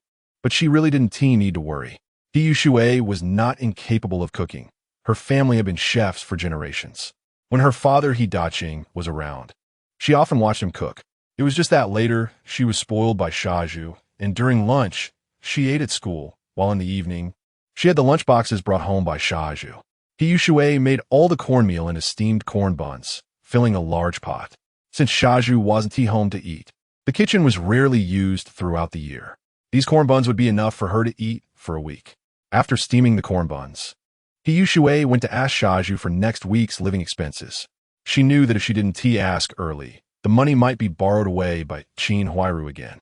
He Yushui pushed open the door and saw Shaju drinking a bit of wine, humming a tune, looking quite carefree. At that moment, she had no mood to mock him. "Shaju, give me next week's living expenses." Shaju looked up, saw it was his sister, and remembered he still needed to prepare next week's living expenses for her. He took out 5 yuan from his pocket, tossed it to He Yushui without even looking. He Yushui picked up the money and saw it was 5 yuan. Secretly relieved it wasn't 2 yuan, or else she would go hungry again. She took the money and walked out of the main room, casually closing the door behind her and returned to her own room. After putting the money away, He Yushui went back to the kitchen. Just in time, the corn buns were done. She turned off the fire, wrapped all the corn buns in a piece of cloth, and walked out of the kitchen. She calculated that these corn buns would be enough for her to eat for a week, allowing her to save the 5 yuan. She left 2 corn buns out and packed the rest into her backpack. "Xiaobing, it's time to eat." After his wife finished cooking, she called out, and Wang Xiaobing sat up and walked to the dining room. Dinner consisted of white steamed buns. The family only had white flour. When Tianminji saw it for the first time, she was surprised but soon felt delighted. Her family only had white flour once a month, mostly eating mixed flour and cornmeal. White flour was only a few kilograms each month and had to be exchanged for mixed flour and cornmeal. Otherwise, the family would not have enough to eat. Unlike now, their home had hundreds of kilograms of white flour. Tianminji brought the white steamed buns to the table, also stir-frying a plate of shredded potatoes, frying 2 eggs, and boiling a bowl of cabbage soup. Wang Xiaobing had a good appetite, and Tianminji ate 1 more white steamed bun than usual. Mainly, how could one have the freedom of food at her family's home? "Xiaobing, where did all this food come from?" After dinner, Tianminji finally asked the question that was on her mind. If she didn't ask, she would feel uncomfortable. "I thought you wouldn't ask. All this food was bought by me from someone. I work in the transportation department, running around everywhere, and there's nothing lacking. This is specially bought for our family. And those cured meats, dried bamboo shoots, and dried mushrooms were all brought from the south." These were indeed exchanged by Wang Xiaobing. He had traded meat and white flour from the space for these dried goods. Those drivers had plenty of dried goods. A long-distance trip could bring back a big bag. In contrast, fresh pork was hard to buy now. One needed meat tickets to buy meat in the city of Sijicheng, and one couldn't eat cured meat every day. After all, braised pork was everyone's favorite. Being a driver is good. There is no need to worry about lacking food. The job as a driver is indeed nice. but it's quite tiring and sometimes dangerous. In a few days, I will also start running with the truck temporarily around the Sijicheng area, so I can come home every day. If I start running long distances, it will take several days to return. Wang Xiaobing felt helpless. He had his own ambitions and couldn't easily give up. No matter the era, if one doesn't work hard, those around them will surpass them one by one, and one's wife might have complaints, leading to conflicts. In his past life, there was a video that left a deep impression on him. In the video, a man gave up his career to take care of his family and was very nice to his wife, serving her at home every day. At first, his wife felt very happy, but as time passed, the man's colleagues were promoted and given raises, while he remained stagnant. Gradually, his wife became dissatisfied, and they started arguing every day. The woman even told the man, "I don't want your gentle kindness without achievements. I hope you have ambition and drive, even if you ignore this family." But one shouldn't completely neglect the family for a promotion. In his past life, he also saw another video where a man was very wealthy, spending almost all his time outside, and although the woman had endless money to spend, seeing other families together made her unable to hold back. She began to tell the man, "I'm not with you because you're rich. I just hope you can spend more time with me, even if you achieve nothing." These two videos taught Wang Xiaobing that one cannot spoil their wife, but they also cannot neglect her. One must have ambition, but also care for the family. Chapter 58, Maintaining Relationships, Xiaobing. Isn't it quite dangerous to follow the truck? Can we not go? Tianmingji asked worriedly.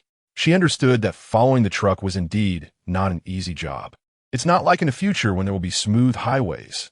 Right now, the roads are all muddy, and it's especially easy to tip over when it rains. If we go to a remote area, we might even encounter robberies. I have to go. I'm thinking about getting promoted in the future. You can rest assured, I'm not a short-lived person. I've had someone tell me I can live to be 100, Wang Xiaobing said carelessly. Hearing this made Tianmingji feel a bit less worried. She thought about her father and two brothers, who also worked on the train every day and only came home once a week. Compared to that, her husband could at least come home every day, which was pretty good. As they chatted, they finished dinner and welcomed their first night as a married couple. Although it was their first time, Wang Xiaobing was particularly excited and ended up oversleeping the next day. "Xiaobing, hurry up and get up, or you'll be late." In a daze, Wang Xiaobing heard his wife urging him. "Huh? What time is it now?" Wang Xiaobing opened his eyes wide and asked, "I just saw that everyone in the yard has left. If you ride your bike now, you should still be on time." Wang Xiaobing quickly got up, got dressed, grabbed a bag of candies and 2 steam buns, and pushed his bike out. "Xiaobing, take it slow and be careful." "Got it, you go back." Wang Xiaobing rode his bike with one hand while stuffing a bun into his mouth. By the time he reached the gate of the steel mill, the 2 buns were just finished, and fortunately, he wasn't late. In fact, even if he was late, it wouldn't be a big deal. He arrived at the transportation department. "Uncle Wu, I'm here to deliver wedding candies." Wang Xiaobing walked into the office of the department head and handed him 2 large handfuls of candies. "Congratulations, Xiao Wang. Now that you're married, the organization will definitely arrange more important work for you. You should be mentally prepared." "Uncle Wu, feel free to arrange it. I guarantee I'll complete the tasks." "All right, you can go now. You just got married. You'll be busy in a while." "Okay, Uncle, I'll take my leave." After leaving the department head's office, Wang Xiaobing went to the transportation department office, handed a handful of wedding candies to 2 female colleagues, and then went to the security department head's office. Knocking on the door. "Come in." Zhao Gang's voice came from inside. "Director Zhao, here are my wedding candies. You didn't come yesterday, so I specially brought them for you." "Congratulations." "Thank you, Director Zhao. You're busy. I'll take my leave now." After walking out of the security department office, Wang Xiaobing breathed a sigh of relief. He always felt a lot of pressure when facing Director Zhao. Leaving that building, Wang Xiaobing entered the logistics director's office. "Director Li, here are the wedding candies. You didn't have time yesterday, so I brought them for you." Wang Xiaobing smiled brightly upon seeing Li Shuwen. This is someone he met through a personal connection card. As long as they keep in touch, the relationship won't fade. "Xiaobing, how are you doing in the transportation department?" Besides the department head, there are 2 deputy heads, one of whom will retire in 2 years. When that happens, I'll tell my cousin to promote you. Just do your job steadily for now. Don't make mistakes. The last incident in the engineering department was my oversight, but you also gained from it getting promoted one level, and you've trained in 3 departments. Generally, to be promoted to deputy head, you need experience in at least 3 departments. You just need time now. In these 2 years, you should aim to be promoted to a first-level clerk. Li Shuwen's words made Wang Xiaobing extremely happy. It seemed the personal connection card really worked, and he had a solid backing. Alright, Directoli. You can count on me to work hard. Good. If you have other matters, go ahead and get busy. Then I won't disturb you any longer. I'll visit your home when you have time. After delivering the wedding candies, Wang Xiaobing had visited everyone he knew. He didn't go to the engineering department because, although he initially wanted to, he realized he didn't have much interaction with the engineering department head, so he decided to wait for another time. After delivering the candies, 2 hours passed just like that. Wang Xiaobing returned to the transportation department office, plopped down in a chair, and quickly poured himself a glass of water. He and T even had a sip of water during those 2 hours, continuously talking and laughing. His smile was still frozen on his face. Wang Xiaobing, where did you run off to just now? Wang Xiaobing asked. The transportation department just sent over a few documents. I've put them on your desk. Thank you, Sister Xiaobing. Only then did Wang Xiaobing notice the documents on the desk. These documents were easy for him to handle, and he quickly finished processing them. As for Wang Xiaobing's question about where he had been, he didn't answer. Some things in the office shouldn't be casually shared with others. Although it might not necessarily bring him trouble, it's better to avoid issues, and not saying anything is definitely the safer option. Seeing Wang Xiaobing didn't respond, Wang Xiaobing didn't press further. After all, everyone understood that it was someone else's private matter. In the transportation department office, as long as one did their own work well and didn't make mistakes, that was enough. Wang Xiaobing sat there, sipping tea while watching the 2 female colleagues in the office. They were chatting while their hands kept moving, quickly knitting sweaters. As he watched, a thought suddenly popped into Wang Xiaobing's mind. Why not buy some yarn and knit a sweater for his wife? After all, he had the time, and his wife would definitely appreciate a sweater made by hand. Thinking it, he asked, Sister Xiaobing, where do you buy this yarn? Oh, Xiaobing, do you want to learn how to knit sweaters too? Wang Xiaobing teased with a smile. Wang Xiaobing caught the teasing tone in her words, but didn't take it to heart. After all, he was really going to knit. He just wanted to buy some yarn for his wife. Chapter 59. Silly Zhu. Who do you think is a good for nothing? Sister Kaixia, how could I knit this? I was just thinking that my wife is home alone, and it must be pretty boring for her.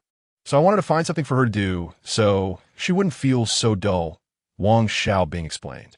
As soon as Wang Kaixia heard him say that, she immediately understood his intentions and said, this yarn can be bought at the department store, but you need a yarn ticket or a cotton yarn ticket. Do you have any tickets? Moreover, buying yarn requires quite a few tickets. Wang Xiaobing was surprised to hear that buying yarn required tickets. He really didn't have any, so he asked, I've never heard of yarn tickets or cotton yarn tickets. Would an industrial ticket work? An industrial ticket can be used, but don't you think it's a waste to buy this with an industrial ticket? Wang Kaixia responded, well, there's nothing I can do. I don't have those kinds of tickets. Wang Xiaobing said somewhat helplessly, it's okay if you don't have tickets. Just ask Gue Hua. Her father-in-law is the deputy director of the department store, so just have Gue Hua help you buy some. Wang Kaixia suggested.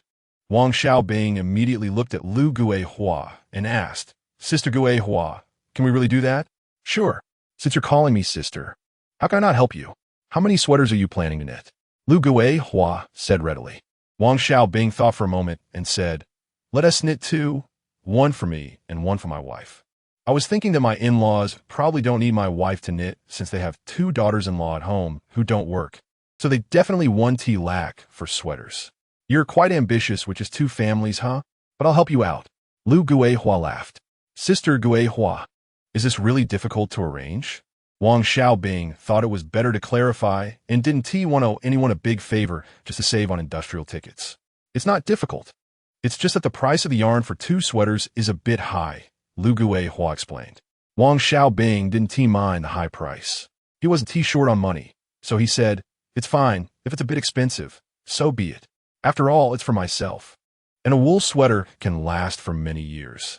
All right, the yarn for 2 sweaters will cost 45 yuan, and I'll give you a few knitting needles as a gift. Lu Gue Hua said, thank you, Sister Gue Hua. Wang Xiaobing quickly expressed his gratitude. No need to thank me. I've included the travel expenses. Lu Guihua laughed. That is only right. Wang Xiaobing hurriedly replied. Afterward, Lu Guihua chatted with Wang Kaixia again, while Wang Xiaobing closed his eyes to rest for a while. He was really exhausted from working until midnight last night. Around noon, Wang Xiaobing didn't go to the cafeteria, but took out 2 steamed buns from his space.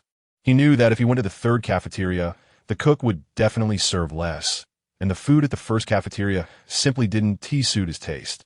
So he couldn't eat it at all. If he was caught throwing it away, it would be a hassle. In this era, wasting food is a shameful act, and he could even be criticized publicly.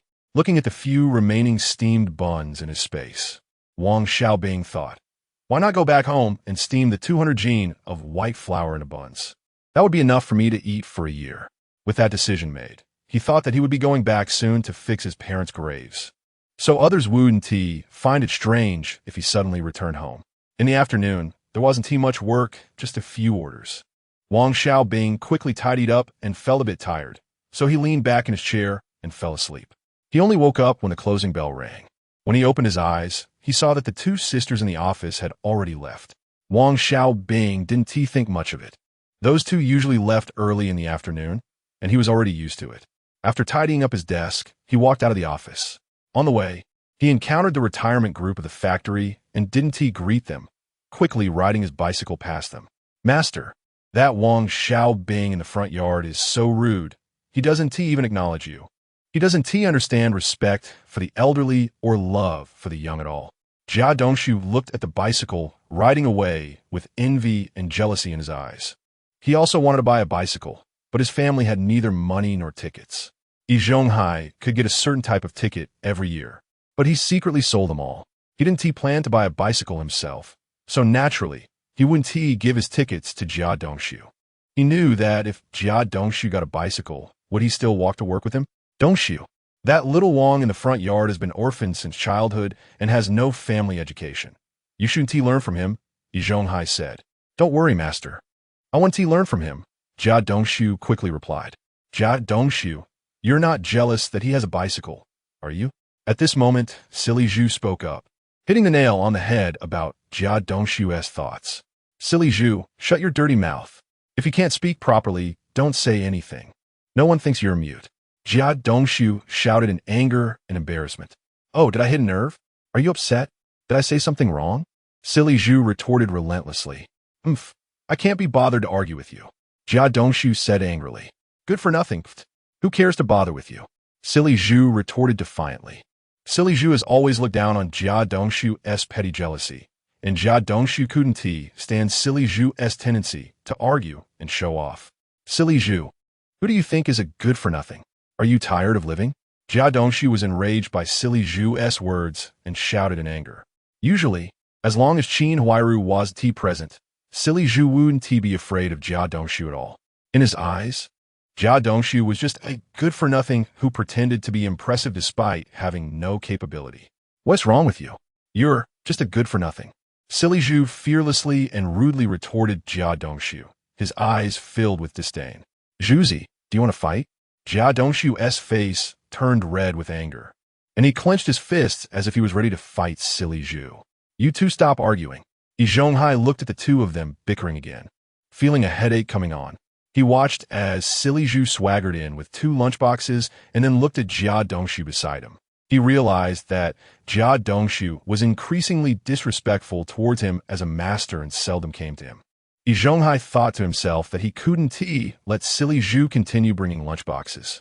He originally planned to find an opportunity to address it slowly, but now the situation forced him to take action sooner. Silly Zhu, completely unaware, didn't he realize that his argument with Jia Dongshu had prompted Yi Zhonghai to decide to report him? Because in Yi Zhonghai's view, Silly Zhu's behavior had disrupted his original plans. Meanwhile, on Wang Xiaobing's side, when he returned home, Tian Mingji had already set the meal neatly on the table. Wang Xiaobing hurriedly ate a bit, as he had other plans in mind and was eager to discuss having children with his wife. Xiaobing, let me clean up the table first, it'll be quick, Tian Mingji said as she started to clean up the bowls and chopsticks on the table. Okay. Although Wang Xiaobing was a bit impatient, he still patiently waited. Before long, Tian Mingji finished tidying up. Seeing this, Wang Xiaobing immediately picked up his wife and strode into the room. Chapter 60 Reporting Shaju at Yi Zhonghai's home. Yi Zhonghai looked worried, while Auntie Da gently tapped her fingers on the table. Auntie Da said, "Old Yi Dongshu can't be relied upon." Yi Zhonghai also felt that Jia Dongshu was increasingly ignoring his words. Yi Zhonghai said, "Let's not worry about Dongshu for now. The urgent matter is to get rid of Shaju's lunchbox. I plan to write a report letter tomorrow, and it can't lead back to me." Auntie Da glanced at Yi Zhonghai and knew he wanted her to write it. For Auntie Da, mimicking someone else's handwriting was not difficult. Over the years, she had even imitated Old Def's handwriting and had written his suicide note. If Old Def still had some usefulness, Auntie Da would have sent him away long ago. Auntie Da asked, "Old E, whose handwriting do you plan to imitate?" She usually listened to Yi Zhonghai. Yi Zhonghai said, "Wang Xiaobing from the front yard, and Su Damao from the backyard." Auntie Da thought for a moment and felt that the front yard option was not very reliable. She said, "Old E, I've never seen Wang Xiaobing's handwriting, but I'm familiar with Su Damao's." After saying that, she waited for Yi Zhonghai to make the decision. "Then let's imitate Su Damao's. That way, it benefits that Wang kid," she said, her tone full of reluctance. Hearing this, Auntie Da thought about finding an opportunity to get Wang Xiaobing's handwriting later. Auntie Da said, "I'll write it now. You can drop it off at the security department tomorrow. The factory has visitors tomorrow, and the back kitchen will definitely prepare a reception meal. As long as there's a reception meal, Shaju will steal some back." Auntie Da then worriedly asked, "Old E, if Shaju gets caught, he won't go to jail, right?"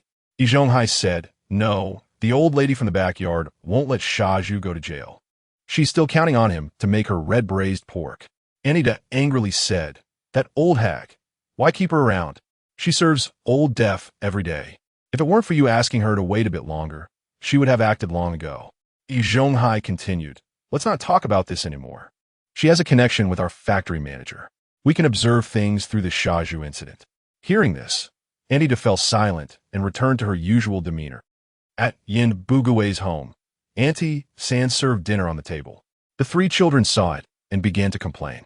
They were already hungry every day, and now each only had a bowl of cornmeal porridge and a vegetable dumpling, without even any steamed buns. Yin Jiefang complained, "Mom, we aren't out of money. Why do you make us eat this every day? How can we have the strength to work?"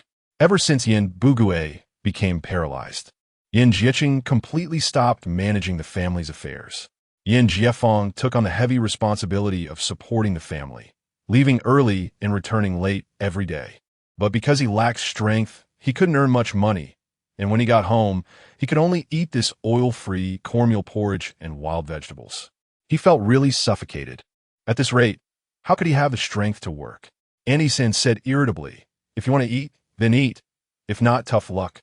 This is all we have at home. If you want better food, go buy it yourself." Yin Jiefang didn't argue anymore. He thought to himself that if he had money, he would have moved out long ago. Ever since Yin Bugui couldn't earn money, the three siblings had dropped out of school. Yin Jiefang could still do odd jobs, while Yin Jiequang, being younger, could only pick up garbage every day, and the youngest daughter went out to forage for wild vegetables every day. Auntie San applied everything she learned from Yin Bugui to her children, squeezing them to the limit. Yet she was completely oblivious to the resentment on their faces as they drank the cornmeal porridge. Yin Jiefang had grown up now and had the ability to make money, while the younger siblings had to obey arrangements. Auntie San ordered, "Jiequang, take a dumpling to your dad." Ever since Yin Bugui became paralyzed, Auntie San had been complaining about him, blaming him for not even knowing how to hide money. If it were her, she definitely wouldn't have been stolen from. Moreover, she had to take care of him. At first, it was okay, but over time, Auntie San hardly paid attention to him. She would only change him once a day. And to avoid trouble, she wouldn't even give him water, only one dumpling a day, just enough so he wouldn't starve to death. When Yin Jiequang heard this, he reluctantly said, "Mom, I don't want to go. Why do you still care for him?" When Yin Jiequang said this, the three siblings all felt it made sense. Auntie San sternly said, "He is your father. Hurry up and go. If you don't go, you won't have food at home tomorrow." Auntie San did this mainly because she was worried that when she got old, she would be treated the same way by her son. So she forced her son to take food to Yin Bugue. However, whether this approach was effective, Auntie San probably hadn't thought it through. Damn it! Yin Jiequang finished the last bite of rice in his bowl, grabbed the remaining dumpling, and walked into Yin Bugue's room. As soon as he entered, a nauseating stench hit him. Yin Jiequang quickly covered his mouth, casually threw the dumpling next to Yin Bugue, and turned to leave without looking back, completely ignoring the vicious curses coming from behind him. Since Yin Bugue became paralyzed, his temper had become increasingly irritable, cursing this and that at all hours.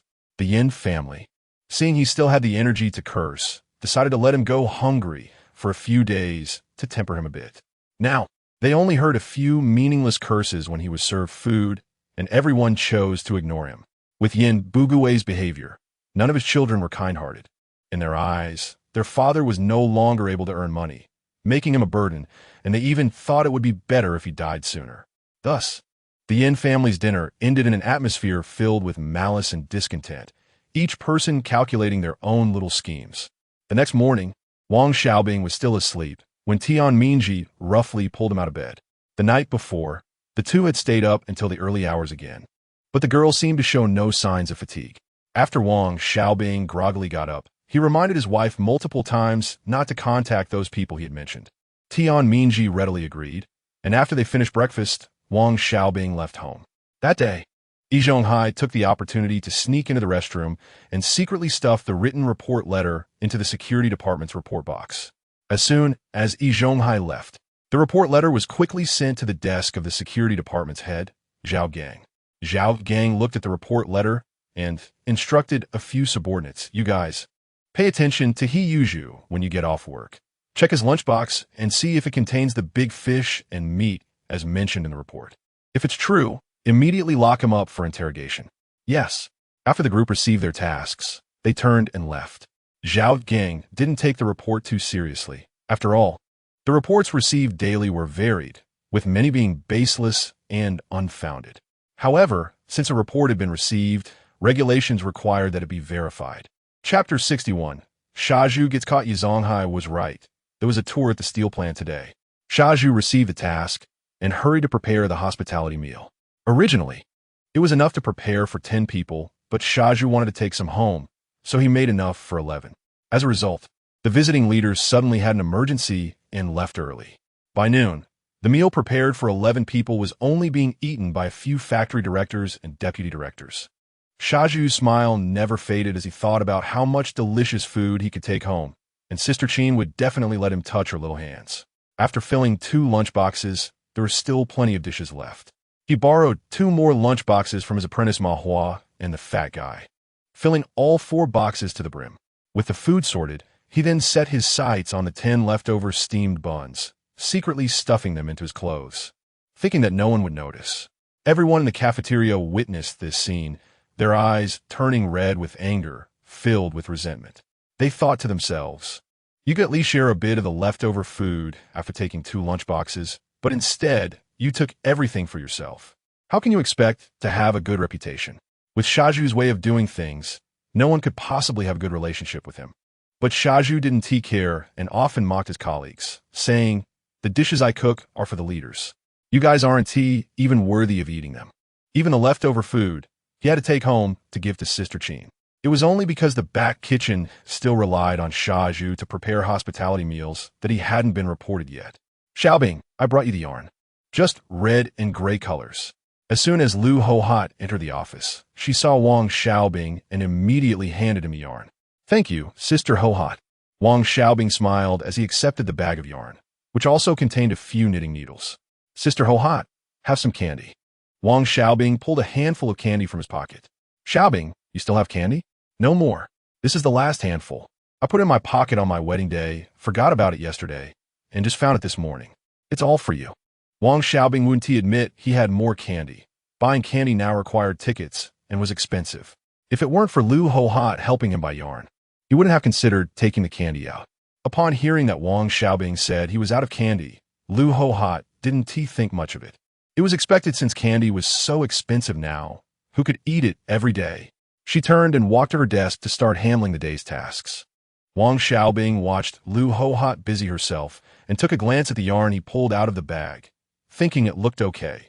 After all, he didn't know much about it and planned to let his wife knit with it when he got home. He stuffed the yarn back into the bag and looked at the list he needed to organize today. Xiaobing, come to my office for a moment. As it was nearing the end of the workday, the section chief walked into the office and called out, then left. Wang Xiaobing immediately stood up and walked to the section chief's office. The door was open, and he closed it behind him as he entered. Have a seat.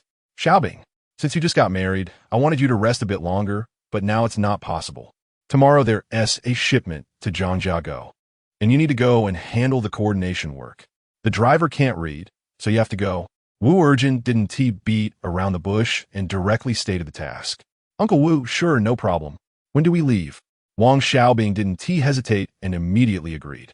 He knew that since the higher-ups decided to send him, he had to go, so he might as well agree directly to make the leaders think he was straightforward and capable. Seeing Wang Xiaobing agree so readily, Wu Urgent nodded appreciatively. After all, he planned to cultivate Wang Xiaobing, and if Wang Xiaobing had made excuses or hesitated, he would have to reconsider whether he was worth training. Tomorrow morning, you go directly to the transport team to find Wu Diang. He is an experienced driver. Although he can't read, he has been in the transportation department for a long time and knows all the routes well. All right, Uncle Wu, I'll head out now. Go on. Back in the office, Wang Xiaobing tidied up his desk and then sat in his chair waiting for the end of the workday. Xiaobing, what did the section chief want you for? As soon as he sat down, Wang Xiaoxia leaned over to ask. Wang Xiaobing didn't intend to hide it. After all, everyone would know tomorrow, so he directly stated, Sister Xiaoxia, the section chief wants me to go with the truck tomorrow to do the accounting. Congratulations. Not really. The office is much more comfortable, shielded from the wind and rain. Plus, if it's far, I can't go home. I heard sitting in a truck all day can leave your bones aching for days. Wang Xiaobing didn't want others to think this was a good thing. So he exaggerated how hard it was to be on the truck, hoping no one would envy him and instead feel sorry for him. Can you handle it? Well, there's no choice. The section chief arranged it, so I have to go. Wang Xiaobing wore a worried expression, which eased the jealousy of the two female colleagues and instead evoked some sympathy. When the closing bell rang, Wang Xiaobing still looked troubled. The two female colleagues, seeing his expression, felt reassured enough to leave. Wang Xiaobing let out a long sigh as he watched those two female colleagues who usually did nothing all day and couldn't help but worry, sometimes fearing they might sabotage him.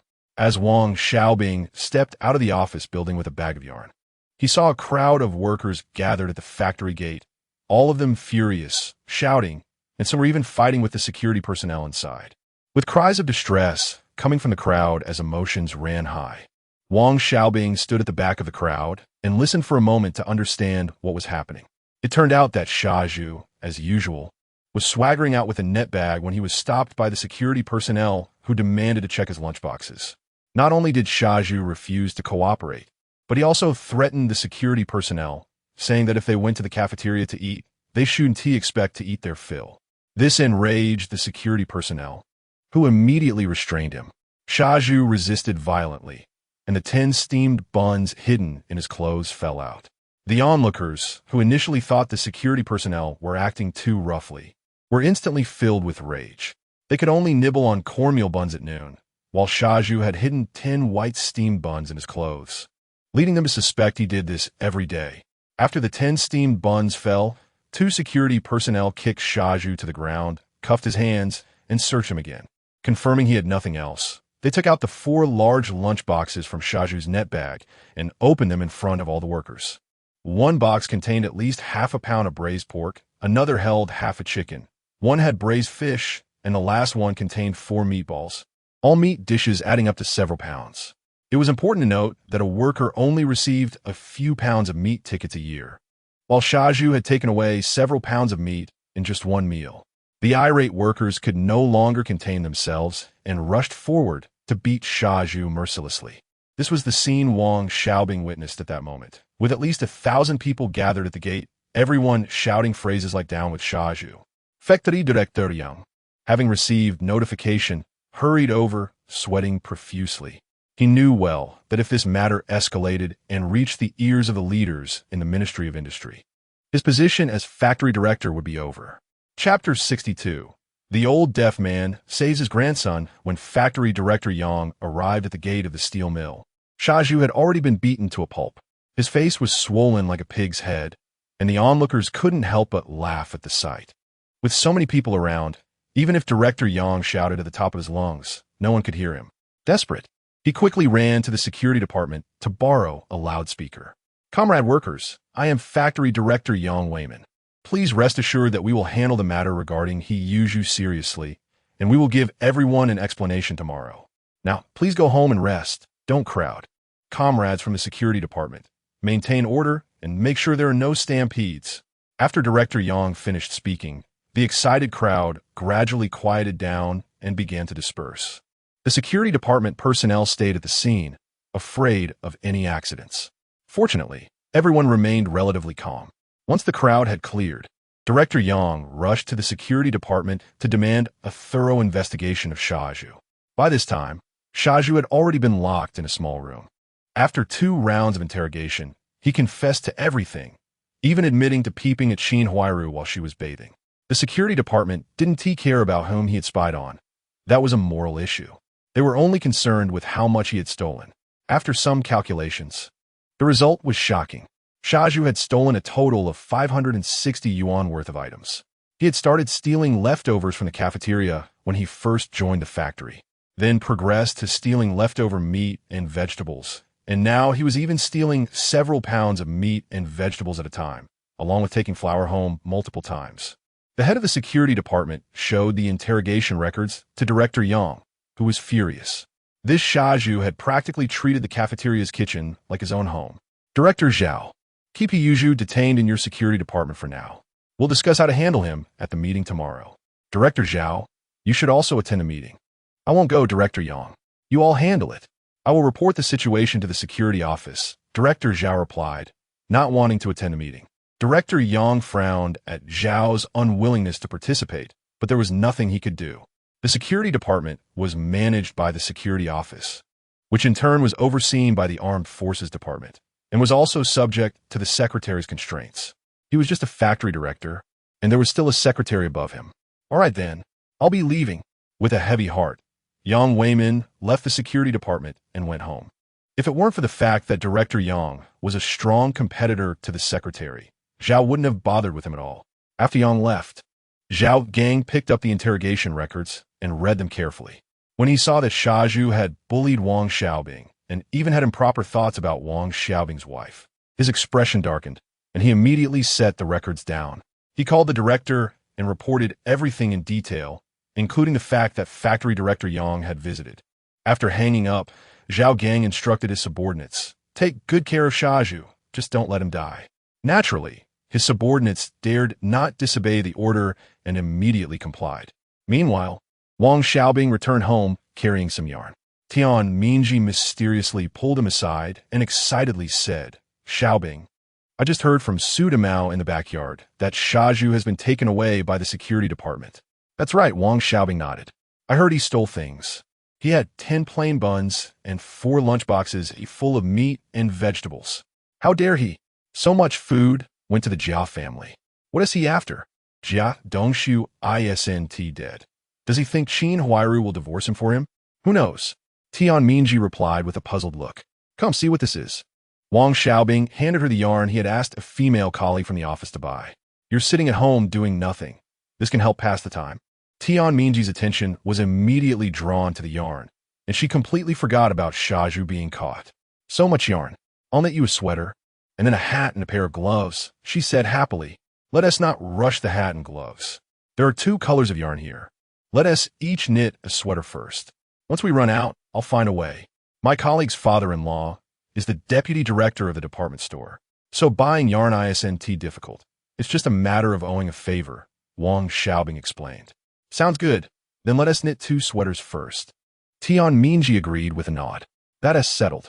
By the way, I'm going to go with the truck tomorrow, but it's not far. I'll leave in the morning and be back in the evening," Wang Xiaobing added. "Be careful. I'll wait for you at home," Tian Mingji replied. What was Wang Xiaobing's reason for getting married? Wasn't it for this feeling of being missed and caring for each other? Was someone at home thinking of him? He also had his family in mind. "Don't worry." Wang Xiaobing hugged Tian Mingji as they went into the house. Yi Zhonghai hurried home after work, not even stopping to drink a glass of water, and headed straight for the backyard. He had not expected that Xiaozhu would be caught and even beaten. While Yi Zhonghai was not surprised that Xiaozhu was caught, he was truly shocked that so many workers had attacked him. What surprised him even more was that Xiaozhu had taken so much meat and vegetables. He had always thought Xiaozhu only brought home leftovers. At that moment, he felt that Xiaozhu was being too unreasonable. So much meat and vegetables went to the Jia family, and he didn't even think to take some for himself. As the situation developed, Yi Zhonghai became frightened and hurried back.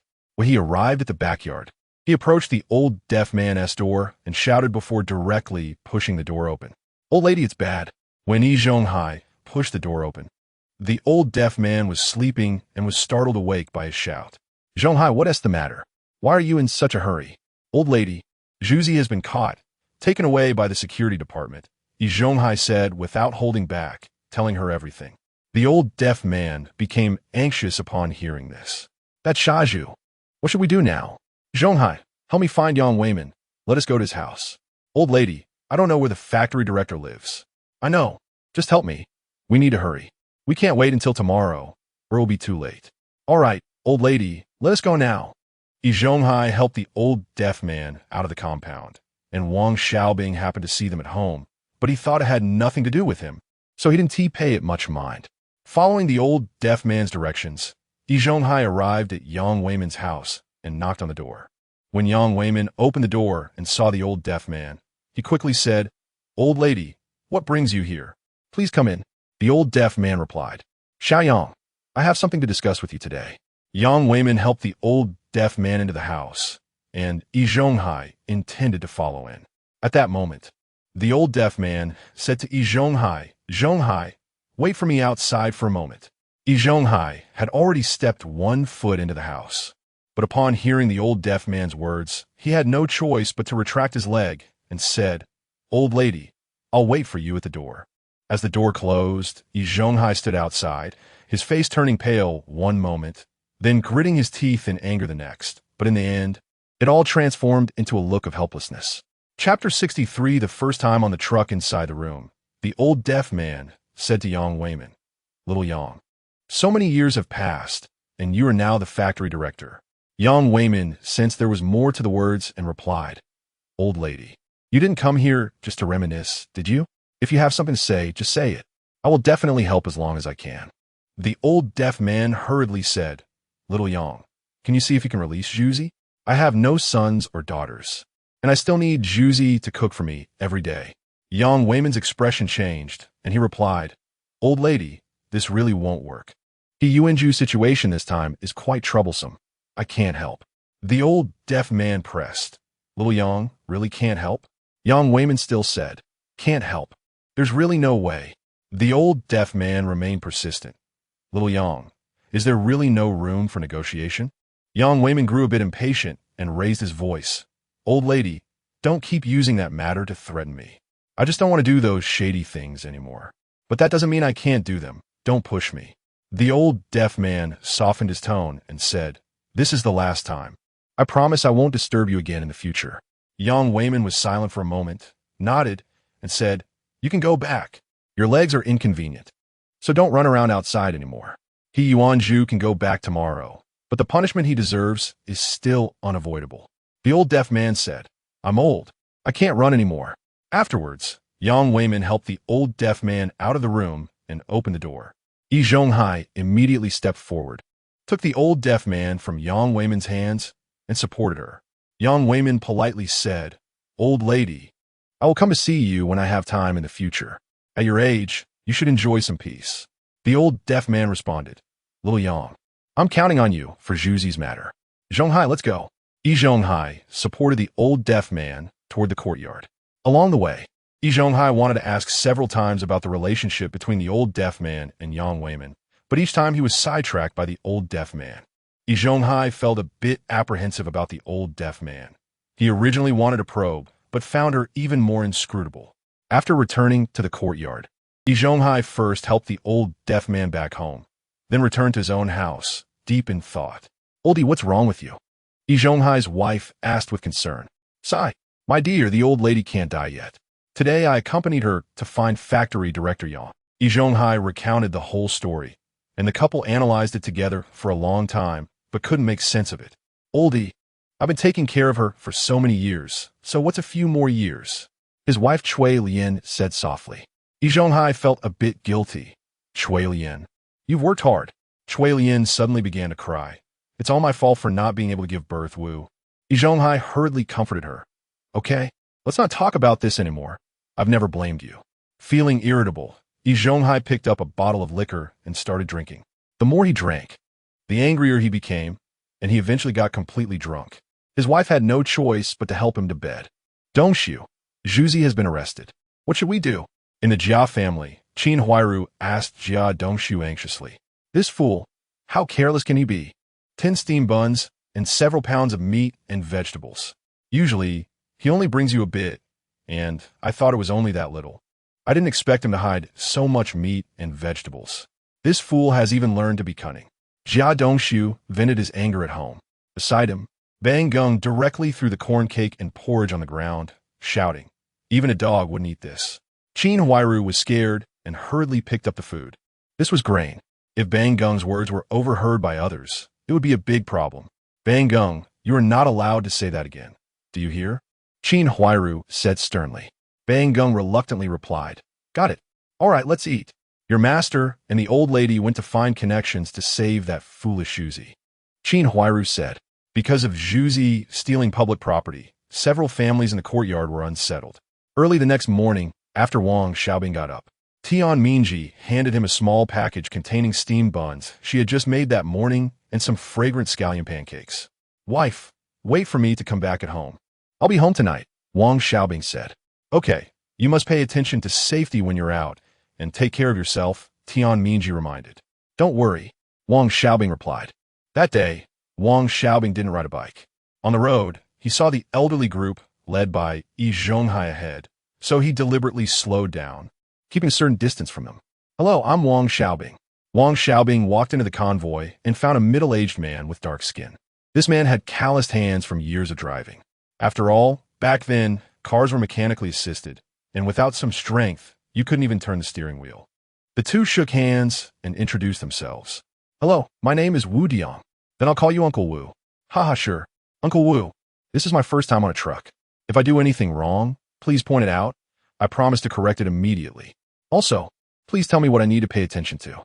We'll talk slowly on the road. Get in the car. The earlier we leave, the earlier we return. All right. The car drove out of the city, and the road conditions immediately worsened, making the vehicle shake all the way. Wang Xiaobing, who had decent physical fitness, started to feel uncomfortable with the bumps. Looking at Wu Diang, who seemed unfazed, he couldn't help but admire him. By noon, the two took a short break in the car and ate something. They had to find a wide road with people moving around, even to stop. And once they got out of the car, they only dared to stay beside it, not venturing far. At 1 p.m., they successfully arrived at the factory. After unloading the goods, Wang Xiaobing carefully checked the invoice with the factory staff. Once confirmed, they prepared to head back. Master Wu, Cadre Wang, this is a small token of appreciation from our factory. It's not easy for you to travel such a long distance. It's not much, so please don't mind. Wang Xiaobing was momentarily unsure of what to do, but Wu Diang called out, take it. You'll get used to it as this kind of thing happens more often. If you don't take it, they won't feel at ease. Thank you, Director Liu. We're preparing to head back. You don't need to see us off. The return trip went smoothly, and they returned to the city without any issues. Since the truck was full of goods on the way there, they drove slowly. But the return trip was faster as the truck was empty. When it got dark, the car drove into the steel mill. Wang Xiaobing put away the invoice and placed it in his office, then hurried home. Upon arriving home, his wife Tian Mingji was preparing dinner. Seeing Wang Xiaobing return, she joyfully ran over to take the package and a bag from his hands. Xiaobing, what is this? Oh, this is a gift from the factory director where we delivered the goods today. Open it and see what it is. Tian Mingji opened the bag and found a piece of beef jerky weighing about a pound. This factory director is quite polite. Indeed, their area is close to Inner Mongolia, so they have plenty of cattle. Chapter 64. Punishment in the morning. Wang Xiaobing organized the accounts and reported to the section chief before returning to the office. At this time, the factory office was holding a meeting. The factory committee secretary sat in the main seat and said, "The comrades from the security department are not here today. So let the director of the logistics cafeteria read out the statement of Comrade He Yuju from yesterday." The factory director and the deputy directors sat upright, each with their own thoughts. The cafeteria director, the lowest-ranking person present, carefully took out the written statement from his pocket and read, "Comrade He Yuju has been working in the factory since 1953. He was reported yesterday, and the comrades from the security department stopped him on the spot. After searching, they found that He Yuju had stolen 10 white steamed buns from the cafeteria, as well as meat, chicken, and fish, totaling 3 jin. When the comrades from the security department stopped him, he not only threatened them, but also resisted physically. After finishing, the cafeteria director went to a corner to sit down, feeling furious at He Yuju for causing such a big mess, especially since He Yuju had always looked down on him. Secretary Nia lightly tapped the table with his finger, scanned the people present, and asked, "What do you all think should be done about this, He Yuju?" For a moment, no one spoke. Finally, factory director Yang couldn't help but speak first. "Secretary, let me share my thoughts. The matter of He Yuju taking the white steamed buns and meat is not good to discuss publicly. The upper management strictly prohibits the small stove practice. But everyone here has done it. Coincidentally, he took food from the small stove. Yesterday, when the leaders from above visited, they hurriedly left, and the reception meals prepared in the back kitchen were all ready. Besides what we ate ourselves, he took everything else. I think this matter is best handled internally, but we also need to give the workers an explanation." After Yang finished speaking, Secretary Nye continued, "Comrade Yang Weiman, please go on." Yang factory director added, "Secretary, I think He Yuju should compensate for the meals he has taken from the back kitchen over the years, which totals more than 500 yuan. This money must be paid. We should deduct 3 months' salary, give him a serious demerit, demote him to an apprentice, and he cannot participate in any promotions or evaluations for a year." After Yang finished, he sat down. The punishments he proposed were actually quite lenient. Firing him would not have been excessive. However, He Yuju was like a ticking time bomb. If he were fired, he might go above and complain, and everyone present would suffer the consequences. If there hadn't been so many workers witnessing the incident yesterday, perhaps returning the money and receiving a serious demerit would have sufficed. Now the key was to give the workers an explanation. Secretary Nye asked again, "Does anyone have any other opinions?" After waiting several minutes without anyone speaking, since no one wanted to expose the small stove issue, Secretary Nye continued, "Since no one has any objections, we will proceed as Director Yang suggested. I remind everyone that the country is currently facing difficulties. The small stove should be stopped immediately. If anything happens again, you will be responsible. He Yuju's case is a living lesson." Meeting adjourned. Once Secretary Nye left, the factory director, deputy directors, and various department heads from the steel rolling factory all quietly exited the conference room. Before long, the broadcast began to announce the punishment for He Yuju. After the announcement was repeated 3 times, He Yuju was released from the security department. The neighbors in the courtyard already knew he was in trouble, and once the punishment result came out, Lu Haizhong spread rumors about He Yuju in the workshop, labeling him as a thief and a scoundrel. Su Damao also joined in, claiming that He Yuju had peeped at the neighbor's daughter-in-law taking a bath and kicked on the widow's door at midnight, attributing all sorts of misdeeds to him. As a result, He Yuju's reputation was completely ruined. With thousands of people in the steel rolling factory scattered across the East District, it wouldn't take 2 days for everyone in the district to know about He Yuju's wrongdoings. In the future, it would be even more difficult for him to find a wife, especially with 1961 approaching. After this year, his chances would be even slimmer. Wang Xiaobing also heard about the punishment for He Yuju in the office, but he had no reaction. Now, both the Yin family and He Yuju's reputation were tarnished, and the Yin family was on the verge of falling apart. In the courtyard, there were still families like Yi Zhonghai's, Su Daomao's, Lu Haizhong's, and the Jia family, who all appear to be doing well on the surface. In Wang Xiaobing's view, only when they fell into chaos could he develop his career and take care of his family in peace. He had never forgotten the indifference of those people when his uncle passed away, and since then, he had been thinking of ways to take revenge on the courtyard. He believed that sometimes Just by subtly manipulating certain individuals, the courtyard would descend into chaos. After He Yuzhu returned from the security department to the courtyard, he was in a sorry state, his face swollen like a pig's head and every part of his body aching. He stumbled back home and found the ancestral medicine for bruises, applying it all over himself. After applying the medicine, He Yuzhu sat there lost in thought. The thought of having to pay the factory money made his head ache. Over the years, most of the money he had saved was lent to Qin Huairu, and now he barely had a few dozen yuan on him, but the factory demanded over 500 yuan from him. Where could he get so much money? He hadn't even considered asking Qin Huairu for repayment. In his mind, how could he ask for money from her family, who were in such dire straits? After thinking it over, He Yuzhu felt that he could only borrow money from Uncle De. Uncle De had a high salary and low household expenses, so perhaps he could lend him some. With this thought, He Yuzhu felt a little more at ease and unknowingly fell asleep. However, even in his dreams, he occasionally showed a pained expression, having not slept a wink the previous night after being tormented. At this moment, while He Yuzhu was sleeping soundly, he didn't notice that the old deaf man had quietly entered his room. The old deaf man looked at He Yuzhu sleeping and shook his head gently before leaving shortly after. This scene was clearly seen by Aunt De and Qin Huairu. Aunt De was calculating something in her mind, while Qin Huairu was also plotting something. He Yuzhu had no idea that both women were scheming against him. When Wang Xiaobing got home from work, he heard Lu Haizhong's son Lu Guangtian shouting at the top of his lungs, calling for a general meeting of the courtyard. "Wife, I'm going to the middle courtyard for a meeting. Are you staying home or coming with me?" The general meeting is a special feature of our courtyard. It had been a long time since the courtyard had held a general meeting since the Yin family had trouble. By the time Wang Xiaobing arrived at the middle courtyard with his wife, it was already packed with people. As soon as they found a place to sit, Lu Haizhong stood up. "Everyone quiet down. The meeting is starting now." What was this meeting about? It was to use He Yuzhu as a negative example.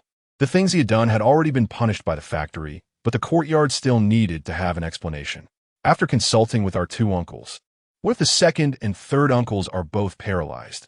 Can they still be called uncles? Su Damao interjected from below. "Su Damao, don't interrupt," Lu Haizhong said. "After consulting with our two uncles, it has been decided that starting tomorrow, He Yuzhu will be responsible for cleaning the courtyard for a month." Lu Haizhong paused and continued. "This incident serves as a reminder for us that to be a person, one must be upright and dignified. Don't think about undermining socialism or stealing public property. That's a shameful thing that will get you discovered and will lead to consequences." "Jia Zhangshi, what are you doing? Can you take the meeting seriously?" Lu Haizhong shouted to the crowd. "Lu Haizhong, you're talking nonsense. I'm now called Yin Zhangshi. If you call me wrong again, don't blame me for blocking your door and scolding you for 3 days and nights." Jia Zhangshi, "Oh no," now Yin Zhangshi immediately shouted back. "Yin Zhangshi, don't be unreasonable. Be serious. We are in a meeting now." Chapter 65. Shaju faces obstacles in borrowing money. Lu Haizhong, don't give yourself airs. Stop acting like a powerful official here. You should take a good look at your own character before trying to impose on others. With this time, you should go home and manage your own child well. Educate your own son properly before trying to manage others. Jia Zhangshi is just a troublemaker who will argue for the sake of arguing, and Lu Haizhong can't win against her. "You." Lu Haizhong was furious but had no way to respond. Dismissed. Reluctantly, Lu Haizhong had to announce the end of the meeting, his face dark with anger. He knew very well that Jia Zhangshi was a tough opponent, if she really wanted to block him at his doorstep and scold him for 3 days and nights. How would he establish his authority in the courtyard and lead everyone after that? The meeting ended on an unhappy note. Yi Zhonghai had remained silent throughout, calculating in his mind that he would let Lu Haizhong deal with Shaju first. Once Shaju was in a miserable state, he would then come to offer help, and by then Shaju would certainly be grateful to him. Now, Shaju was facing a hefty compensation of over 500 yuan, and he hadn't received his wages for 3 months. Even if he managed to get through these 3 months, he would only earn 18.5 yuan a month for the next year. With that little money, how could he support others? In Yi Zhonghai's view, only when the Jia family could no longer get by would they remember his goodness. If it weren't for Shaju unconditionally supporting the Jia family before, how could they have gradually slipped out of his control? After the meeting, Yi Zhonghai returned home, and the Ma quickly brought him a cup of tea. Before she could even ask, there came a knock at the door. Yi Zhonghai exchanged a glance with Ma, both of them understanding that it was most likely Shaju coming to borrow money. Yi opened the door. Shaju called from outside. Shaju, it's so late. Why aren't you home resting and instead come to see Yi? What's the matter? Yi Zhonghai asked knowingly, as he actually didn't want to lend any money. Yi, let me in first. Shaju was anxious. With no choice, Yi Zhonghai had to step aside and let Shaju in. Yi, you know Qingjia's family is in trouble.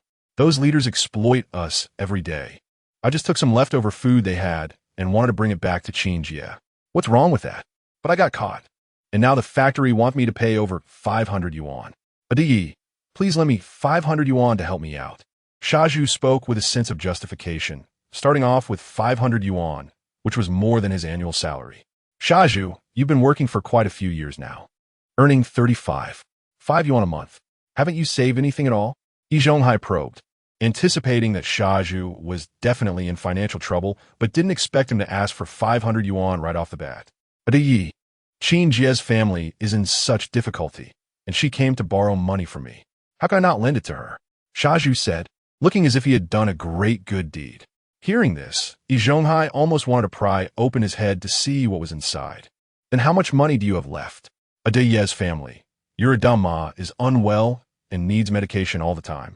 And there's also an old lady in the backyard to take care of. There's really no spare money. Yi Zhonghai showed a difficult expression. Upon hearing this, Shaju became anxious immediately. If he couldn't borrow money from Yi Zhonghai, he would be fired from the steel factory if he didn't pay the compensation. What would he do then? Yi, you must help me. I'm truly at my wit's end. If I don't pay the factory, I'll be fired. Shaju was so anxious that veins popped on his forehead, almost kneeling down to Yi Zhonghai. Yi Zhonghai looked at Shaju's appearance and coldly snorted in his heart, secretly cursing that he deserved it. After working for so many years, there wasn't even a decent big item added to his home, and all the money he earned was lent to others. Now he realized how difficult it was. Shaju, Yi never said he wouldn't help you. But think about it. You need to pay the factory over 500 yuan, and you come directly to me to borrow 500. Yi doesn't have that much spare money. Yi Zhonghai continued. This way, you should first ask the Jia family how much they can give you back. Then go to the backyard and borrow some from the old lady, adding up all the money you have left. Once you've gathered everything, see how much more you need, and Yi will help you make up the difference. If it's still not enough, then you can ask Yi and your apprentice if they can lend you some. Yi Zhonghai was clear in his heart. He couldn't just easily lend out money. He needed Shaju to hit some walls and suffer a bit to understand his own situation. If he casually lent him the money, how would Shaju remember this kindness? All right, Yi, I'll go ask Qingjia. Shaju sighed helplessly and turned to leave. Go ahead. Yi Zhonghai watched Shaju's back, a slight smile on his lips. He knew it wouldn't be easy for Shaju to get money back from the Jia family. As for borrowing money, apart from the old deaf man, who in the courtyard would dare lend him money knowing Shaju's current reputation? After leaving Yi Zhonghai's home, Shaju still held a glimmer of hope, thinking that Qin Huairu would surely help him. After all, Yi had said that they were neighbors, and today you help me, tomorrow I help you, mutually supporting one another. With high hopes, he walked to the Jia family's door. Just as he was about to knock, he heard a considerable commotion coming from inside. Isu, Shaju is in trouble now. Let's help him out. Qin Huairu's voice came clearly through the door. Shaju's hand, which was about to knock, froze in mid-air, maintaining the posture of knocking, with his ear pressed tightly against the door, listening carefully to the conversation inside. Qin Huairu, I know Shaju is a good person with a kind heart, but you should also consider our family situation. We're on the brink of not having enough to eat and have no money at all. How can we help Shaju? Jia Dongshu's voice was full of helplessness. Why not go out and borrow some money? Qin Huairu suggested. Who to borrow from? You know our situation. Besides Shaju, who would help us? Moreover, I'm currently having 3 months' wages deducted by the factory. Who would dare lend me money? Jia Dongshu's agitation grew as he spoke. What should we do then? Why not sell the sewing machine we used as a wedding gift? Qin Huairu hesitated before voicing this idea. No way. Qin Huairu, if you dare sell that sewing machine, you can go back to the countryside. Jia Dongshu yelled angrily. I'll beat you to death. You wasteful woman. With a sharp sound, followed by Qin Huairu's cries, Don't you? Woo-woo. I won't dare again. Shaju outside the door heard it all clearly, first moved to tears by Qin Huairu's willingness to sell the sewing machine to help him. But upon hearing that Qin Huairu was hit by Jia Dongxiu, he immediately became furious, clenching his fists tightly, wishing he could rush in and beat Jia Dongxiu, that useless coward, to vent Qin Huairu's anger. But in the end, he still put down his hand that was about to knock, sighed deeply, and turned to walk toward the backyard. Hearing Shaju's departing footsteps, Qin Huairu's voice came from inside again. Dongxiu, Shaju has left. I heard, let's go to sleep. Jia Dongxiu's voice sounded somewhat indifferent. Adia's family clearly has money, yet sent Shaju to ask us to pay him back. Jia Dongxiu muttered with dissatisfaction. The master's family has heavy expenses too. Qin Huairu tried to defend Yizhonghai. Heavy expenses? Adama only spend a few yuan on medicine each month. And that old deaf man has government subsidies. Why would he need to spend money? Their family can save at least 50 yuan a month. Jia Dongxiu became more and more agitated, his voice inadvertently rising. He just doesn't want to lend money to Shaju and is pushing the trouble onto us. Shaju is such a fool, actually coming to ask for money without considering our family situation. All right, stop talking. It won't be good if someone hears us. Qin Huairu's voice gradually faded, and after a while, it turned into the sound of a cat meowing. Chapter 66. Shaju seeks money from Yizhonghai again at this moment. The Jia family is discussing something, but Shaju has no idea. He went straight to the old deaf man's house in the backyard. As soon as he entered, he anxiously said, Grandma, can you lend me some money? The steel factory want me to pay over 500 yuan, and I only have a few dozen yuan. You have to help me think of a way. The old deaf woman looked at Shaju troubled. As a recipient of the 5 guarantees, she had no money to spare. She had saved a little in her early years, but that was her last support. Shaju was unreliable. She knew that well. Just look at Qin Huairu, who was taking advantage of Shaju. His sister was almost starving, and how could she expect him to care about her? An old woman. My dear grandson, I am a 5-guarantee household. Where would I get the money? But the old deaf woman felt compassion for Shaju and continued, Hey, why don't you take the box from my bedside? There's over 100 yuan in it. I saved that for you to marry a wife in the future. If you need it, just take it. The old deaf woman didn't mention lending it. She knew Shaju couldn't pay it back. By saying this, at least she could touch Shaju's heart a bit. Grandma, you still care about me. I will definitely support you when I grow up, Shaju promised. Good grandson. For the rest of the money, go borrow from your Uncle Yi. The old deaf woman was pleased to hear this. At least when she was gone, someone would take care of her. Grandma, Uncle Yi's family doesn't have much money left either. I've already asked him. I'll go see Uncle Air, Shaju said before leaving. The old deaf woman realized that Yizhonghai was fooling Shaju. But since Shaju was not her biological grandson, and Yizhonghai's family was also useful to her, she didn't point out. After leaving the old deaf woman's house, Shaju walked towards Lu Haizhong's south house across the street. Before he entered, he heard a loud shout, I'll beat you 2 useless dogs to death. It turned out that Lu Haizhong had been reprimanded by Jia Zhangshi at the meeting, and he was fuming when he got home, finding his 2 sons irritating in every way. Lu Guangtian and his brother were aware of their father's bad mood and had been cautious. However, just as they were about to sleep, Lu Haizhong passed their room and saw them laughing. This infuriated Lu Haizhong. He was having such a hard time, and they still dared to laugh. In fact, the 2 brothers were quite wronged. They had been careful the whole night and finally relaxed, exchanging a smile. And it was this brief moment that Lu Haizhong caught sight of. As a result, Lu Haizhong whipped out his belt and gave them a good beating, causing them to cry out in pain. Shaju stood at the door for a while, but still didn't go in and turned to leave. He wore a frown, stopping at every door in the courtyard but feeling too embarrassed to knock. After all, he didn't have a good relationship with everyone and had never helped them. Shaju walked from the backyard to the middle courtyard and then to the front courtyard, taking a round, only to realize that apart from borrowing money from Uncle Yi, he truly had no other way out. With no other options, he went to Zhonghai's doorstep. Shaju gritted his teeth and knocked on the door. Yi, I borrowed money from around, and Grandma lent me over 100 yuan. Sister Qin's family has no money, and I didn't dare to go into Uncle Era's house. Uncle E, you are the only one who can help me now. Yi Zhonghai was not surprised at all. Shaju usually offended people everywhere, so it was strange that he could borrow money. Zhuzi, I've watched you grow up. Now that you're in trouble, I can't help but feel sorry for you. But if you rely solely on me, I don't have that kind of ability. Here's the deal. How much money do you have on hand now? Shaju quickly counted his money and the money from the old deaf woman, saying, a total of 236 yuan, but I still need 300 more. Uncle, what do you think? Zhuzi, how about this?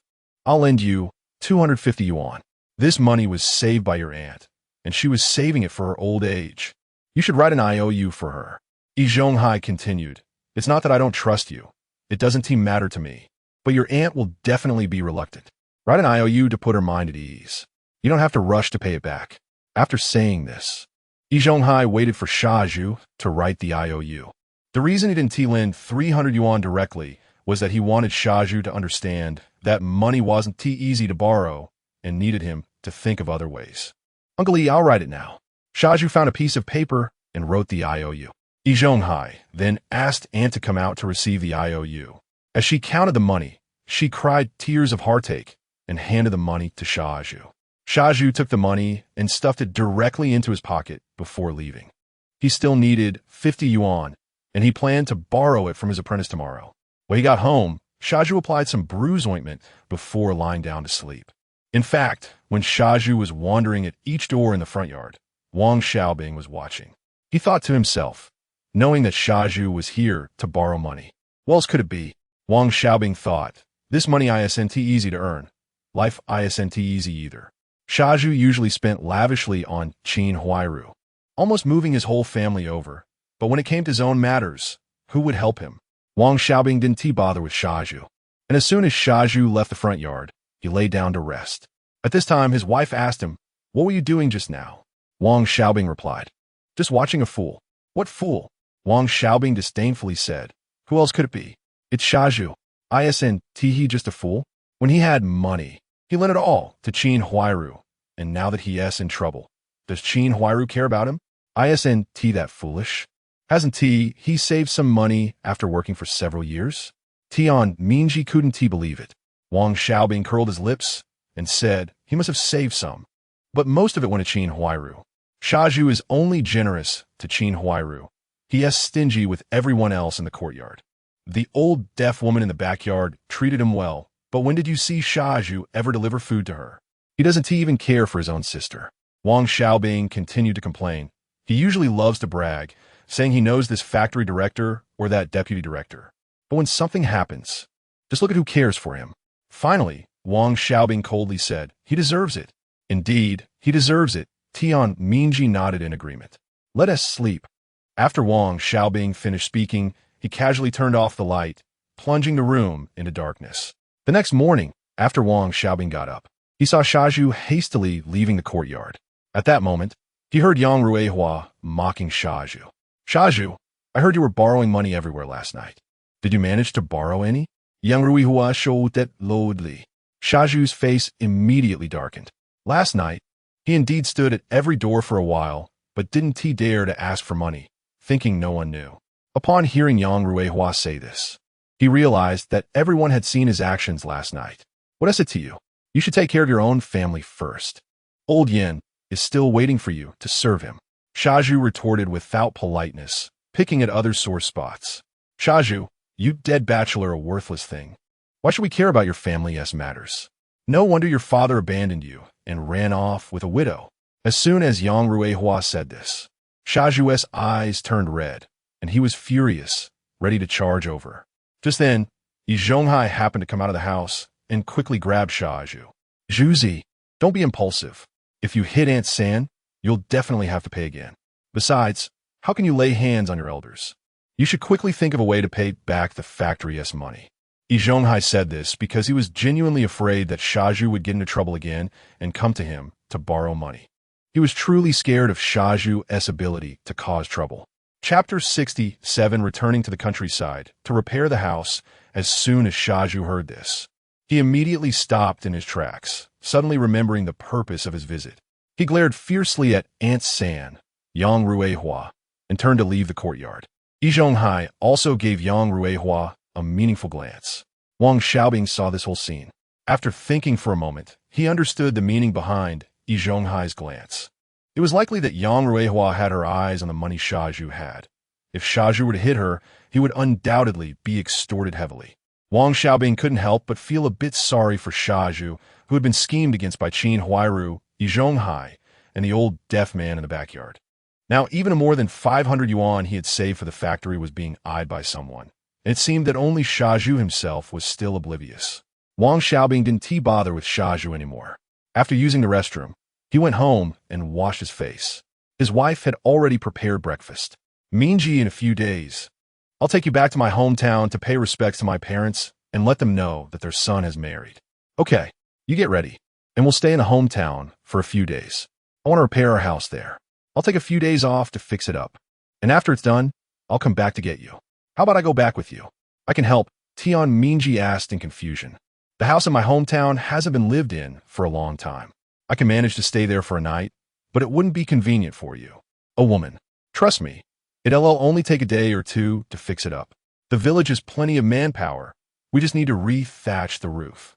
We have pots and pans at home. I'll go back and tidy up. Are you going back today? Yeah, I'll ask for leave first, then head back. I should be back by tomorrow afternoon. You wait for me at home and be safe. If anyone causes trouble, just call the police. Don't worry, I'm not easy to bully. Wang Xiaobing's reasons for returning to his hometown were mainly a few. First, he wanted to repair his house to show everyone that it still belonged to him and that he would return to live there. After all, this house, which was not yet outside the Fourth Ring Road, will be quite a valuable asset in the future. Secondly, he wanted to take his wife to pay respects at his parents' graves. Since he occupied this body, he had to bear the responsibilities that came with it. Additionally, he planned to turn the 200 gene of white flour in his space into food. This way, he wouldn't need to eat at the cafeteria anymore. At home, it was not convenient to do these things with his wife around, but returning to his hometown would make it much easier. His family lived at the end of the village, in a secluded spot. The nearest neighbor was several hundred meters away. In the countryside, that distance was quite far, and in fact, it was separated by 2 hills. So whatever he did in his hometown would be completely unknown to anyone.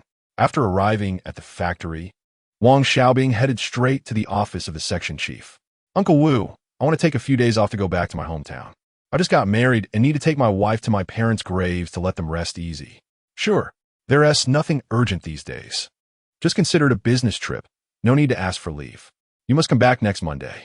There's a shipment going to Dalian that will likely take a few days, so prepare in advance. Don't worry, Chief, wherever you assign me. I'll get the job done. All right, I'll take my leave now. I'll definitely be on time in the transportation department next Monday. Go ahead. After leaving the office building, Wang Xiaobing rode his bike to Wangjia Village, which took over 2 hours. Once back in the village, he immediately went to the village chief's house. Village chief, I'm back today to repair my house, so that when I come back to pay respects to my parents, I'll have a place to stay. Can you see if there are any idle hands in the village to help with the repairs? I'll pay each person 1 yuan, and I hope we can finish it by this afternoon. Don't worry, Xiaobing will definitely help you fix it. There is not much work in the village today, and most people are free. I'll help you gather some people. Thank you, village chief. Here, as a bottle of wine for you. I may need your help again in the future. All right, just don't make a habit of it. Okay. Wang Xiaobing smiled and didn't say more. He thought to himself, if he didn't do this next time, would the village chief still be willing to help? Everyone knew the village chief liked to take a little advantage, but he was still a decent person. When he had lived there alone before, the village chief had been quite helpful. Although his uncle had paid for the help, the village chief had indeed done the work after receiving the money. Wang Xiaobing followed the village chief from house to gather people. As soon as he mentioned a payment of 1 yuan for their work, everyone was eager to participate. In the end, over 30 people showed up. If Wang Xiaobing hadn't said to keep the children at home, there probably would have been even more. Repairing houses was a job for men. Wang Xiaobing politely declined the help of the village aunts and sisters. He thought there were too many people. It was just a few thatch houses, and over 30 people finished the repairs in just over 2 hours. There was still plenty of time, so everyone also fixed the wall around the yard, swept the grass in the yard, cleaned the floors in the rooms, and a few people even helped fill the large water jar at home. As the sun was about to set, Wang Xiaobing settled the payments one by one. He walked into the courtyard, closed the door, and found everything clean and tidy inside. With over 30 people working, no one slacked off, and the house looked as good as new after the repairs. The water in the large water jar was enough for a week. Just in time, he needed to steam buns these days, and there was still firewood from before. That evening, Wang Xiaobing started steaming buns at home. It was cold in the village at night, but his house felt like summer, with 2 stoves continuously burning and the fire pit in the room warming everything up. He used a large steamer that could hold 200 buns at once. With both stoves going, he could steam 400 buns at a time. Wang Xiaobing kept an eye on the time and controlled the heat, dozing off in the kitchen. After 2 hours, the first steamer of buns was ready, and he quickly started the next batch. Luckily, there was plenty of firewood and water at home. Thinking about how he spent over 30 yuan, he felt both pained and it seemed worth it. It wasn't until the following morning that the chimney at Wang Xiaobing's home finally stopped smoking. Fortunately, he had steamed them at night. If the chimney had been smoking all day, the villagers would definitely have thought too much. After steaming the buns, Wang Xiaobing took one out to taste, and it was quite good. After eating, he poured a bucket of hot water and took a comfortable bath. While bathing, Wang Xiaobing couldn't help but sigh. Living in the countryside was indeed comfortable. The kitchen, toilet, and bathing area were all available in his yard, which was not as convenient in the city. Although water had to be fetched in the countryside, it didn't affect the overall comfort. After bathing, he casually washed the clothes he had changed out of and hung them in the yard. Since he planned to stay here for a few days, the clothes would definitely dry. Seeing that it was still early, Wang Xiaobing grabbed an axe and headed to the back mountain. Most of the firewood in the mountains was now dry and burned quickly. He planned to chop down a few big trees to take back. With the space he had, he didn't have to worry about transportation at all. In just one afternoon, he chopped down several thousand jin of firewood and stored it in his space. When he got home, he reheated 2 buns, ate them, and quickly washed up without changing clothes. Although the old clothes at home weren't stylish, they were durable for work in the mountains. Noticing that it was getting late, Wang Xiaobing hopped on his bike and headed back to the city. "Xiaobing, are you heading back to the city now?" A passing aunt asked. "Aunt, I'm bringing my wife back tomorrow. I'm just tidying up the house first. Where in the city can compare to living in our village. I'll be coming back often to stay." With that, Wang Xiaobing rode away. He said this mainly to send a signal, letting everyone know that he would be coming back often in the future, so that no one would occupy his house. Chapter 68, Taking my wife back to my hometown in the evening. Wang Xiaobing returned to the courtyard, feeling that everything was still the same. Everyone was busy living their lives, with no time to stir up trouble. Only a few families that lived too comfortably would find things to fuss about. If a family was struggling to make ends meet, they wouldn't have the energy to cause a ruckus. "Xiaobing, you're back. The house in the hometown has been renovated, right?" As soon as Wang Xiaobing saw his wife, he quickly walked over and hugged her tightly. He really missed her after just one day apart. "It's done. Tomorrow morning, I'll take you back to the hometown. When we grow old, we can return home to enjoy our retirement. Once we have money, we'll tear down the house in the hometown and rebuild it into one of those blue brick and tile houses." Hearing Wang Xiaobing say this, Tianminji felt sweet inside. What about the house we're living in now? I've thought about that for a long time. Once I become a department-level cadre, I'll qualify for a building. I don't want a building. I plan to find a factory to exchange our current house for a courtyard with a single entrance. If the area isn't enough, I'll add some money. This quadrangle is too noisy. It doesn't feel secure at all. That is true. I don't want to live here either. The 2 building is too cramped, and my parents' courtyard is the same. If it weren't for my parents being capable and having a few brothers supporting me, it would probably be chaotic. In just another 2 years, I'll be able to get a house. By the end of the year, I'll be promoted to a level 2 clerk. Then next year, I'll strive to be promoted to a level 1 clerk, and the year after that, with some effort, I should be able to become a department-level cadre. Tianminji also reached out to hug Wang Xiaobing. That night, she was particularly enthusiastic. As a result, the next morning, Wang Xiaobing could only support his waist as he went out. The 2 rode their bicycles back to the hometown.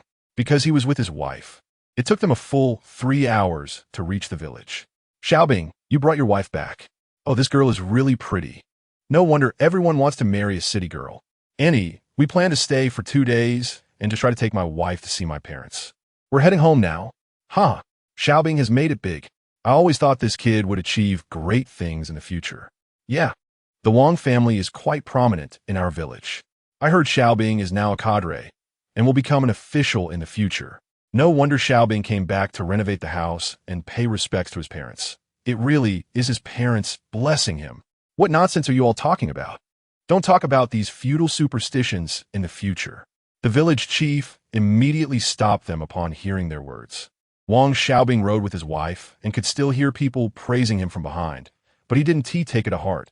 Let others say what they wanted.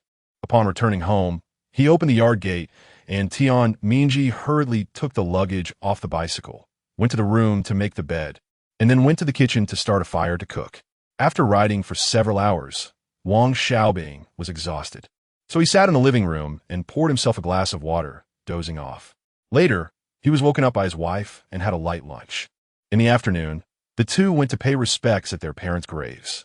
Wang Xiaobing cleared the surrounding grass, dug some soil to raise the mound, and then returned home. In the afternoon, Tian Mingji was cleaning the house, while Wang Xiaobing went to fetch water, filling the water tank. He then went up the mountain to collect several hundred pounds of firewood and stacked it in the firewood room of the old house. There wasn't too much entertainment in the countryside at night. The city had electric lights, but most rural areas relied on kerosene lamps and electric stone lamps. Wang Xiaobing's family didn't have these, so they went to bed early. Usually, in the courtyard, the sound insulation was poor, and Tian Mingji didn't dare to be too loud, but in the countryside, she had no such worries. That night, the two were restless, and, in the end, Wang Xiaobing could hardly bear it. He silently thought that during the new year this year, he must give her a super great reward. The next morning, they woke up very late, almost at noon. For lunch, they had steamed buns made of white flour, accompanied by the wild vegetables picked from the mountain the day before. Wife, I'll take you to tour the village, so everyone knows you're the daughter-in-law of the Wang family village. Our village is all surnamed Wang. We used to be one family. Although we've branched out into 5 branches now, we're still very close. As long as it doesn't harm others' interests, we can get along well. Where are you planning to go up the mountain in the afternoon to hunt some game? I've prepared early. I dug a few traps while collecting firewood yesterday. In the afternoon, after returning from the village, I'll check to see if I caught anything. I'll be going back tomorrow. The day after tomorrow, I'll have to go on a trip for 3 or 4 days. Are you staying in the village or coming back to the city with me? I'll go back to the city. I grew up in the city, and I'm not used to living alone in the village. Okay then. Aunt Ma, this is my wife. Linjia, you're back at your parents' house. This is my wife. Guliang, this is my wife. See, I brought my wife to see you. Wang Xiaobing took his wife around the village, and the few packs of cigarettes he bought before were almost all finished. Fortunately, he didn't usually smoke much. Otherwise, that little bit of tobacco wouldn't have been enough. Everyone was from Wang family village, and since Wang Xiaobing was now a public servant, there was no conflict of interest with them, so everyone greeted him with smiles and politeness. After walking around, both of their faces were stiff from smiling. When they returned home, Tian Mingji went to wash up and tidy herself. Wang Xiaobing took out a gun from the house. It was the kind that uses bullets now, but an old long gun, nearly 2 meters long, with a rusty muzzle. Wang Xiaobing polished the gun for a while, and the muzzle regained its sharpness. He tested it and easily pierced a wooden board. Then, Wang Xiaobing shouldered the gun and walked toward the back mountain. In the traps he had set earlier, there was a wild chicken and 2 rabbits. There were no other catches. Knowing that he would be leaving tomorrow, he filled the traps back in. It would be troublesome if someone got hurt accidentally. After returning home, Wang Xiaobing skillfully processed the game. He first skinned the 2 rabbits, carefully removed their entrails, washed the rabbit meat clean, and then hung the processed rabbit meat on the kitchen stove. He planned to keep the wild chicken for dinner, as he had just brought back a bag of mushrooms from the mountain, many of which were dried mushrooms. Using them to stew the wild chicken would surely taste great. Tian Mingji was quick-handed, and her cooking skills were top-notch. She carefully made a pot of wild chicken stewed with mushrooms, paired with several steamed buns made of white flour. The two finished the meal without leaving a trace. If they had eaten like this in the courtyard, someone would have probably come to borrow meat long ago. Burp. Hearing his wife let out a satisfied belch, Wang Xiaobing felt a bit helpless. His wife didn't have a big appetite, and most of the food went into his own stomach. But thinking about it, in this era, there weren't many overweight people, almost none at all. It was rare to see someone like Jia Zhangshi, What kind of family conditions would allow someone to raise a 200-pound fat person? I don't want to move. Then rest for a while before getting up and moving around to digest. Mainly because it was too delicious. How can it not be good? This is a proper wild chicken. Nothing like those feed chickens or meat chickens in the future. If it's good, eat more. Our Wang family is counting on you to give birth and raise children to carry on the family line. Huh, do you have that ability? What are you talking about? Don't you know in your heart whether you have the ability or not? Tonight, I'll definitely take good care of you. Seeing the provocative look in his wife's eyes, Wang Xiaobing couldn't hold back. It seemed he needed to properly train this wife of his. Chapter 69. The house was burgled the next morning. The two packed their bags and prepared to return to the city. Since Wang Xiaobing had to go on a trip tomorrow, they planned to go back early today to rest. Xiaobing, you and your wife are going back to the city? And ho hot. I have to work tomorrow, so we're heading back today. After staying in the countryside for a few days, I almost don't want to go back. How can that be? The city is still more comfortable. Others would love to have this opportunity, and you are complaining about it. Ha, and ho ha, we'll be off then. Village chief, my wife and I are going back to the city. Just wanted to say goodbye. Please help me keep an eye on our house and make sure it doesn't collapse or anything. If anything happens, please send someone to inform me in the city. Also, I plan to come back once a month to give you 5 yuan. Xiaobing, don't worry. I'll definitely keep an eye on your house, and it won't have any problems. Thank you, village chief. Xiaobing, are you really planning to give 5 yuan every month? Isn't that a bit much? You know, in the city, 5 yuan is enough for a person to live for a month. Of course. Why wouldn't I? If I don't give money and the house collapses, no one will know, and I have to guard against others occupying it. Besides, 5 yuan isn't much. My husband will be promoted to a secondary clerk after the new year, earning 70 yuan a month. If he gets promoted to a higher level, he'll earn 87. 5 yuan a month. Giving 5 yuan to help watch the house isn't too much, is it? That's really not much. My dad only earns a little over 50 yuan a month, and my brother only makes 35. 5 yuan. You're impressive. Now you know I'm impressive, right? Tian Mingji suddenly turned red for some reason, lightly scolding him as a rogue before stopping her words. The two rode back to their yard and found the lock on their door smashed. Wang Xiaobing was immediately filled with rage and stood at the door without entering. Wife, hurry and call the police. Just say we've been robbed and the lock on the door has been smashed. Okay, I'll go right now. As Tian Mingji ran to call the police, someone shouted, wait, Wang Xiaobing, you can't call the police. If there's anything, just ask us, the elders. Elder, how do you plan to handle this? Do you know who smashed my lock? If you wait for a resolution, that thief might have already run abroad. And don't talk to me about the civilized and excellent courtyard. Everyone knows how our courtyard's reputation is. It's almost notorious throughout the city. If we don't find that thief today, he'll rob my house today and someone else's tomorrow. Wife, hurry up. Wait, Xiaowang. I think you should avoid making this a big deal. It's not good for your reputation, especially since you're a cadre. That? Yi Zongkai. What do you mean by that? Do you know who the thief is and want to cover for him? This is a crime. Do you understand? You. I won't care anymore. This isn't your business to manage. This is a crime, and you have no right to intervene. This matter needs to be reported to the police. Oljia. Ha! You're killing me, Yin Zhangshi. You've married Yin Jiecheng, yet you still think of Uncle Jia? Are you being fair to Yin Jiecheng? Su Daomao, you're talking nonsense. Jia Zhangshi, I mean Yin Zhangshi, what do you mean? Did you steal my things? It wasn't me. I haven't left home these past 2 days, and the neighbors in the yard can testify. Then why are you calling Old Jia? My throat itches. Wait until the police arrive, and we'll see. Wang Xiaobing didn't want to argue with them. Anyway, with so many people in the yard, it was impossible for no one to have seen anything. The noise from smashing the lock was too loud for no one to notice.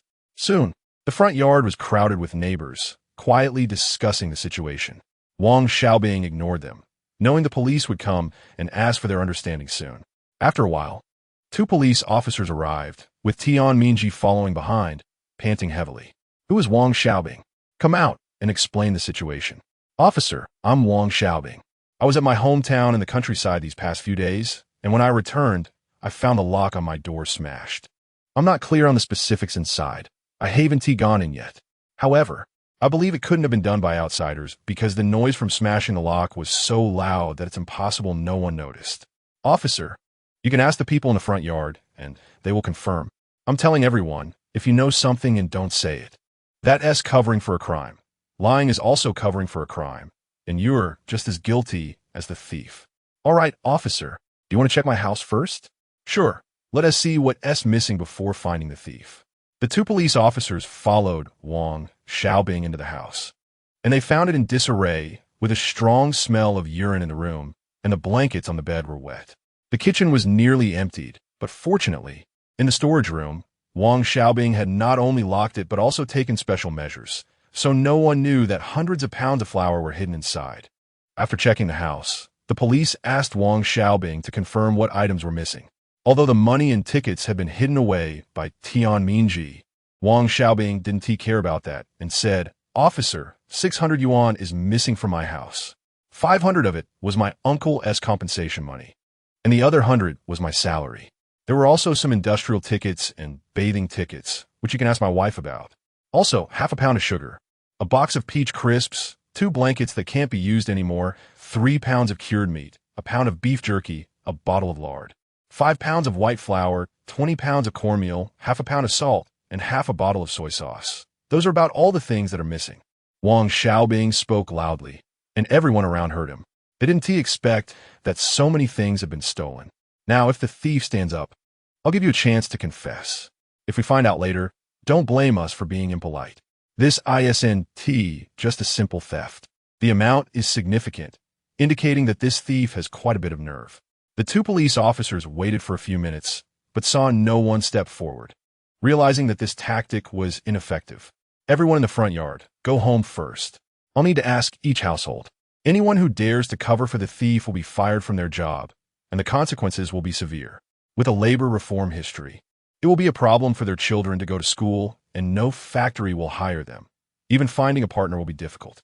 Think carefully before you answer the questions. Once the neighbors in the front yard returned home, the police began to take notes household by household. In the middle courtyard, Bang Gung was shaking uncontrollably after returning home, while Qin Huairu was extremely anxious. Just now, she almost wanted to admit that she had stolen something, but after hearing how serious the police were, she swallowed her words. Now that she thought about it, it would have been better to admit it then. If they found out, Bang Gung would definitely go to jail. Qin Huairu began to blame Wang Xiaobing again, wondering why he had to call the police. Just as Qin Huairu was complaining about Wang Xiaobing, someone from the front yard really saw Bang Gung smash the lock on Wang Xiaobing's house and take a lot of things back. Officer, I've told you everything I know. This won't have any bad impact on our family, right? A neighbor asked with a worried expression. As long as what you said is the truth. There won't be any impact, the officer replied calmly, explaining patiently. Officer, I absolutely told the truth. Not a single word of a lie, the neighbor quickly assured. Sincerity written all over their face. Chapter 70. The Stick Thief. After two police officers left this neighbor's house, they visited several others and received consistent responses. Who is the stick thief? Everyone looked at each other, and only then did they realize that the Qin Huairu family was not present. Police officer. The stick thief lives in the middle courtyard. They should be at home right now. A helpful neighbor quickly explained the situation. That stick thief is a good kid. He must have just acted out of impulse. This matter can be handled privately in our courtyard. Just let him return the things to Xiao Wang. And you won't have to make a trip. Yi Zhonghai had already guessed that it was either Yin Zhongshi or the stick thief who did it, as they were the only two in the courtyard who liked to steal. This comrade, what do you mean by acting out of impulse? A child stealing several hundred yuan, emptying someone else's house, and even urinating on their bedding. Are these things what a good child would do? What is your relationship with this child that you would come out to defend him? The police officer questioned seriously. Police officer, this child is the son of his disciple, and his disciple is his old age support. Su Damao immediately chimed in. All right, let's go to the middle courtyard. Under Wang Xiaobing's lead, the two police officers arrived at the door of the Jia family in the middle courtyard. Jia Dongshu, Qin Huairu, open the door. Hiding at home won't help. Wang Xiaobing shouted loudly, pointing directly at the Jia family's house. Open the door. If you don't open it, we'll break it down. The police warned sternly. A few seconds later, Jia Dongshu opened the door with a dark face. The two police officers walked straight into the house, clarified who the stick thief was, and immediately arrested him. Don't arrest me. It was my grandma who told me to steal. The stick thief shouted in fear. Who is your grandma? My grandma is Jia Zhangshi. Who is Jia Zhangshi? Police officer, this Jia Zhangshi has already married. Now she's called Yin Zhangshi. Someone nearby helped explain. Who is Yin Zhangshi? Step forward and speak. Police officer, it's not me. I didn't tell him to steal. The stick thief protested, but you told me to take it. You said we could take whatever we want from the courtyard, and it would all belong to our family from now on. We were just taking it back early. Mom, how can you teach the child these things? Aren't you harming the stick thief? He's your own grandson. Jia Dongshu was both angry and anxious. Dongshu, do you still know I'm your mother? Do you want to send your mother to jail? Yin Zhangshi began to throw a tantrum. Mom, but you can't teach the stick thief to steal. All right, both of you come with me to the police station. We'll talk there. The police interrupted them. I won't go. The police hit people. Old Jia. Yin Zhangshi continued to shout. Shut up. Keep shouting and your charges will be worse. After Jia Zhangshi and the stick thief were taken away by the police, Wang Xiaobing went home to tidy up the house, noting that whatever was lost was detailed in the police's records. Wang Xiaobing and Tian Mingji cleaned the house thoroughly, and the two beds that had been urinated on were thrown out to the doorstep. In less than 5 minutes, a neighbor picked them up. Wang Xiaobing dared not keep the bedding that the stick thief had urinated on, thinking to himself that this kid was like a dog. He took out another comforter from the cupboard and spread it out, fortunately having bought several when he got married. However, he planned to add 2 more, thinking that he would need them when he had children in the future. Cotton was hard to buy now, and it would probably be even scarcer in a few years. Just as he finished tidying up the house, he heard knocking at the door. There was no need to guess. It must be the Jia family coming to plead. To be honest, Wang Xiaobing didn't want to escalate the situation. After all, the stick thief was still just a few years old. If it weren't for Yin Zhangshi inciting him, he wouldn't have stolen anything. These bad habits were definitely taught by Yin Zhangshi. Wang Xiaobing opened the door to find Yi Zhonghai, Jia Dongshu, and Qin Huairu standing at the entrance. As soon as the door opened, they tried to enter. Let's talk outside.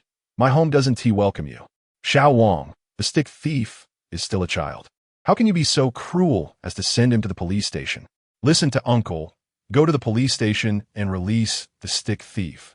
Let him apologize to you, and this matter will be settled, Yi Zhonghai said. Wang Xiaobing looked at Yi Zhonghai's relaxed demeanor, who didn't even mention compensation, and instantly felt furious. Yi Zhonghai, what nonsense are you talking? My house has been almost emptied, and you want me to accept an apology? Are you out of your mind? Wang Xiaobing ignored the dark-faced Yi Zhonghai and turned to Jia Dongshu, saying, Jia Dongshu, I calculated the value of the items the stick thief stole. It's about 600 yuan. You need to compensate me 1,000 yuan, and this matter will be over. After all, I don't want to be too ruthless. Can you lower the amount? We truly don't have that much money. Jia Dongshu showed a difficult expression. It can't be less. This is based on the fact that the stick thief is still young. If it were an adult, I definitely wouldn't easily forgive him and would send him straight to jail. You could discuss it among yourselves. I won't keep you any longer. It's best to make a decision quickly.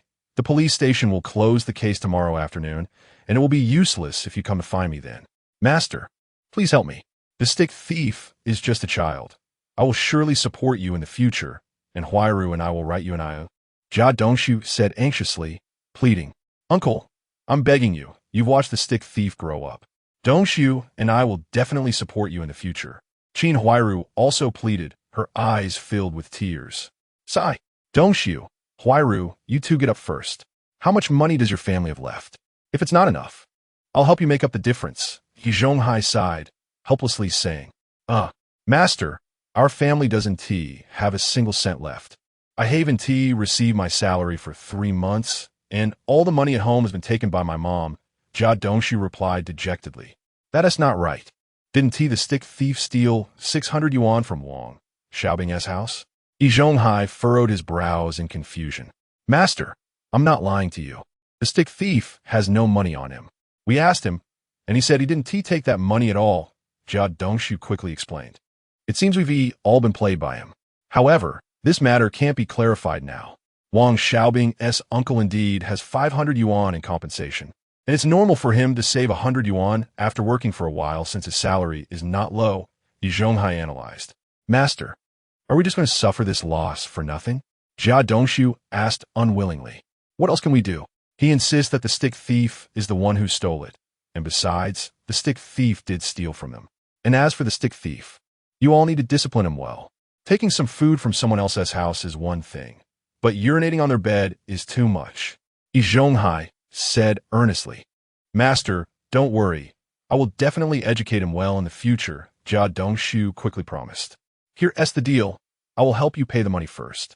But you need to write an IOU, detailing the events and also including your promise to support me in the future.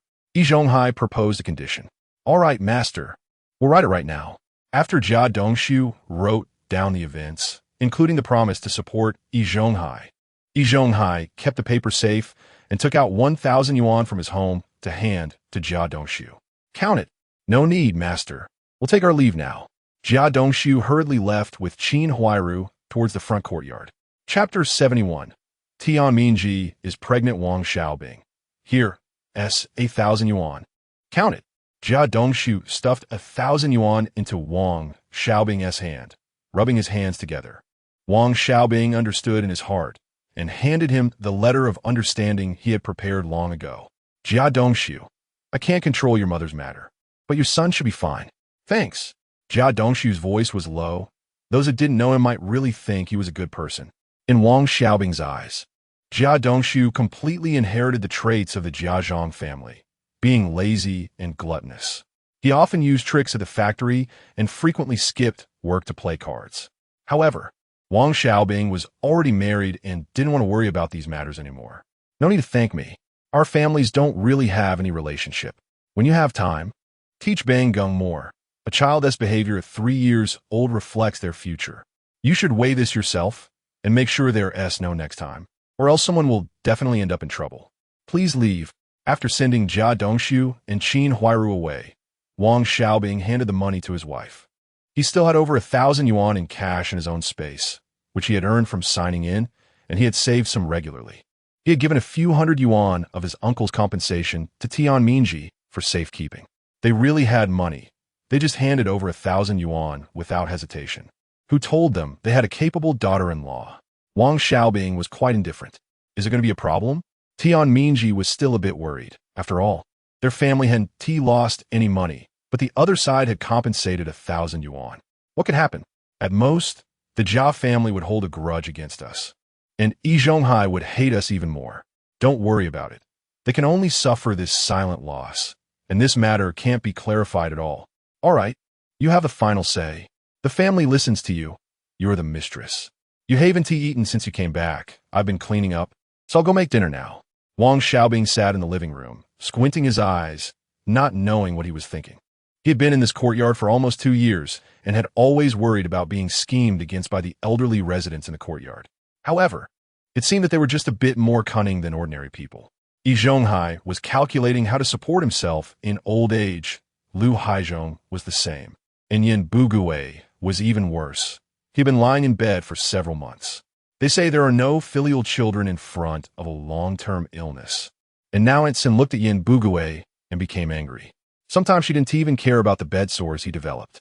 Yin Bugui had been lying for so long that his back was covered with bed sores, some of which had rotted and bred maggots, because he smelled worse and worse. Aunt Sin no longer shared a room with him. His 2 sons at home scolded him every day. 3 months later, Tian Mingji was pregnant. In the morning, Wang Xiaobing found his wife vomiting frequently and calculated that they had been married for a few months. Ever since they went to Dalian, Wang Xiaobing had been running around the area. Discovering that his wife was pregnant, he was filled with joy. In this era, having many children was considered a blessing, and he planned to have more kids anyway. After all, they could afford it. In this era, as long as there was food to eat, raising children was quite easy. Their food supply was sufficient, but they still needed to prepare some milk powder.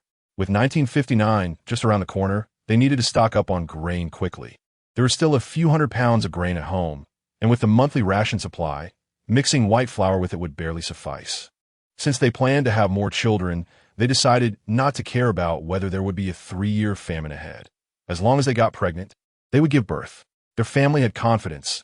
They would definitely not go hungry. It was just that there might not be much surplus in the future. And there wasn't too much meat left in the space, so he needed to stock up on lard. He would go back to the countryside to render lard.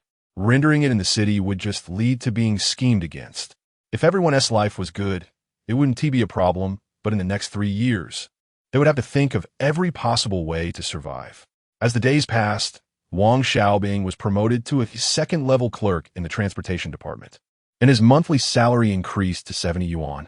His wife Tian Mingji's belly was also getting bigger. During this time, Yin Bugui was scolding Aunt Sinyang Ruihua at home every day, along with his 3 sons and daughter. As the year-end approached, the Yin family's savings were completely depleted. Now, Aunt San was feeding her 2 sons and daughter cornmeal porridge mixed with wild vegetables every day, and the porridge was so thin it could reflect a person's shadow. The family could only eat this, and they had no energy to care for Yin Bugui. In the morning, Aunt San, holding back the stench, brought a bowl of cornmeal porridge and left. Yin Bugui was covered in maggots, starving. He even grabbed the maggots on his body and stuffed them into his mouth. Reminder, don't look while eating. Aunt San hadn't cleaned him for a long time. The whole room was uninhabitable. Even if the door was closed, the living room still smelled terrible. His 2 sons at home were cursing Yin Bugui for not dying yet and complaining about the hardships of life. Aunt San observed coldly from the side, watching her son's behavior. She thought to herself that she might end up like Yin Bugui in the future. The more she thought about it, the more disheartened she felt. Losing the will to do housework and focusing only on earning money every day. One day, Aunt San said to her sons, "Second, starting this month, you have to pay 10 yuan each month, 5 yuan for food, and 5 yuan for retirement savings, and the same goes for the third. Jia Di can be exempted. She is still young." "Mom, I'm still young. I'm not even an adult yet." Yin Jiekwang shouted with a displeased face. "Jiekwang, then you can pay 8 yuan each month." Aunt San made a slight concession, reducing the amount by 2 yuan. Yin Jiefang was about to say something, but then he heard Yin Bugui cursing in the room, and anger surged in his heart. He grabbed a towel to cover his mouth, picked up a yoke, and angrily rushed into the room, hitting Yin Bugui hard. Yin Bugui screamed in pain, and his curses grew louder. But the more he cursed, the harder Yin Jiefang hit. After a few minutes of beating, Yin Bugui's cries gradually diminished. Yin Jiefang casually threw away the yoke and hurriedly ran out. The scene just now made him nauseous. As he beat Yin Bugui, the maggots fell all over the ground and crawled around the room. After running out, Yin Jiefang quickly closed the door and stuffed rags into the gaps to seal it tightly before daring to remove the towel covering his mouth. Wang Xiaobing, who lived across the street, heard Yin Bugui's curses and even the sounds of beating. He guessed that Yin Bugui was most likely being beaten by his 2 sons. Wang Xiaobing was silent for a moment, then turned and walked to the courtyard. He knocked on Yi Zhonghai's door and called out, "Uncle Yi." Yi Zhonghai opened the door and saw Wang Xiaobing. His face instantly darkened. "Uncle Yi, I want to go in. I just want to tell you something. Yin Bugui is at home, being beaten by his 2 sons every day, and they are getting fiercer. Yin Bugui is lying in bed, and none of his 3 sons are willing to take care of him. I heard he is covered in maggots. Uncle Yi, what is the use of raising biological sons? I really can't stand it anymore. I live right across from them, and I can hear them beating their father every day, with Yin Bugui screaming in agony. Uncle Yi, aren't you going to do something about it? You always said that we can't hit the elderly in this courtyard, but the Yin family is performing this every day. Aren't you worried that others will treat you the same way in the future?" Chapter 72. Yi Zhonghai listened to Wang Xiaobing's last words. He was filled with doubts. He was counting on his apprentice to support him in his old age. What if one day he found himself bedridden and unable to move? Would he also be subjected to daily beatings and scoldings? With this thought in mind, Yi Zhonghai immediately resolved to hold a meeting to address the terrible behavior of abusing the elderly, firmly condemning the unfilial children of the Yin family. "Xiao Wang, let's hold a big meeting in the front yard tonight. Sons like those in the Yin family who hit their fathers must stand up and apologize to the entire courtyard, and they must publicly promise not to do it again." Wang Xiaobing added, "Uncle Yi, just look at the current situation of third uncle. It might be your turn one day. If even a biological son can be so ruthless to his father, what can we expect from those who are not related by blood? Although Wang Xiaobing was deliberately making things difficult for him, Yi Zhonghai understood it very well. He had to admit he was a bit scared. Did he not know about the affairs of the Yin family? Of course, he was well aware, but he always thought it was a family matter that did not require outsiders to interfere. However, now that Wang Xiaobing had brought it to light, he couldn't sit still. He couldn't help but think, when he grew old and found himself bedridden, what if Dongshu learned from the Yin family sons? He made up his mind to take this opportunity of the courtyard meeting to properly deal with Yin Bugui's sons. Otherwise, if others followed suit, how could that be allowed? He thought that all the families with children in the courtyard would surely support him. This is none of your business. Yi Zhonghai's thoughts were naturally unknown to Wang Xiaobing.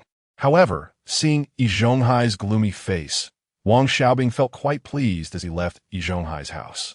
Xiaozhu, you are really a fool. Xiaozhu was still his old, sharp-tongued self. After being punished by the steel factory, he had been quiet for a few months. But now he was back to his old ways, sneaking food from the kitchen into his lunchbox, truly a case of not remembering the beatings, but only the food. However, since his salary was reduced, Xiaozhu had become a bit more diligent. Previously, he would just laze around in the courtyard on his days off. But now he was out taking side jobs, proving that carrying a heavy debt was indeed tough. Xiaozhu, take care of yourself. Does your sister still recognize you as a brother? As soon as Wang Xiaobing said this, Xiaozhu's eyes nearly bulged out in anger. Under the furious gaze of Xiaozhu, Wang Xiaobing returned to the front yard. Oh, isn't that our courtyards were Godshiju? What made him the target of mockery? Does your sister still call you brother? Su Damao stood at the backyard door, laughing at Xiaozhu with a smug look. Su Damao, you're looking for death. After being mocked by two people, Xiaozhu exploded like a mad bull, his anger soaring. Xiaozhu, what do you want to do? Su Damao saw Xiaozhu charging over and immediately turned to run. Su Damao, if you have the guts, don't run. Let me see if I can beat you to a pulp. Once Xiaozhu saw Su Damao had run far, he stopped chasing but did not spare him with his words. Xiaozhu, you're just a big fool. Your grandpa Damao won't stoop to your level. I play with my brains, unlike you, who only knows how to hit people. Su Damao's voice echoed from the backyard door. Knowing he couldn't catch up with him, Xiaozhu felt it was pointless to linger. He still had to go prepare the banquet. If it weren't for Su Damao's provocation, he would have already set off. Zhuzi, there's a meeting tonight. Come back early. Yi Zhonghai came out of his house, knowing Xiaozhu was going out to prepare the banquet, and reminded him. Okay, Unli. Don't worry, I will definitely be back on time. Watching Xiaozhu wobble away, Yi Zhonghai began to knock on doors one by one. He told everyone about the Yin family situation and expressed his concerns. As expected, the older people all agreed to support him. Lu Haizhong, upon hearing about the meeting, immediately volunteered to inform the residents of the backyard. Back at home, the Yin family finally had a moment of quiet. Third aunt took her two sons out to find work, as they dared not rest even for a day. The two brothers now had to contribute 10 to 8 yuan to the family every month, which was quite a financial burden. And third aunt had become the hardest worker in the whole courtyard. As long as there was work that paid, she was willing to do anything, no matter how dirty or tiring, hoping to save some money. She knew that Yin Bugui didn't have much time left. His flesh was starting to rot, and he was visibly deteriorating day by day. In this situation, third aunt understood that she could only rely on herself from now on. Ever since Yin Jieqing split off from the family, third aunt had saved up the more than 100 yuan she had snatched from Yin Zhang's family, which had now become Yin Jieqing's pension for 2 consecutive years. This was her confidence and a bit of planning for her future. Since the incident when Yin Bugui was beaten by his sons, third aunt had completely seen through the true nature of her sons. At first, whenever there were family conflicts, she might still lose her temper and try to persuade her sons, but now she just acted as if she hadn't seen it, swallowing her bitterness in silence and secretly wiping her tears. She also hoped that Yin Bugui could be relieved soon and not drag the family down any longer. When Tian Mingji saw Wang Xiaobing return, she hadn't even had the chance to ask what he had been doing when Wang Xiaobing hugged her tightly. What are you doing? It's broad daylight. Tian Mingji thought Wang Xiaobing was trying to pull a trick. You're overthinking it. You're pregnant now. What can I do? Wang Xiaobing smiled and said, then recounted how he had intentionally gone to the central courtyard to find Yi Zhonghai and mentioned the Yin family matters. You know, Yi Zhonghai must be clear about the Yin family situation. Did he need you to say it? Tian Mingji reproached him. I was just deliberately provoking Yi Zhonghai. Last year, I finally got to eat some meat, and that old hag Jia Zhang came over and snatched it. I pushed her out, and Yi Zhonghai came over to lecture me, saying that I shouldn't hit the elderly and should respect them. Now the Yin family sons are hitting their father every day. Isn't that also hitting the elderly? He wants to play dumb, but that won't work. I'm a petty person, so I must make him handle this matter. Wang Xiaobing detailed the incident with Jia Zhang snatching the meat last year. I know that Jia Zhang. She just lies at home all day doing nothing. When it's mealtime, she runs out, and you never see her cooking. She is always out mooching off others. Tian Mingji said, the last time the Yin family lost over 2,000 yuan, I suspect she stole it.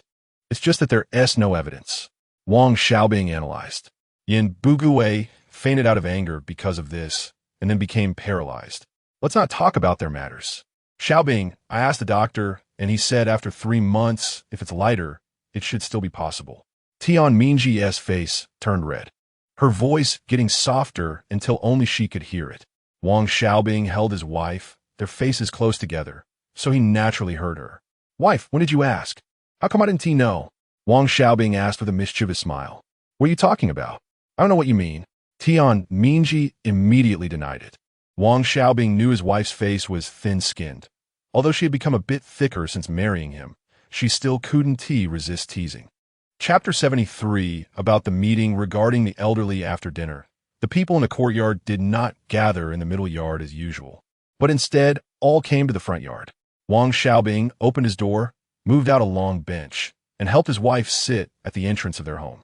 The front yard wasn't large, but it could easily accommodate 100 or 80 people. In the courtyard, near Yin Bugui's door, a table and 2 benches were set up. Yi Zhonghai and Lu Haizhong sat on either side, drinking tea and waiting for people to arrive. After about half a quarter of an hour, Shaju returned carrying several lunchboxes, which he had received from the host after cooking today. Oh, it looks like I came back just in time. Shaju, hurry up and put the stuff back home, then come over for the meeting. All right, Shaju, you've worked hard all day. Let me help you take it home. Qin Huairu had her eyes on the lunchboxes as soon as Shaju entered the courtyard. Thank you so much, Sister Qin. Shaju quickly handed the lunchboxes to Qin Huairu. Yushe remained silent beside them. She had also caused a scene before, but now Shaju felt that she was being unreasonable. She knew in her heart that she was still studying and had to rely on Shaju for a living, so she couldn't do without him for the time being. Shaju, you sit here. I'll take the lunchboxes home and come back. Qin Huairu twisted her waist and took the lunchboxes home, claiming she was returning them to Shaju's house, which was impossible. Shaju stared at Qin Huairu's back until she entered the middle yard before he snapped back to reality. This scene didn't go unnoticed by Jia Dongxiu, nor did the other neighbors, but no one paid much attention since the lunchboxes wouldn't be in their hands anyway. Is everyone here? Today we're having a meeting primarily to discuss the Yin family's matters. Yin Jieqing, you 3 brothers come to the center, Yi Zhonghai said with a stern face, directly calling out to the Yin family brothers. What's wrong with us 3 brothers that warrant a meeting? Yin Jieqing was confused but still stood in the middle of the yard. We've always said we should be filial to the elderly and respect the young. This is a virtue passed down by our ancestors. The 3 of you, during Yin Bugui's illness, not only did you not care for him, but you also beat and scolded him. What kind of behavior is that? Beating an elderly person, especially your own father. How can you 3 be sons? What are you trying to do? There are no parents who are wrong, only unfilial children. You 3 beating your father at home is absolutely unacceptable. Since ancient times, when has there been a case of children hitting their parents or elders? Are you 3 even human? You're worse than beasts. Today, you must apologize in front of everyone in the courtyard, or you won't be able to stay here. With your character, if this gets out, not only will the reputation of our courtyard be ruined, but in the future, when you get married or look for jobs, no one will want you. We must honor the elderly, take good care of them, and absolutely must not hit or scold them. Second uncle, you speak. After Yi Zhonghai finished, he sat down and nudged second uncle Lu Haizhong forward. In theory, Lu Haizhong should speak first, and then he would add on to show his status. But he was afraid Lu Haizhong would go off topic. Let me say a few words. Just now, Uncle Lee mentioned filial piety. Our country has always emphasized filial piety. It's only right to respect our parents. Our parents raised us, so we must support them in their old age. Those who are unfilial to the elderly are shameful. Such people have no friends in society and no future because they only think of themselves. They are too selfish. One should not only think of oneself. One must consider others more. Lu Haizhong finished reading the speech written for him by Lu Guangqi and felt quite authoritative. Yin Jieqing, Yin Jiefeng, Yin Jiequang. Are you three even human? You are worse than beasts. Shaju was the first to jump up and accuse them. He had been listening to Yi Zhonghai speak about these principles and regarding the matter of hitting the elderly. Yi Zhonghai had repeatedly emphasized that it was wrong and absolutely unacceptable. Shaju, what does this have to do with you? The Yin family brothers, criticized by the two elders, did not dare to retort, but they looked down on Shaju completely. Not only did they look down on him, but Shaju also despised the three brothers. I just can't stand you hitting the elderly. Uncle E is right. With your character, you're not worthy of being human. All right, Shaju's words are a bit emotional, but he's not wrong. Hitting the elderly is worse than being a beast. You three brothers, hurry up and express your stance. Express what stance? My family Jieqing didn't hit the elderly. Yin Zhongshi stood up immediately. She didn't want Yin Jieqing to express any stance since, after the division of the family. They had not hit Yin Bugawei. Yin Zhongshi, shut your mouth. It's not your turn to speak yet. Is Yin Jieqing not the eldest? Doesn't he have any responsibility? If his younger brothers hit their father, why doesn't he step in to stop them? Don't waste time. You three hurry up and express your stance. Apologize to everyone. Everyone is waiting for you because of you. The three Yin brothers stood in the middle of the yard, hesitating and not saying a word. Third, Aunt stood aside, feeling conflicted. She hoped her sons would admit their mistake and express a stance, but she also couldn't bear to see her children being criticized by others. No matter how she thought about it, she felt it was not up to others to teach her children a lesson. Uncle E, this is our family matter. It doesn't concern outsiders, does it? Third, Aunt ultimately couldn't help but protect her sons. Auntie, what you said is not right. This matter may seem like it's your family's issue, but it affects the reputation of our entire courtyard. If this gets out, whenever people mention our number 95 courtyard, they'll think of this issue, and the reputation of our courtyard will be completely ruined. Moreover, if this bad trend of unfilial behavior influences the children in the courtyard, what will happen? If the children start to follow suit, growing up without honoring their parents, and even hitting the elderly, is that what you want to see? Besides, Auntie, we are helping you educate your children. You wouldn't want your three sons to treat you like this when you grow old, would you? Everyone grows old eventually. You have to think this through. If the Yin Jieqing brothers do not express their stance and apologize today, I will go to the street office tomorrow and apply to have them expelled from the courtyard. I believe the street office will agree. Unfilial people do not deserve to live here. It's too shameful. Yang Ruihua wanted to argue a few more words. But upon hearing Yi Zhonghai say he would have her sons kicked out, the words were swallowed back, and she fell silent. Yin Jieqing, what are you three still hesitating for? Don't you see everyone is waiting for you to express your stance and apologize? Shaju urged anxiously again. Just as Shaju finished speaking, Su Damao also stood up. He usually looked down on the three sons of the Yin family. Shaju is right. Yin Jieqing, you three hurry up. Everyone still has things to do.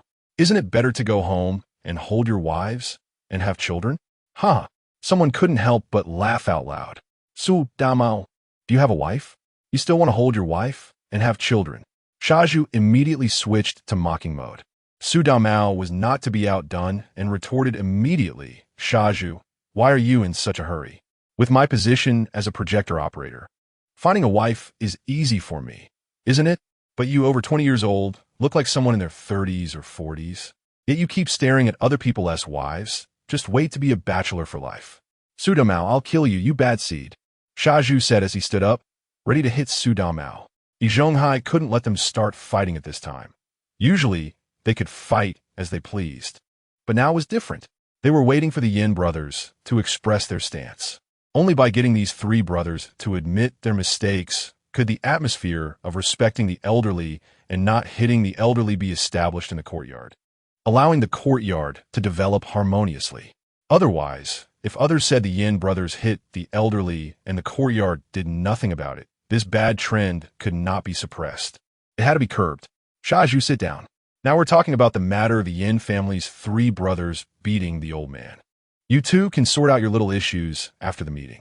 Yin Jieqing, you 3 hurry up. Don't waste everyone's time here. Chapter 74. The Yin family brothers statement. Why are you all mute? Seeing that the Yin brothers still remained silent, Xiaozhu shouted again. Yin Jieqing, look at your lewd appearance. Are you even a man? Xiaozhu, how do you know he is not a man? He is already married and has plenty of experience. Su Damao chimed in sarcastically from his side. The people around couldn't help but laugh upon hearing this. Su Damao, if you don't speak, no one will consider you a mute. Xiaozhu was furious at Su Damao's retort. Su Damao was always opposing him. Xiaozhu, you were the one who asked if Yin Jieqing was a man. I'm just telling you the truth. Why are you so anxious? Lu Haizhong took the opportunity to criticize Xiaozhu. Lu Fatty, who do you think you are to call yourself a leader? Do you even know how to write the word leader? Do you know how a leader should walk? How many times a leader takes a shit in a day? What kind of leader are you? Xiaozhu shot back without mercy. Xiaozhu, you, I want to let this go. Lu Haizhong was furious. His face flushed red as he pointed at Xiaozhu. Everyone, look at this. This is our leader. He can't handle a few words of criticism. With such a temperament, how can he be a leader? Xiaozhu, how can you speak to Uncle Air like that? You're simply a troublemaker. Seeing Lu Haizhong being quickly silenced by Xiaozhu, Su Damao quickly joined in, not wanting Xiaozhu to gain the upper hand. You brat, are you looking for a beating? Just watch. Today I'll teach you a lesson. Xiaozhu rolled up his sleeves, ready to fight. Yi Zhonghai sat in his chair, watching the 2 clowns, Xiaozhu and Su Damao, arguing endlessly, feeling helpless and muttering to himself. Xiaozhu is too uncontrollable. It's still better with Jia Dongshu, who is obedient and sensible. All right, Xiaozhu, Su Damao, stop making noise. Yin Jieqing, you 3 hurry up and stop dawdling. After Yi Zhonghai's shout, Xiaozhu and Su Damao finally stopped talking, glaring at each other, neither willing to back down. After waiting a few more minutes, Yin Jieqing and his 2 brothers huddled together and whispered for a while. Finally, Yin Jieqing stepped forward with his 2 brothers behind him, ready to supplement as needed. Uncle E, Uncle Air, and all neighbors, after listening to the teachings from the elders, we realize our mistakes. I want to make a statement here. From now on, we will take good care of our dad and guarantee that we will no longer hit or scold him. At the same time, I apologize to all the neighbors for taking up your rest time. I'm really sorry. After Yin Jieqing finished speaking, his 2 brothers repeated the apology.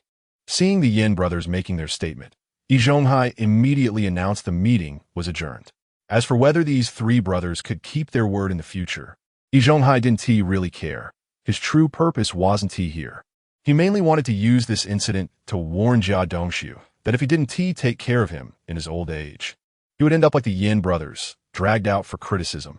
Yi Zhonghai felt his goal had been achieved and left feeling particularly pleased, humming a little tune on his way home. However, Lu Haizhong was different. He was seething with anger inside.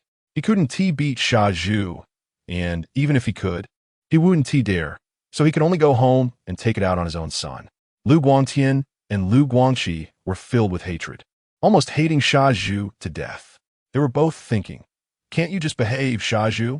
Why do you have to provoke my dad? If you just said a few good words and coaxed my dad, wouldn't that be enough? The thought of going home to get beaten made the 2 brothers' faces full of pain, as they reluctantly prepared to follow Lu Haizhong back. At this moment, Lu Guangfu had a sudden idea and found an excuse to say he needed to go to the bathroom. In the end, he hid in the bathroom for a whole 2 hours before returning. When he got back, he saw Lu Guangtian had already been beaten to a pulp, passed out on the bed.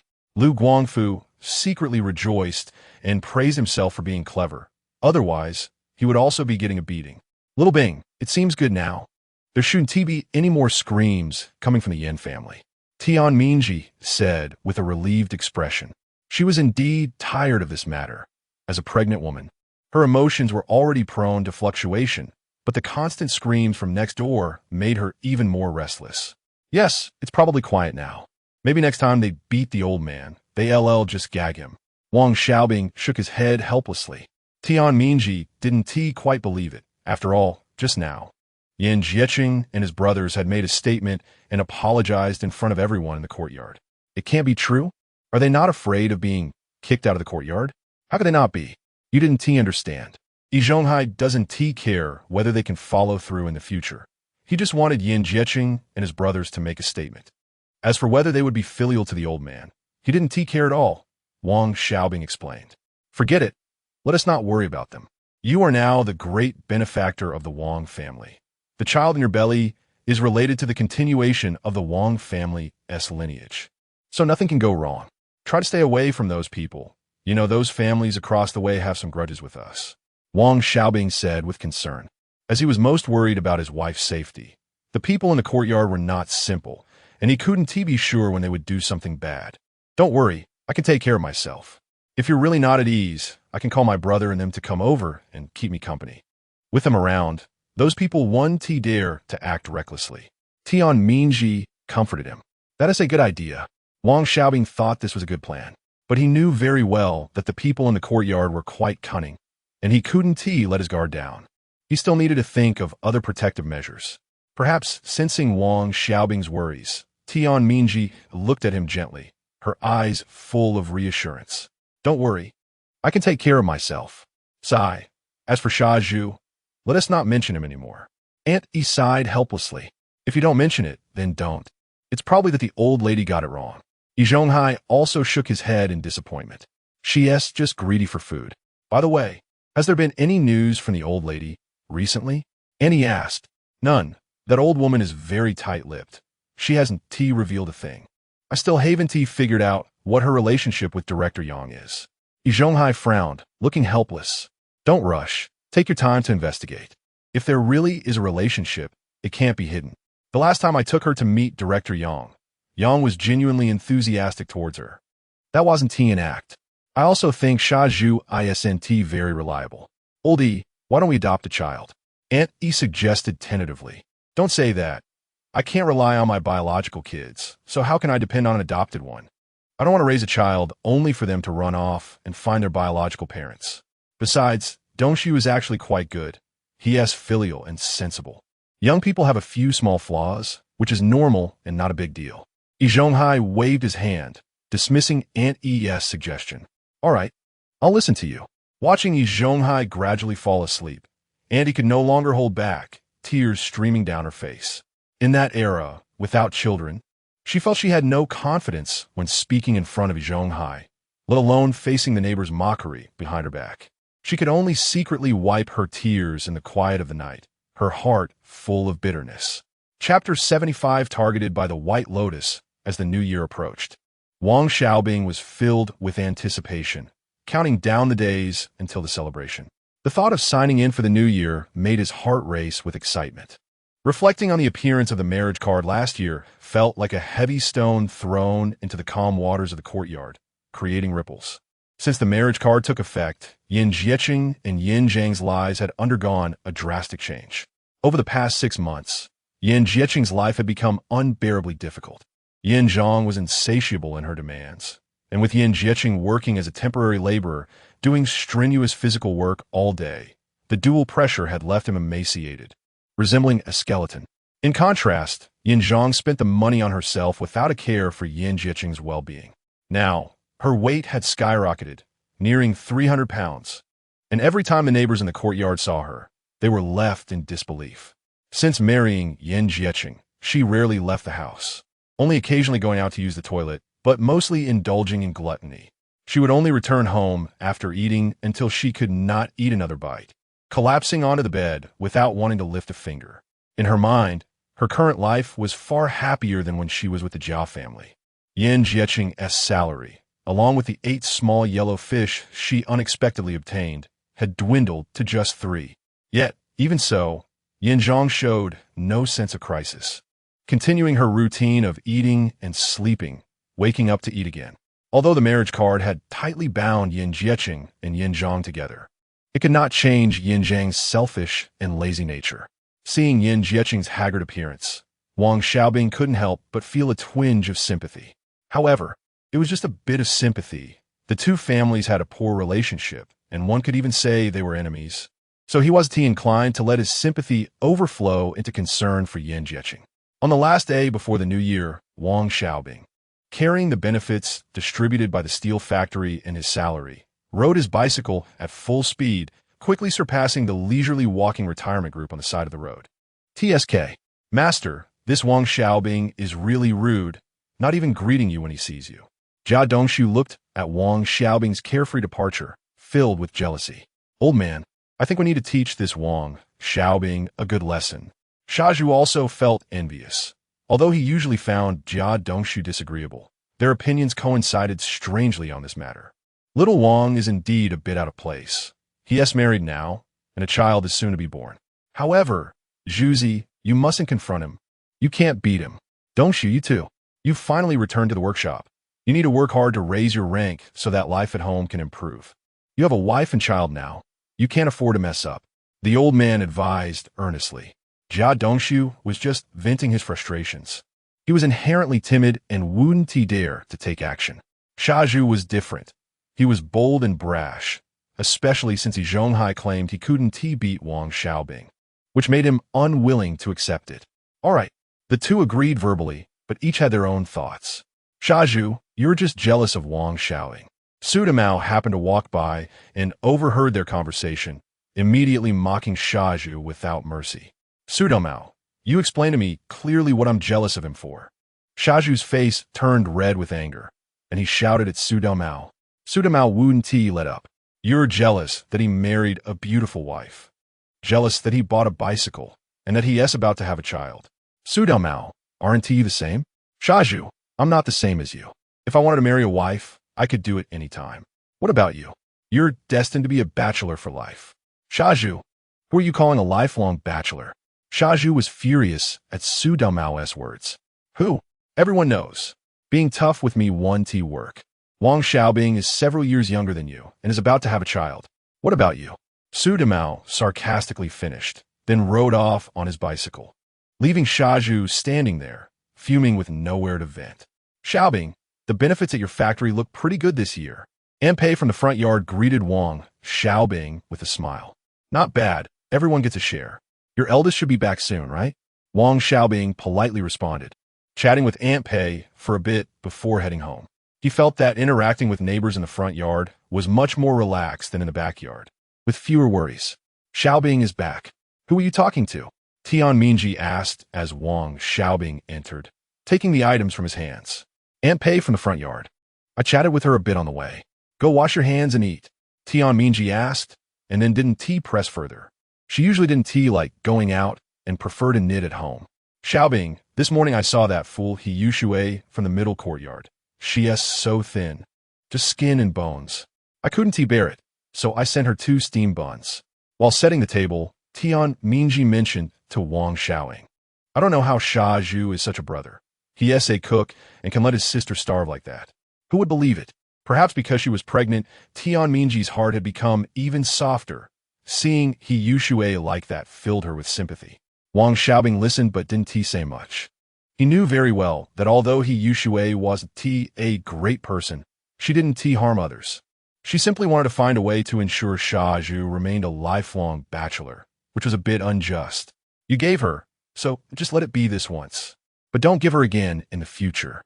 Sha Zhu has a strong sense of pride. He wants to be grateful, and he might even complain that you're meddling. Wang Xiaobing advised. Just this once, don't worry. Tian Mingji replied. Wang Xiaobing nodded. By the way, Qin Huairu came knocking today to chat with me, but I didn't open the door. Tian Mingji recalled this matter. When Wang Xiaobing heard this, he knew that this white lotus must have set her sights on Tian Mingji. Did she see you when you gave He Yushui the buns? I didn't pay attention. She probably saw. Then you need to be extra cautious. Qin Huairu definitely thinks you're kind-hearted and wants to get close to you. She'll borrow money or things from you and complain. If you soften your heart, you'll fall into her trap. Good thing I didn't open the door. She won't come again, right? Just wait and see. She won't give up so easily. I'll be careful, don't worry. Hearing his wife's firm assurance, Wang Xiaobing didn't say much more. He knew very well what kind of person Qin Huairu was. She was like a leech that couldn't be shaken off. Relentless in pursuing her goals, and who knows what tricks she might come up with next. After dinner, Tian Mingji stayed in the room to clean up the dishes and tidy the kitchen. Wang Xiaobing strolled toward the front yard, intending to take a walk to digest his food. Unlike later years, there weren't many entertainment activities at night. There were no mobile phones, and if one went to bed early, the night could be quite unbearable. He walked slowly in the yard, breathing in the cool night air, looking at the sparse stars above, and his thoughts drifted far away. He thought about the various people and events in the courtyard, some good, some bad. Although life was plain, it was also full of warmth. However, the matter of Qin Huairu lingered in his mind like a small stone, causing ripples of worry about whether his wife might really get entangled with her. Chapter 76. Yin Bugui's Downfall on New Year's Eve. Yin Bugui would usually set up a table at his front door to write couplets for his neighbors and collect a bit of fee for his efforts. But this year, things were completely different. Early on New Year's Eve, Wang Xiaobing was awakened by the sound of crying coming from the Yin family across the street. He mentally calculated that Yin Bugui had been paralyzed at home for several months, and it was likely that he had passed away. Wang Xiaobing had no grudge against the Yin family, but Yin Bugui had a penchant for stirring up trouble, and Wang Xiaobing was not the type to easily forget grievances, which led to a rift between the two families. The cries from the Yin family disturbed everyone in the courtyard. Yin Jieqing went door to door to announce the death, and Yi Zhonghai immediately organized the young men in the yard to help set up a mourning hall. However, as soon as these young men entered the Yin family's house, they quickly retreated, throwing up on the side, even expelling the food they had eaten the night before. Yi Zhonghai's face turned red with anger. What on earth is going on?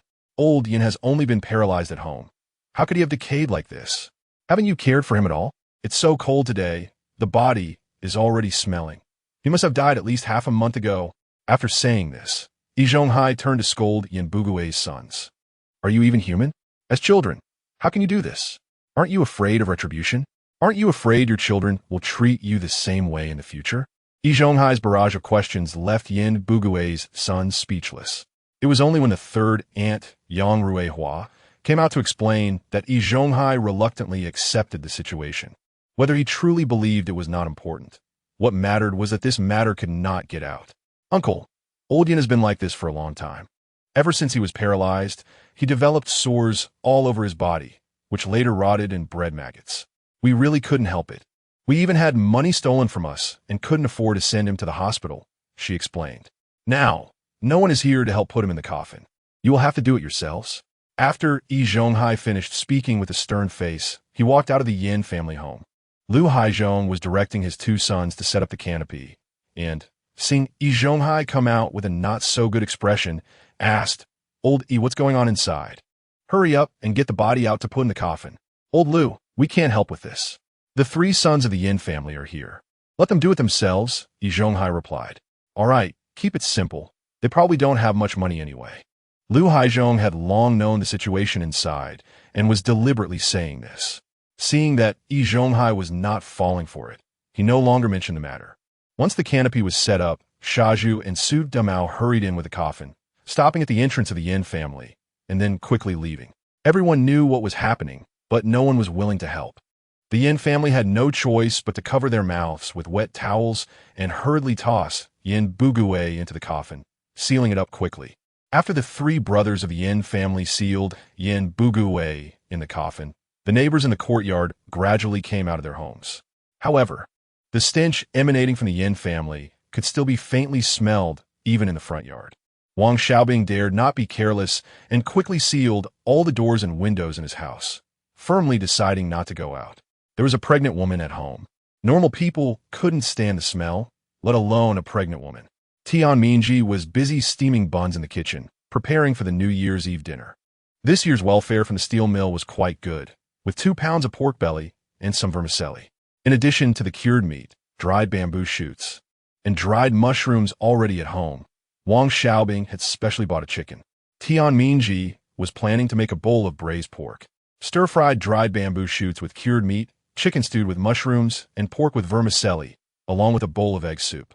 This New Year's Eve dinner was quite lavish given the circumstances at the time. Since it was New Year's, every household was busy frying, steaming, and pan-frying various delicacies. Fortunately, Wang Xiaobing's family had blocked all the gaps, so the aroma of the food did not attract too much attention. Occasionally, Wang Xiaobing would go to the kitchen to help Tian Mingji hand her something, watching his wife's busy figure and thinking about the unborn child in her belly. The Yin family's funeral was conducted very simply. After all, it was New Year's Eve. In the afternoon, the three brothers of the Yin family hurriedly took Yin Bugui outside the city to bury him.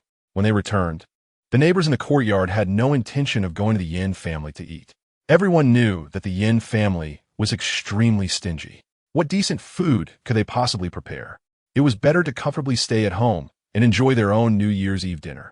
Yin Jieqing and his brothers sat at the table, eagerly waiting for the neighbors to come and pay their respects. But as darkness fell and it was almost time for New Year's Eve dinner, not a single person showed up. At first, the neighbors in the front yard were hesitant, but when they saw no one going over, they all dismissed the idea and returned to their homes, closing their doors and gathering with their families to prepare for a lively reunion dinner. No one wanted to have their festive day spoiled by the Yin family's troubles.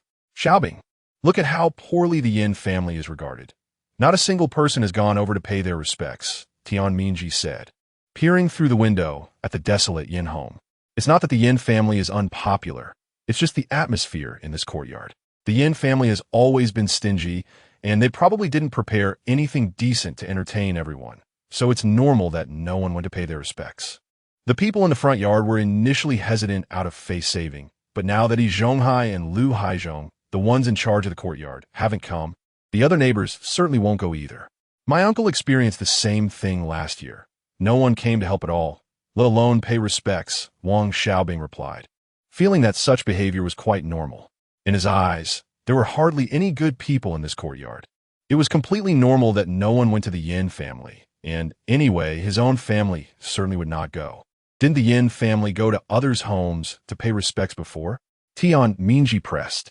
Wang Xiaobing was momentarily at a loss for words, unsure how to answer. After all, he had been in this courtyard for less than 2 years, and during this time, no one had hosted a banquet, not even for his own wedding. I don't know about that. They should have gone before, he finally replied. Let's eat. The dishes will get cold.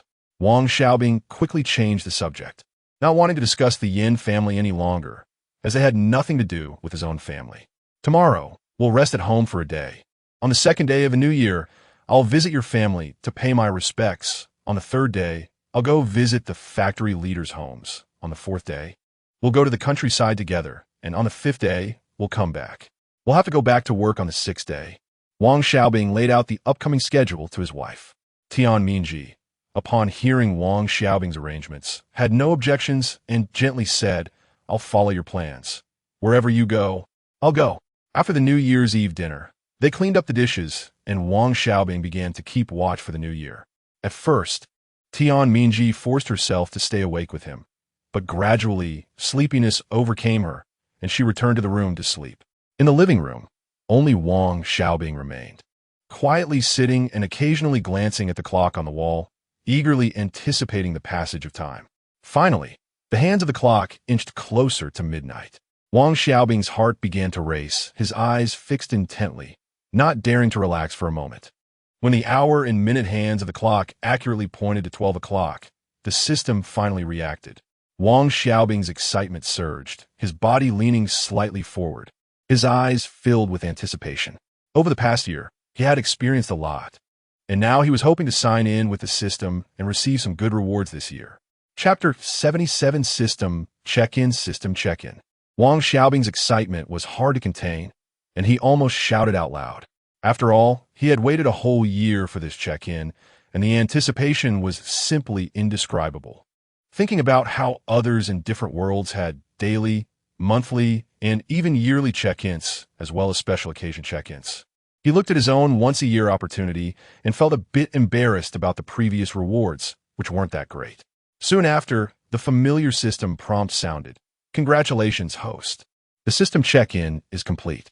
This time you have received 1,000 yuan in cash, 1,000 jin of flour, 100 jin of beef, 100 jin of pork, 100 jin of milk powder, 1 transformation card, and 1 relationship card. Hearing these rewards, Wang Xiaobing felt a bit helpless. It seemed unrealistic to rely on the system to get rich, but this time the rewards were still somewhat practical. He calculated that there might be a famine starting this year, and with 1,000 gene of flour, he wouldn't have to worry too much about food.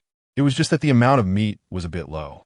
The 100 gene of milk powder came just in time since his child was about to be born, and combined with breastfeeding, it should be enough.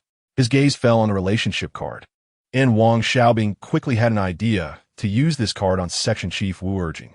When he took out the transformation card, information about the card instantly appeared in his mind. It could transform into any person he had seen and could be maintained for 12 hours. Just seeing this feature left Wang Xiaobing speechless, thinking why he would want to turn into someone else. But after a careful consideration, his eyes lit up. This transformation card was simply an excellent tool for deception. If he could do things while wearing someone else's face, he wouldn't have to worry about being caught afterward. If someone displeased him, he could use it to do bad things. With this thought, he quickly put away the transformation card, a sly smile appearing on his face. After Wang Xiaobing neatly arranged the items he received from the system check-in, he quietly crawled into bed, wrapping his fragrant wife in his arms. Feeling the warmth and peace, and gradually drifted into a dream. In the Jia family's kitchen, Shaju was cooking, while Bongging stood beside him, staring intently at the braised pork in the pot without moving an inch. Shaju glanced at the pot, feeling that it was almost ready to be served. Seeing Bongging drooling beside him, Shaju felt a surge of paternal pride. He smiled and asked, "Bongging, does Shaju's braised pork smell good?" Bongging nodded eagerly. "It smells good. Shaju, your braised pork is the best." Shaju was so flattered by Bongging's compliment that he felt a wave of satisfaction and accomplishment. He picked up a piece of braised pork and held it up to Bongging's mouth, saying, "Here, you eat a piece first." Bongging took a big bite, praising Shaju. "Your braised pork is the best." Hearing this made Shaju's smile stretch from ear to ear. After finishing the dishes, Shaju placed them on the table. The 5 families gathered around a large table. Old Deaf, Yi Zhonghai and his wife, Jia Dongxi with Bongging, pregnant Qin Huairu, Shaju and his sister He Yushui, and Yin Zhangshi, who was brought over by Jia Dongxi. Once everyone was seated, it was lively, just like a big family. Yi Zhonghai felt extremely happy, completely forgetting about going to Yan's house to give gifts. Old Deaf shouted, "Let's eat." As soon as he finished speaking, Yin Zhangshi and Bongging's chopsticks danced like they were in a competition, moving so fast that it was hard to see. He Yushui was also quick, grabbing several pieces of braised pork. Old Deaf, being older, moved a bit slower, and when she was about to grab a piece of braised pork, Yin Zhangshi snatched the last piece and stuffed it in her mouth. Old Deaf watched helplessly, almost ready to hit Yin Zhangshi with her cane. Just like that, in the blink of an eye, a whole bowl of braised pork was gone. Old Deaf didn't get a piece, and neither did Shaju. However, Shaju had tasted it while cooking, so he didn't mind too much. Watching everyone scramble for the braised pork, especially Bongging, felt like feeding his own son. But as soon as he saw Yin Zhangshi's greasy face, he felt a wave of disgust. Then he looked at Qin Jia, who was eating slowly, and he felt needed, which made him feel quite comfortable.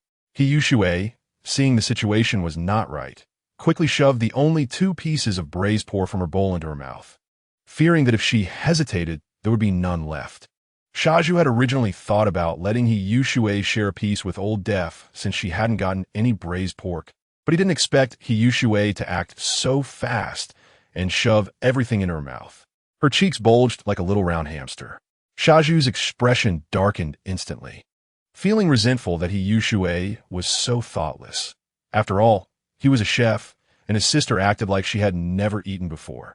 As the braised pork disappeared, Yin Zhangshi and Bongging's chopsticks quickly targeted the braised chicken pieces.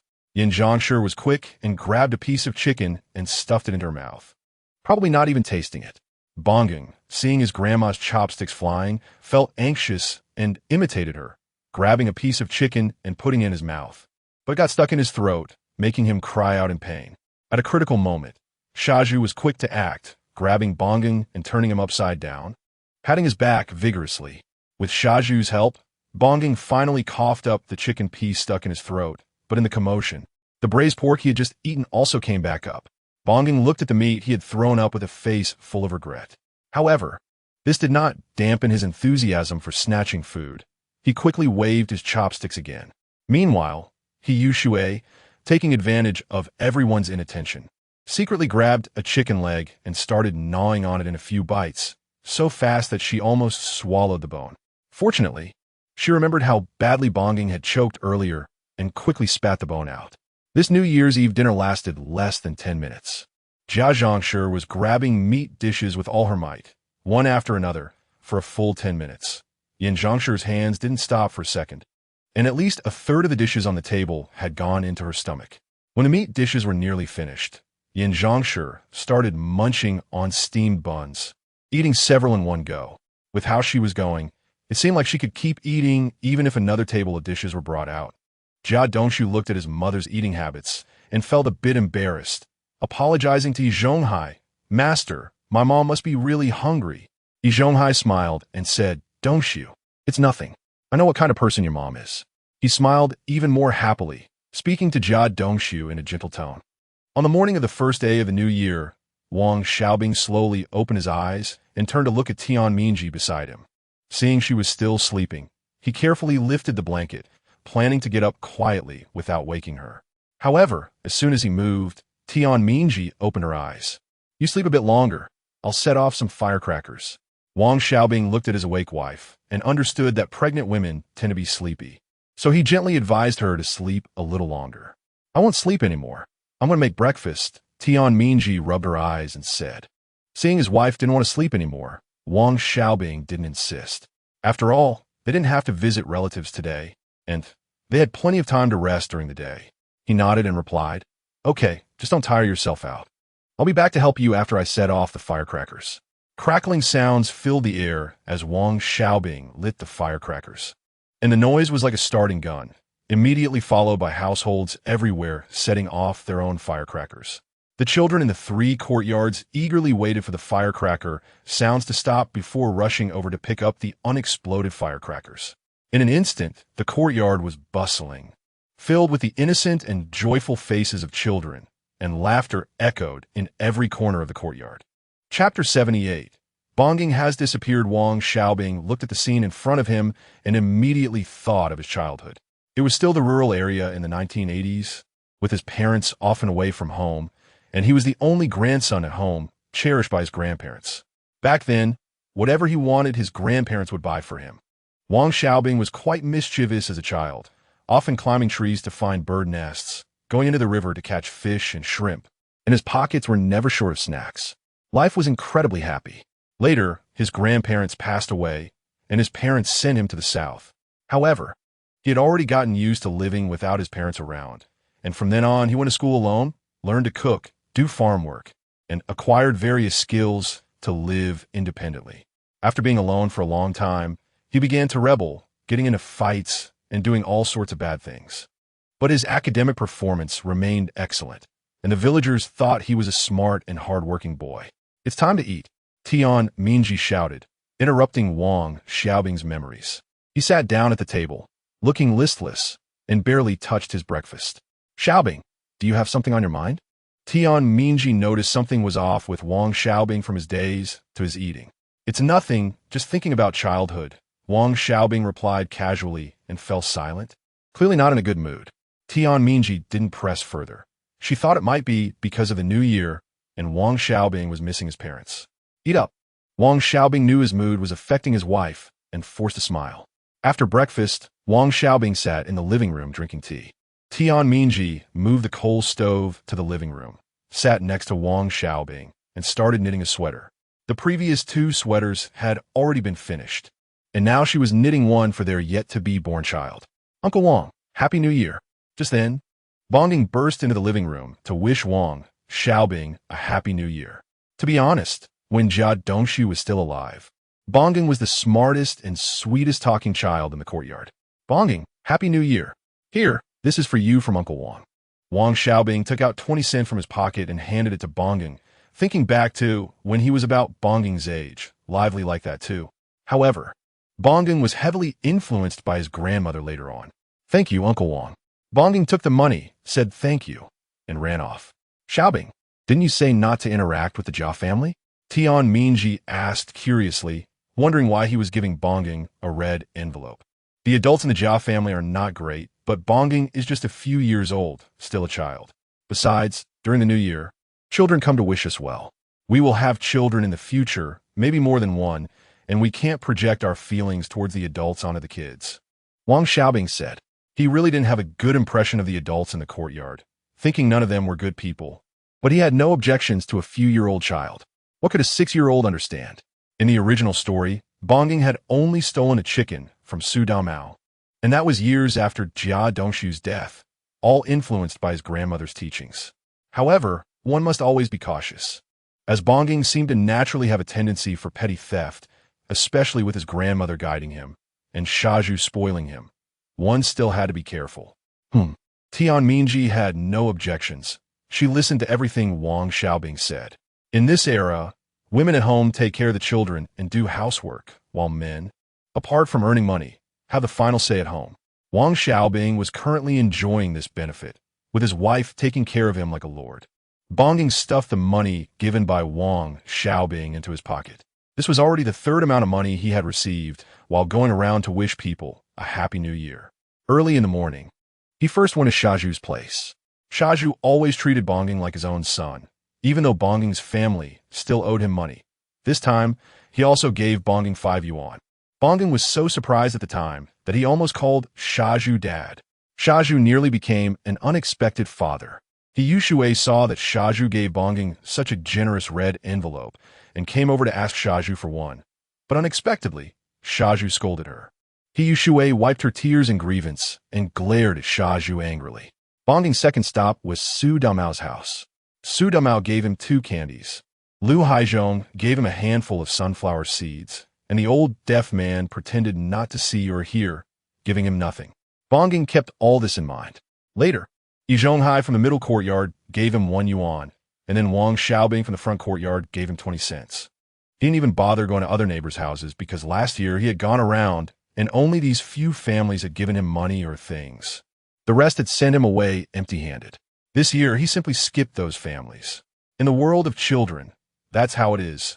Whoever treats him well, he gets close to. With money in his pocket, Bongging hurriedly ran out of the courtyard, planning to buy snacks. I want soda. Bongging handed the 20 cents to the vendor, who gave him a bottle of soda. On such a day, taking a sip of soda felt incredibly refreshing. After finishing the soda and returning the bottle, he saw a type of candy he had never eaten before.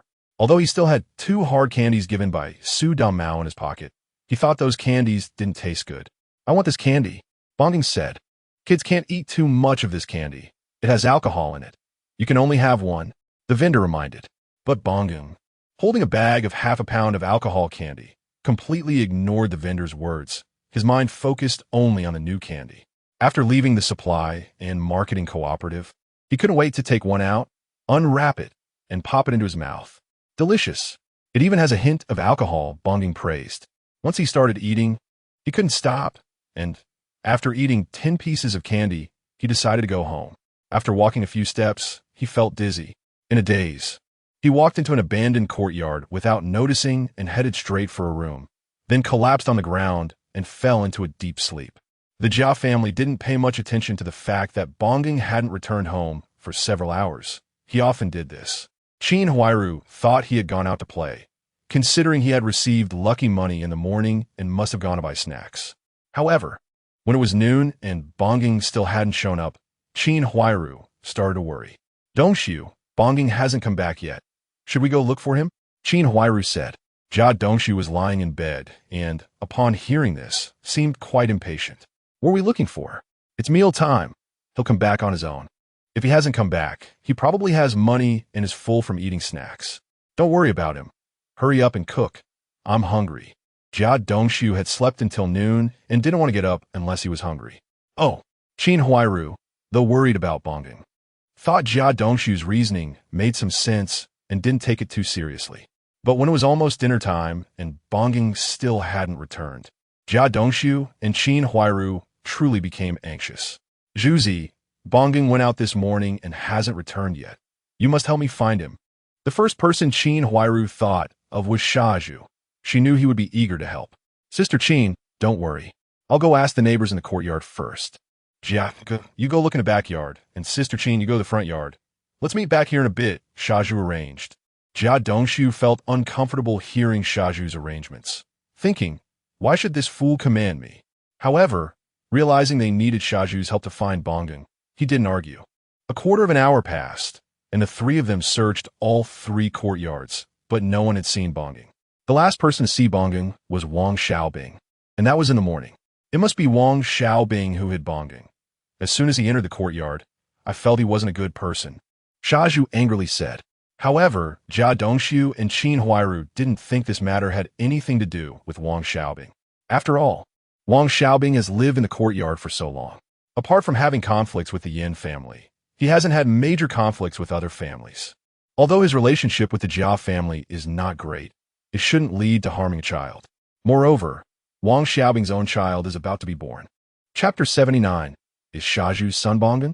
Zhuzi, Xiao Wang shouldn't be capable of such a thing. Qin Huairu wasn't too sure in her heart either. But Shaju didn't think so. I'm going to find him right now. Who else could it be?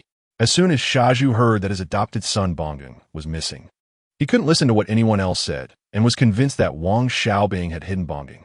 Zhuzi, don't be impulsive. Let's ask together. Qin Huairu knew Shaju was impulsive, and she was worried. It would be better if Bonggeng wasn't in Wang Xiaobing's hands, but if he was, Shaju's impulsiveness could hurt Bonggeng. Shaju, this is my son. Why are you so anxious?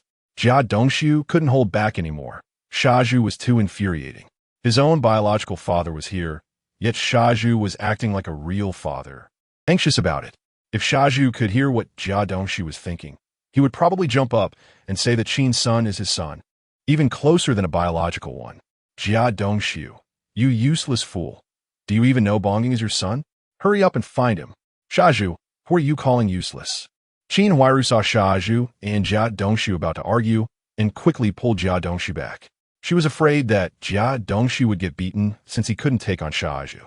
But Jia Dongshu felt that Qin Huairu pulling him was just a way to let Shaju hit him. Slap. Jia Dongshu stopped arguing with Shaju and directly slapped Qin Huairu, leaving her stunned. Looking at Jia Dongshu's fierce eyes, Qin Huairu lowered her head, filled with resentment. You say you're not a useless fool, yet you only know how to hit Qin Jia. If you have guts, come at me. Shaju, seeing his beloved Qin Jia being hit, widened his eyes and stared fiercely at Jia Dongshu. What does it have to do with you? This is my wife, and I can hit her if I want. You don't need to worry about my son. After saying that, Jia Dongshu walked towards the front yard. Kindness is treated as a donkey's liver and lungs. Go find whoever you want, he's not my son. After saying that, Shaju planned to go home and ignore the matter. Zhuzi, don't take it out on Dongshu. Hurry and find Bonggeng. Qin Huairu couldn't let Shaju, this tool, leave. All right, Qin Jia, don't worry. I'll go find Bonggeng right now. After Shaju said that, he hurriedly ran towards the front yard, with Qin Huairu following behind. Wang Xiaobing, hurry up and hand over Bonggeng. Shaju crossed the middle courtyard gate and saw Jia Dongshu about to knock on the door, shouting loudly. Jia Dongshu's hand stopped in midair, and Qin Huairu, following behind, was furious, secretly blaming herself for calling Shaju here. This fool really knows how to make things worse. At that moment, Wang Xiaobing was comfortably at home. The living room had a coal stove, making it warm and cozy. His wife was sitting on the sofa, knitting a sweater, while he lay comfortably on the sofa, resting his head on his wife's lap, and could even feel the baby's movements in her belly. It was such a pleasure. But Shaju's shout disrupted this warmth and comfort. Wang Xiaobing darkened his face and got up to open the door, only to see Jia Dongshu, Qin Huairu, and Shaju standing at the door. Shaju, it's the first day of a new year. Why are you barking like a dog at my door? You're making it impossible for my wife to rest. Xiaobing, which direction did you last see Bonggeng go? Are you sure you saw clearly? Qin Huairu hurriedly asked, fearing that Shaju would mess things up again. Didn't you hear Qin Jia asking you? Shaju always wanted to show off in front of Qin Huairu. Shaju, even his biological parents aren't in a hurry, yet you are. Wang Xiaobing ignored Qin Huairu and turned back to question Shaju. Bonggeng is my adopted son. How can I not be anxious? Forget it. I'm not talking to you anymore. Stand further away. Looking at Shaju's disheveled appearance, it seemed he hadn't bathed in half a month. Working in the cafeteria, if he didn't wash for 10 days or half a month, The smell would be so strong that Wang Xiaobing could smell it from a meter away. Qin Huairu, I already told you, I don't know where your son went. He seemed to have gone toward the main gate. You can ask Grandpa Lu at the gate. After saying that, Wang Xiaobing ignored them and directly closed the door. Qin Huairu and the others couldn't care about being angry with Wang Xiaobing. Grandpa Lu, have you seen my son Bongging leave the courtyard? Qin Huairu knocked on Grandpa Lu's door again. Bongging did go out this morning, running out alone. Grandpa Lu, who was responsible for guarding the gate, could indeed see neighbors coming and going, as the gatekeeper had this role before. Qin Huairu was filled with worry and couldn't care about being polite with Grandpa Lu, directly heading toward the middle courtyard, with Jia Dongshu following behind, while Shaju was anxiously jumping around beside them. Uncle, please help. My son Bongging went out of the courtyard this morning and hasn't come back yet. I'm worried. Master, Jia Dongshu looked eagerly at Yi Zhonghai.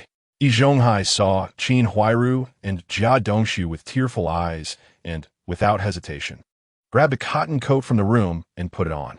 The few of them walked out of the room, and Yi Zhonghai shouted loudly, "Everyone, send one person from each household to the middle courtyard for a meeting." After more than 10 minutes, someone from each household in the 3 courtyards had come. No one was very willing to come out. After all, it was a cold day, and it felt much more comfortable to stay at home by the fire. Since everyone was gathered, I'll keep it brief. Bongging went out of the courtyard this morning and hasn't returned yet. Our courtyard has always been a civilized and excellent courtyard, and when one family is in trouble, everyone lends a hand. Today you help me, tomorrow I help you. Who hasn't needed a neighbor's help at some point? So everyone, please help look for Bongging. We need to set off now. It'll be harder to find him if it gets dark. After Yi Zhonghai finished speaking to the neighbors, very few were willing to go out. It was the first night of the new year, and it was freezing outside. Who wanted to suffer? Uncle, my wife is pregnant. I need to stay home to take care of her. Wang Xiaobing was the first to refuse. Uncle, my family. Feng Yutian hadn't finished speaking when he was interrupted by Yi Zhonghai. What? Does your family also have a pregnant woman to take care of? Feng Yutian, your son got into the factory last month, and I helped you find a connection. You can't be selfish and only think of yourself. If you don't consider needing neighbors' help in the future, then you don't need to go. If something happens to your family later, don't come asking for neighbors' help. Yi Zhonghai directly rebutted Feng Yutian. In this courtyard, besides Wang Xiaobing not interacting with him and not asking for his help, who hasn't asked him for help? With Yi Zhonghai saying this, no one dared to say they wouldn't go anymore. Let us set off, spread out, and form pairs. If someone finds Bongging, one person hurry back to report. Yi Zhonghai took the lead and walked out with Jia Dongshu. Shaju insisted on being in the same group as Qin Huairu. Yin Zhongshi was still sleeping soundly in bed, and everyone had forgotten about her. It was a blessing that she didn't come out to cause trouble. After exiting the main gate, the calls for Bongging echoed one after another. Bongging, Bongging. More than 2 hours passed, and the people from the courtyard began to return, unable to go any further since they would be out of the city. By the time everyone returned to the courtyard, it was already past 9 in the evening. The group had searched for 4 hours, almost running all over the city. Yet they hadn't even seen a shadow of Bongging. Bongging, my son. Qin Huairu cried her heart out.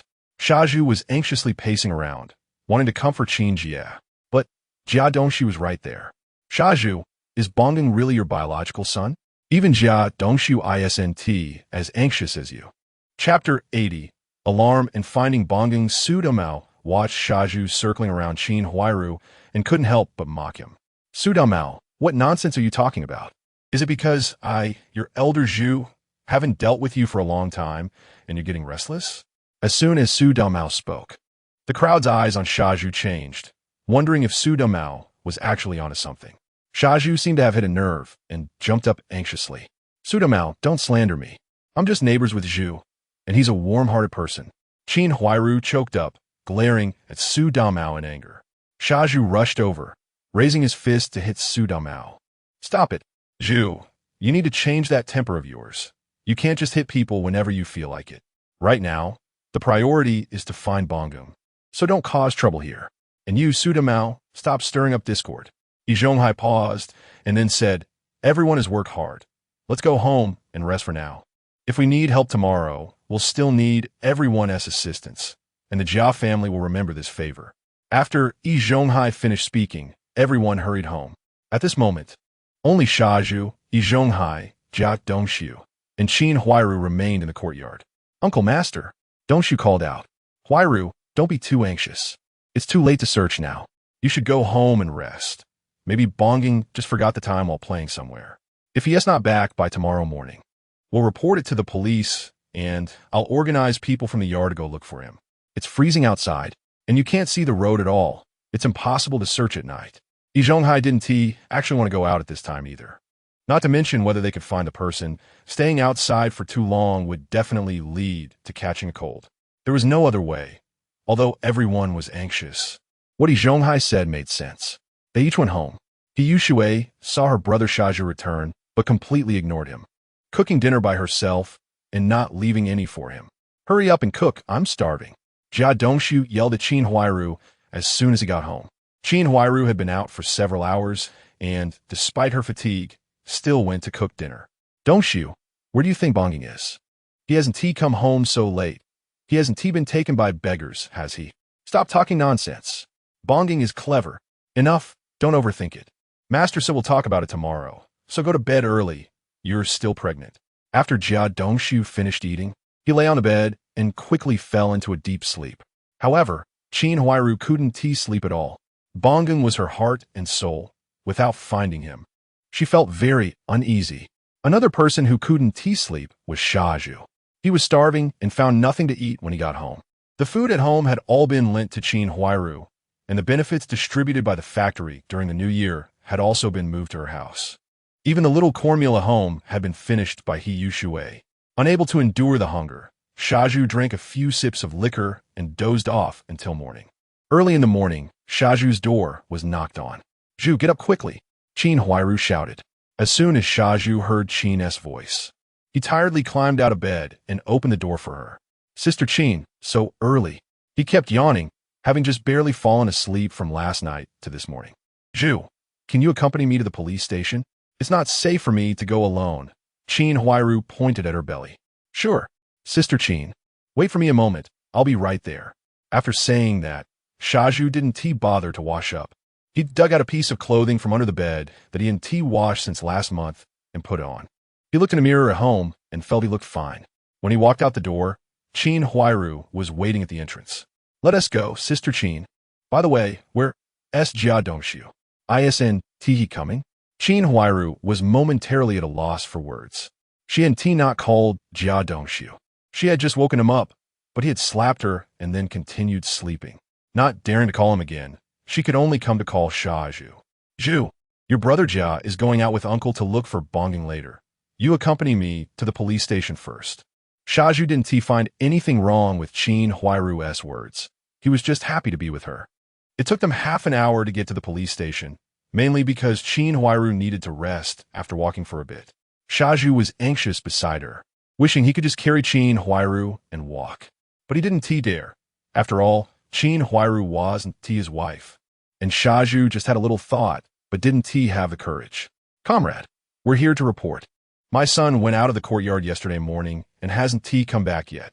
Qin Huairu explained the situation to the police officer, who took the matter seriously. Recently, many families had come to report their children missing, and they hadn't found any leads. They suspected Qin Huairu's son might have been taken by beggars.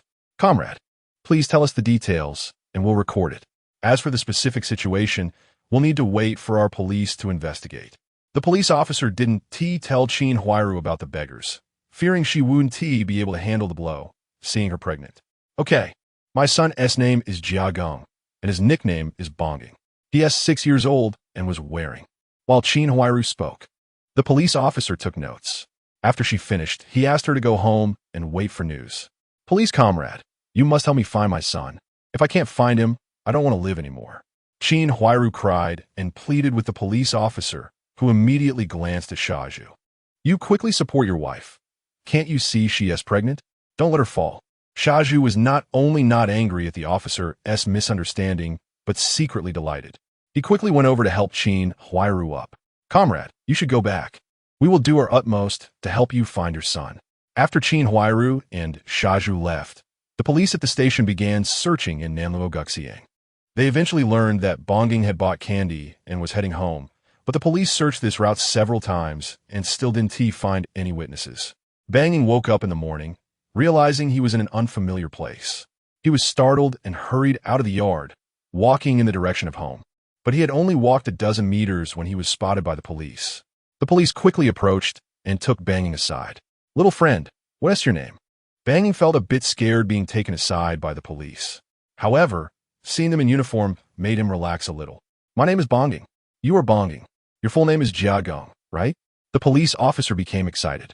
They had been struggling to find Bonging, and didn't he expect the little guy to show up on his own? "Yes, my full name is Jiagong." "That's right. It's him. All right, it's okay now. Your mom didn't see you come home yesterday, so she went to the police station to report it early this morning. Can you tell Uncle where you went?" "I just want to buy half a gene of wine candy, and then—" The police officer couldn't help but chuckle as he listened to Banging recount the events. Such a small child had actually gotten himself drunk. Luckily, he had slept in a room. If he'd been outside in this cold weather, he could have frozen to death. Chapter 81. Jia Green Hat. When the police officer heard that Bang Gung was not taken away by the beggar, he immediately lost interest and casually arranged for a colleague to take Bang Gung home. The team leader had a hard time finding a case, and it wasn't even related to the beggar. There were still over 10 kids missing. Everyone needed to step up. This involved over 10 families. Our duty is to protect the common people, and we must quickly catch these beggars. In the courtyard, Bang Gung was sent back by the police, and the news immediately reached Qin Huairu's ears. She hurried from a middle courtyard to the front yard, not caring that she was pregnant. Upon seeing Bang Gung, she immediately hugged the child tightly. "Bang Gung, you scared your mom to death," Qin Huairu said, unable to hold back her tears. Silly Zhu also rushed from the middle courtyard to the front yard. Seeing Qin Jia crying sadly, he quickly went up to comfort her. Just then, the police officer who had taken their statements in the morning was also present. Looking at the family, he couldn't help but remind them, "Comrades, you and your wife need to strengthen your education for the child. The outside is still not safe. You must remain vigilant." After saying this, the police officer left. At that moment, Jia Dongshu came out from the middle courtyard and happened to hear the police officer's words. The key was that neither Silly Zhu nor Qin Huairu had a chance to explain. The neighbors nearby also heard what the police officer said and looked surprised, wondering, what is going on with Silly Zhu? "Silly Zhu, where the hell is your hand?" Jia Dongshu suddenly shouted. This shout not only snapped Silly Zhu back to reality, but also woke up the neighbors around them. Only then did everyone notice that Silly Zhu's hand was around Qin Huairu's waist. The crowd's eyes immediately turned to Jia Dongshu, with looks of sympathy, mockery, and ridicule. Jia Dongshu felt extremely frustrated, as if a green, lush grassland was placed on his head. "Get back home now, and stop embarrassing me here. I was really blind to marry you." Jia Dongshu knew he couldn't take on Silly Zhu and could only vent his anger on Qin Huairu, scolding her. "Ya Green Hut. No, Jia Dongshu, you better be careful of Silly Zhu. His hand is already on her waist. Just now, didn't the police think they were a couple?" "Su damao lauget lao li, mocking Jia Dongsu." "Su damao, just mind your own business. We don't need your comments on our family matters. Silly Zhu, you wait for me," Jia Dongshu said as he walked over and forcefully pulled Qin Huairu away. Before leaving, he shot a fierce glare at Silly Zhu, thinking to himself that if he could take on Silly Zhu, he would have already fought him. Jia Dongshu took Qin Huairu home, and Silly Zhu also left. However, the incident of Silly Zhu holding Qin Huairu's waist spread through the courtyard like wildfire. Everyone was discussing how Silly Zhu didn't care about Jia Dongshu at all. "Uncle, come to my house for dinner tonight. Let us have a drink together." Su Damao quickly invited Lu Haizhong to his home for dinner, not knowing what he was plotting in his mind. As people gradually dispersed, the incident of Silly Zhu hugging Qin Huairu in front of Jia Dongshu became known throughout the entire courtyard. On the morning of the second day of the new year, Wang Xiaobing pushed his bicycle, taking his wife to his father-in-law's house to pay respects for the new year. The bicycle was loaded with several pounds of pork, wrapped tightly in a bag so it couldn't be seen from the outside, and he also brought 20 pounds of flour.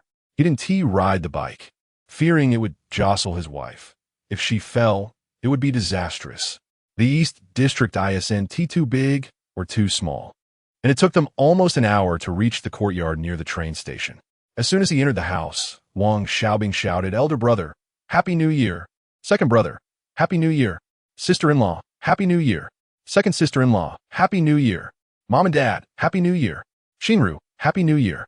As soon as his elder brother and second brother saw Wang Xiaobing, they immediately pulled him over to drink. Tian Mingji went to chat with the two sisters-in-law and her mother-in-law in the room. "Xiaobing, you must drink a few more cups today. We let you off last time during your wedding," his elder brother said while directly pulling out 2 bottles of Fingio, with his second brother following suit and bringing out 2 bottles as well. "You must finish them today. You can't leave until you do." Wang Xiaobing looked at the 4 bottles of liquor and didn't refuse, thinking to himself, "What is a few bottles of alcohol? All right, at lunch." Wang Xiaobing drank 2 bottles of liquor by himself and slept the whole afternoon to recover. Thankfully, today, as alcohol wasn't too bad. Even if he got drunk, his head didn't hurt that much. "Mom and Dad, we're heading back now. Be careful on the road. When Mingji is about to give birth, I'll go over to take care of her during the month," his mother said. "Thank you, Mom. Since we don't have any elders at home, I want to be polite." Wang Xiaobing was indeed considering this matter. His wife was going to give birth in a few months, and it wouldn't do to have no one to take care of her. When they returned home, it was almost time for dinner. "Mingji, I've thought about it. Don't come back to the countryside with me the day after tomorrow. The road is too unsafe. We'll talk about it after the baby is born. You're the head of the family. I'll listen to you." Afterward, Wang Xiaobing went to pay respects to the section chief. "Section chief, I've come to pay my respects. Here are a few pounds of beef from our hometown." "Xiaobing, don't be so polite. Sit down." "Section chief, I heard that the logistics section chief is being transferred. Do you have a chance to get promoted?" "Where did you hear that from?" "I heard it from our section chief, Wu. I don't know if it's true." "It's true, but several deputy sections are eyeing it. I just became a deputy section last year, so the chances are slim." Wang Daji didn't feel confident either. Wang Xiaobing came today to confirm whether this news was true. "Section chief, I think you have a good chance this time. Why is the section chief being transferred? Don't you know? The engineering department had such a big incident. How could those deputy sections not be involved? Only you have no dealings with the engineering department. You kid, your news is quite good. But this matter isn't settled yet. There are still many variables. Director Li is going to be promoted to deputy section this year. If you want, I can help you talk to Director Li. His cousin is the deputy factory director in charge of logistics. Not urgent for now. Since when did you get so close to Li Shuwen? Leader, you're my guide. I owe my current situation to you. Director Li is also my benefactor. Work hard. You're still young. This year, get promoted to a level higher as a clerk. Settle down for 2 years, and then get promoted to deputy section. It won't be too eye-catching. Thank you, section chief. I'll follow your advice. Let us have lunch here before you leave. No, my wife is home alone, and I'm worried. There are many things in our courtyard. Then I want to keep you. Section chief, take care. I'll come to listen to your guidance often in the future. After leaving section chief Wang's house, Wang Xiaobing went to Director Li's house to pay respects, and the items for the new year were placed in his space. Director Li, I've come to pay my respects. Congratulations. I'll have to call you Director Li in the future. Xiaobing, don't say that. Nothing is settled yet. Even if it is settled, it's just a deputy section. Wang Daji has a good chance of being promoted to the chief section this year. You're still in contact with him, right? Keep in touch. Thank you for your guidance, Director. I've always been in touch with Section Chief Wang. That's good. Keep in touch. Leaders have their preferences in using people. You're still young, so show more in your work. Opportunities are plenty. Director, I'll listen to you. Do you have anything to do in the afternoon? I still need to go to Section Chief Wu's place, and then I'll go home. My wife is home alone. Better head back early. Don't be polite here. Take these 2 packs of cigarettes home with you. Li Shuwen took out 2 packs of cigarettes from the room and handed them to Wang Xiaobing. Wang Xiaobing didn't refuse, took them, and bid farewell. Director Li and Section Chief Wu lived in the same building, so it was just a matter of going up and down the stairs. Uncle Wu, I've come to pay my respects. Xiaobing, come in and sit. Uncle Wu, there is no need to be so polite with me. I want to go in. My wife is home alone. Just come. What do you need to bring? I left the beef for you, and you can take these few pounds of eggs back to supplement your wife. All right. Thank you, Uncle Wu. After leaving Wu Urgent's house, Wang Xiaobing went to talk for a few minutes at Director Zhao Gang's house, and then he went home. Chapter 82, I am just an ordinary person, wife. I'm back. Wang Xiaobing shouted as he entered the house. Have you finished visiting everyone for the new year? Tian Mingji asked. Yeah, I just went to a few leaders' homes to pay my respects. Didn't stay long for meals, just chatted for a bit and left. I was worried about you being home alone, Wang Xiaobing replied, parking his bicycle and handing the several pounds of eggs hanging from the handlebars to his wife. These are from your leaders? Tian Mingji's eyes lit up, looking very happy. It wasn't easy to buy eggs these days unless one went to the black market. Wang Xiaobing had never been there and didn't want to go, as getting caught could affect his future. Workers were okay, but assessment for cadres were quite strict. It's from Section Chief Wu. He doesn't lack these things. The drivers below had to give him gifts to get his signature for the qualification application. His home is almost overflowing with stuff, Wang Xiaobing explained. You must be tired. Go sit in the living room for a while. Dinner will be ready soon. Tian Mingji said with concern. I'm Yufine. Don't fuss around. Just take a break. Xiaobing, you don't seem very spirited today. Did something upset you? Wang Xiaobing knew that the 3-year famine was just around the corner. Last year, during the canteen setup, many places had inflated their harvest reports. Facing debts now, he felt extremely anxious and wanted to contribute something during this time. However, he had forgotten everything he learned in his past life, and many things he couldn't even speak out loud. Actually, he really wanted to remind those around him to store more food. But when the words came to his lips, he just didn't know how to say it. Wang Xiaobing always felt he was a selfish person. But whenever he saw the country in trouble, he wanted to help. Mingji, I'm really fine.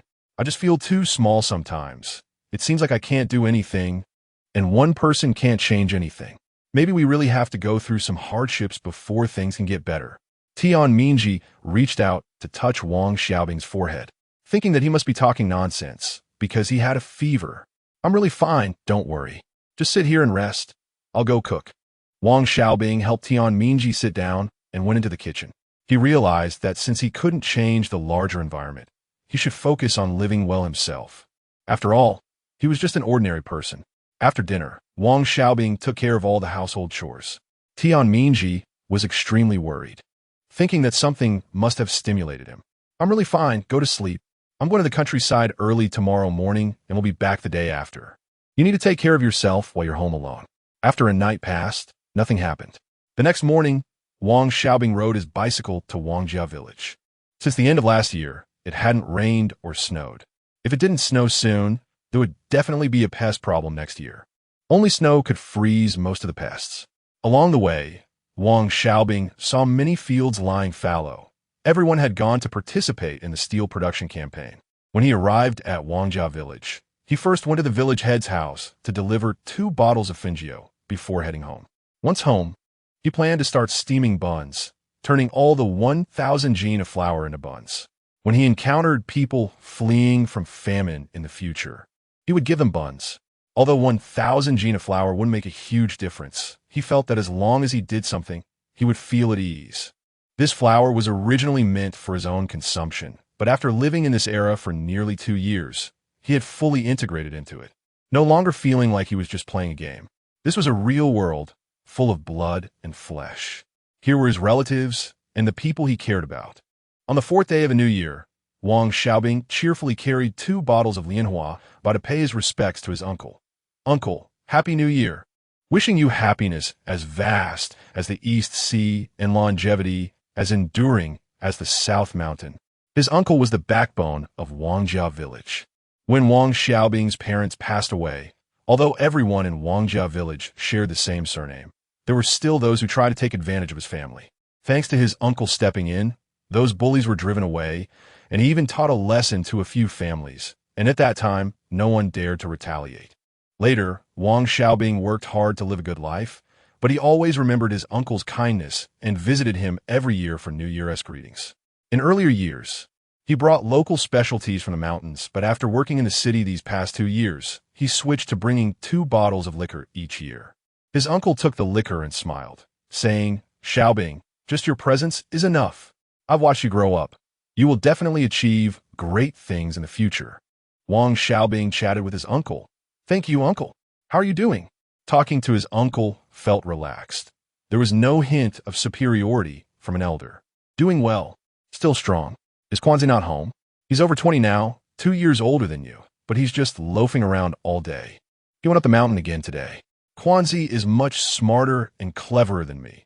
If it weren't for that incident back then, he would have been the first person in our village to get into a technical school. Don't mention that incident. Quanzi just wasn't meant to have that fate. Uncle, if Quanzi is still like this in a couple of years, I'll find him a job in the city. You helped me back then. I must repay that kindness. Xiaobing, even without me, you would have done well. If your uncle were still alive and knew someone was bullying you, he definitely wouldn't let them off. I also saved them. Uncle, when I have the means, I will definitely help Quanzi. I'll take my leave now. You don't need to see me off. Wishing you a happy new year from the village head. After leaving his uncle's house, Wang Xiaobing went to the village head's place with another bottle of Lianhua Bai. Xiaobing is back. Come in and sit. I'm not sitting in the village. I haven't even been home after riding my bike all the way here. Huh, Xiaobing. Come and play often in the future. Wang Xiaobing didn't know how to respond. He was too familiar with this from his past life. All right. After leaving the village head's house, Wang Xiaobing headed back. On the way, he met some neighbors he had a casual relationship with and simply exchanged New Year greetings. When he returned home, Wang Xiaobing closed the courtyard gate and began kneading the dough, letting it rise, and then steaming it. He planned to work through the night, steaming as much as he could, and if he had time later, he would come back to steam more. The 2 stoves kept going all night, burning through almost half of the several thousand jin of firewood he had stored. He kneaded the dough nonstop all night, his hands cramping from exhaustion. However, the results were quite rewarding. The steamed food would be enough for him to eat well for several years. He worked until 10 in the morning on the 5th day, finally stopping, collapsing into bed, and sleeping until nearly 5 in the afternoon. Wang Xiaobing locked the courtyard gate and hurried back. When he returned home, he was completely exhausted. Why are you back so late? I was so worried. Tian Mingji's eyes were red, and as soon as she saw Wang Xiaobing come in, she immediately grabbed his hand tightly. Mingji, don't worry. There were some unfinished matters back home that delayed me. You must not have eaten yet, right? I kept dinner warm in the pot. I'll go get it for you. Wang Xiaobing looked at his wife's back and felt warm inside, thinking that having such a wife was truly something to be grateful for. One could say marrying her was all one could ask for, and in the future, he would probably wake up smiling from dreams about it. Chapter 83 Foot Protagonist, Section Chief Phone. On the 6th day of the Lunar New Year, the factory was filled with festive cheer. The benefits distributed last year had boosted the workers' morale. Wang Xiaobing looked at his co-workers. Their faces lit up with genuine smiles, completely unpretentious. Even while doing the hardest and most tiring work, they never complained. They truly loved their jobs, treating it as their pursuit. Everyone just had different roles, and the current workers did not envy the leaders. Their requirements were particularly simple: enough food and clothes to wear. But who would have thought that such small requests would become a luxury in the coming 3 years? Wang Xiaobing knew very well what he was capable of. He just needed to do his job well. It wasn't that he was selfish, but his abilities were limited, and the resources he had were just enough to support his family. Uncle Wu, good morning. As soon as he entered the building, Wang Xiaobing ran into Section Chief Wu Urjin from the Transportation Department and quickly went over to greet him, secretly using the relationship card he obtained from this year's sign-in on Wu Urjin. Xiaobing, you came at the right time. I was just planning to look for you. Come on, let's go to my office. Wang Xiaobing followed Wu Urjin to the office of the Transportation Department and sat down. Xiaobing, we have several truckloads of goods that need to be sent to Tianjin. They should have been sent before the new year, but there were some issues on the Tianjin side, so it got delayed until now. The convoy will set off tomorrow, led by Deputy Section Chief Feng. You should go along with them. Wu Urjin looked at Wang Xiaobing as if he knew what he was thinking. Don't feel any psychological burden. Deputy Section Chief Feng will definitely take over my position next year. As for me, I will either be promoted to the logistics department as deputy director or transferred to another department at the same level for a few more years. Wang Xiaobing immediately understood. This deputy section chief Feng had a strong background and capabilities, and even Wu Urjin had to make way for him. Section chief, no matter where you go, you will always be my Uncle Wu. Haha, you're getting better with words. Don't worry, as long as your Uncle Wu is here, I won't neglect you. As long as you can contribute, I will help you promote your rank to level 1 as soon as possible. Thank you, Uncle Wu. I'll take my leave now. After leaving Wu Urjin's office, Wang Xiaobing looked back at the section chief's office, feeling a mix of emotions. He had planned to stay stable in the transportation department for a few years and aim for a deputy section chief position. But now it seemed that the variables were too great. He did not have much of a background. Although he had a decent relationship with the leaders, he lacked support from higher-ups. Since joining the factory, things had gone smoothly, but everyone knew the principle that relationships fade once someone leaves. Wu Urjin's words today were probably influenced by the relationship card. He would have to rely on himself. Perhaps Director Wang was also keeping some reservations about him. He didn't know how easy it would be to deal with Deputy Section Chief Feng. If he wanted to be promoted to Deputy Section Chief in the future, he would need his recommendation. By that time, if Director Li got promoted, he wouldn't be stuck. Collecting his thoughts, Wang Xiaobing arrived at the door of the Deputy Section Chief's office and knocked. Deputy Section Chief Feng, please come in. Hello, Deputy Section Chief. I am Wang Xiaobing, the office statistician. When Wang Xiaobing entered Deputy Section Chief Feng's office, Feng was focused on writing. He didn't look up when Wang Xiaobing entered. Wang Xiaobing stood by for more than 10 minutes before Feng finally put down his pen. He glanced at Wang Xiaobing, who also took the opportunity to assess this Deputy Section Chief Feng. Wow, he was quite handsome, at least 178 centimeters tall, and looked to be around 25 or 26 years old. Wang Xiaobing felt a twinge of jealousy. This guy had a good family background, strong connections, was better looking than him, and taller. In Wang Xiaobing's words, this was a perfect protagonist template. Comrade Wang Xiaobing, I am Feng Bin, a veteran. It's our first meeting today.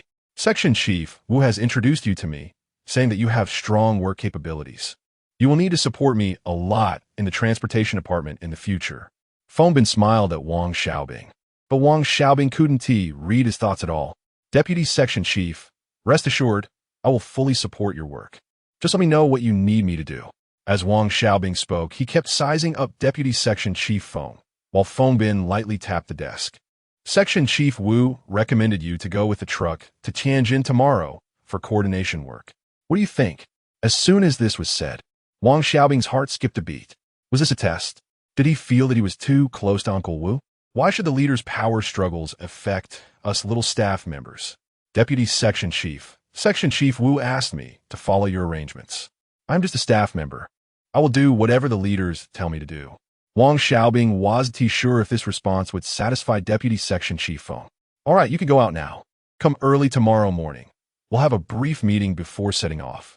Seeing that Deputy Section Chief Feng was still smiling, Wang Xiaobing understood that this young Deputy Section Chief was inscrutable. Even with his system space, he probably wasn't a match for him. Working under him wouldn't be easy. Okay, I will definitely arrive early tomorrow. Wang Xiaobing exited Feng's office. To be honest, he didn't feel this much pressure even when facing Director Wang. This Deputy Section Chief Feng was definitely not simple. While thinking, he returned to the office. Looking at his two female colleagues, Wang Xiaobing had a sudden idea. Perhaps he could gather some information from them. Sister Caixia, Sister Hohat, I want to ask you something. We have a new Deputy Section Chief in our department. Do you know about it? Wang Caixia looked up at Wang Xiaobing with a serious expression and nodded. Xiaobing, this Deputy Section Chief Feng is not ordinary. You need to be careful. I heard from my father-in-law that his uncle is the Minister of the Armed Forces, a ministerial-level official. His parents were martyrs, and he himself used to be a guard for a military region leader and has reportedly made several contributions. His cousin is the deputy director of the Dongcheng District Bureau, and several of his brothers are either section chiefs or deputy section chiefs in various factories in the city. He has many comrades as well. In short, he has a deep background, wide connections, and strong abilities. Wang Xiaobing gasped. This was like a protagonist who had been granted a cheat. It was as if the protagonist had devoured the system. Sister Caixia, you don't seem to be afraid of this Deputy Section Chief Feng at all. It seems your family background is not simple either. Wang Xiaobing didn't dare to underestimate his female colleagues in the office. After all, who didn't have some connections behind them? Just like Chun Zhaodi, who was trying to set him up. Her family was high-ranking in the city government. It seemed that this Sister Caixia was also not an ordinary person. Thinking this way, Wang Xiaobing felt a bit anxious. It seemed that it wouldn't be easy to get promoted to deputy section chief in the coming years. Getting promoted to level 1 staff will be good enough. If there was no one to help him from above, it would be too difficult to get promoted to deputy section chief. Xiao Wang, you've already obtained your high school diploma, right? Do you want to take a vocational school diploma? You don't need to attend classes. Of course, you have to take the exam yourself. And whether you can pass depends on you. I can help you register. Wang Xiaobing didn't expect such happiness to come so suddenly. If he could get a vocational diploma, it would increase his chances of being promoted to deputy section chief. Although it would take 3 years to obtain the diploma, by then it would be 1962, and he would only be 23 years old, still very young. Then it's settled. Sister Caixia, thank you so much. I'm still young and want to learn more, so I'll trouble you to help me register. Tonight, I'll treat everyone to Donglishan. Sister Caixia, Sister Hohat, you must give this little brother some face. Wang Xiaobing smiled broadly. This was truly great news. Having only a high school diploma made it too difficult to advance. Now the higher-ups valued diplomas. Without a diploma, one had to rely on merits, but in his position, there weren't many opportunities to earn merits. Chapter 84. Xiaozhu becomes famous again. Wang Caixia smiled and said, Xiao Wang, then we won't be polite. Your salary is quite decent now. In fact, they didn't really need that little bit of money. Wang Xiaobing touched his nose and replied with a smile, You two sisters are flattering me. His salary was indeed not low, at 70 yuan a month, which was slightly less than the 8th and 7th level workers in the factory, but comparable to the 6th level workers. Moreover, as a clerk, the benefits were good. After chatting with 2 colleagues in the office for a while, Wang Xiaobing quickly compiled all the orders from last year. When Section Chief Wu was around, he felt no pressure and could take his time since there was no rush. But with the new deputy section chief Feng, who didn't know well, he was worried about making mistakes. Wang Caixia casually asked, Xiao Wang, aren't you going to the cafeteria for lunch? She knew Wang Xiaobing hadn't been to the 3rd cafeteria for a long time, probably because Xiaozhu had deliberately shaken the ladle while serving, giving him very little food. And after that, Wang Xiaobing stopped going. Wang Xiaobing replied, Sister Caixia, you go ahead, I'll go later. After the 2 colleagues left, Wang Xiaobing took out a steam bun and started nibbling on it. He had to finish eating before his colleagues returned and then take a stroll to avoid being seen eating plain steam buns. After finishing the bun and drinking a few sips of water, Wang Xiaobing wandered around the steel rolling mill. Suddenly, he overheard some workers chatting about Xiaozhu. He leaned in to listen closely. A worker named Lu Dayo asked, Wang Dachui, is what you said true? Wang Dachui replied, This is news that came out of Xiaozhu's yard. I asked Liuzi, and it was his master Lu Haizhong who told him, so it must be true. Lu Dayo said, I didn't expect Xiaozhu to be so bold. Didn't Jia Dongshu from Workshop 1 cause any trouble for him? If it were me, I would have beaten him up already. Wang Dachui responded, According to Liuzi, Jia Dongshu just said something harsh and left, didn't dare to do anything, and was often scolded by Xiaozhu for being a coward. Xiaozhu likes married women? Didn't they say he liked widows? That's unclear now. Now Jia Dongshu is being called Jia Dongle, haha. Isn't he Zhonghai Jia Dongshu's master? Why isn't he dealing with this? How could he manage this? Maybe Jia Dongshu's wife likes someone like Xiaozhu. Haha, I have to go take a look in Workshop 1 later to see if Jia Dongshu really got greened. I heard his wife is quite pretty. Is this what Liuzi told you? No, it's that guy Su Damao who said it. That kid isn't a good person either, and Xiaozhu isn't a good man either. All right, let's get back to work. We haven't finished our task for today. Wang Xiaobing listened on the side, thinking that since Xiaozhu had caused him trouble before, maybe he should find some trouble for him too. He pondered that this matter needed careful planning. Haha, he must give Xiaozhu a hard time. After wandering outside for a while, he returned to the office, where his 2 female colleagues had already come back and were napping on their desks. Wang Xiaobing didn't disturb them and also laid down to take a nap. As soon as work resumed in the afternoon, Wang Caixia looked at Wang Xiaobing with a face full of complaints and said, Xiaobing, I heard today at the 3rd cafeteria that Xiaozhu has stolen Jia Dongshu's wife from Workshop 1. Is it true? You all live in the same big compound. Why didn't you tell us? Wang Xiaobing calmly explained, Sisters, who did you hear that from? With Xiaozhu's looks, now that he is on an apprentice's salary, who would want to be with him? Besides, stealing someone else's wife is definitely false. You should know Jia Dongshu's wife is about to give birth. How could he do such a thing? However, It is true that Xiaozhu hugged Jia Dongshu's wife's waist. Xiaozhu does like Jia Dongshu's wife, and over the years, all the money he had has been borrowed by Jia Dongshu's wife and never returned. Wang Xiaobing spoke as if he were dispelling rumors, but in his heart, he had no good intentions. Wang Xiaobing pouted and said, "This Xiaozhu has decent skills, but as a person, how should I put it? He's a bit foolish." Wang Xiaobing quickly agreed. "Sister Xiaoxia, you're right. This guy's foolish. Everyone in our compound knows he fears nothing and is stingy, especially holds grudges." Just then, Fongbin walked into the office with a smile. The three immediately closed their mouths and hurried to do their work. Fongbin said to Wang Xiaobing, "Comrade Wang Xiaobing, please compile last year's transportation orders and the vehicle maintenance orders for me first. By the end of this month, I need a copy of all the documents from the transportation department. Is that okay?" Wang Xiaobing quickly replied, "Section Chief, no problem. I will definitely hand in the transportation and maintenance orders before off work." Section Chief Feng nodded and left the office. Wang Xiaobing immediately became nervous about his work. This had to be done well and absolutely without errors. Wang Xiaoxia tentatively asked, "Xiao Wang, do you need help?" Wang Xiaobing replied, "Thank you, Sister Xiaoxia, but no need. I already organized the transportation orders this morning. Now I just need the maintenance orders." Wang Xiaobing was secretly glad he had foresight.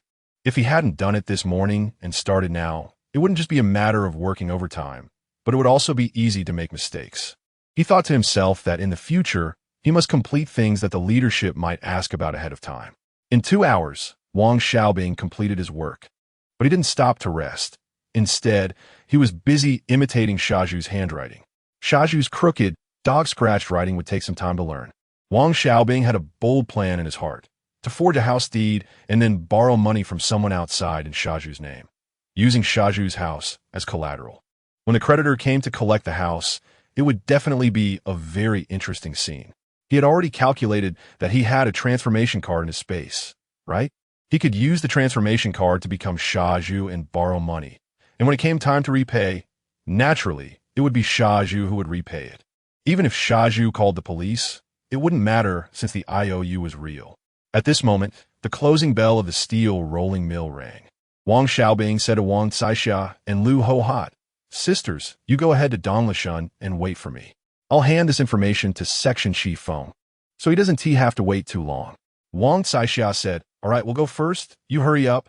Wang Xiaoxia and Lu Hohat packed their things and left, chatting and laughing. The office was left with only Wang Xiaobing. He took the organized documents, closed the office door, and walked toward the section chief's office. Wang Xiaobing knocked on the door of Section Chief Feng's office and placed the documents on the desk, saying, "Section Chief Feng, here are the documents you requested. I've organized them." Section Chief Feng looked and said, "Okay, you can go back now." Wang Xiaobing turned and left. The pressure from Section Chief Feng was quite significant, even though he was only a few years older than him. He rode his bicycle and hurried toward Donglishan. In the cafeteria's back kitchen, Xiaozhu was comfortably lying on a chair, crossing his legs and humming a little tune, completely unaware that he had become famous again. However, it was not for a good reason. If he really found out, he would probably not be able to lie down anymore. Chapter 85. Preparing to go to Tianjin. In the kitchen of the cafeteria, Xiaozhu was lazily lying down, reminiscing about the wonderful feeling of wrapping his arms around Sister Qin's waist a few days ago. His right hand hadn't been washed for several days, and he would occasionally bring it to his nose to smell, seemingly still able to catch a faint scent of soap from Sister Qin. This sight made the others in the kitchen feel nauseous. At this moment, the helper Lu Lan swaggered over and said, "Xiaozhu, I heard you stole Jia Dongshu's wife." Only Lu Lan would dare to speak to Xiaozhu like that. Xiaozhu was abruptly startled by this remark and glared at Lu Lan fiercely. Seeing his reaction, Lu Lan realized that he hadn't clearly heard what he said, so he repeated himself. "Lu Lan, what nonsense are you talking? When did I steal Sister Qin? Is it that bastard Su Damao who said that?" Upon hearing this, Xiaozhu became furious and rolled up his sleeves, ready to confront Su Damao. "Xiaozhu, are you anxious? Tell me, did you get a first base?" Lu Lan's eyes sparkled as he eagerly asked. "I did," Xiaozhu blurted out without thinking. But as soon as the words left his mouth, he realized he had been tricked. He immediately exploded with rage and threatened, "Lu Lan, if you dare to trick me. I'll expose your little secret. Shaju, you bastard. Lulan was so angered by this that he ran out crying.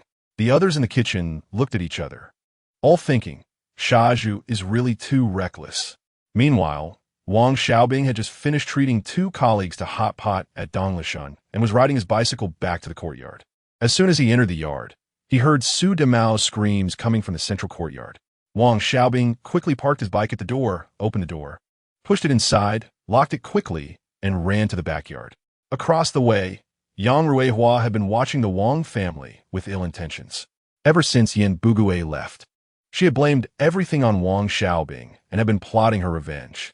However, Tian Mingji stayed indoors all day, and she didn't dare to act recklessly during the daytime. Recently, she had been keeping an eye on Yin Zhangshi and had followed her, finding that Yin Zhangshi ate roast chicken and duck every day, which made her even more resentful. After all, it was Yin Zhangshi who had stolen her money, yet she had no way to retaliate. Wang Xiaobing didn't pay much attention to the Yin family situation, but he always reminded his wife to be wary of them, advising her to go out when there were more people during the day and to avoid going out at night as much as possible. When Wang Xiaobing arrived at the central courtyard, he immediately spotted his pregnant, silly daughter-in-law in the crowd.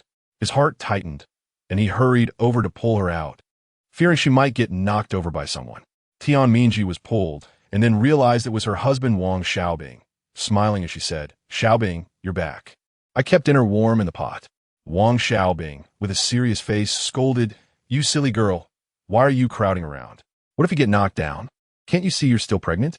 Seeing Wang Xiaobing so serious, Tian Mingji obediently followed him out of the crowd. At this moment, Su Damao's miserable screams echoed in the yard. "Shaju! I want tea, let this go." Shaju had pinned Su Damao to the ground, repeatedly punching him, and Su Damao's screams were so loud that even the people in the neighboring courtyard were attracted over. While beating him, Shaju shouted, "Su Damao, if you don't admit it, who else could it be besides you that spread those rumors in the factory? Today, I'm going to beat you to death." Su Damao cried out in pain. "Shaju, it wasn't me." Just then, Yi Zhonghai finally came out of the house. The fight between Shaju and Su Damao was happening right at his doorstep, and how could he not know? He just didn't want to get involved at first. After all, unless it was about Jia Dongxiu, he generally wouldn't show favoritism. However, hearing Su Damao's cries grow weaker, he sensed something was wrong. He opened the door and saw Su Damao's pitiful state. He feared that someone might actually die, and, as the overseer of the central courtyard, he couldn't escape responsibility. So he quickly pushed through the crowd and shouted at Shaju, "Shaju, stop. Do you want to beat Su Damao to death?" Shaju, still unwilling to relent, replied, "Uncle, don't stop me. I have to kill Su Damao today." However, he did pause his actions. Shaju was just talking tough. He wouldn't dare to actually kill Su Damao. "All right, Shaju, you need to pay Su Damao 5 yuan in medical fees." When Shaju heard he had to pay Su Damao 5 yuan, he was very unhappy. Yi Zhonghai noticed Shaju's reluctance and was about to persuade him when Su Damao objected. "Just pay 5 yuan? Impossible. Shaju beat me up like this. At least 10 yuan. When Shaju heard he had to pay 10 yuan, he didn't want to give 5, let alone 10. His anger flared up immediately. "I want to pay a single cent. Who told you to spread those rumors in the factory and ruin my reputation?" "Shaju, it wasn't me who spread the rumors. Besides, what reputation do you have anyway? If you don't pay 10 yuan, I'll call the police. Feel free to report it." Seeing the two of them arguing, Yi Zhonghai glanced at Lu Haizhong, who was silent in the crowd. There was no way out, so he had to step in himself. All right. What is the point of calling the police? Do you know what kind of reputation our courtyard has right now? Everyone knows it's a trivial matter, and you're looking for the police for such a small issue. There are many people in the courtyard who are still unmarried. If our reputation is ruined, who want to marry in? This matter is settled then. Shaju, you pay Su Damao 10 yuan. Shaju still didn't want to pay, but the neighbors around him wouldn't agree. Everyone had sons, and many were still single. Shaju, just pay. If Su Damao really calls the police, don't blame us neighbors for being unkind. If you don't want to get married, that's your business, but don't drag us down with you." Upon hearing this, Shaju immediately fell silent, rummaged through his pockets for a long time, and finally managed to scrape together 10 yuan to give to Su Damao. Sulking as he returned home, Su Damao feeling victorious, took the money smugly. With nothing more to watch, everyone dispersed. Wang Xiaobing helped his wife back home. Wife, I need to go to Tianjin with the truck tomorrow. It'll probably take 2 days. I really don't feel at ease leaving you alone at home. How about I bring Mom over to stay for a couple of days? Is that necessary? Mom still needs to take care of Dad at home. Just for 2 days. I'll be back quickly. You've seen it. Our courtyard isn't as simple as it seems. The Yin family across from us must be itching to take revenge on us. They just haven't found the opportunity yet. We need to take precautions and not wait for them to act first. All right, then I'll go to Mom's during the day tomorrow and bring her over. You don't need to go. You're pregnant now, and it's inconvenient for you to move around. I'll get up early tomorrow and go talk to Mom. Just help me pack a couple of changes of clothes. After hearing this, Tian Mingji went to prepare clothes for Wang Xiaobing. Wang Xiaobing sat there, pondering about the Yin family. The Yin family was always a hidden danger, but he couldn't really do anything to them. Would he really do something like in the fanfiction where their whole family ended up disabled? He certainly couldn't do such a thing. Of course, if they dared to touch even a finger of his wife, they shouldn't blame him for being rude. Chapter 86 Business Trip to Tiangang early the next morning. Wang Xiaobing got up and hurriedly rode his bicycle to his father-in-law's house. When he arrived, he asked his father-in-law if he could invite his mother-in-law to take care of his wife for 2 days. After that, he rushed to the steel rolling mill. By the time Wang Xiaobing got to the office building, Section Chief Feng was already there, along with 6 drivers and 5 security personnel, including his familiar colleague Wu Diang. Once everyone was gathered, Section Chief Feng said directly, "Since everyone is here, I want to say much.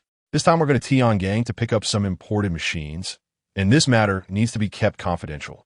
Comrade Wang Xiaobing will compile all the technical documents and hand them over to the security department for safekeeping. From now on, everyone needs to stay alert. On the return trip, people can rest, but the vehicles cannot stop. 3 vehicles, 2 drivers taking turns to drive. The security personnel will follow the large truck. I will take the train with Wang Xiaobing first, and we will ride back with everyone. If there are any emergencies on the road, don't ask for instructions. Just act immediately, but keep your eyes on the machines. Is that clear?" Section Chief Feng's serious expression made everyone realize that this mission was not simple. Even several experienced drivers understood the heavy responsibility they bore. Everyone replied in unison, "Understood." Section Chief Feng continued to emphasize, "Let me talk about discipline again. No one is allowed to act alone. On the way back, do not contact anyone outside. Once the machines are loaded, we depart immediately, and chatting with strangers is not allowed.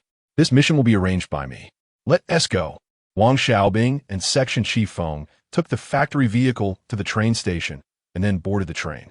The smell in the old train carriage was very unpleasant, and Wang Xiaobing felt particularly uncomfortable. Fortunately, it wasn't far to Tianjin, and they arrived in a few hours, although the freight train was much slower. Their purpose for this trip was to inspect the goods, make records, and register all the machine blueprints and maintenance documents before bringing them back. The steel rolling mill planned to expand its scale and needed to import machinery and equipment.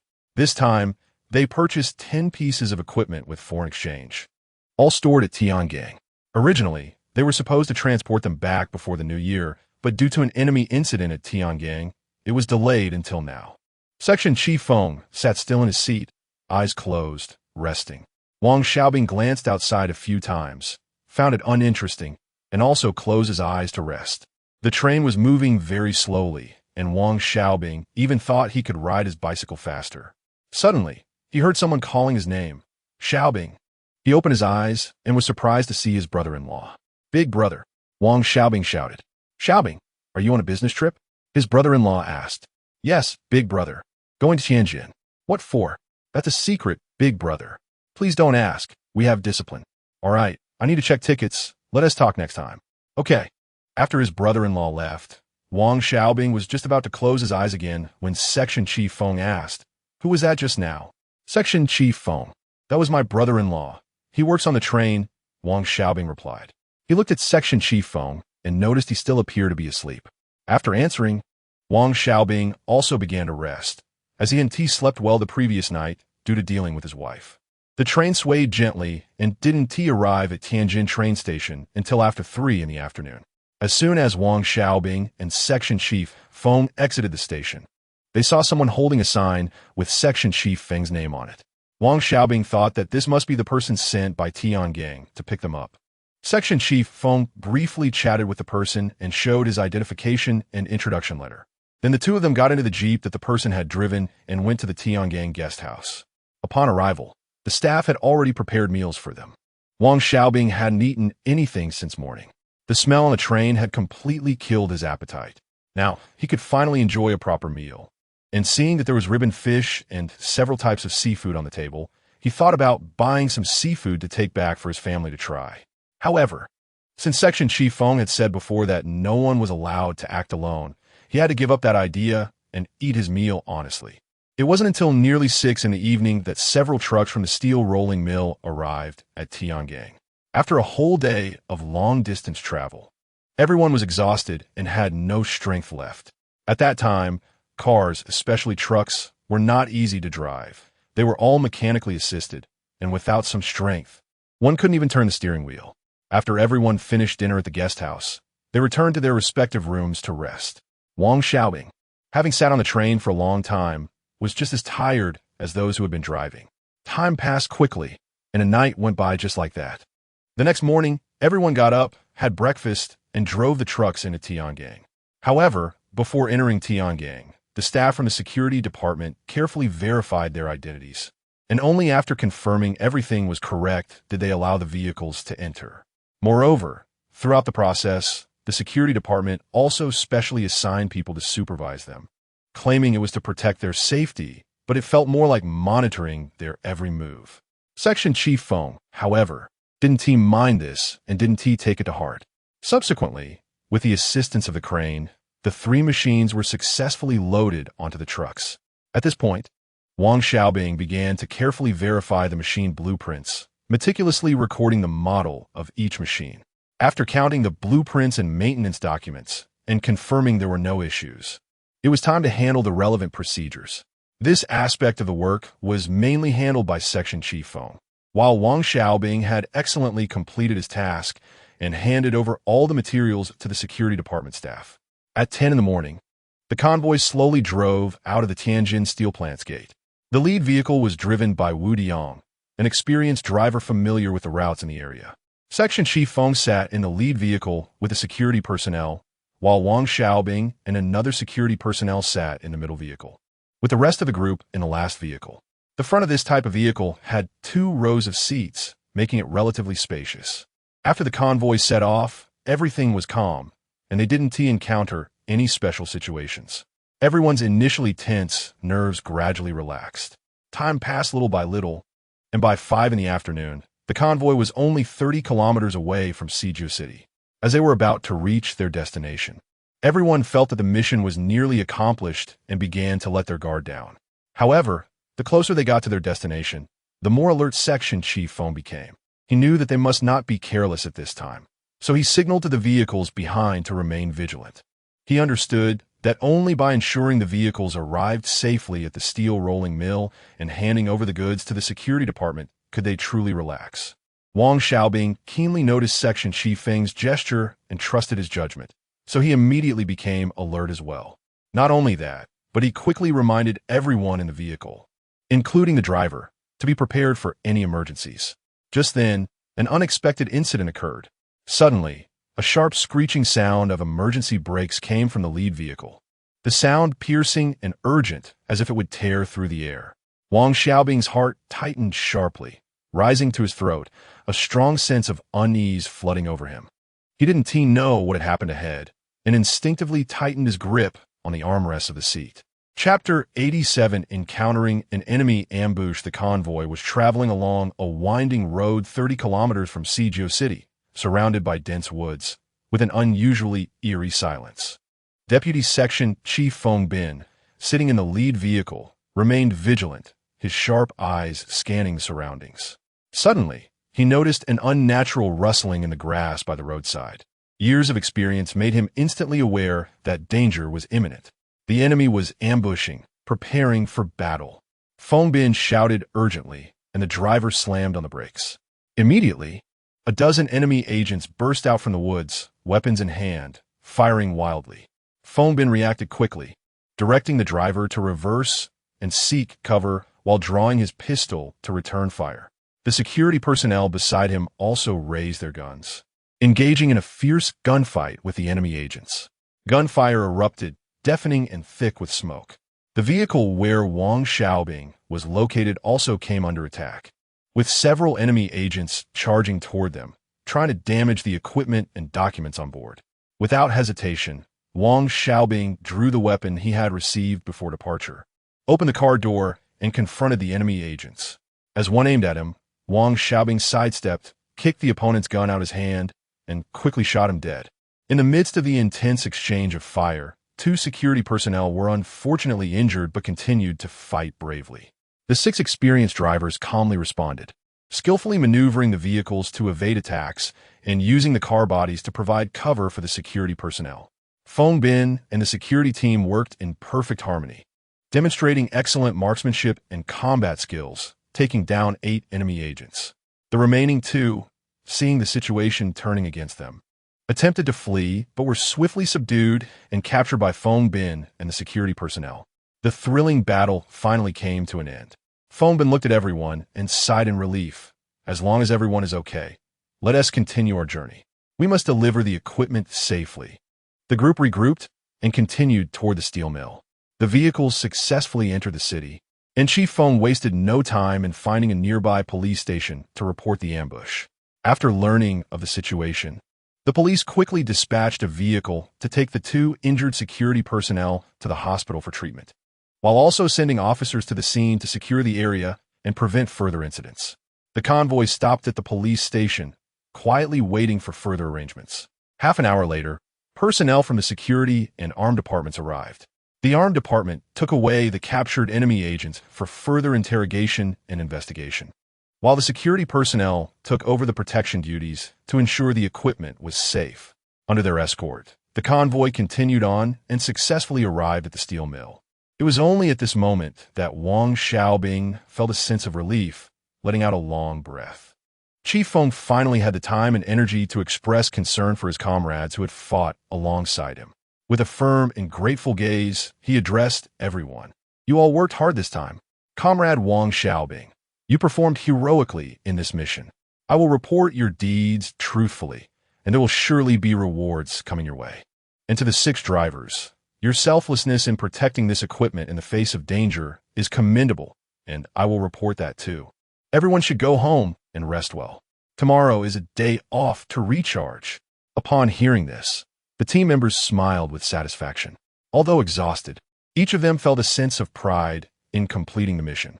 Wang Xiaobing smiled on the outside, but felt a bitter smile inside.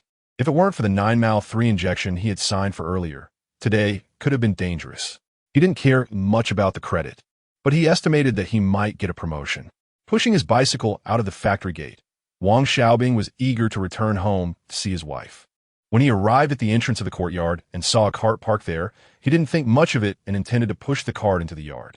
Just as he entered, he saw Shaju hurriedly carrying Qin Huairu, rushing from the courtyard toward the gate, with Qin Huairu looking in pain and Shaju appearing anxious. Wang Xiaobing immediately realized that Qin Huairu was about to give birth. But didn't Qin Huairu have a husband, Jia Dongxiu? What was Shaju doing so concerned, carrying her? Ignoring Wang Xiaobing, Shaju quickly exited the courtyard, placed Qin Huairu on the cart, and pushed it away. After Shaju left, Wang Xiaobing came to his senses, his expression quite remarkable. At that moment, Yi Zhonghai and Jia Dongxiu looked grim. An older woman followed closely behind, as the 3 quickly left the courtyard. Neighbors gathered in the front yard, discussing the situation, saying Shaju was really persistent, as Jia Dongxiu was still alive and well. Wang Xiaobing gathered the general idea of the situation from the neighbors' chatter. He planned to check on his wife first before asking her for more details later. Minji, I'm back, Wang Xiaobing shouted as he reached the front door. The door was securely locked from the inside. Xiaobing, you finally came back. I just returned from the courtyard. Mom went back this afternoon. I was wondering if you were going to stay out tonight. Tian Minji hurriedly came to open the door upon hearing her husband's voice. As soon as Wang Xiaobing saw his wife, all his negative emotions vanished. When he was fighting the enemy agents earlier, he didn't have time to think about anything else. But now he realized that if something had happened to him, what would happen to his pregnant wife? She would be bullied terribly. Thankfully, he had returned alive this time. Minji, take it easy. You're not alone now. We have our child in your belly. Wang Xiaobing pushed the bicycle into the house, chatted with his wife for a bit, then went to the kitchen to boil water, planning to take a shower to wash away the bad luck. I saved dinner for you. It's warming in the pot. I'll help you boil water. Honey, you should lie down on the Kong. I'll come after I finish my shower, so don't exhaust yourself. Wang Xiaobing gently pushed his wife into the room while he boiled water and ate dinner. He was starving after a long day, having only nibbled on a few flatbreads during the trip, which were prepared by the steel mill before departure. He quickly finished his meal, washed the dishes, and tidied up the kitchen. By then, the water had boiled, and he poured it into a bucket, adding some cold water to adjust the temperature, and took a refreshing shower at home. After showering and drying off, Wang Xiaobing walked into the bedroom to find Tan Minji still awake, lying on the Kong. He climbed onto the Kong and gently held her, and she nestled into his embrace. Holding his wife, Wang Xiaobing finally felt at peace. He began to recount his trip to Tianjin, of course omitting the encounter with the enemy agents. There was no need to make his wife anxious, and such matters would definitely be kept under wraps until everything was thoroughly investigated. Even rewards would be handled discreetly. By the way, when I entered the courtyard, I saw Shaju carrying Qin Huairu out of the courtyard and pushing her away. Is she about to give birth? To encourage his wife to talk more, Wang Xiaobing intentionally changed the subject. Yes. After Mom left, Qin Huairu in the courtyard started complaining of stomach pain.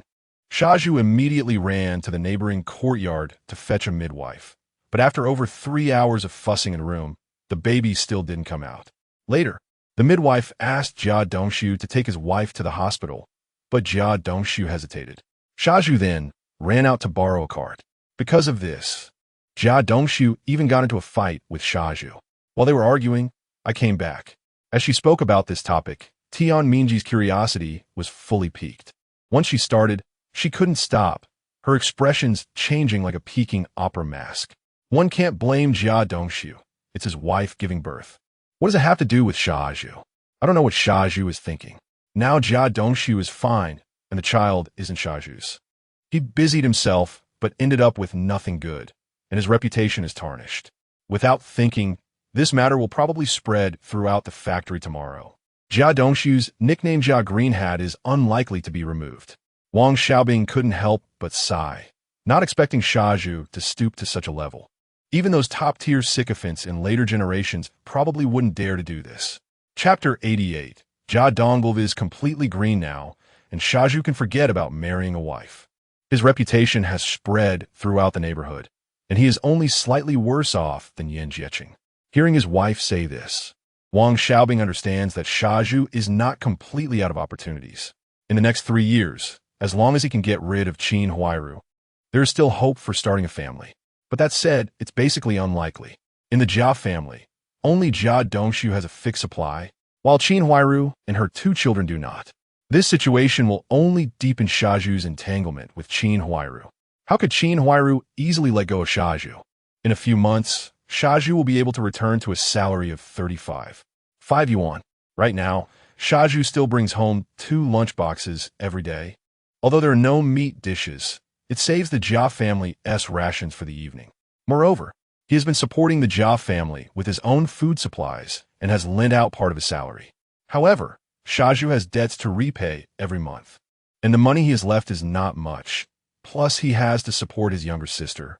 So Qin Huairu hasn't been able to borrow any money from him in the past few months.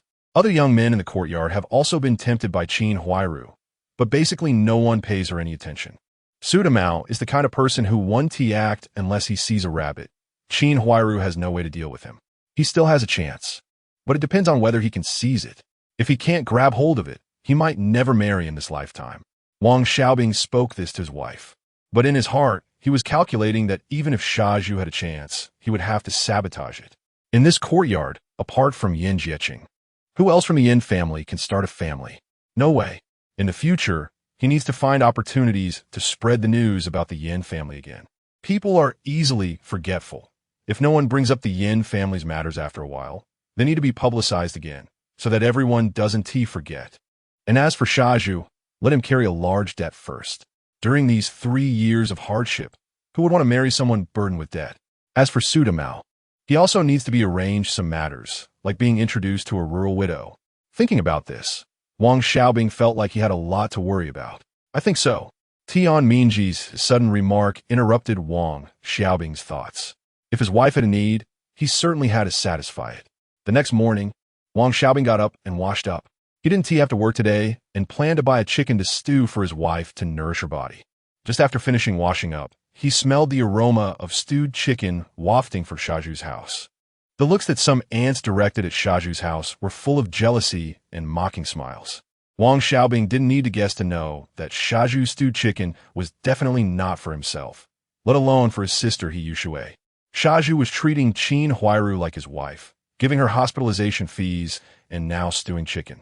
Last night, Jia Dongshu heard that Qin Huairu had given birth to a girl and directly ignored both mother and daughter. Yet Shaju stayed in the hospital with her all night. This Shaju is such a fool. There will come a time when he regrets it. But that's not certain. Maybe he will be like his father and run away with Qin Huairu to another place. It's possible. The He family is really strange. 3 generations have this habit. Listening to the ants' gossip about Shaju's family, Wang Xiaobing quickly understood the ins and outs of the situation. Now Shaju's reputation is even worse, right? This matter doesn't even need Su Damao to spread it around. Just based on Shaju's actions this time, he definitely won earn a good reputation at the steel mill and Naluo Guxiang, and it can even be said that he has gained a notorious reputation. Everyone will definitely gossip and point fingers at Shaju's behavior. As for whether this will affect the reputation of the courtyard, that's hard to say, as everyone has different opinions. However, at least during these 3 years of hardship, the impact shouldn't be too great. After all, everyone is busy struggling to make a living, and their focus might be more on filling their stomachs. But after these 3 years, when life stabilizes a bit, and people have the energy to pay attention to family matters, it's hard to say what will happen. Perhaps by then, the courtyard's reputation will be affected by Shaju's actions and become a topic of conversation over tea and meals. After listening to the ants' discussions for a while, Wang Xiaobing went home. He boiled an egg for his wife, cooked a bowl of cornmeal porridge, and then headed to the vegetable market. He thought that if he couldn't find a chicken at the vegetable market, he would check the pigeon market. Anyway, he didn't plan to go to the black market. When he arrived at the vegetable market, there were no chickens, not even eggs for sale, and the meat vendors only had some pork offal left. It seemed he could only go to the pigeon market. The pigeon market wasn't far away, just next door. The prices here were double those of the vegetable market, but Wang Xiaobing didn't bargain. He rarely came here, and thinking about what he would need to eat in the future, he began to buy. In just half an hour, he spent 200 yuan. He bought dozens of chickens, many eggs, some wild game, cured meat, and a few tickets. He bought so much that he couldn't carry it all. So he found a secluded spot to store the items in his space, and then came out to continue buying. As a result, later when others wanted to buy meat and nutritional products, they found that nearly everything was sold out. By the time someone inquired and wanted to find Wang Xiaobing, he was almost home.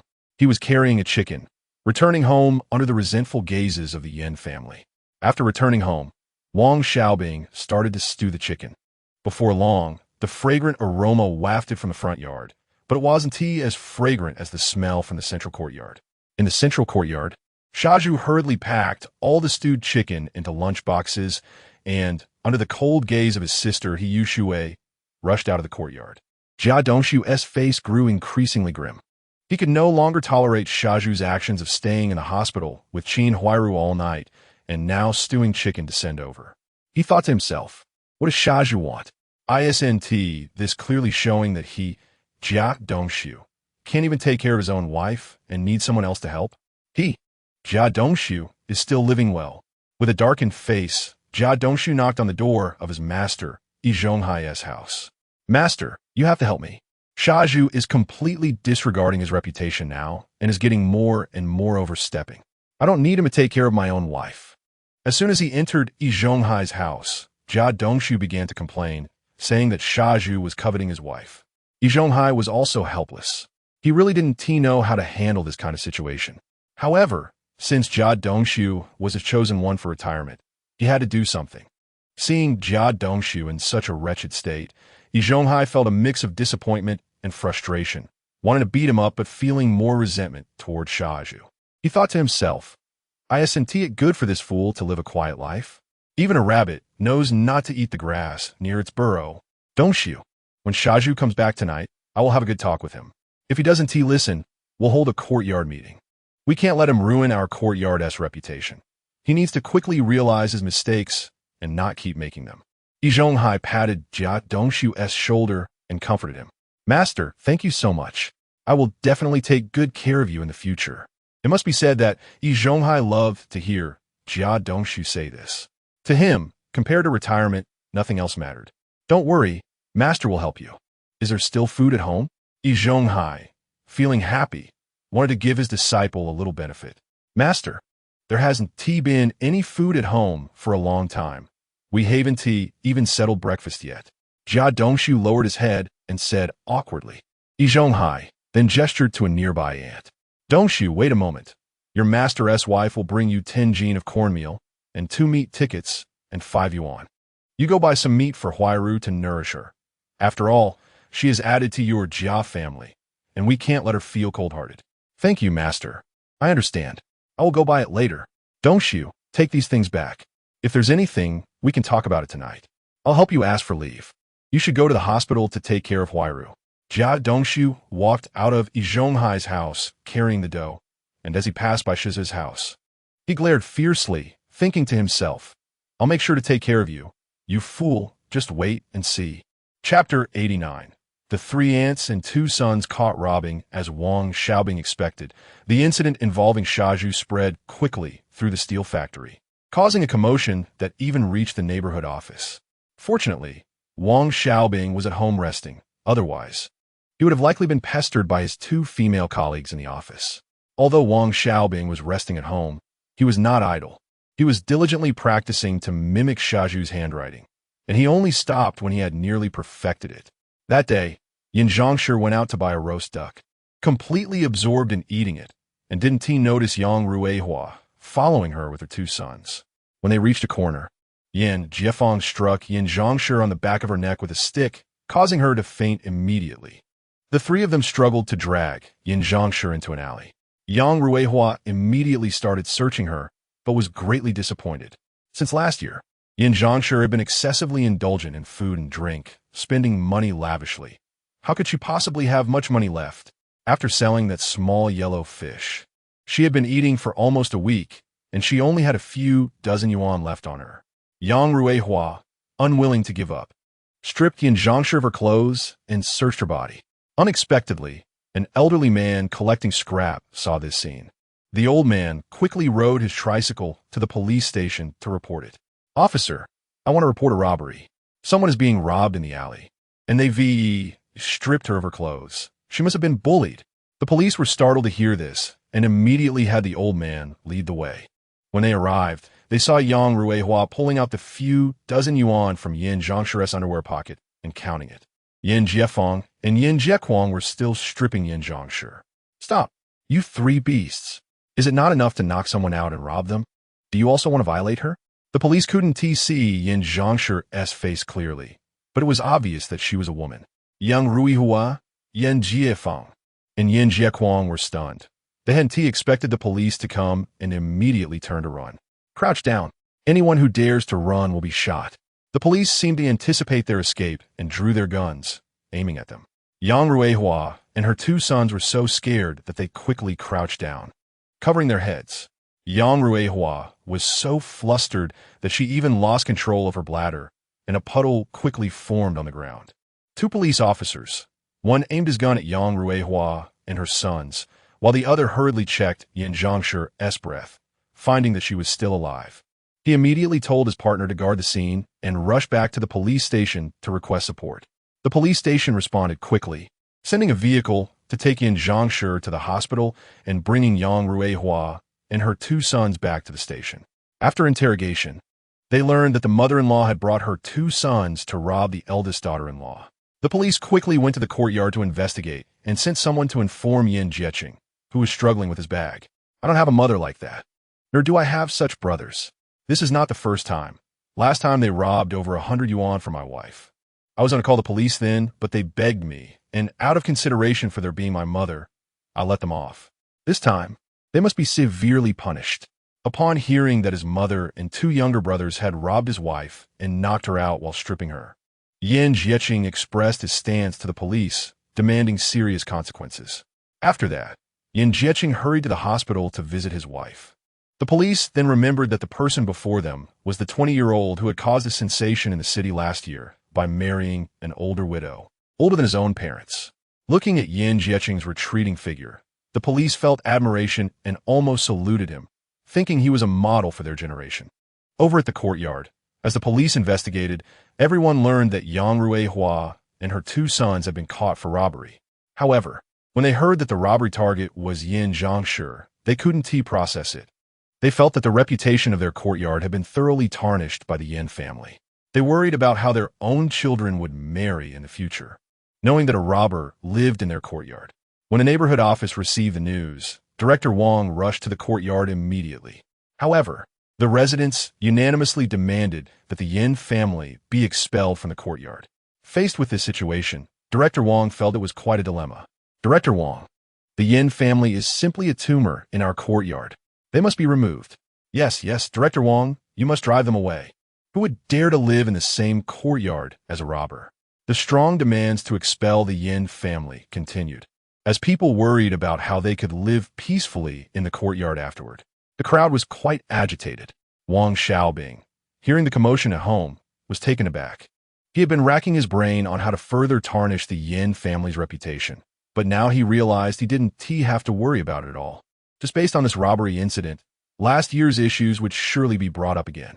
Even if the Yin family wasn't expelled from the courtyard, they would certainly suffer a great blow and have a hard time living. Wang Xiaobing calculated that Yang Ruihua would likely go to a labor camp. Her 2 sons would face lighter charges, but probably wouldn't escape punishment either. The Yin family would be unable to stir up any trouble in the short term, but he still needed to find some pressure for Shaju. Wang Xiaobing thought to himself, in this era, without housing loans or car loans, what could be more stressful than owing money? Since there were no housing or car loans, he decided to let Shaju take on high-interest loans to see how he would handle it. Unbeknownst to Shaju, who was blissfully unaware that he was about to take on high-interest debt, he was currently in the hospital fawning over Qin Huairu, carefully feeding her chicken soup. The nurses, witnessing this scene, couldn't help but praise him. You're really lucky. Your husband is so considerate and caring. Hearing this, Qin Huairu was momentarily at a loss for words, as she and Shaju were not in a marital relationship. Seeing that Qin Jie didn't refute the nurse's words, Shaju's heart was filled with joy, and his smile almost reached his ears. However, looking at Shaju's smug expression made Qin Huairu feel a wave of disgust. Qin Huairu was very much a person who valued appearance, and Shaju's looks did not appeal to her at all. Back then, she married Jia Dongshu mainly because of his relatively decent appearance. Even though Jia Dongshu often resorted to violence against her, she still couldn't bring herself to like Shaju. She just thought of keeping him around to provide help for herself and her children. Just as Shaju was eagerly attending to Qin Huairu, feeling delighted, Jia Dongshu stormed into the ward carrying a lunchbox. He immediately spotted Shaju there and was instantly filled with rage, unable to suppress his discontent any longer. You piece of garbage, Shaju. Why aren't you at work? What are you doing here? Is it your place to take care of my wife while she's giving birth? Can't find your own wife. So, you're staring at someone else's? How low can you be? Jia Dongshu shouted, his furious voice echoing in the ward. The nurses and patients in the neighboring beds were all stunned by this outburst, their mouths agape in shock. Everyone had thought Shaju was Qin Huairu's husband and had even envied his caring attitude, but they never expected it to be like this. The looks in the crowd's eyes toward Shaju instantly filled with disdain, thinking to themselves, so this man is just a shameless sycophant. Chapter 90 The Yinzhong family also had a stroke. Jia Dongshu, you really are a useless waste. Sister Qin gave birth last night, and as soon as you saw it was a daughter, you turned and ran. What kind of husband does that? As soon as these words were spoken, Jia Dongshu felt surrounded by disdainful and angry looks, and cold sweat began to pour out. Silly Zhu, This is our family matter.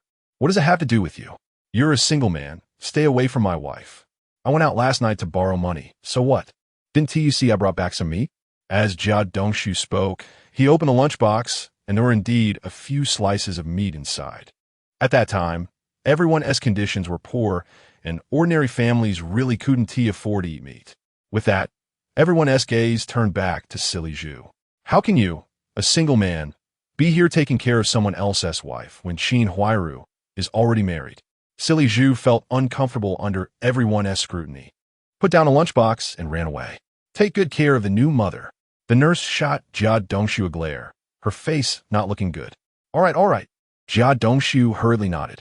Jia Dongshu, when outside, was all smiles and bowing, but once back in the courtyard, he was irritable with familiar faces. At home, hitting Qin Huairu was like hitting a child. He would strike whenever he wanted. People didn't understand him and thought he took their words to heart. But only Qin Huairu knew what kind of person Jia Dongshu really was. This meat was bought with a meat ticket borrowed from my master. Hurry up and eat some. With someone watching nearby, Jia Dongshu didn't dare to act too harshly towards Qin Huairu. Tonight, my master has a meeting, so we'll go home after lunch. I have to work tomorrow. I don't have time to take care of you, and my mom has remarried. Jia Dongshu said this, intending for Qin Huairu to go home and rest. Dongshu, then let us go home this afternoon. Qin Huairu didn't want to stay in the hospital any longer. There's still the stick to take care of at home. Okay, let us go home. If anything happens with the stick at home, let him call someone for help. After Jia Dongshu took Qin Huairu home, it was time to get off work. Silly Zhu had run out of the hospital at noon and lay down in bed at home. He didn't care about skipping work. His mind was full of thoughts about Sister Qin giving birth. Last night, he had secretly seen Sister Qin breastfeeding. The whole afternoon, he tossed and turned in bed, unable to sleep. Finally, unable to bear it any longer, he picked up a bottle of alcohol and gulped it down in one go. Finally falling into a daze and sleeping, Wang Xiaobing finished dinner and strolled around in his yard to digest. As he passed by the Yin family, he noticed it was dark inside and realized someone was being held at the police station. He didn't think much of it and walked around before heading home.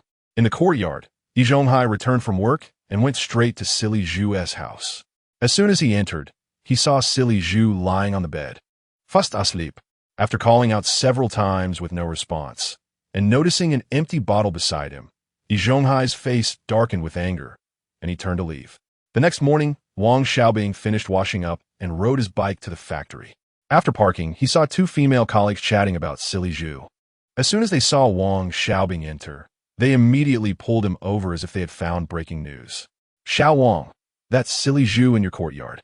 I heard he is more concerned about Jia Dongshu's wife giving birth than Jia Dongshu himself, staying at the hospital to help out. Is this true? That is too funny. They couldn't help but laugh. Wang Xiaobing felt a bit embarrassed being questioned like this.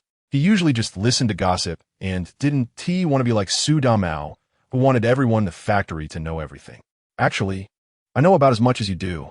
The night before last, I came back from work so exhausted that I fell asleep the moment I got home. I only heard about it from the neighbors yesterday morning. Seeing that Wang Xiaobing wasn't revealing any new information, the two female colleagues stopped pressing him. By the way, Xiao Wang, don't forget to participate in the high school entrance exam. I've already signed you up. One of the female colleagues suddenly remembered and reminded him. Really? Thank you so much, sister. Wang Xiaobing was both surprised and delighted. He hadn't expected such good news. Back at his seat, he started working and finished all his tasks for the day in the morning. In the afternoon, he took leave and went to school to buy a set of review materials, preparing for the exam. Meanwhile, in the back kitchen of the steel rolling mill, the cafeteria director was angrily scolding Silly Zhu. Silly Zhu, do you even want to work here anymore? You have no sense of organizational discipline. You almost delayed the workers' meal yesterday. If I hadn't rushed to another cafeteria to call a chef to save the day, you'd be waiting to be punished. The director pointed at Silly Zhu, his face turning red. Silly Zhu didn't even lift his eyelids, unconcerned, and said, Are you done scolding? If you're done, hurry up and leave. Can't you see I'm preparing lunch? If the worker's meal is delayed, you'll be the one punished. This statement directly left the cafeteria director speechless. You. Fine. Silly Zhu, we'll see. The director left angrily with a dark expression. Silly Zhu remained indifferent, lounging back in his chair and leisurely sipping tea. The others in the back kitchen looked at Silly Zhu as if he were a fool. Usually, Silly Zhu's mouth had offended many people, and his relationship with the back kitchen was very poor. So no one kindly reminded him that while he might not fear the director now, hoping for a promotion or a raise was probably out of the question. Master, why don't you just apologize to the director? At a critical moment, it was still the apprentice Ma Hua who, risking being scolded, advised him. Get lost. Go chop those potatoes. Silly Zhu was furious upon hearing this. In his view, this apprentice was simply ungrateful, not sharing his heart at all. After being scolded by the master, Ma Hua didn't dare say anything more and had to obediently go chop the potatoes. Even Lu Lan, who usually didn't get along with Silly Zhu, ignored him. Everyone knew that while the leadership couldn't easily fire Silly Zhu, they still had means to deduct wages and refused to sign off on promotions and raises. Everyone had to live. Most people had families to support, unlike Silly Zhu, who only knew how to say that one person being full meant the whole family wasn't hungry. In the afternoon, after buying review materials from school, Wang Xiaobing went straight home. As soon as he entered the courtyard, he heard a commotion. It turned out that Yin Zhangshi had woken up, but she had suffered a stroke and couldn't speak. For the past 6 months, Yin Zhangshi had been eating roast chicken and duck every day, leading to high blood pressure. Yin Jiefeng had struck her on the head with a stick, causing a blood vessel in her brain to burst, resulting in a stroke, leaving her with a crooked mouth, slanted eyes, and drooling. Fortunately, she could still walk, which was better than Yin Bu Gui's situation before.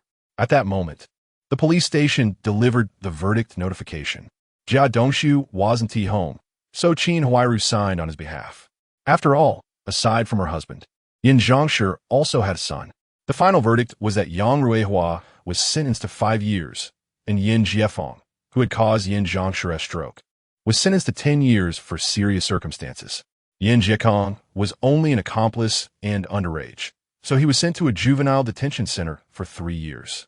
Now, the entire Yin family was sent to labor reform, leaving only Yin Jieti, who was arranged by the street office to go with Yin Jieqing. According to the saying that the eldest brother is like a father, Yin Jieqing had to take care of Yin Jieti. Although Yin Jieqing was unwilling in his heart, he couldn't go against the street office's decision and